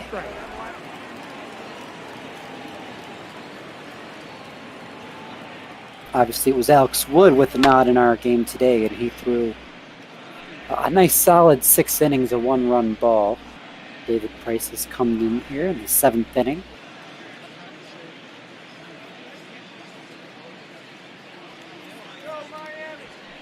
Marlins, of course, back to MLB discussion, 2-1 on the young year. Gotta think that's just a hard start, but in the game season, we do have a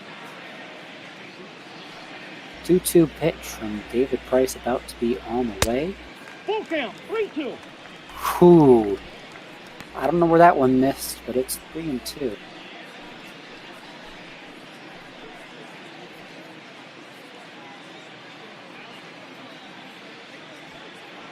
Full count. Sheldon swings and misses. That's a nice changeup from Price on the inside. Off the plate inside. Really, that was an awful pitch, but a lucky swing and a miss for Price to induce right there. That would have, I gotta think a lot of other guys up there, that would have easily been ball 4, but I guess he's looking deceptive today, or the Marlins hitters just really suck. I mean, I suppose both are possibilities. Could be both. So San Diaz will swing and miss. It's break 1. I think he went back to that changeup.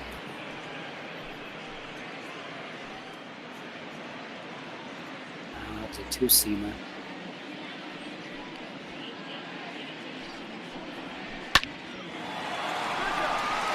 Well, that's a swing and a drive. That's deep in the right field, and that ball is not coming back, folks. No doubt.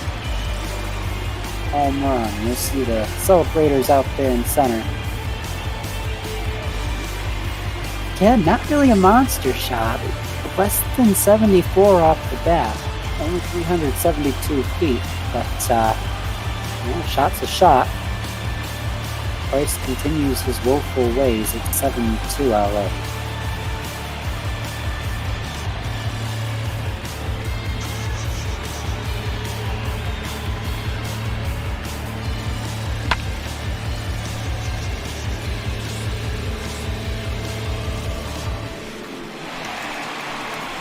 Swing, I mean,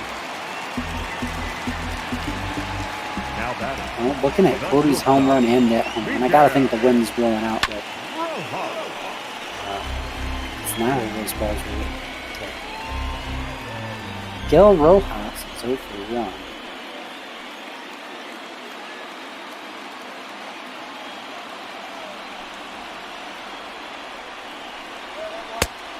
One ball, 1 strike.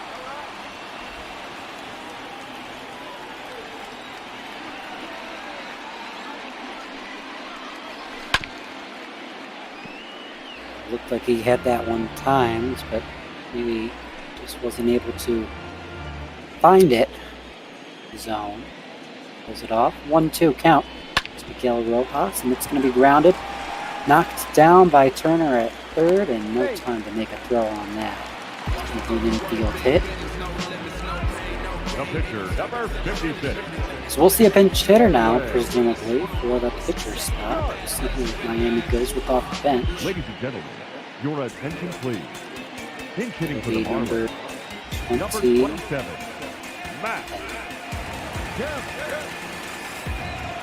It's the black lettering, black jerseys. It's really hard to read.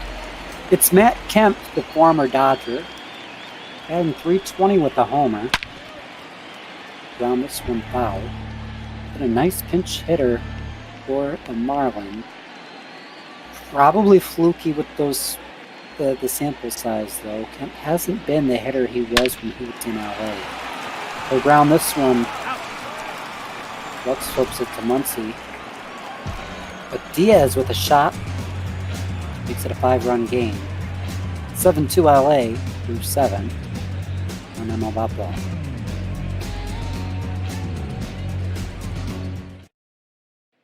Your attention please. Now Brandon Kintzler using the pitch. 2.23 ERA, making his 38th appearance, a 3-3 record. I kind of think this guy's probably going to be on the trade block. 6 holds. Been better against the lefty than the right.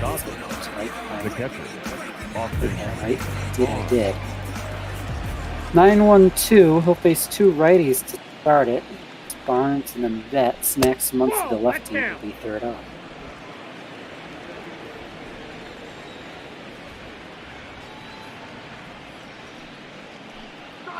Hey!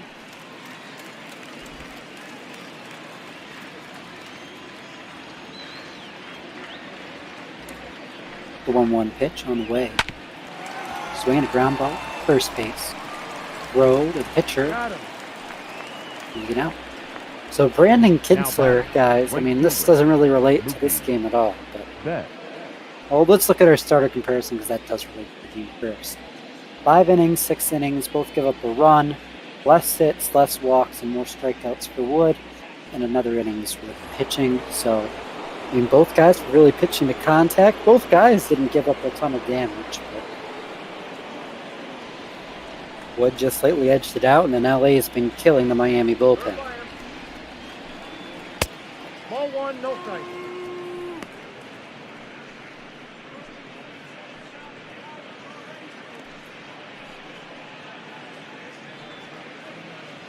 But yeah, as I was saying, I used to always love Brandon Kintzler. He used to pitch, I forget which team, but in the AL Central. I think it was the White Sox.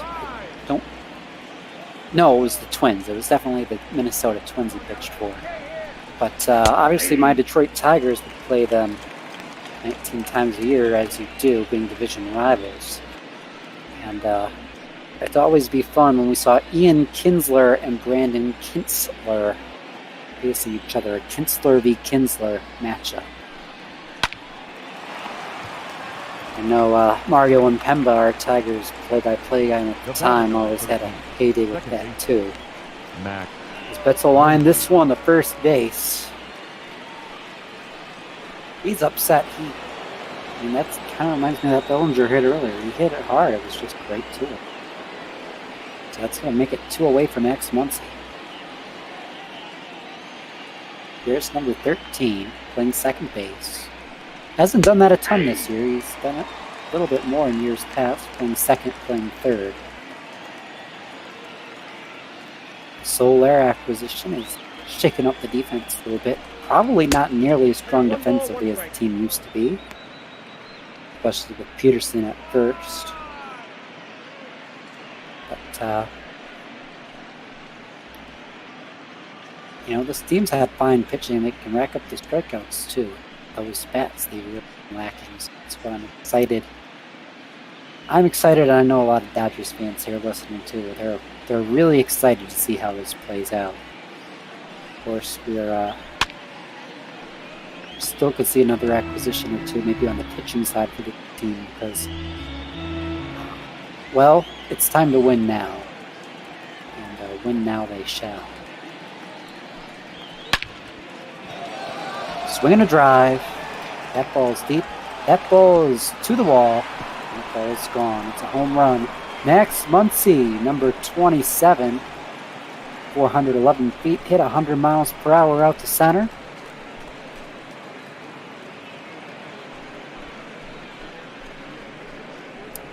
It's that run back. That's kind of what high fives are going to look like in the MLB right there. No touching. He celebrates with Soler. Nice monster shot. Makes it 8-2 LA, and of course Jorge Soler, grand slam and a double today. 3 for 12 in the series with 5 RBI. And he'll just dribble this one second base. Going to be flipped over, and that'll end the inning. So Max Muncy goes yard. No other activity. We're heading now to the bottom of the 8th. Marlins need to make a dent. They're down by 6, down to their last 6 outs. We're watching NL Ball. We'll see if David Price stays out there. I believe he will. Indeed, that would be the case. Price will get another inning's work. Teo Dickerson Aguilar, the top 3 for Miami, due up. This is the part of the order you want if you want to get something going. We'll have to see if they can do it. First starts with the leadoff man. Jorge has not been good since coming to the Marlins. Coming into the day, he was batting just about 100, and he's now 0 for 3.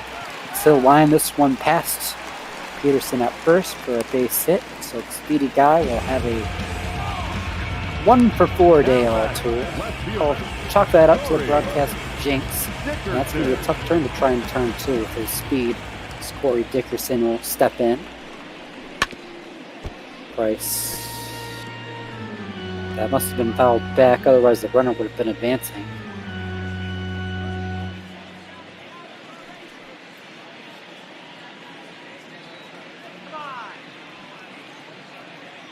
Go 1, about to be on the way. Down 1-1. Well, so obviously, Price gave up that home run, but I've liked him a lot more in this relief role. He's had a couple outings in relief. He hasn't looked horrible. It's obviously got to be an adjustment. He's been a starter his whole life to the bullpen. I mean, let's be realistic. He wasn't getting it done. Of course, I don't know if Dustin May's been getting it done either. Kind of see Soler's blunders in left on display right there. He's no Mookie or Bellinger out there. He knocks it down. And of course, doesn't quite get the glove to it. Mateo sees that. He takes advantage. He heads over to third base. That'll put runners on the corners. So Price is getting in some trouble. And that'll actually send him out. Keelan Aquila coming to pitch. An ERA at 4. Way better against righties than lefties. Closer for the Pittsburgh Pirates. Came over to the Dodgers on the 4th of July, but hasn't pitched much for him. 3-4-5 going to be his task here. Double play in order, but a run would score. A fly ball or a ground ball that isn't hit super hard. Heck, even a ground ball hit hard for his speed. That's the ball. It's 1-1. You definitely sacrificed the run for the 2 outs, up by 6 late. You also want to pick up your teammate. You got 2 balls, 1 strike. Slider slides outside. Talking about EB, Dustin May be going tomorrow morning. EB's going to be on the call for that with, well, we'll see it on our sidebar in a minute. I don't have the schedule pulled up in front of me.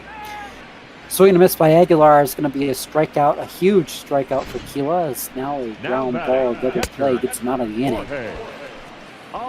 Standings, you see Oakland, Minnesota, New York, the leaders. Chicago, Cleveland, currently your 2 wild cards. But Houston and Tampa Bay really heating up. It's going to be a new guy on the Contreras Bay area. That's a mouthful. We'll be calling May versus Lopez. Dodgers and Marlins finish up the series tomorrow morning. Obviously, Brother Beard coming up. Mike A. and Tardis, Phillies, Mets in the late night. Dribbler out in front of the dish. And they'll go to set first. They'll just get the 1 out. So they'll give up the run. The runner will be on second base. It's 8-3 Only back within 5. There's 2 out in the inning now. Ryan Anderson. Our NL standings. Arizona up on the Dodgers by a game. That'll be a half game when this one finishes. Of course, Dodgers currently have the second wild card behind Cincinnati. Atlanta hot on their tails. Really all the Central and East. Cubs and the Nationals are running away with it, though the Reds and the Braves are still within striking distance. Braves have been making a lot of moves. But yeah, the LA Arizona set probably the most dramatic right now, in my opinion. Of course, seeing Houston slowly bouncing back, they could really disrupt what's been almost a season-long hold of the division lead for the Athletics in the AL West. That AL Central, I mean, it can't be overstated just how phenomenal all 3 of the Twins, the White Sox, and the Indians have been. I got to count 1 and 2. And I'm sure we'll see those guys swap some spots, and we'll see if they beat up on each other enough to maybe let the Astros or the Athletics or the Tampa Bay Rays or the Yankees, whoever doesn't end up winning those divisions, get themselves in the talk for a wild card spot. Gila's 1-2, going to be in the dirt, blocked.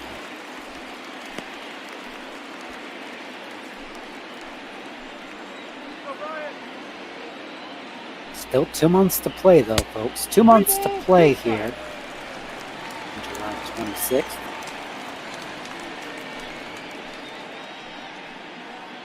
Two-thirds of the way through our season, unlike Major League Baseball, who's about a 30th of the way through. Maybe getting closer to a 20th for some of those teams today. It's a full count. Anderson's been fighting off some pitches, making Kilo work. And get out of this just slowing to one inherited runner to score. That would be huge. That's held off.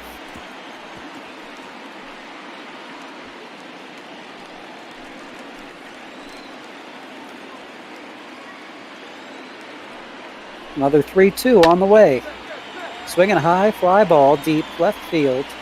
Soler gives up on it. Cody Bellinger will get there, though, and that'll be out number 3. So a run comes across, but runners on the corners, 1 away. This turns into the 1 run. Price continues to struggle. Keela shows what he's made of. And we're heading to the 9th. 4-5-6 for LA, their last chance to cushion their lead. Or Miami comes up bottom 9, down by at least 5. Trying to send this one to extras. Cody just looped a ball out to left field, out of the park to left field this last time. And he'll take a slider inside for ball 1 here. Garcia and Conley, the righty and lefty, up in Marlins' pen. They do stick. Kinsler to start the 9th, though.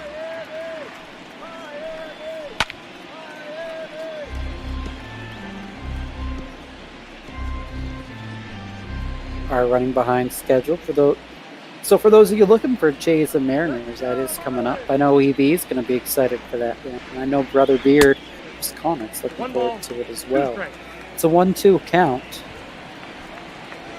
Obviously, the Jays and Mariners are, well, the Mariners are worse than the AL West. Jays are, I think, in 3rd or 4th place in the AL East right now. As we'll see a ground ball shift from Bellinger. Now batting, the third baseman, Justin Turner.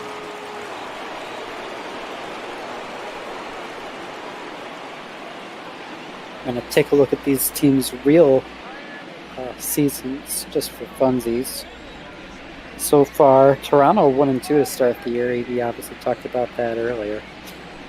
A couple of games they could have won for Toronto, but they ended up just blowing it. And the Seattle Mariners 1-2 as well.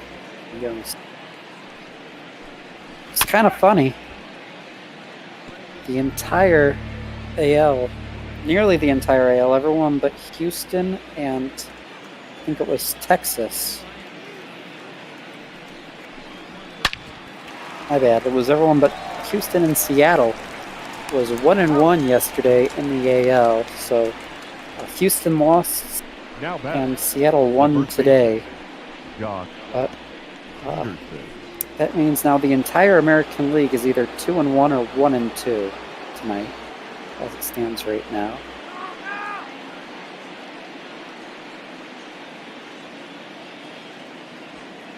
Eight teams are 2-1. The other 7 are 1-2.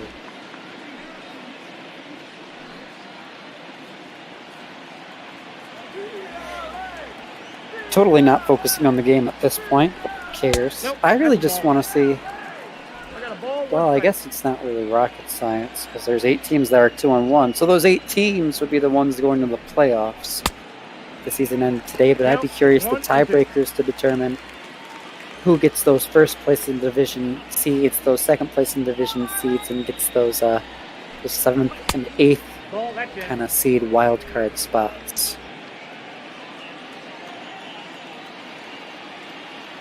And it actually looks like over in the NL, everybody is they're 2-1 or 1-2 as well now. Nobody's still undefeated or winless.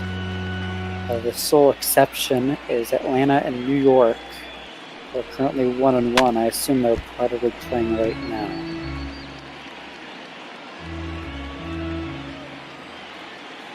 Indeed, they are. Atlanta's up 12-1 in the middle of the 6th inning.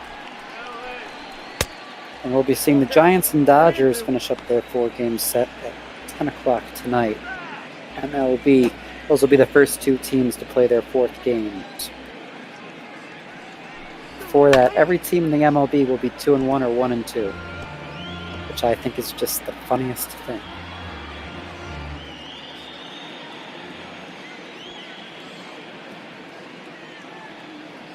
The 3-2 pitch to Jock Peterson. So no series sweeps, I guess, is the moral of the story to start the season. Everybody takes 2 of 3 or loses 2 of 3. Again, with that exception being LA and San Francisco, which fate would decide for us later. Could be tuned into that game after dark ends. But of course, stick with Papo until then, because let's be real. We're baseball. Real baseball is not.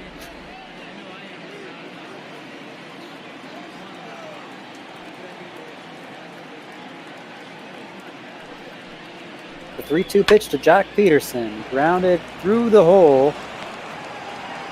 That's going to be a base hit.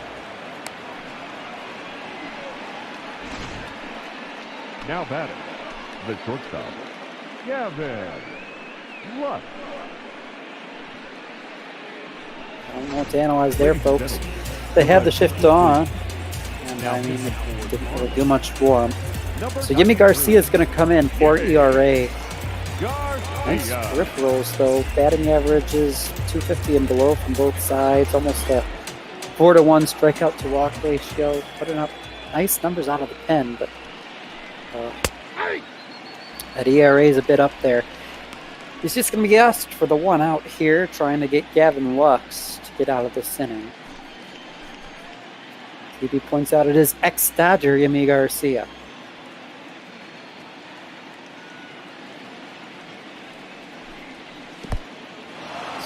One and one. That'll get away from the catcher, Alfaro. Peterson will advance to second. They'll score on a base hit now. Not that the Dodgers probably need a 6th insurance run. Knock on wood, but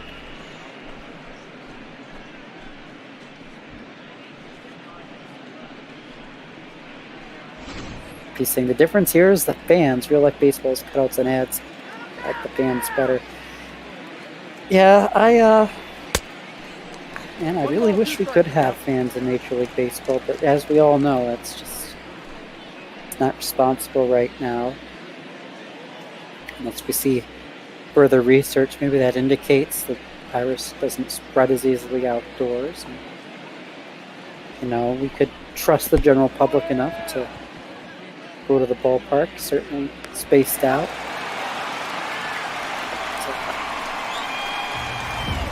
Who knows? It's always 2021. think that's everybody's motto this year. It's 8-3. Los Angeles after the strikeout of Lux.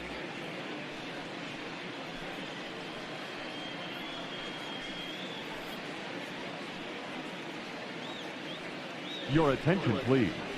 These changes for Yeah, I don't like the editing in fans. I don't mind the cutouts, but when you edit them in, it just bothers me. Blake Tryman's going to try and close this out. ERA under 2, 55 strikeouts, 15 walks. Beautiful batting averages against. Nice arm. Says to get 3 outs. He's got 6, 7, 8, and a pinch hitter for the pitcher due up. Should he let somebody reach? Third baseman Sheldon takes ball 1. And I'm hearing from EB. Kike Hernandez is in at short. Gavin Lux. Makes sense. But a defensively skilled guy there. Lux isn't really meant to play short. He's a second baseman. He can play short if he needs to. It's 3-0. So Trinan is not feeling it today. I can tell you that. I don't mind the cutouts of fans. You know, a lot of people don't like the noised-in crowd music. I don't mind it either. It just helps make the broadcast feel a bit closer to what we're used to. The count is 3-1. And I think it helps the players, too, to an extent, to have that kind of white noise that they're so used to playing with. You know, some people, you know, will judge it, be like, oh, we're not allowed to feel normal because people are dying. Just, listen, Karen, it's baseball. Okay, it's fake crowd noise.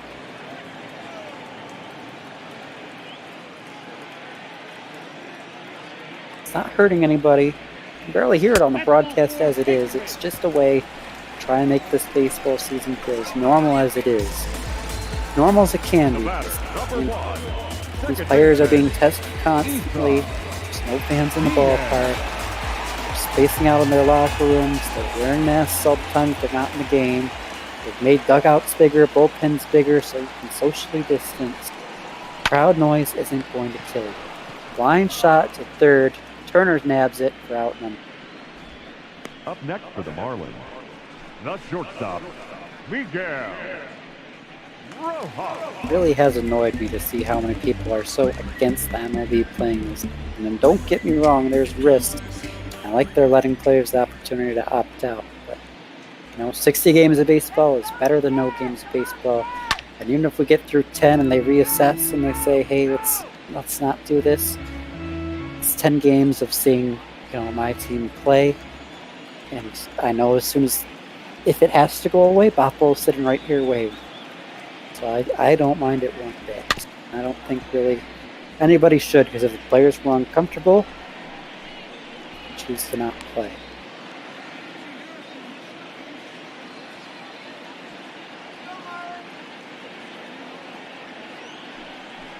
The 0-2 to Miguel Rojas outside, 1-2.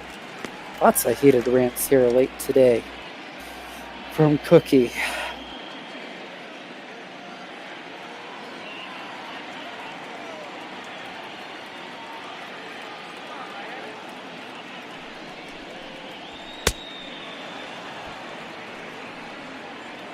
Fastball, swing and a miss. Okay, for Trinan, 2 away. We'll see who they pinch hit. Close this one out. Nasty pitch that die on him. Of course, Rojas hit that homer. Wasn't that Diaz that hit the homer? Getting these middle infielders confused. Garrett Cooper. Oh, it's Garrett Cooper. 260 with 5 homers. He was a regular for a while in this lineup, I believe. At least a platoon guy.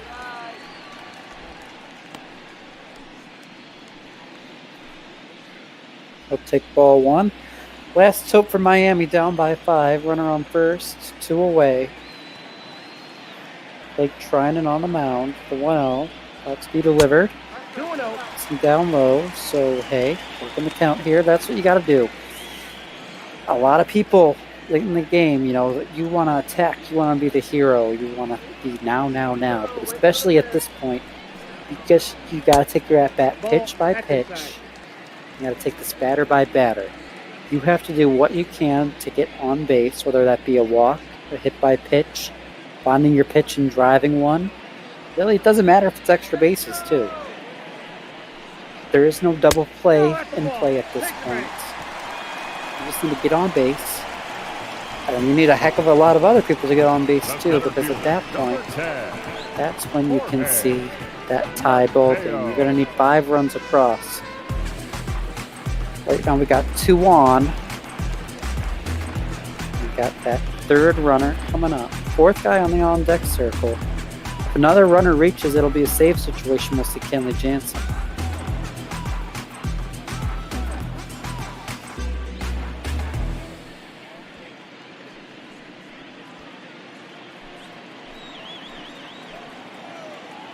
Again, as we finish up, a reminder to donate to Meals on Wheels, getting the elderly. I read our official script earlier. I'm not going to read it again now.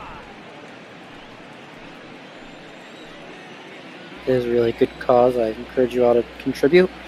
If I had money, I would, but I currently support Meals for Broke College Kid, aka myself.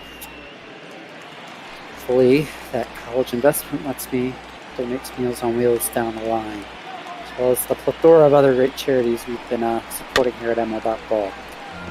0-2.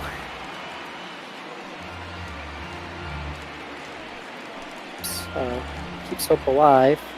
Jorge Mateo's 1 for 4. Singled his last time after starting 0 for 3.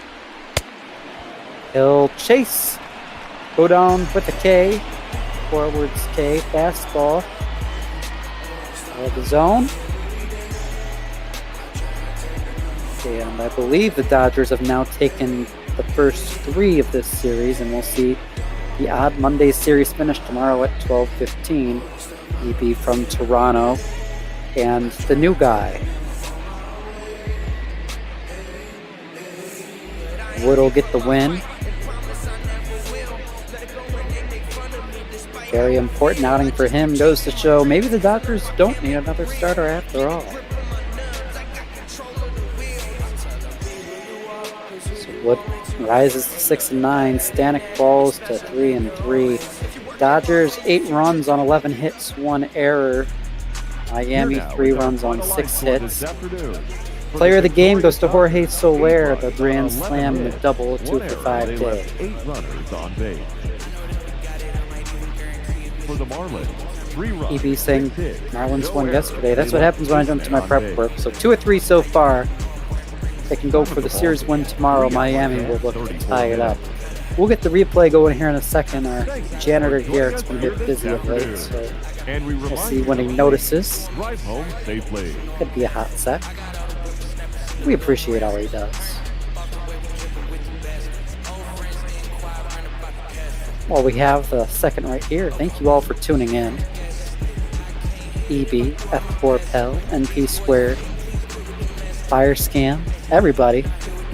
My grandmother, Grandma Cookie, I'm sure has been listening too. Really appreciate y'all joining us here for Sunday Night Baseball. We saw the base hit. Back out Miami on the board. They'd have the lead and it wouldn't last long. Sack fly from Will Smith. Fresh Prince of LA ties this one up at 1 in the top of the 4th. We'd sit there for a while until the 6th inning to be exact. This 1-1 deadlock. Dodgers lots of opportunities early, never really were able to capitalize. Within bases loaded, Jorge Soler cranks one out. As I gush about how awesome he is, that bat is huge for this team. Comes 5-1, then Cody Bellinger homers after the fact. Not super hard hit. Sneaks out, makes it 6-1, and we go ahead and we'd see a double. Fly out to advance the runner, and then a base hit. And Gavin Lux into center field would drive in that 6th run of the inning. LA's up by 6 at this point. Things are looking promising, and that's kind of how the game will play out. You see Isan Diaz, the second baseman, hit one not terribly hard, but sneak out in the bottom of the 7th to make it 7-2. There in the 7th inning. We have LA strike back with a Muncie homer, top 8.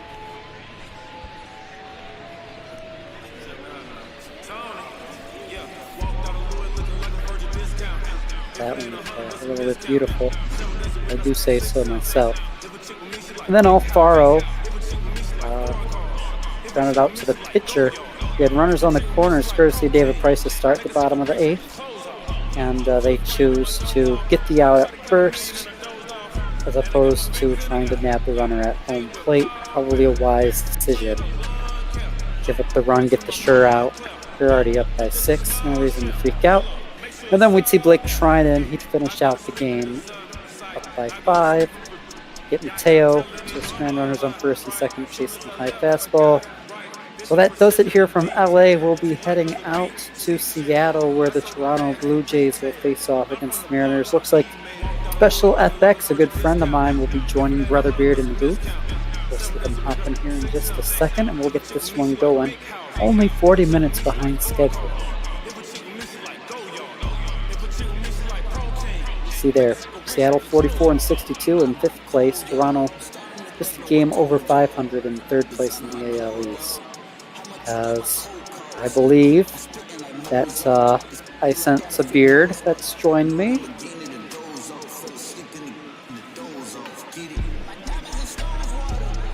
That matter, not just any Beard, it's my brother as well. Hi Cookie, how's it going, my friend? I'm doing pretty good, bro. Beard, how are you? I'm doing all right, man. I'm looking forward to this game. Hopefully, the Mariners can pull out a win tonight. Oh, they've dropped the first 2 games of this set, and I just want one. Just give me one, please. Well, that'll be a tall task facing a J squad that really does seem to be finding its stride later in this season, as those young guys, those 2nd, 3rd generation big leaguers really start to figure it out. Looks like you'll have Special FX, my good friend, joining you for the call. Special, hello. Hello, Cookie. How you doing tonight? Well, the Dodgers won and Jorge Soler hit a grand slam, so I don't think it gets much better than that. Not really. Got to call the grand salami, and it had me a bit nervous going 1-1 that late into the ball game, but a win is a win, and especially when it's by that much. So, I guess with that said, I'm going to bow out of here right now on behalf of myself. Thanks for tuning in, everybody. Stick around, because these two are awesome. And, matchup might not be the most exciting. It's all of Canada against the upper Northwest. So, I mean, it doesn't get better than that, I really got to say. So, well, take it away, guys. Well, there's a reason I started this series off with the title of Canadian Invasion. Because every time the Jays flock south of the border here to the Emerald City, the stadium just seems to fill up a bit more with that bright blue and red from the Blue Jays. Welcome, ladies and gentlemen, to another edition of Mariners Bot Ball here on Twitch.tv. Special FX joining me tonight. Thank you for stepping up last minute, friend. It's certainly good to have somebody in the booth here for this game. Yeah, I've been on a couple of those solo calls back-to-back myself, so I know how tough it can be to muster through lots of time talking to yourself. But you mentioned the Blue Jays, they tend to fly south for these games, and usually when they fly south, they got to go back north, and they want to bring something back with them. They're hoping it's a sweep, but Marco Gonzales is going to hope to put a little bit of a damper on their parade. 7-10 on the year, 4.07 ERA. Not doing too shabby, and a 131 whip is also pretty good. Strikeout numbers, though, are very low for what you'd like to see. Pitching to contact a lot, and that's partially why his ERA is so high up. The afternoon for Toronto, the shortstop, Bo. Well, leading off for the Jays is going to be Bo Bichette. That's a ball. Another one of these second and third generation players that Cookie mentioned earlier. He's going to look at ball 1 to start off the ball game. First pitch. And this Jays team is full of them. Kevin Biggio out at second, Bo Bichette, Vlad Guerrero Jr., just to name a few.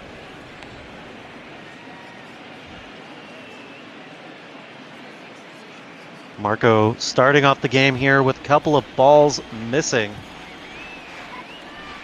He hasn't been pitching so great of late, not able to get deep into the game, as he does pitch to contact mostly, as he gives us a great example of there.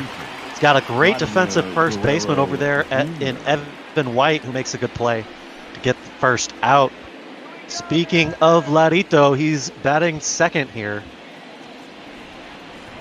Yeah, one of the many second-generation players that this Blue Jays team organization features, and it's great because both all of their parents are either in the Hall of Fame or were definitely in that consideration, and you could definitely see all three of the sons join in within the next 20-30 years. It's gonna be a ground ball up to second base. They're gonna go with the easy throw over to first from Dylan Moore. Two away here to start off the first inning. Brings up Travis Shaw, the third baseman. He had a good game last night with a couple of hits to his name, and well, really this whole ball club has been hitting the stitches off the ball in pretty much every series. Yeah, they've really started to pick up the offensive firepower, and Travis Shaw, one of the underrated names in baseball in general. He's got a great bat, great leadership presence out in the dugout, and one of the big reasons why his name might have been brought up in a couple of trade talks, even if nothing got finalized. Fouled off here to even off the count, 1-1. Travis Shaw hitting a respectable .269 here so far in the season. At the rate these guys have been hitting, I'm sure that number will climb as the season wears on. The 1-2 pitch from Marco now. Swing and a miss, and there's the strikeout he needed to start off the day. To get the third out, Marco Gonzales shuts him down 1-2-3 here in the top of the first. Got a new batting lineup for the Mariners as of last night. Leading off is going to be Kyle Lewis. He's going to face off against Hyunjin Ryu, making his 21st start of the season. 13-3 record, a 1.72 ERA. This guy is going to be in the top contention for that Cy Young Award come the end of the season. Mark my words. Yeah, I mean, Ryu had been a very solid pitcher for the Los Angeles Dodgers for a few years, but last year was when he really broke out and got into that Cy Young competition. And, we were wondering if it was going to be a fluke, but so far here in Toronto, he's just adding to his reputation. And like you mentioned, I would not be surprised if he finishes top 3 in the Cy Young, if not winning it all. Last year, of course, he was finished second in the Cy Young voting. And he was the starting pitcher of the All-Star game for the American League as well. Kyle Lewis, even count here, 1-1. First chance to lead off the lineup here for Kyle as he'll look at strike 2.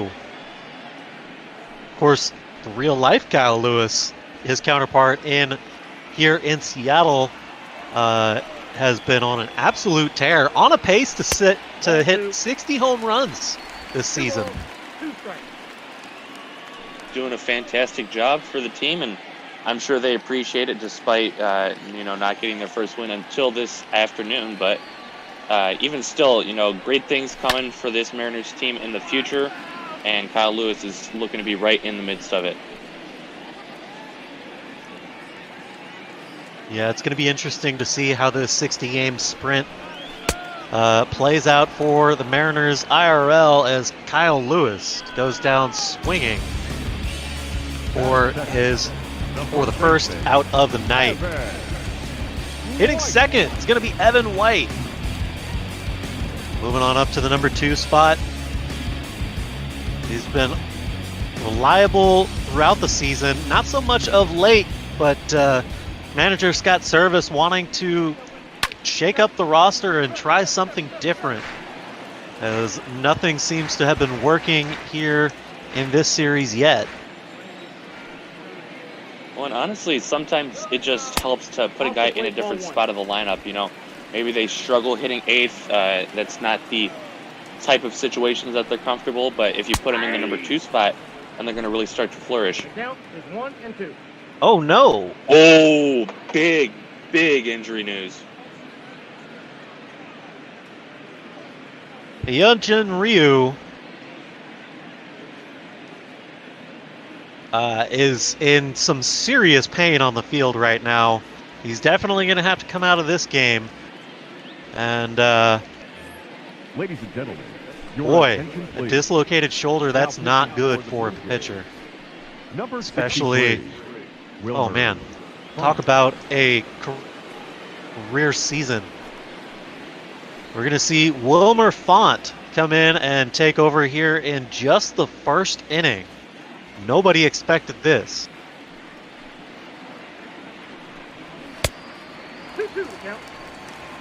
I'm just at a loss for words. I mean, we were just talking him up about how he's going to be in the Cy Young contention, and now if he does have that dislocated shoulder like we fear, I don't know if he has enough qualified innings to even, be in the conversation.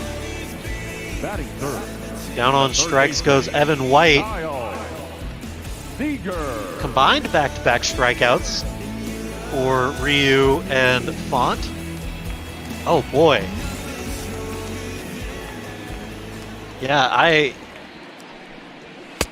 keep wanting to make a joke about the broadcaster's curse, but that's really just such a shame to see such a talented pitcher go down, at any point in the season, but especially here in the first.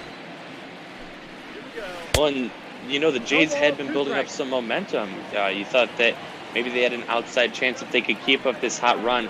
They could sneak into a wild card spot or maybe even into the division if the Yankees and Rays could beat up on each other at the top. Now with Ryu, I don't want to say those chances are all but gone, but it's going to be a lot tougher of a task. Yeah, it's definitely going to be tough, much tougher indeed, as Kyle Seager fouls this one off 0-2. Lays off the high fastball here, 1-2.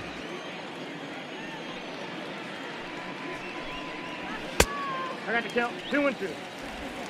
2-2. Good eye by Seager, letting this count get back even. He's had a number of home runs in this series already, and he goes down on strikes. Here, 3 strikeouts in a row for the Mariners. KKK all the way down the lineup. Oh, that sounds really bad. Leading off for Toronto, the right fielder, Teoscar. We're going to see Teoscar Hernandez lead off in the top of the second. 4, 5, and 6 coming up for these Mariners.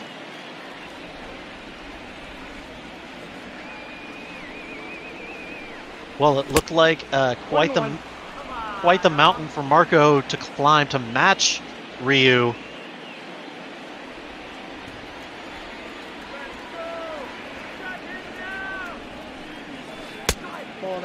And it's a shame to see that happen to a starting pitcher, to any player. I was really looking forward to watching him pitch tonight. Yeah, no, he was going to be outstanding, no doubt. And I'm a Dodgers fan myself, so love to see Ryu performing so well, even if he isn't in that traditional Dodger blue.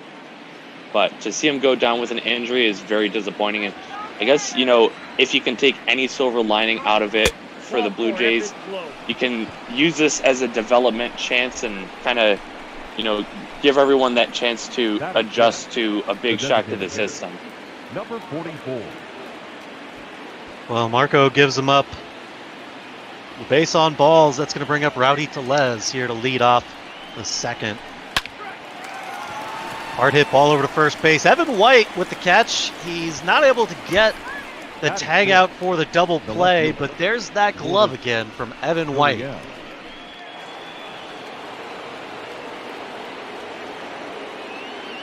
It's going to bring up Lawrence Gurriel Jr. Big bat out of Gurriel.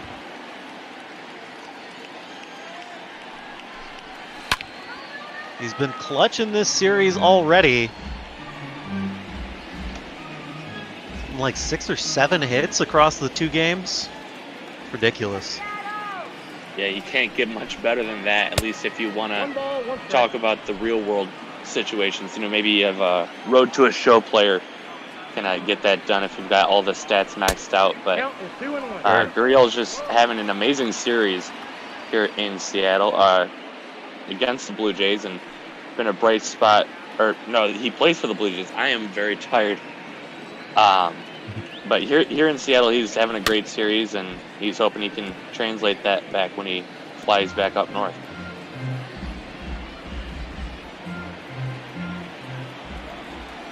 Two and 2 is the count here from the lefty Marco. This one's popped out into right center field, ranging over. It's going to be Mitch Haniger coming down with it for the second out. Runner's going to stay over at first. Fielder, Randall Grichuk. It's going to bring up the center fielder, Randall Grichuk.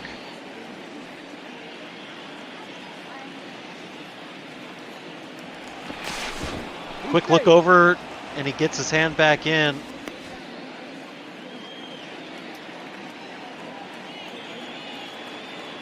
The lefty Marco Gonzales able to keep a close eye on those runners over at first. He'll get a pitch over for strike 1.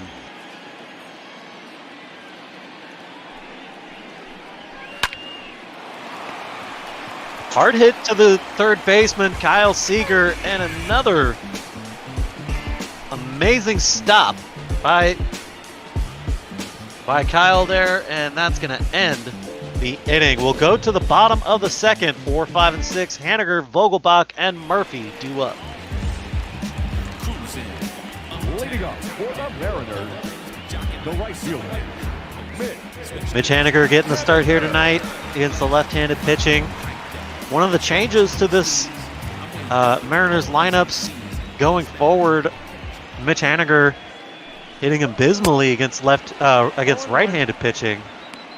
And, well, perhaps we don't see that reflection here with the change in pitching to Wilmer Font. Of course, against right-handed pitchers, we're going to see Carlos Gonzalez out in right field. 2 balls, 1 strike.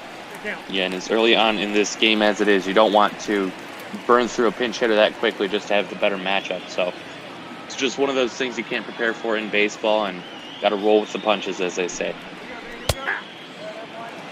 Strike 2 here to Haniger.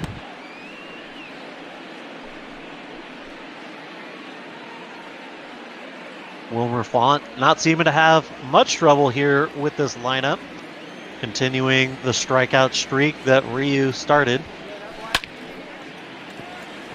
This one's hit by Haniger into center field. It gets down for a base hit. Glad I could help with that one as he gets the first hit of the ball game. the designated hitter, number 20. Going to bring up the big lefty bat of Daniel Vogelbach. He's got 18 dingers on the season, batting just under 220. If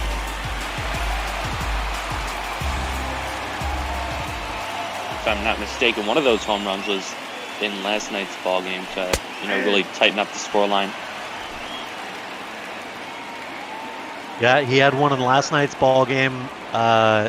It was a line drive down the left field line, as a lot of his home runs tend to end up in that sort of a place. The 0-2 pitch, ball below the zone, 1-2.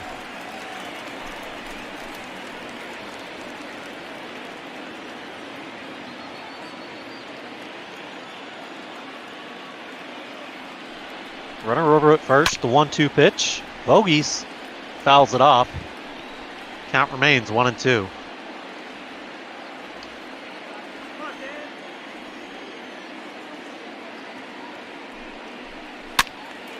The 1-2, another foul ball here. This one a little bit closer to the line. Third base coach got to get out of the way of that one. Oh, and boy, that was a disgusting swing. Daniel Vogelbach goes down on strikes, chasing a ball inside. Thank you for that wonderful close-up of that nasty strikeout. Yeah, a little bit disappointing. See that he's chasing after the pitch that pretty much started out off the plate inside and just kept on breaking towards him. Mm-hmm. But you know, that's going to happen sometimes, and just got to deal with it and learn from that at bat and make adjustments to the next time. I got the count 0-2. The 0-2 to Tom Murphy. Ball. Misses inside with that changeup. 1-2. Murphy, Seattle's lone all-star representative here in the 2020 bot ball season.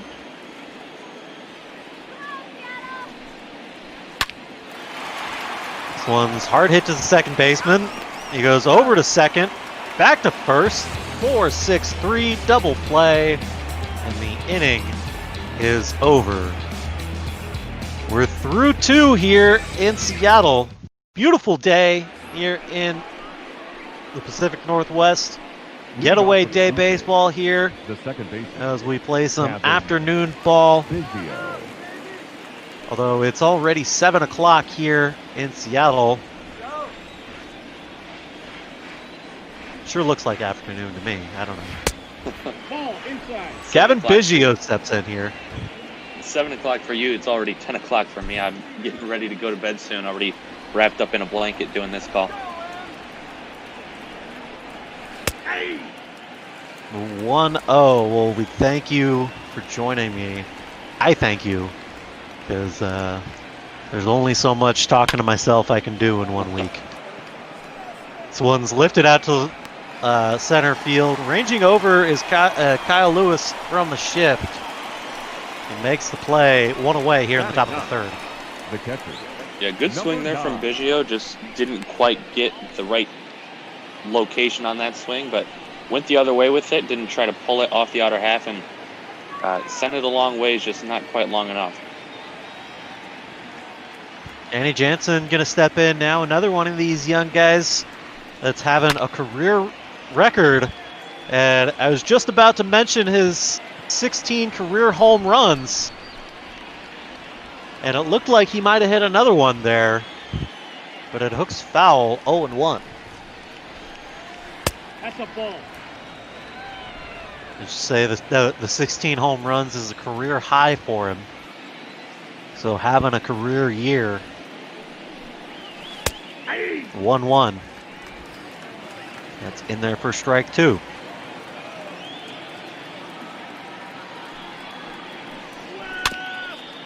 Danny Jansen grounds this one down the third base line. It hooks foul. Another 1-2 here from Marco Gonzales.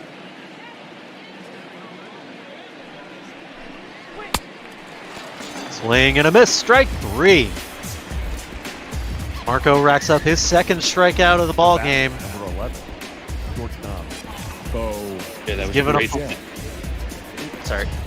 Great sinker there. It's change of speed off the straight fastball. Almost made it look like it's change up to him, and he was way out in front of it. Got him swinging.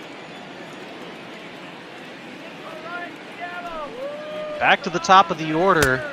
It's going to be Bo Bichette.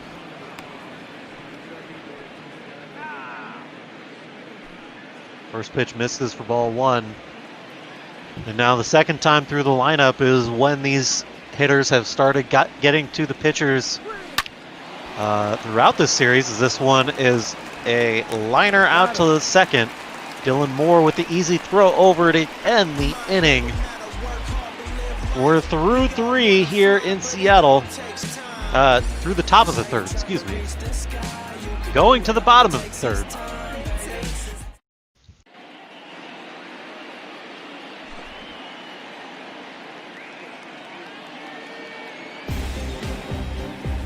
Heidi Watney reminding us that we're raising money for Meals on Wheels. Meals on Wheels has been our charity of the week here all week. And for, I would say, probably a majority of the bot ball season.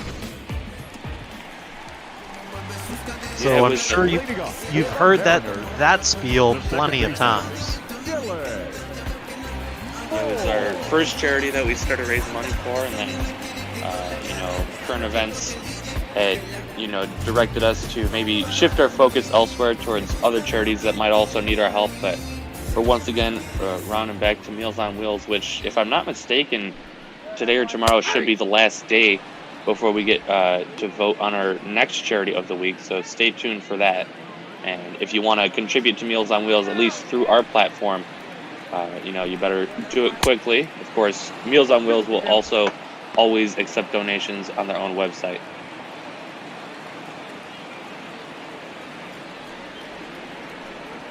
The 0-2 pitch here to Dylan Moore. It's going to be a hard hit ball down the first base line. Larito's got a glove on it. That's a 3-1 for the putout. The shortstop, JP Crawford.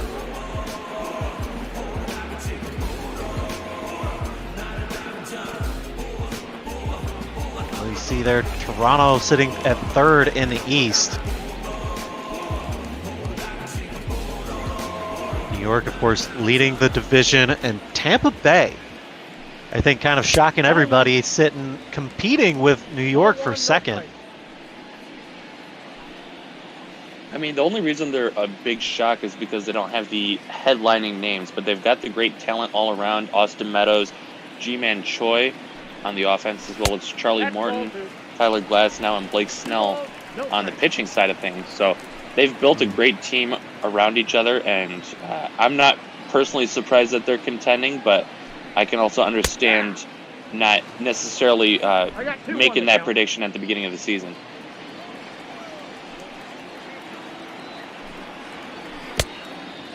The 2-1 gets JP to swing at a ball in the dirt. 2-2 here with one out in the bottom of the third.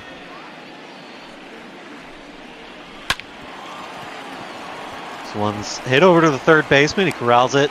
Shaw throws it over, and that is how we record the second out.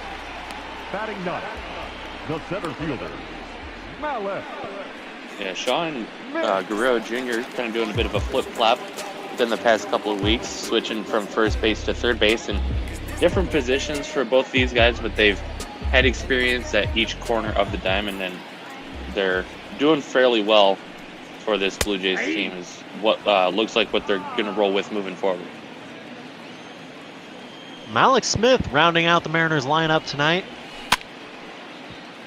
as he perhaps checks his swing, but it makes contact anyways, and that's a little blooper to the shortstop for the putout.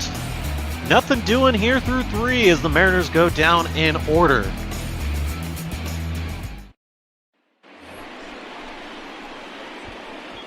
Leading off for the Blue Jays, the first baseman, Vlad Guerrero Jr. is going to step in now for his second AB. Grounded out back in the first.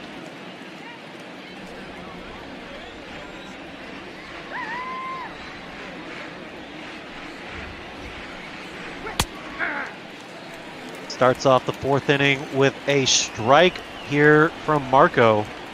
Cutter just catching the bottom of the zone. Back outside. Ooh, that looked like it should have been good, but the umpire says no. 1-1. Yeah, the outside break on that sinker probably just took it a bit outside of the strike zone. So kind of hard to tell from our vantage point here, but definitely a borderline call nonetheless.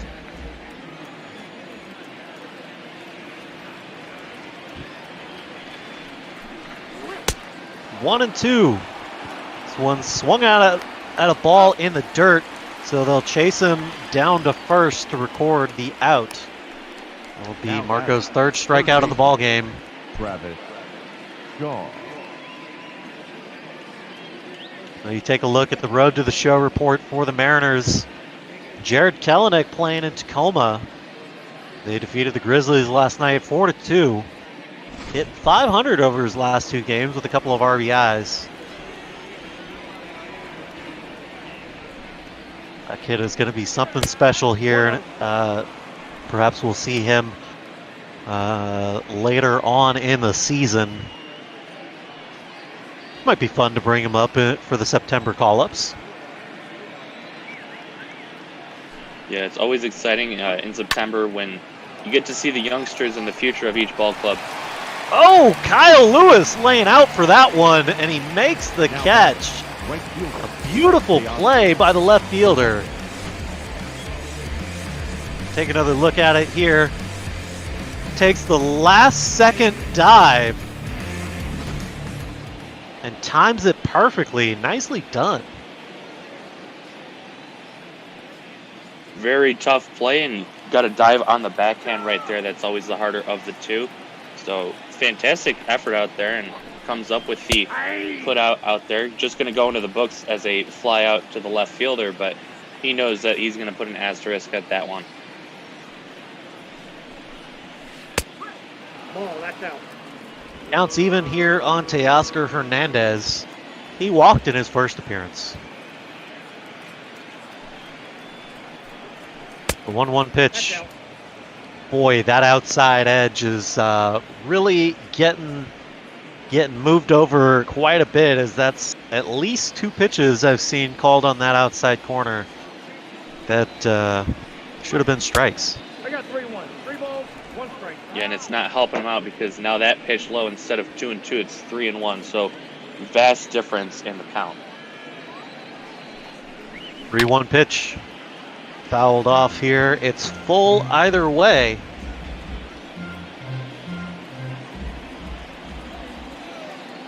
Marco looking to get out of the inning. The payoff pitch. Fouled off once again by Teoscar.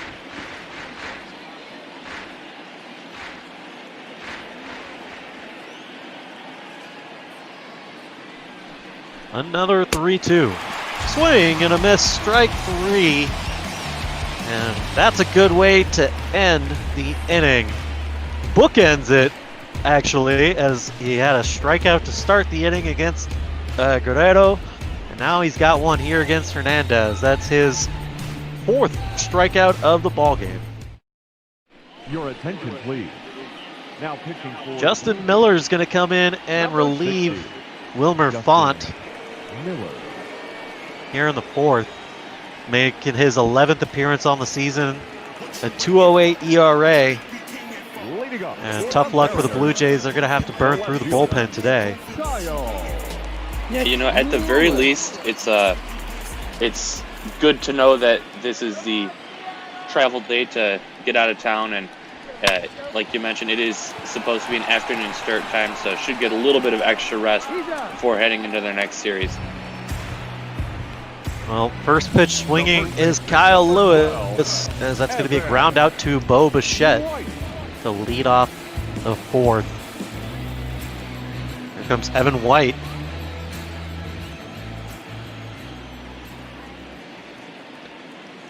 Miller with that offset stance, really closing off from the batter. Gets in there for strike 1.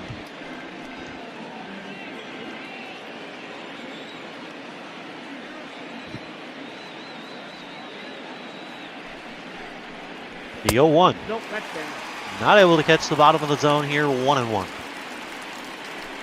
And apparently EB's correcting me, no extra rest, as the Blue Jays are going to head just a bit south to Anaheim to, for a ball game tomorrow afternoon. Well, it's a lot shorter of a flight to Anaheim than it would be back to Toronto. So there's that at least. They could be down there in 5 hours after the game's over. Well, not even 5 hours. I think the flight's about 3. But Count 1-0. I mean, waiting for the flight, it might as well be 7 hours. That's why I say 5, because you got an hour just getting to the airport, probably another hour getting through the airport, and that's just getting to Anaheim. That's not counting figuring out everything afterwards, which I'm sure none of them really have to worry about. I'm sure the teams take care of all of it.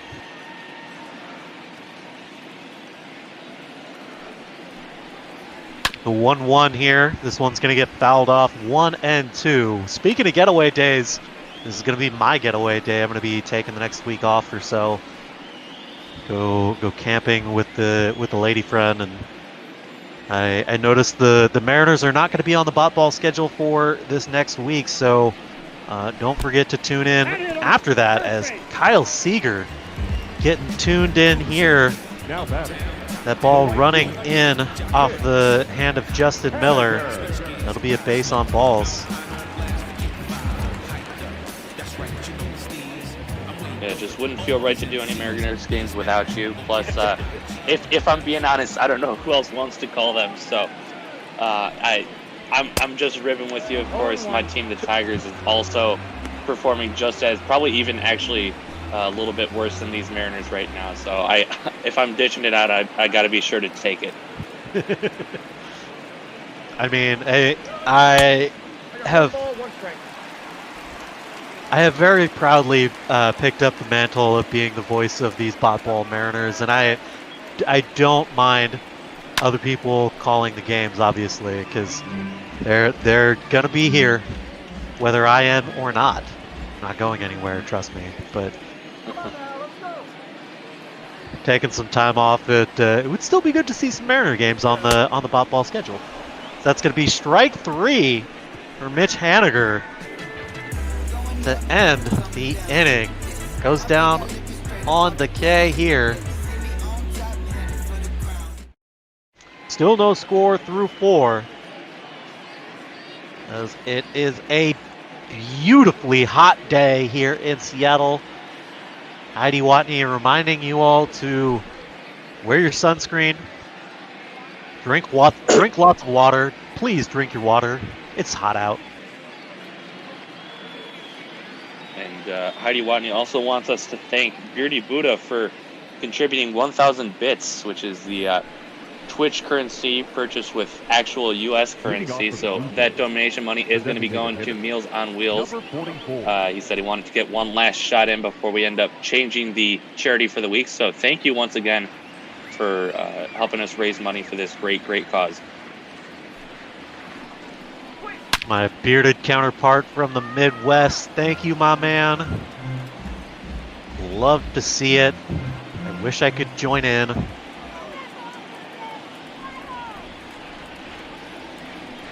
Yo 1 here to Rowdy Tellez, gonna miss outside, 1-1. Marco cruising right along here, 47 pitches to this point. He's racked up the 4 Ks so far. Working through the second time through the inning, through the lineup. 2-2 here to Tellez.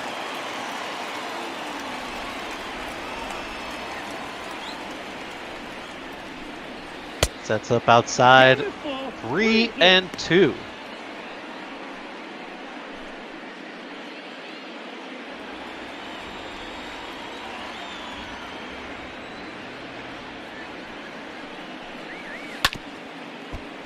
Fouled off here as we'll see another 3-2. Hopefully this doesn't go like my game in last night, where 3-2 seemed to be the only count that either side wanted to get stuck on. Well, stuck no longer as he goes down looking here. Another strikeout for Marco Gonzales, his 5th of the ball game. Back to back. If you go back to last inning, so he's really starting to put in the good work here. Not saying he hasn't all season, but exciting stuff here against a very good lineup for these Toronto Blue Jays. Very exciting stuff here on this team indeed, as Marco just seems to be having a good ball game here. It's good to see him get back to this sort of form. This is the pitching that this organization saw in him when they gave him that opening day starter assignment. You know, they look to Marco to be the ace of this organization, and you know, he's obviously still a young pitcher looking to develop through his prime. Yeah, no, this is hardly the end of the line for Gonzales, and you saw in his last 2 pitches, got a swing and a miss, and then I'll think about it from Gurriel. So he's got great stuff, and he shows it once again right there, getting the soft tap out. And perhaps making a case for a Gold Glove as a fancy little flash gets him a putout.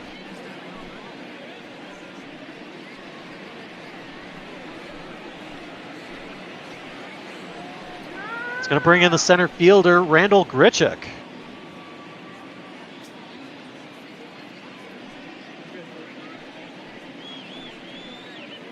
He lined out to Evan White last time up.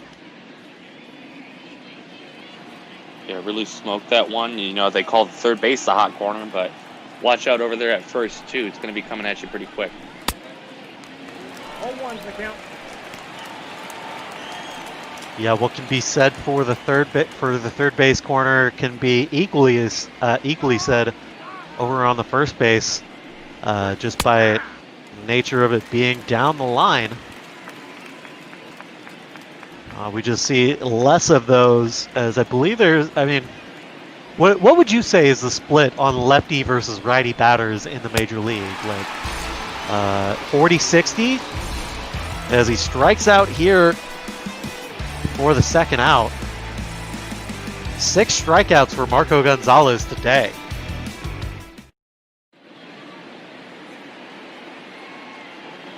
Yep, sorry, we got a little bit cut off by our commercial break right there, but, you know, just to answer your question from before the break, you know, the breakdown versus lefty and righty batters in the lineup, I think, you know, 40-60 in favor of the right-handers would make a decent amount of sense, because obviously, you know, the world population is about 10% of left-handers, but they can also give you a good advantage in baseball, so you want to kind of stack them up in the lineup. But you also got to consider all these switch hitters who are most often going to be facing the right-handed pitcher.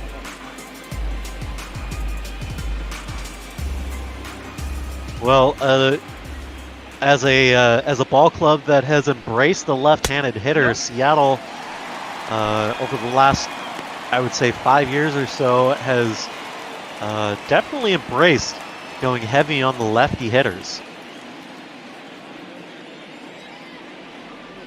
Kind of reminiscent of another West Coast club that's, you know, just like you mentioned, a 3 or 4 hour flight south, the Los Angeles Dodgers, who've loaded their lineup with lefties past few seasons, and it's worked out very well for them, except for they haven't been able to get over that final hump.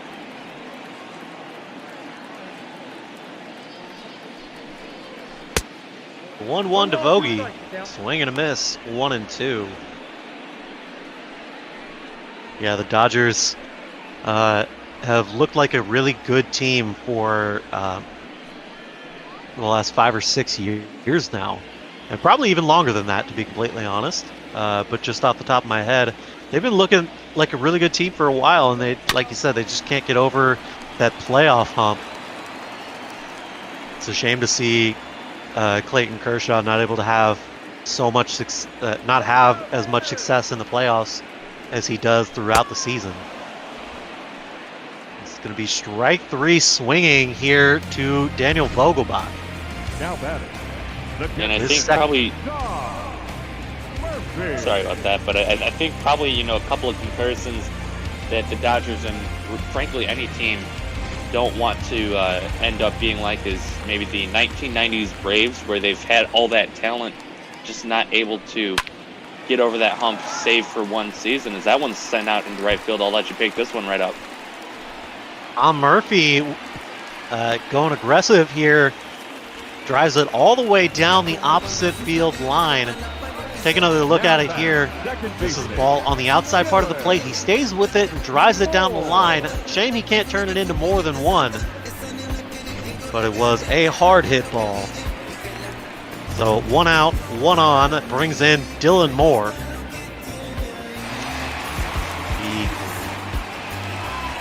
He grounded out in his last appearance.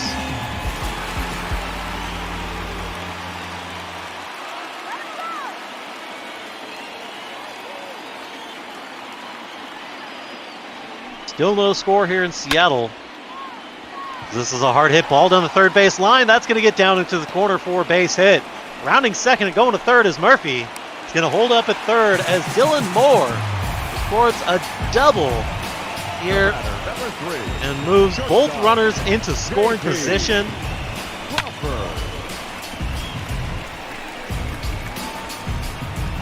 Well, easily the best opportunity that either side has had so far today.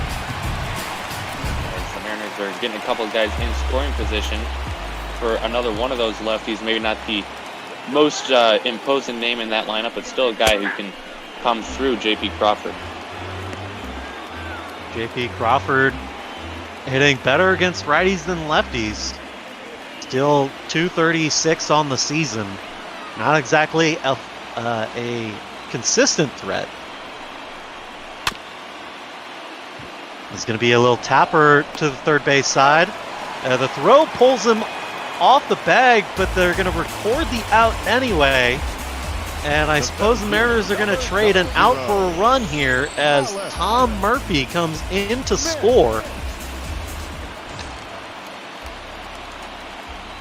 Yeah, Guerrero not usually known for his defense, but a great play there just to keep a toe on the bag, maybe even just a toenail, or a little bit of jam stuck in between, but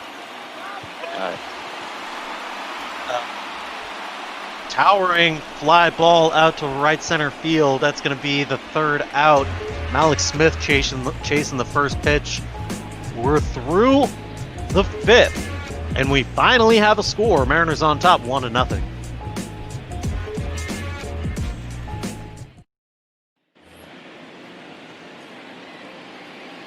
Leading off for the Blue Jays, the second baseman. Kevin Biggio's going to dig in. 0 for 1 on the day.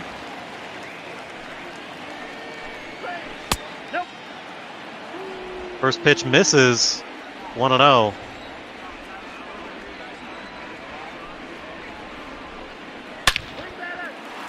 That one he's going to take. It's going to be hit into the shift. Dylan Moore, in plenty of time, makes the throw for the putout.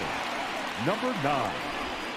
yeah, nice positioning right there. Usually that's going to be a base knock, but playing that overshift, which I hate with a burning passion, but at the same time, you know, I want it to go away naturally, and that's not how you do it. Just play into the defense's strength. They know where you're going to hit it, and you just follow right along with their plan.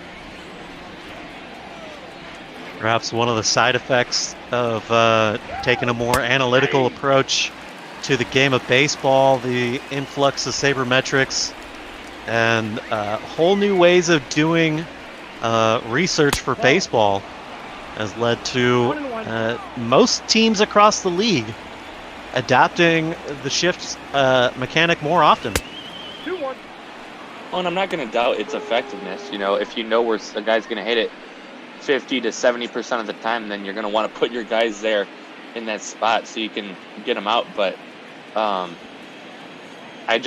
mean, like I said, I grew up watching Miguel Cabrera play for my Detroit Tigers, and he's just so great at hitting the ball all over the field. No matter where you put someone, he can find that grass or even just put it over into the seats. But it's embarrassing in my mind that they're giving you so much space to work with and you're not taking any advantage of it. Yeah, totally. You know, there's no shame in having adopted it. It's definitely got to be on the hitter to continue to improvise and get better. You know, to be able to hit it anywhere in the ballpark is kind of, you know, that's got to be the goal of every hitter. You know, at least anyone that wants to contend for a batting title. Well, and to be fair, you know, I don't want to take any credit away from these guys. They're doing something that you and I could never do. Hit 90 plus mile an hour fastballs with all this movement on it. That's going to be ball 4 and another walk given up by Gonzales. So just to be able to make contact on some of these pitches is incredible in and of itself, but you've gotten to the point where you're no longer the best in your class. You got to start proving yourself worthy of being in the Hall of Fame if that's your end goal. And, you know, one of the best ways to do that is just to accumulate those hits by any means that you can. Absolutely. Back to the top of the order, Bo Bichette. Oh, boy. Getting some help from the home plate umpire. That strike zone continues to get shrunk. 2-0. Marco's just wondering where he's got to put it as he leaves this one out over the plate. Gets through both of the infielders for a base hit. Runners now at first and second. And that, I believe, is the first hit of the ball game for Toronto. Yes, it was the first hit. I was itching me not to say anything, but you know, now we can say that the no-hitter has been broken up. Still 5 1/3 innings with only the 2 walks as well. So fantastic stuff for Gonzales, but he's got to remember there's still a ball game to be played and only a 1-run lead to protect. The 0-1 pitch to Vladito. This one's going to be grounded over to shortstop. Crawford to second. Over to first. They get the double play to get out of the inning. So the hit by Bichette, while it breaks up the no-hitter, doesn't end up doing much damage as we get to the bottom of the 6th.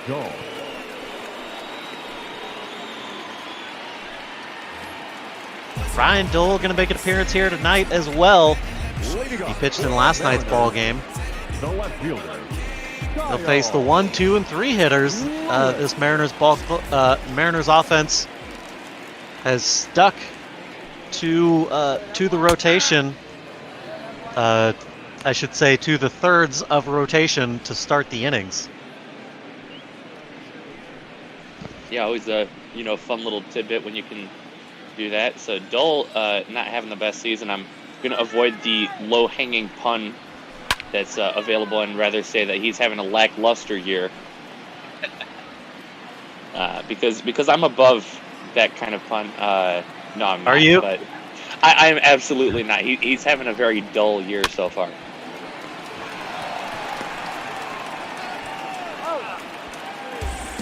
Well, speaking of dull, this ground out for Kyle Lewis to lead off the inning. Still without a hit here today.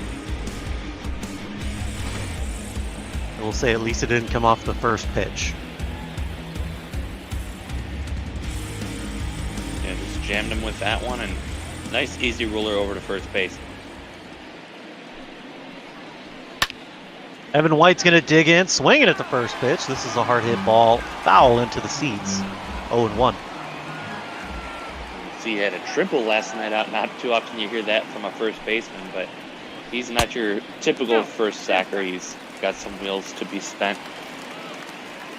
Yeah, this is a guy that in his short appearance last season, no, I'm sorry, he didn't appear last season. He just made his appearance this season.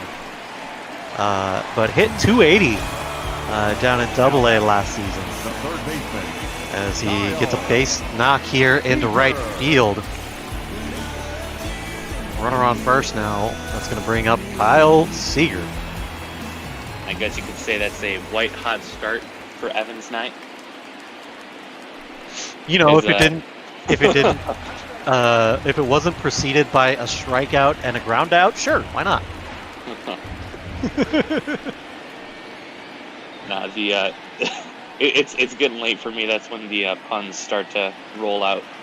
Oh, I always appreciate the puns. Lay them on me. I can be careful what you wish for, because I can bring the puns. Got my pun guns right here with me. Oh man, you have my full permission to lay the puns in there, however you see fit. One strike.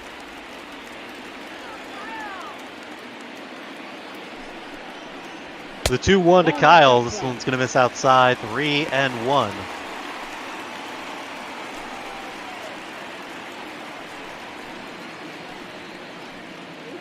Heidi's not too happy with your puns apparently. Apparently not. Maybe it's just the the stress of becoming a mother.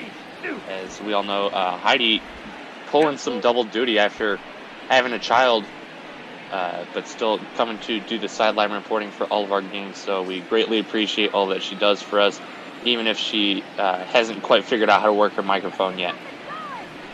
At this point, I want her to never figure out how to work that microphone. It's too much fun. Except for, maybe like the season finale type and, shocking reveal when she actually does figure it out. A look over here to Evan White. He's able to get his hand back in there. 3-2 to Seeger. Did he go? No, he did not. Ball 4 for Kyle Seeger as he's able to check his swing. And he will take the free base. His second walk of the ball game today. I mean, 2 walks. You got to say that he's pretty. He can see great today. The puns. They're great. They're great. Mitch Haniger digging in, looking for his second hit of the ball game. He had a single back in to lead off the second.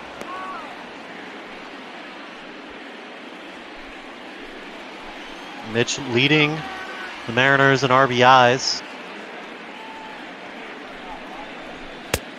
Ball, that's inside. He's a look at a ball inside, 1-1. Take a look, double barrel action down in the Blue Jays bullpen.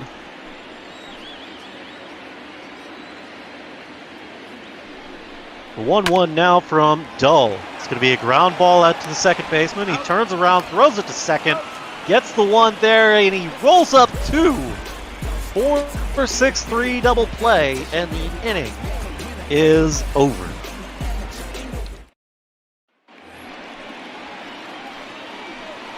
Leading off for Toronto. The old twin killing is surely a son of a Mitch. Mitch, please. Travis Shaw is going to dig in. I think I saw him bring a rickshaw down here. 0-1's the count. Take a look down at the bullpen. Dan Altavilla and Carl Edwards Jr., a couple of righties stretching for the Mariners. Marco at 75 pitches here, 74 coming into the beginning of this inning. Been absolutely lights out. Now the third time through the lineup here. The count is 1 and 2. We'll see if he can go inside on this pitch, maybe try and shaw him off. I got the count, 2 and 2. Speak and ye shall receive as he backs him away. He sure shot him that.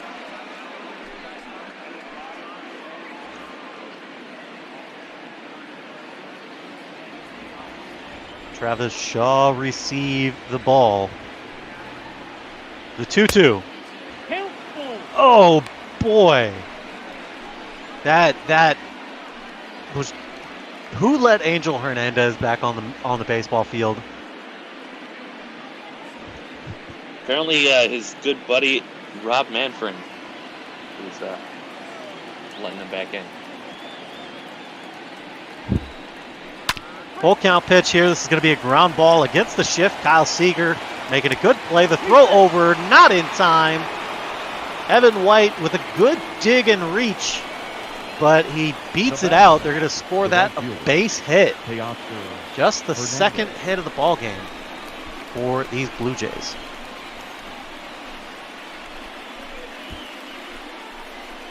Yeah, just beats that one out. And, I mean, like I was mentioning before, Gonzales got to be careful out there on the mound because it's only 1-run ball game at this point. Well, if he can continue to induce the ground balls in the infield, I think he has enough faith in his defense to pick him up out there. They've done it so far.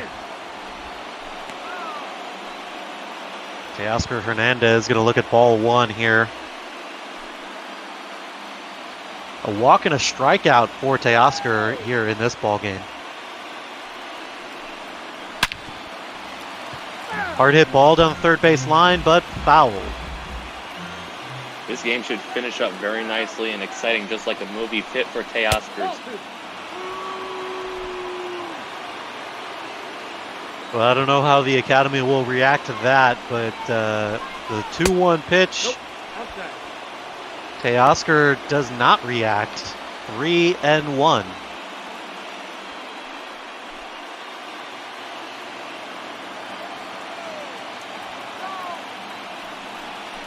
We got a full count. 3-2. I like it. I like it.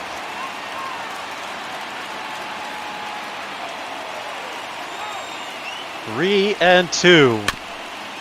It's going to be a ground ball back up the middle. Kyle Seager's going to corral it. 5-4. He can't get the double play, but they do get the lead runner. So one away here in the top of the seventh, as that's going to be ruled a fielder's choice. Yeah, the home crowd fans were not too happy about that, getting a bit rowdy out there.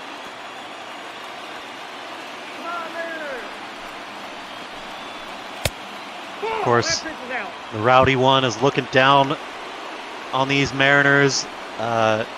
Made his name in the Northwest Territories. Rowdy Roddy Piper.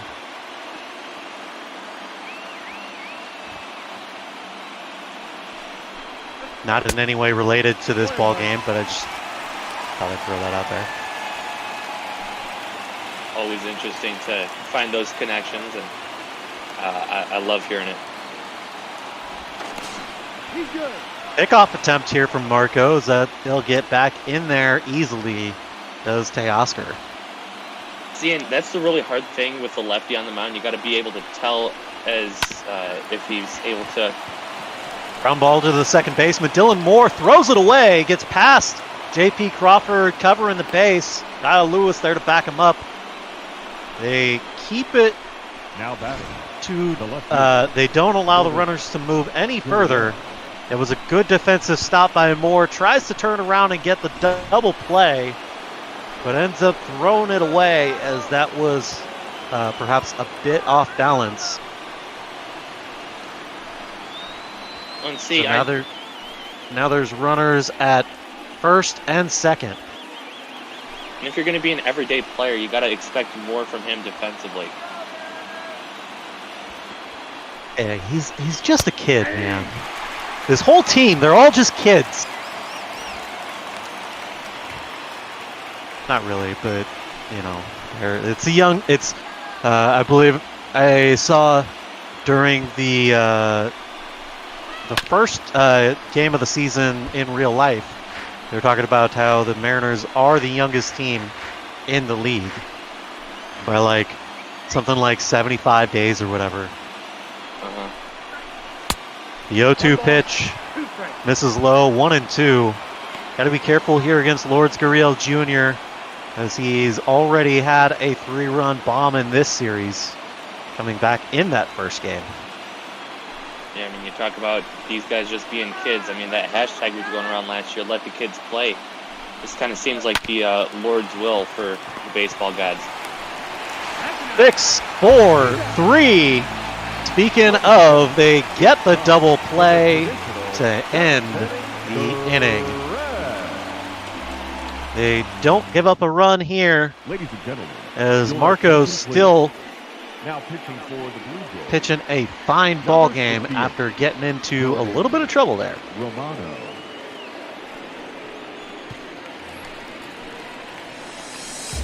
Somebody cooking pasta. I see Jordan Romano on the mound. Number 20. Give me the microplane. And if I can just, you know, change the subject really quickly, then we can go back to the puns. But Romano cheese, that's one of my favorite cheeses ever, just in general. Even as a French guy, I got to hand it to these Italians. They really know how to make good cheese on top of pasta. Hands down, probably the greatest cheese I like.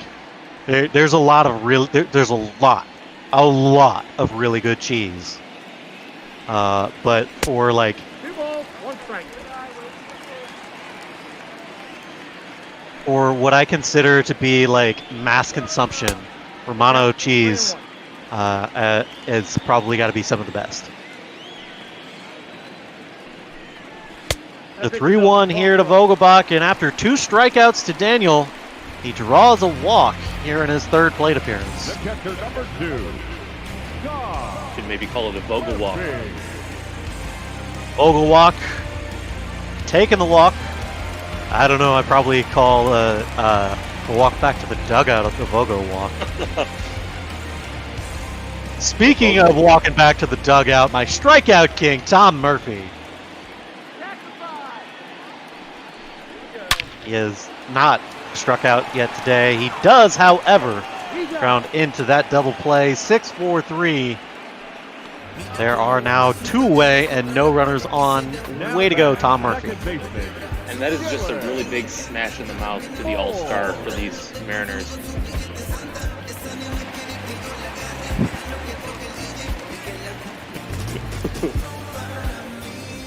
I told you I'm full of these. Oh, you're full of it, all right. Full of that Romano cheese.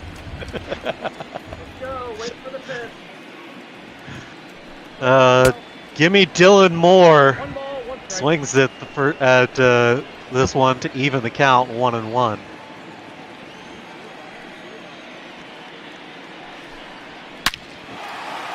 He had a double in his last at-bat, and this one's going to get off of the left fielder's glove. Lawrence Gurriel Jr. not able to come down with that one. We'll take another look at it here. This is just an easy line drive out to left, and having some trouble with it, so that'll get down for a hit. Yep, and Seattle's definitely going to take whatever they can get in this situation. Of course, they do have the 1-run lead, but you don't want to give anything away.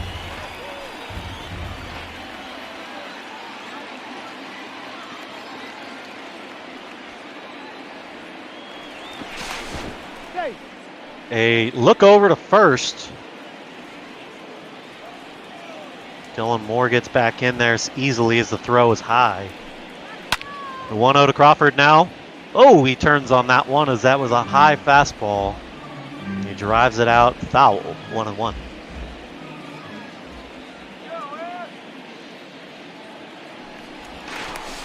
Another look over to first. Not in time to get Dylan. But with a 1-run ball game, he's got to keep a good eye over there. Keep this ball game close if they've got a shot. Who am I kidding? This is a team that's put up 8 runs in both ball games.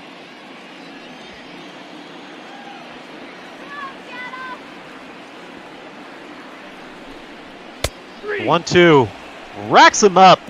Strike 3 looking for J.P. Crawford. It's going to end the inning here in the 7th. We'll go to the 8th. 7, 8, 9 due up for the Jays. Randall Grichuk going to lead it off. 0 for 2 on the day with a strikeout and a lineout.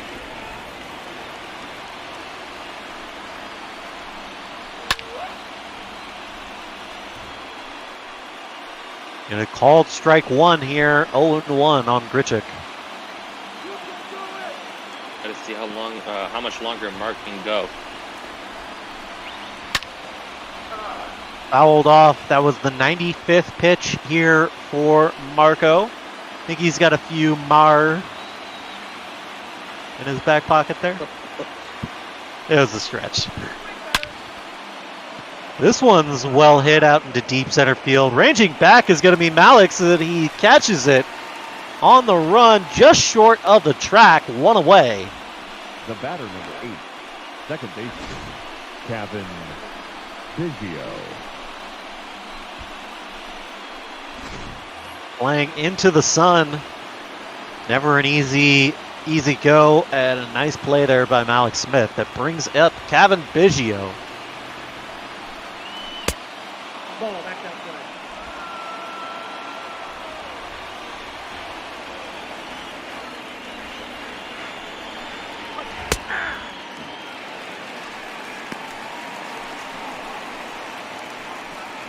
1-1 the count on Biggio.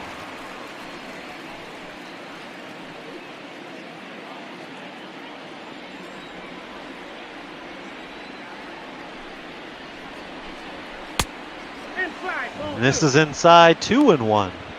Just over 30,000 folks here in Seattle today. Looking around, I'd say probably maybe 10 of those are wearing Blue Jay. That's going to be a ground ball to Evan White right down the line. He'll take it 3 unassisted for the putout. Number 9. Two-way here in the 8th. Yeah, nice play just to take it White over there. He was on that ball like white on rice.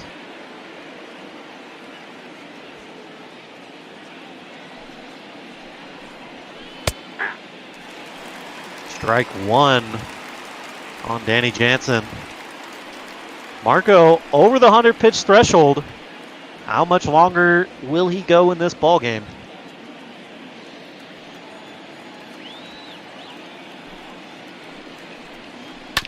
The 0-1, this is going to be a ground ball. J.P. Crawford's going to field it. Throw over in time. And that's how the 8th inning ends. Mariners still on top, 1-0.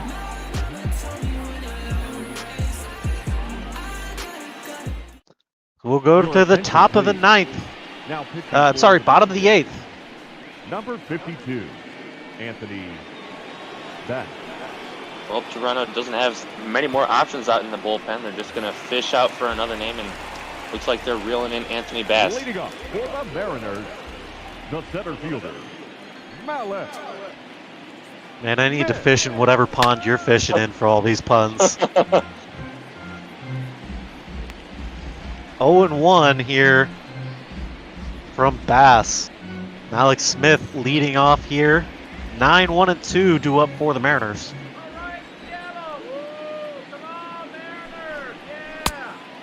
Look to get something going as they want to give themselves a little bit of cushion here. 1 run is not a very safe lead here in the major leagues. Not typically, but you know, Gonzales has pitched great on the mound for Seattle, and you don't want to say never. There's only 3 more outs to go.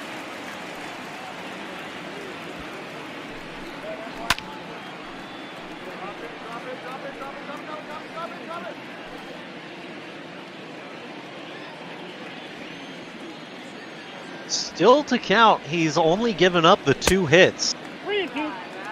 Even though he did get all those base runners in that in the 7th inning. He was able to get out of that jam with a bunch of well, there was that error which allowed the hit, and strike 3 goes Alex Smith. Quite the Mal experience there at the plate for Smith. Yeah, over 3 on the day for Malix. We'll go back to the top of the lineup. Kyle Lewis. Again, 0 for 3 on the day. Missing high 1-0. A couple of ground outs and a strikeout for Kyle.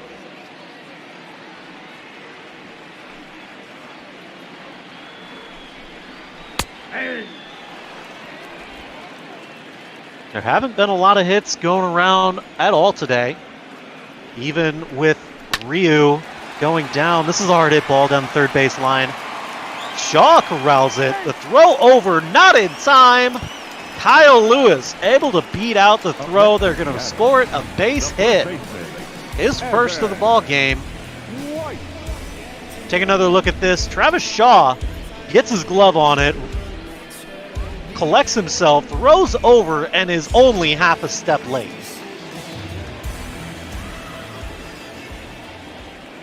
Yeah, just an amazing play out there by Shaw, and just a slew of base running excellence there from Lewis.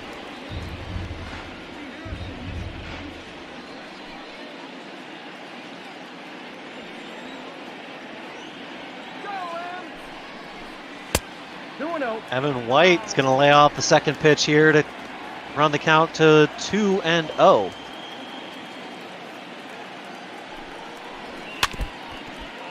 Fouled off, 2-1.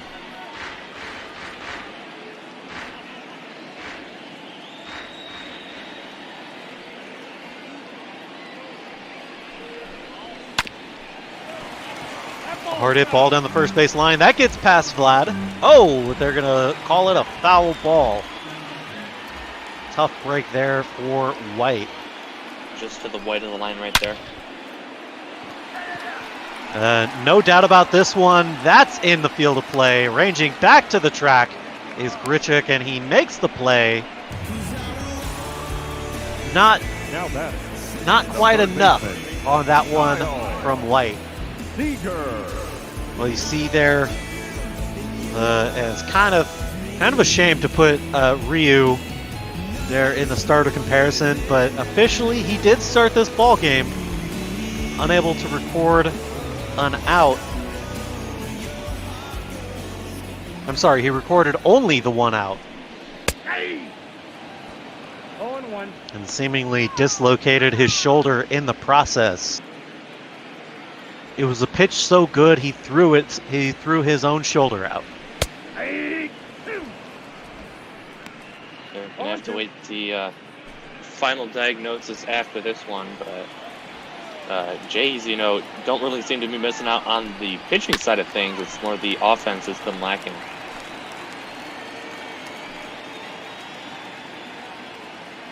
Yeah, and if he's out for any significant period of time, that's going to be a real blow to the Jays' chances in any sort of playoff hunt. As that's going to be strike 3 swinging. So the 8th inning is over.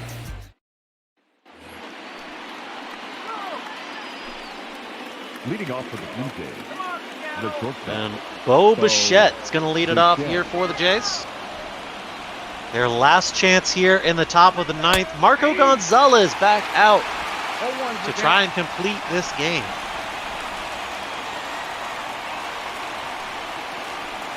The 0-1 from Marco. A diving stop from Moore. He is able to keep it in front of him, but not going to make a play. That's going to be a base hit here for Bo Bichette. The tying run is now on first base. That's going to bring out the skipper, Scott Servius. And after giving up his 3rd hit of the ball game and giving up the tying run, that's going to do it for Marco. They're going to bring out the closer, Yoshihisa Hirano. Most likely, anyways. Close out this ball game. Indeed, the sideburns arrive.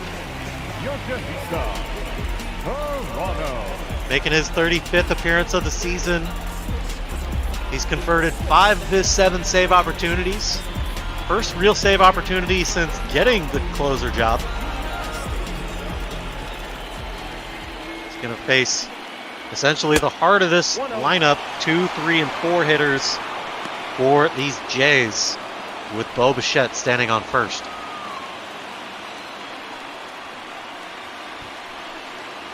Larito showing bunt. Misses below the zone, 2-0 as he pulls it back. And good thing he's not Guerrero going after those ones.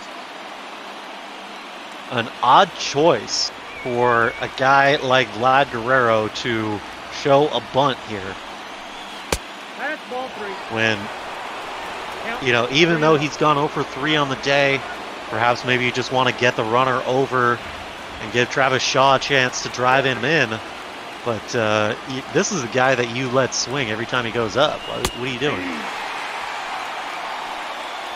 Even if he has an 0 for 4 day, at any point, he could put one over the wall. Well, it looks like he's, getting more of the green light now to swing at these pitches up in the count. 3-1. Below the zone, ball 4. 2 runners on for Yoshihisa Hirano. He's responsible for one of them. And this situation just went from bad to worse. as now the go-ahead run is standing on first base.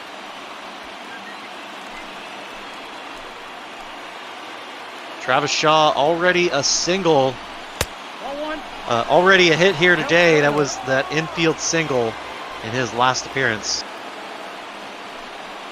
And Trev is doing pretty well with runners in scoring position, just under 350. Too high. 1-0 pitch misses high, 2-0.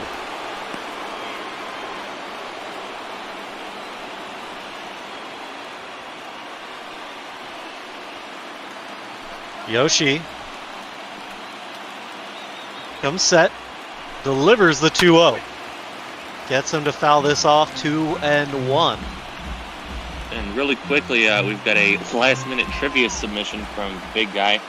Says it's fairly easy, so I'm going to toss the hanger up to you and see if you can whack this one out of the park. But name the Hall of Fame player to hit the most home runs in a single season for the Seattle Mariners. Ken Griffey Jr.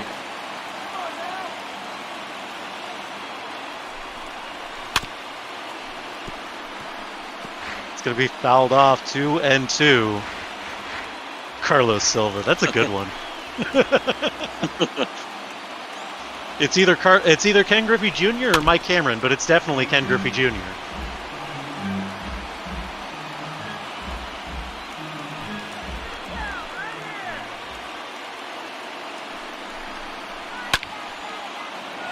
This one's going to be hit deep into left field, ranging back to the track, to the wall.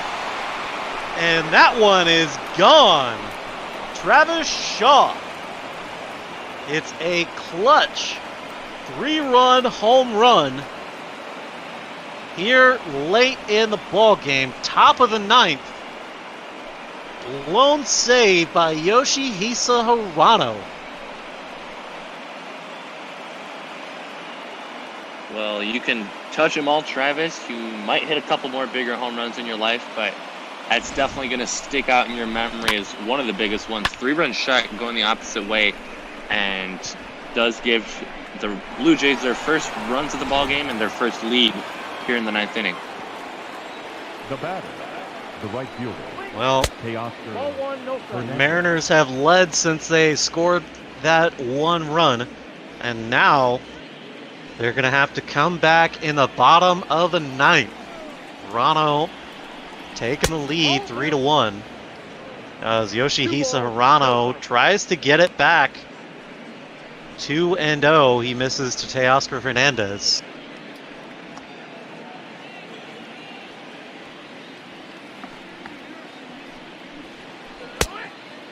Swing and a miss. One strike. See Carl Edwards Jr. and Matt McGill up in the Mariners bullpen.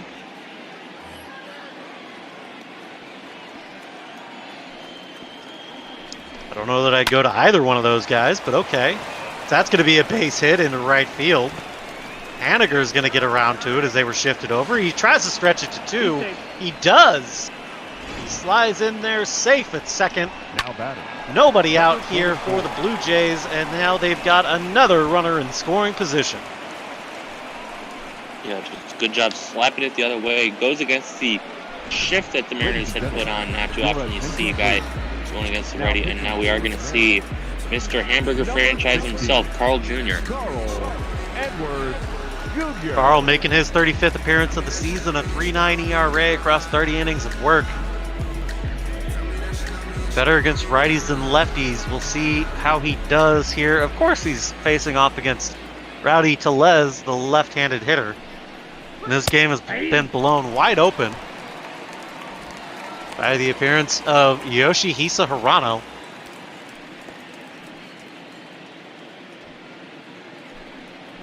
I think we might have to look at another closer here for the Mariners, because clearly that ain't going to work. Down 0-2.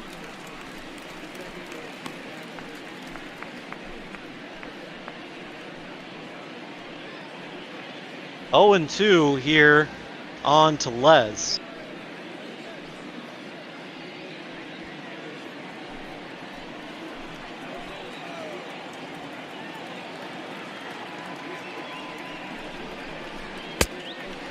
The 0-2 pitch, swing and a miss, strike 3. Carl Edwards Jr. gets the strikeout here. Finally, we have an out here in the ninth. And it does come against his nemesis, the left-handed hitter. A big punch-out blows that fastball right by him, and one step closer to getting his team back to the dugout. A well-hit ball down the right field line, but it hooks foul. Lourdes Gurriel Jr. 0 for 3 on the day. Runner in scoring position out at second. Oh, he leaves one hanging on the inside. Luckily, he just fouls it off. 0-2.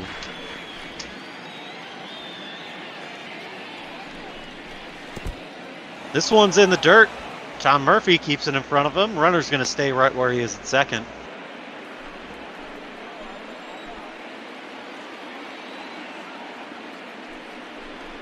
The 1-2. Swing and a miss. Strike 3. Back-to-back strikeouts for Carl Edwards Jr. Randall Rickett. It's good to see some stability coming out of that bullpen from Edwards. Back-to-back punch-outs, and maybe give this team a little bit of a spark headed to the bottom of the ninth where they'll try and walk it off. Randall Grichuk stepping in here. Is going to watch the first pitch inside for ball 1. Folks, stay tuned after this ball game. We got Ball After Dark coming your way. New York Mets are going to be heading out to Philadelphia to take on the Phillies. Mike and TARDIS 16 are going to be on the call. This one's going to be in the dirt. Runner goes to third. The throw down by Murphy is not in time. They'll call that a wild pitch, as Teoscar Hernandez advances on the wild pitch. Gets behind Tom Murphy, makes a quick reaction and throw, but Teoscar has got some speed. 2 balls, 1 strike.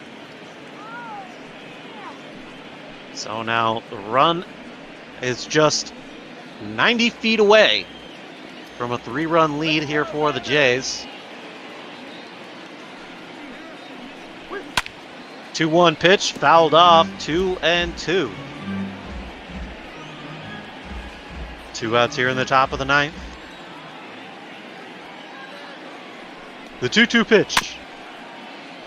Another 2-2 is coming after that foul.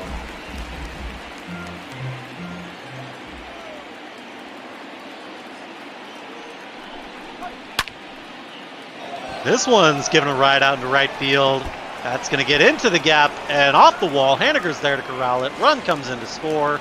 And that'll be a stand-up double now here for Randall Grichuk. Kevin Biggio. Yeah, and that might just be the final nail in the coffin in this one. Drives in the extra run, makes it a 3-run ball game here in the ninth inning. Good swing, drives it the other way, and gets it to fall just in front of that wall. Brings up the second baseman, Kevin Biggio, looking for his first hit of the day. He's 2 for 11 on the series.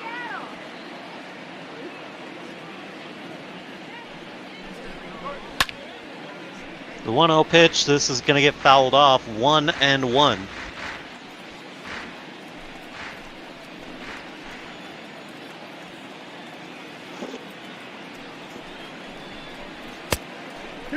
Missing outside here, 2-1.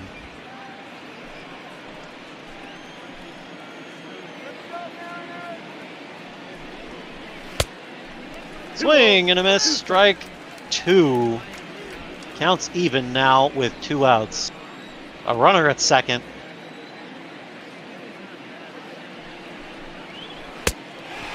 Strike 3. Carl Edwards Jr. gives up the RBI double, but retires all 3 outs with the strikeout. We'll go to the bottom of the ninth, as now the Mariners will have to fight back and try to walk it off. And they'll have to do it against Ken Giles, who shut him out last night. He racked up a save for himself. Leading up for the Mariners, the right fielder, Mitch Haniger. Charles, one of the most, if not the most attractive reliever left on the trade block coming out for these Blue Jays. So not only is he performing for all of Canada, like you mentioned, but he's also performing for the rest of the major league teams as they eye up some potential back end of the bullpen help for the playoff push. The 0-1 pitch from Giles gets Haniger to swing through that high fastball. 0-2. And however this game plays out, it's been a fun series watching these two young ball clubs duke it out here.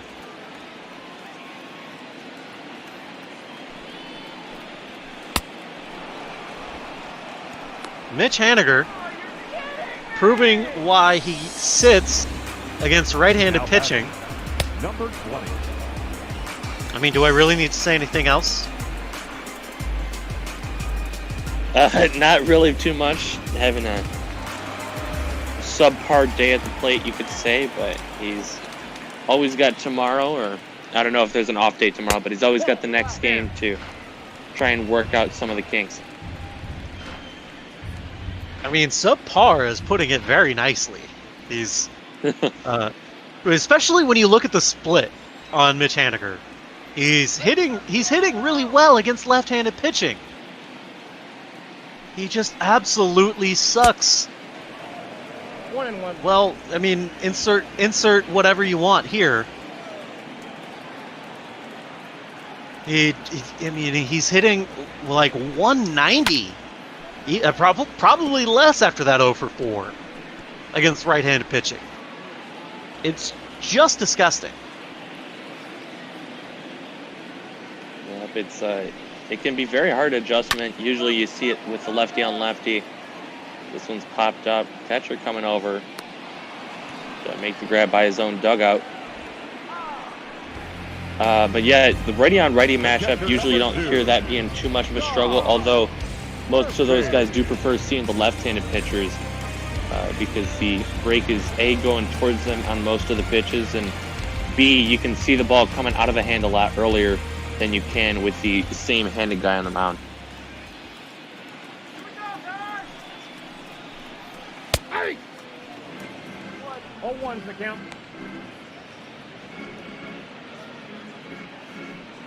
0-1. Scott Service not happy about the call there on Tom Murphy.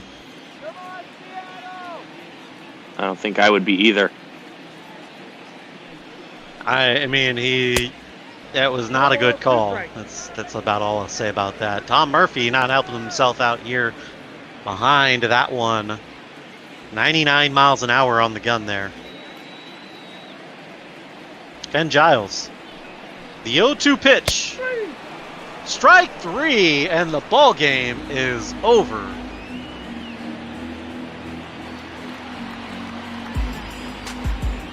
Well, Kent Giles racks up another save here as the Jays come back to win it in the 9th.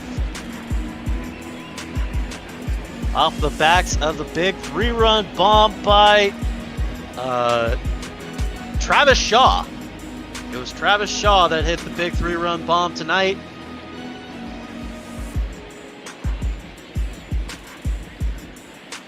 Likely our player of the game after that one. It was a fantastic performance, even if he did end up giving up that late home run from Marco Gonzales. So you don't want to discourage him, and it's just you're going to have some of these days where you're pitching your heart out and the offense isn't quite there to back you up. Yeah, it was a beautiful pitching performance by Marco Gonzales. Speaking of beautiful, a nice dive here in the top of the 4th by Kyle Lewis, laying out for that catch to keep the hitless streak alive. Here in the 5th, JP Crawford grounds out to drive in the run on a throw that pulled Vladito off the base, but Tom Murphy comes in to score from 3rd. And for the longest time, that was it. That was all the runs in this ball game, But it was right here, this single to left, where Bo Bichette got the first base hit of the ball game. It came in the third go-around of the lineup. Gurriel Jr. grounds into the double play here in the top of the 7th. That got him out of the jam. After giving up a couple of hits by Marco, he got out of it, and then in the top of the 9th, Marco gave up the 1 hit and let the runner get on. They pulled him for Yoshihisa Hirano.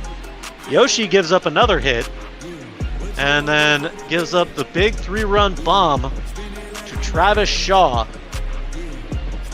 And then Randall Grichuk adds the icing on top of it to drive in the 4th run of the ball game with his RBI double out to right. Ken Giles comes out and strikes out strikes out the side here for the Mariners. He gets Tom Murphy striking out at the fastball there to end the game. Well, it was a beautiful game. It was a wonderful performance by Marco. It's sad to see Ryu go down. I hope he's okay. I hope to see him back here soon. We're a bit behind, so let's introduce the next broadcast team coming into the booth. Mike and Tardis, how you guys doing? Doing well. Ready for some Bop-Ball After Dark. Sorry that there's no joy in Beardville. Yeah, quick update. Ryu's going to be out for about 2 to 3 months. Ouch. Likely the rest of the season. Tough break for the Rays. They just lost their Cy Young contender in Hyunjin Ryu. Wow, that's rough. Well, and silverware isn't everything, but we were mentioning it earlier on in our broadcast. You got to think that takes him out of the Cy Young competition just because of the lack of innings for the rest of the season. You might see some of these other guys start to pick up on his tail where he left off. Yeah, and that will be unfortunate because there's no doubt that across the Bop-Ball universe, no one has been as dominant, as consistent as Ryu, an all-star game starter, running away, I would think, with the Cy Young if the vote were to be taken today. But yeah, it's going to be interesting to see. I can't think of a time where a guy who's missed over a month of the season has won it, and would have to imagine that it'll be someone else in place of Ryu if the severity of that injury is what we're led to believe. Be on the 60-day, it appears, for that. I'm talking, or Garrett's talking to EB right now. Yeah, 60 days probably where it's going to have to go, as that's going to do it here in Seattle. Special Effects, I want to thank you for joining me today. Mike, Tardis, I hope you guys have a wonderful call here tonight. Bop-Ball After Dark, it always gets squirrely. Have fun. Thank you very much, and welcome in, Tardis, as we're going to ship everybody back on over to the East Coast as we get ready for the rubber match in this series between the Mets and the Phillies. Tardis, how you doing tonight? Like, the Phillies made some roster moves yesterday. They got Robert Stock going back down to AAA, and top prospect Adonis Medina now in the bullpen.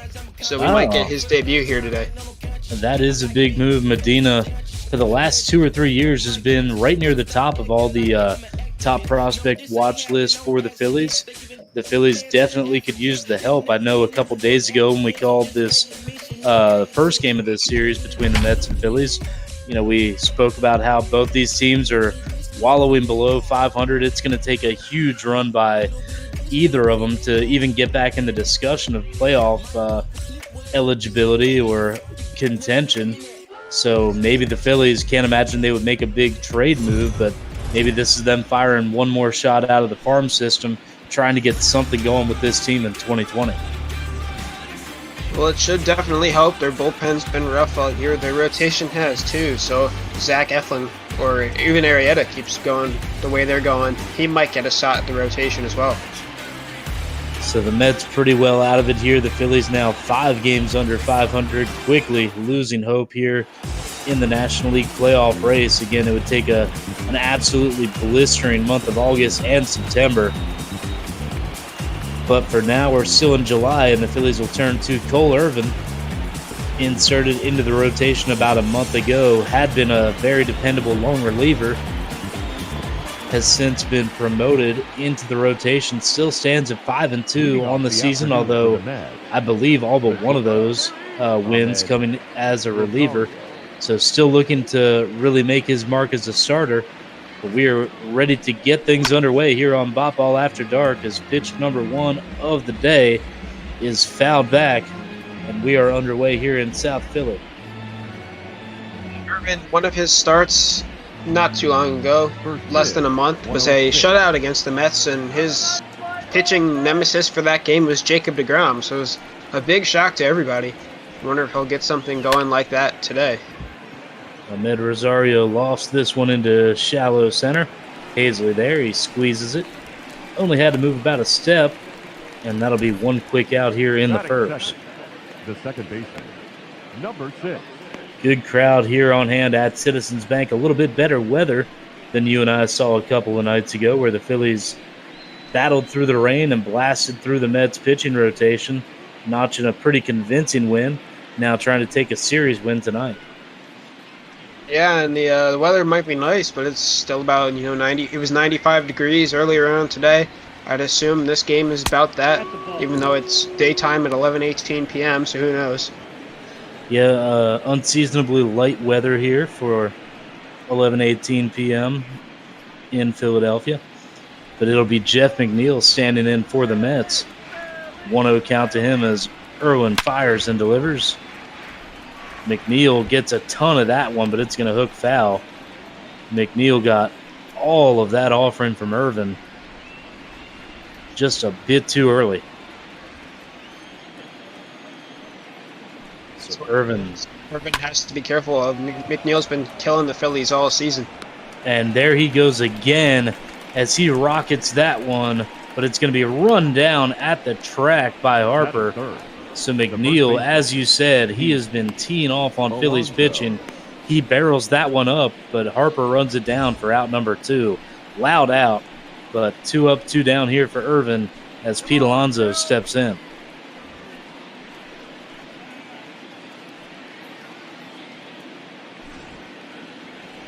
Alonso starting to heat up. Not quite the power outbursts of last season. Maybe a bit of a sophomore slump, but then again, when you hit that many as a rookie, when you set the rookie home run record, not too many places farther up to go.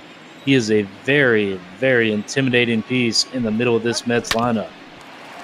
As here he's going to take one on the ground to short. Gregorius up with it. He goes on to first. Hoskins digs it out for out number 3. So down go the Mets in order to begin this one. Allowed out by McNeil, but 1-2-3 goes New York. We go to the bottom of the first. Phil's nothing. New York nothing.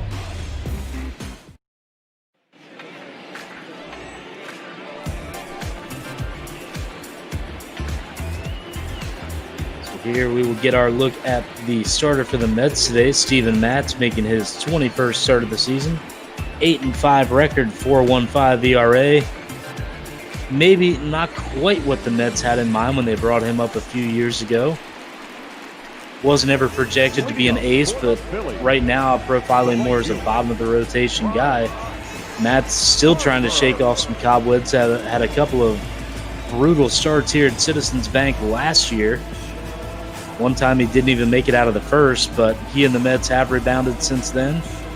And it's back on the bump again as he is ready to get his Sunday started against Phillies right fielder Bryce Harper. Matt steals low and away, 1-0.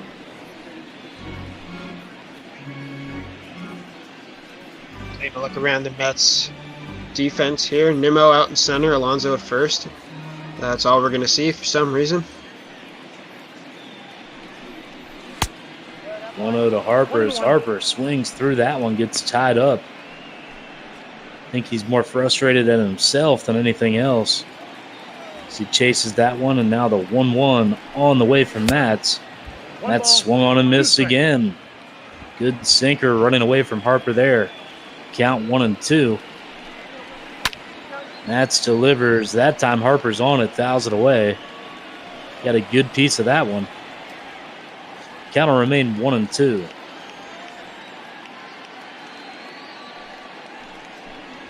Matz deals. Harper swings again. That one blistered off the railing down the first base line, foul. So Harper not being shy here early in the game. Another 1-2 delivery. That one's going to miss just inside 2-2.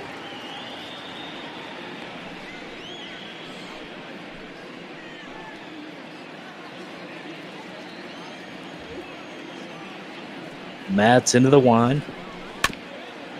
2-2 pitch is spoiled by Harper, and Harper swinging for power, not getting cheated at all, but inadvertently turning in a great leadoff batting performance here. Seeing a lot of pitches, fouling a bunch away, but there he is not going to catch up to a good fastball at the knees. He'll go down swinging, runs up a good pitch count, but he will take the long walk back to the dugout as Matz retires Harper for out number 1 here in the first. Harper's got a good amount of strikeouts, but he's been getting on base, and that's why the Phillies have him in that leadoff spot. Count 1-0. Has been paying some dividends, not really in the win-loss column, but the offense as a whole has been a bit better since that big lineup shakeup about a month ago now. Now we'll see Phillies catcher JT Realmuto digging in. Count's going to be even at 1-1 on Realmuto.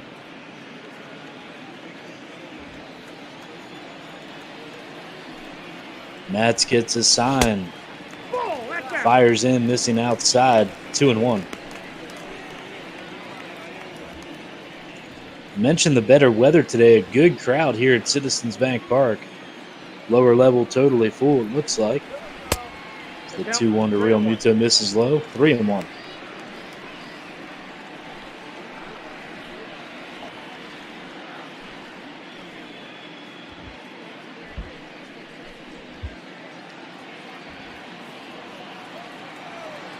Realmuto in a hitter's count.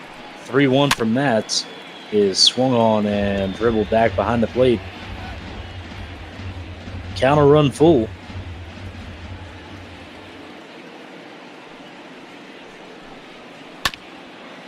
Matz delivers, and that one's fouled off again. Almost in the same spot. We'll do it one more time. Count still 3-2. Realmuto waiting. Matz delivers. Swung on and driven over the head of a leaping Alonso. That's going to get into right for a base hit.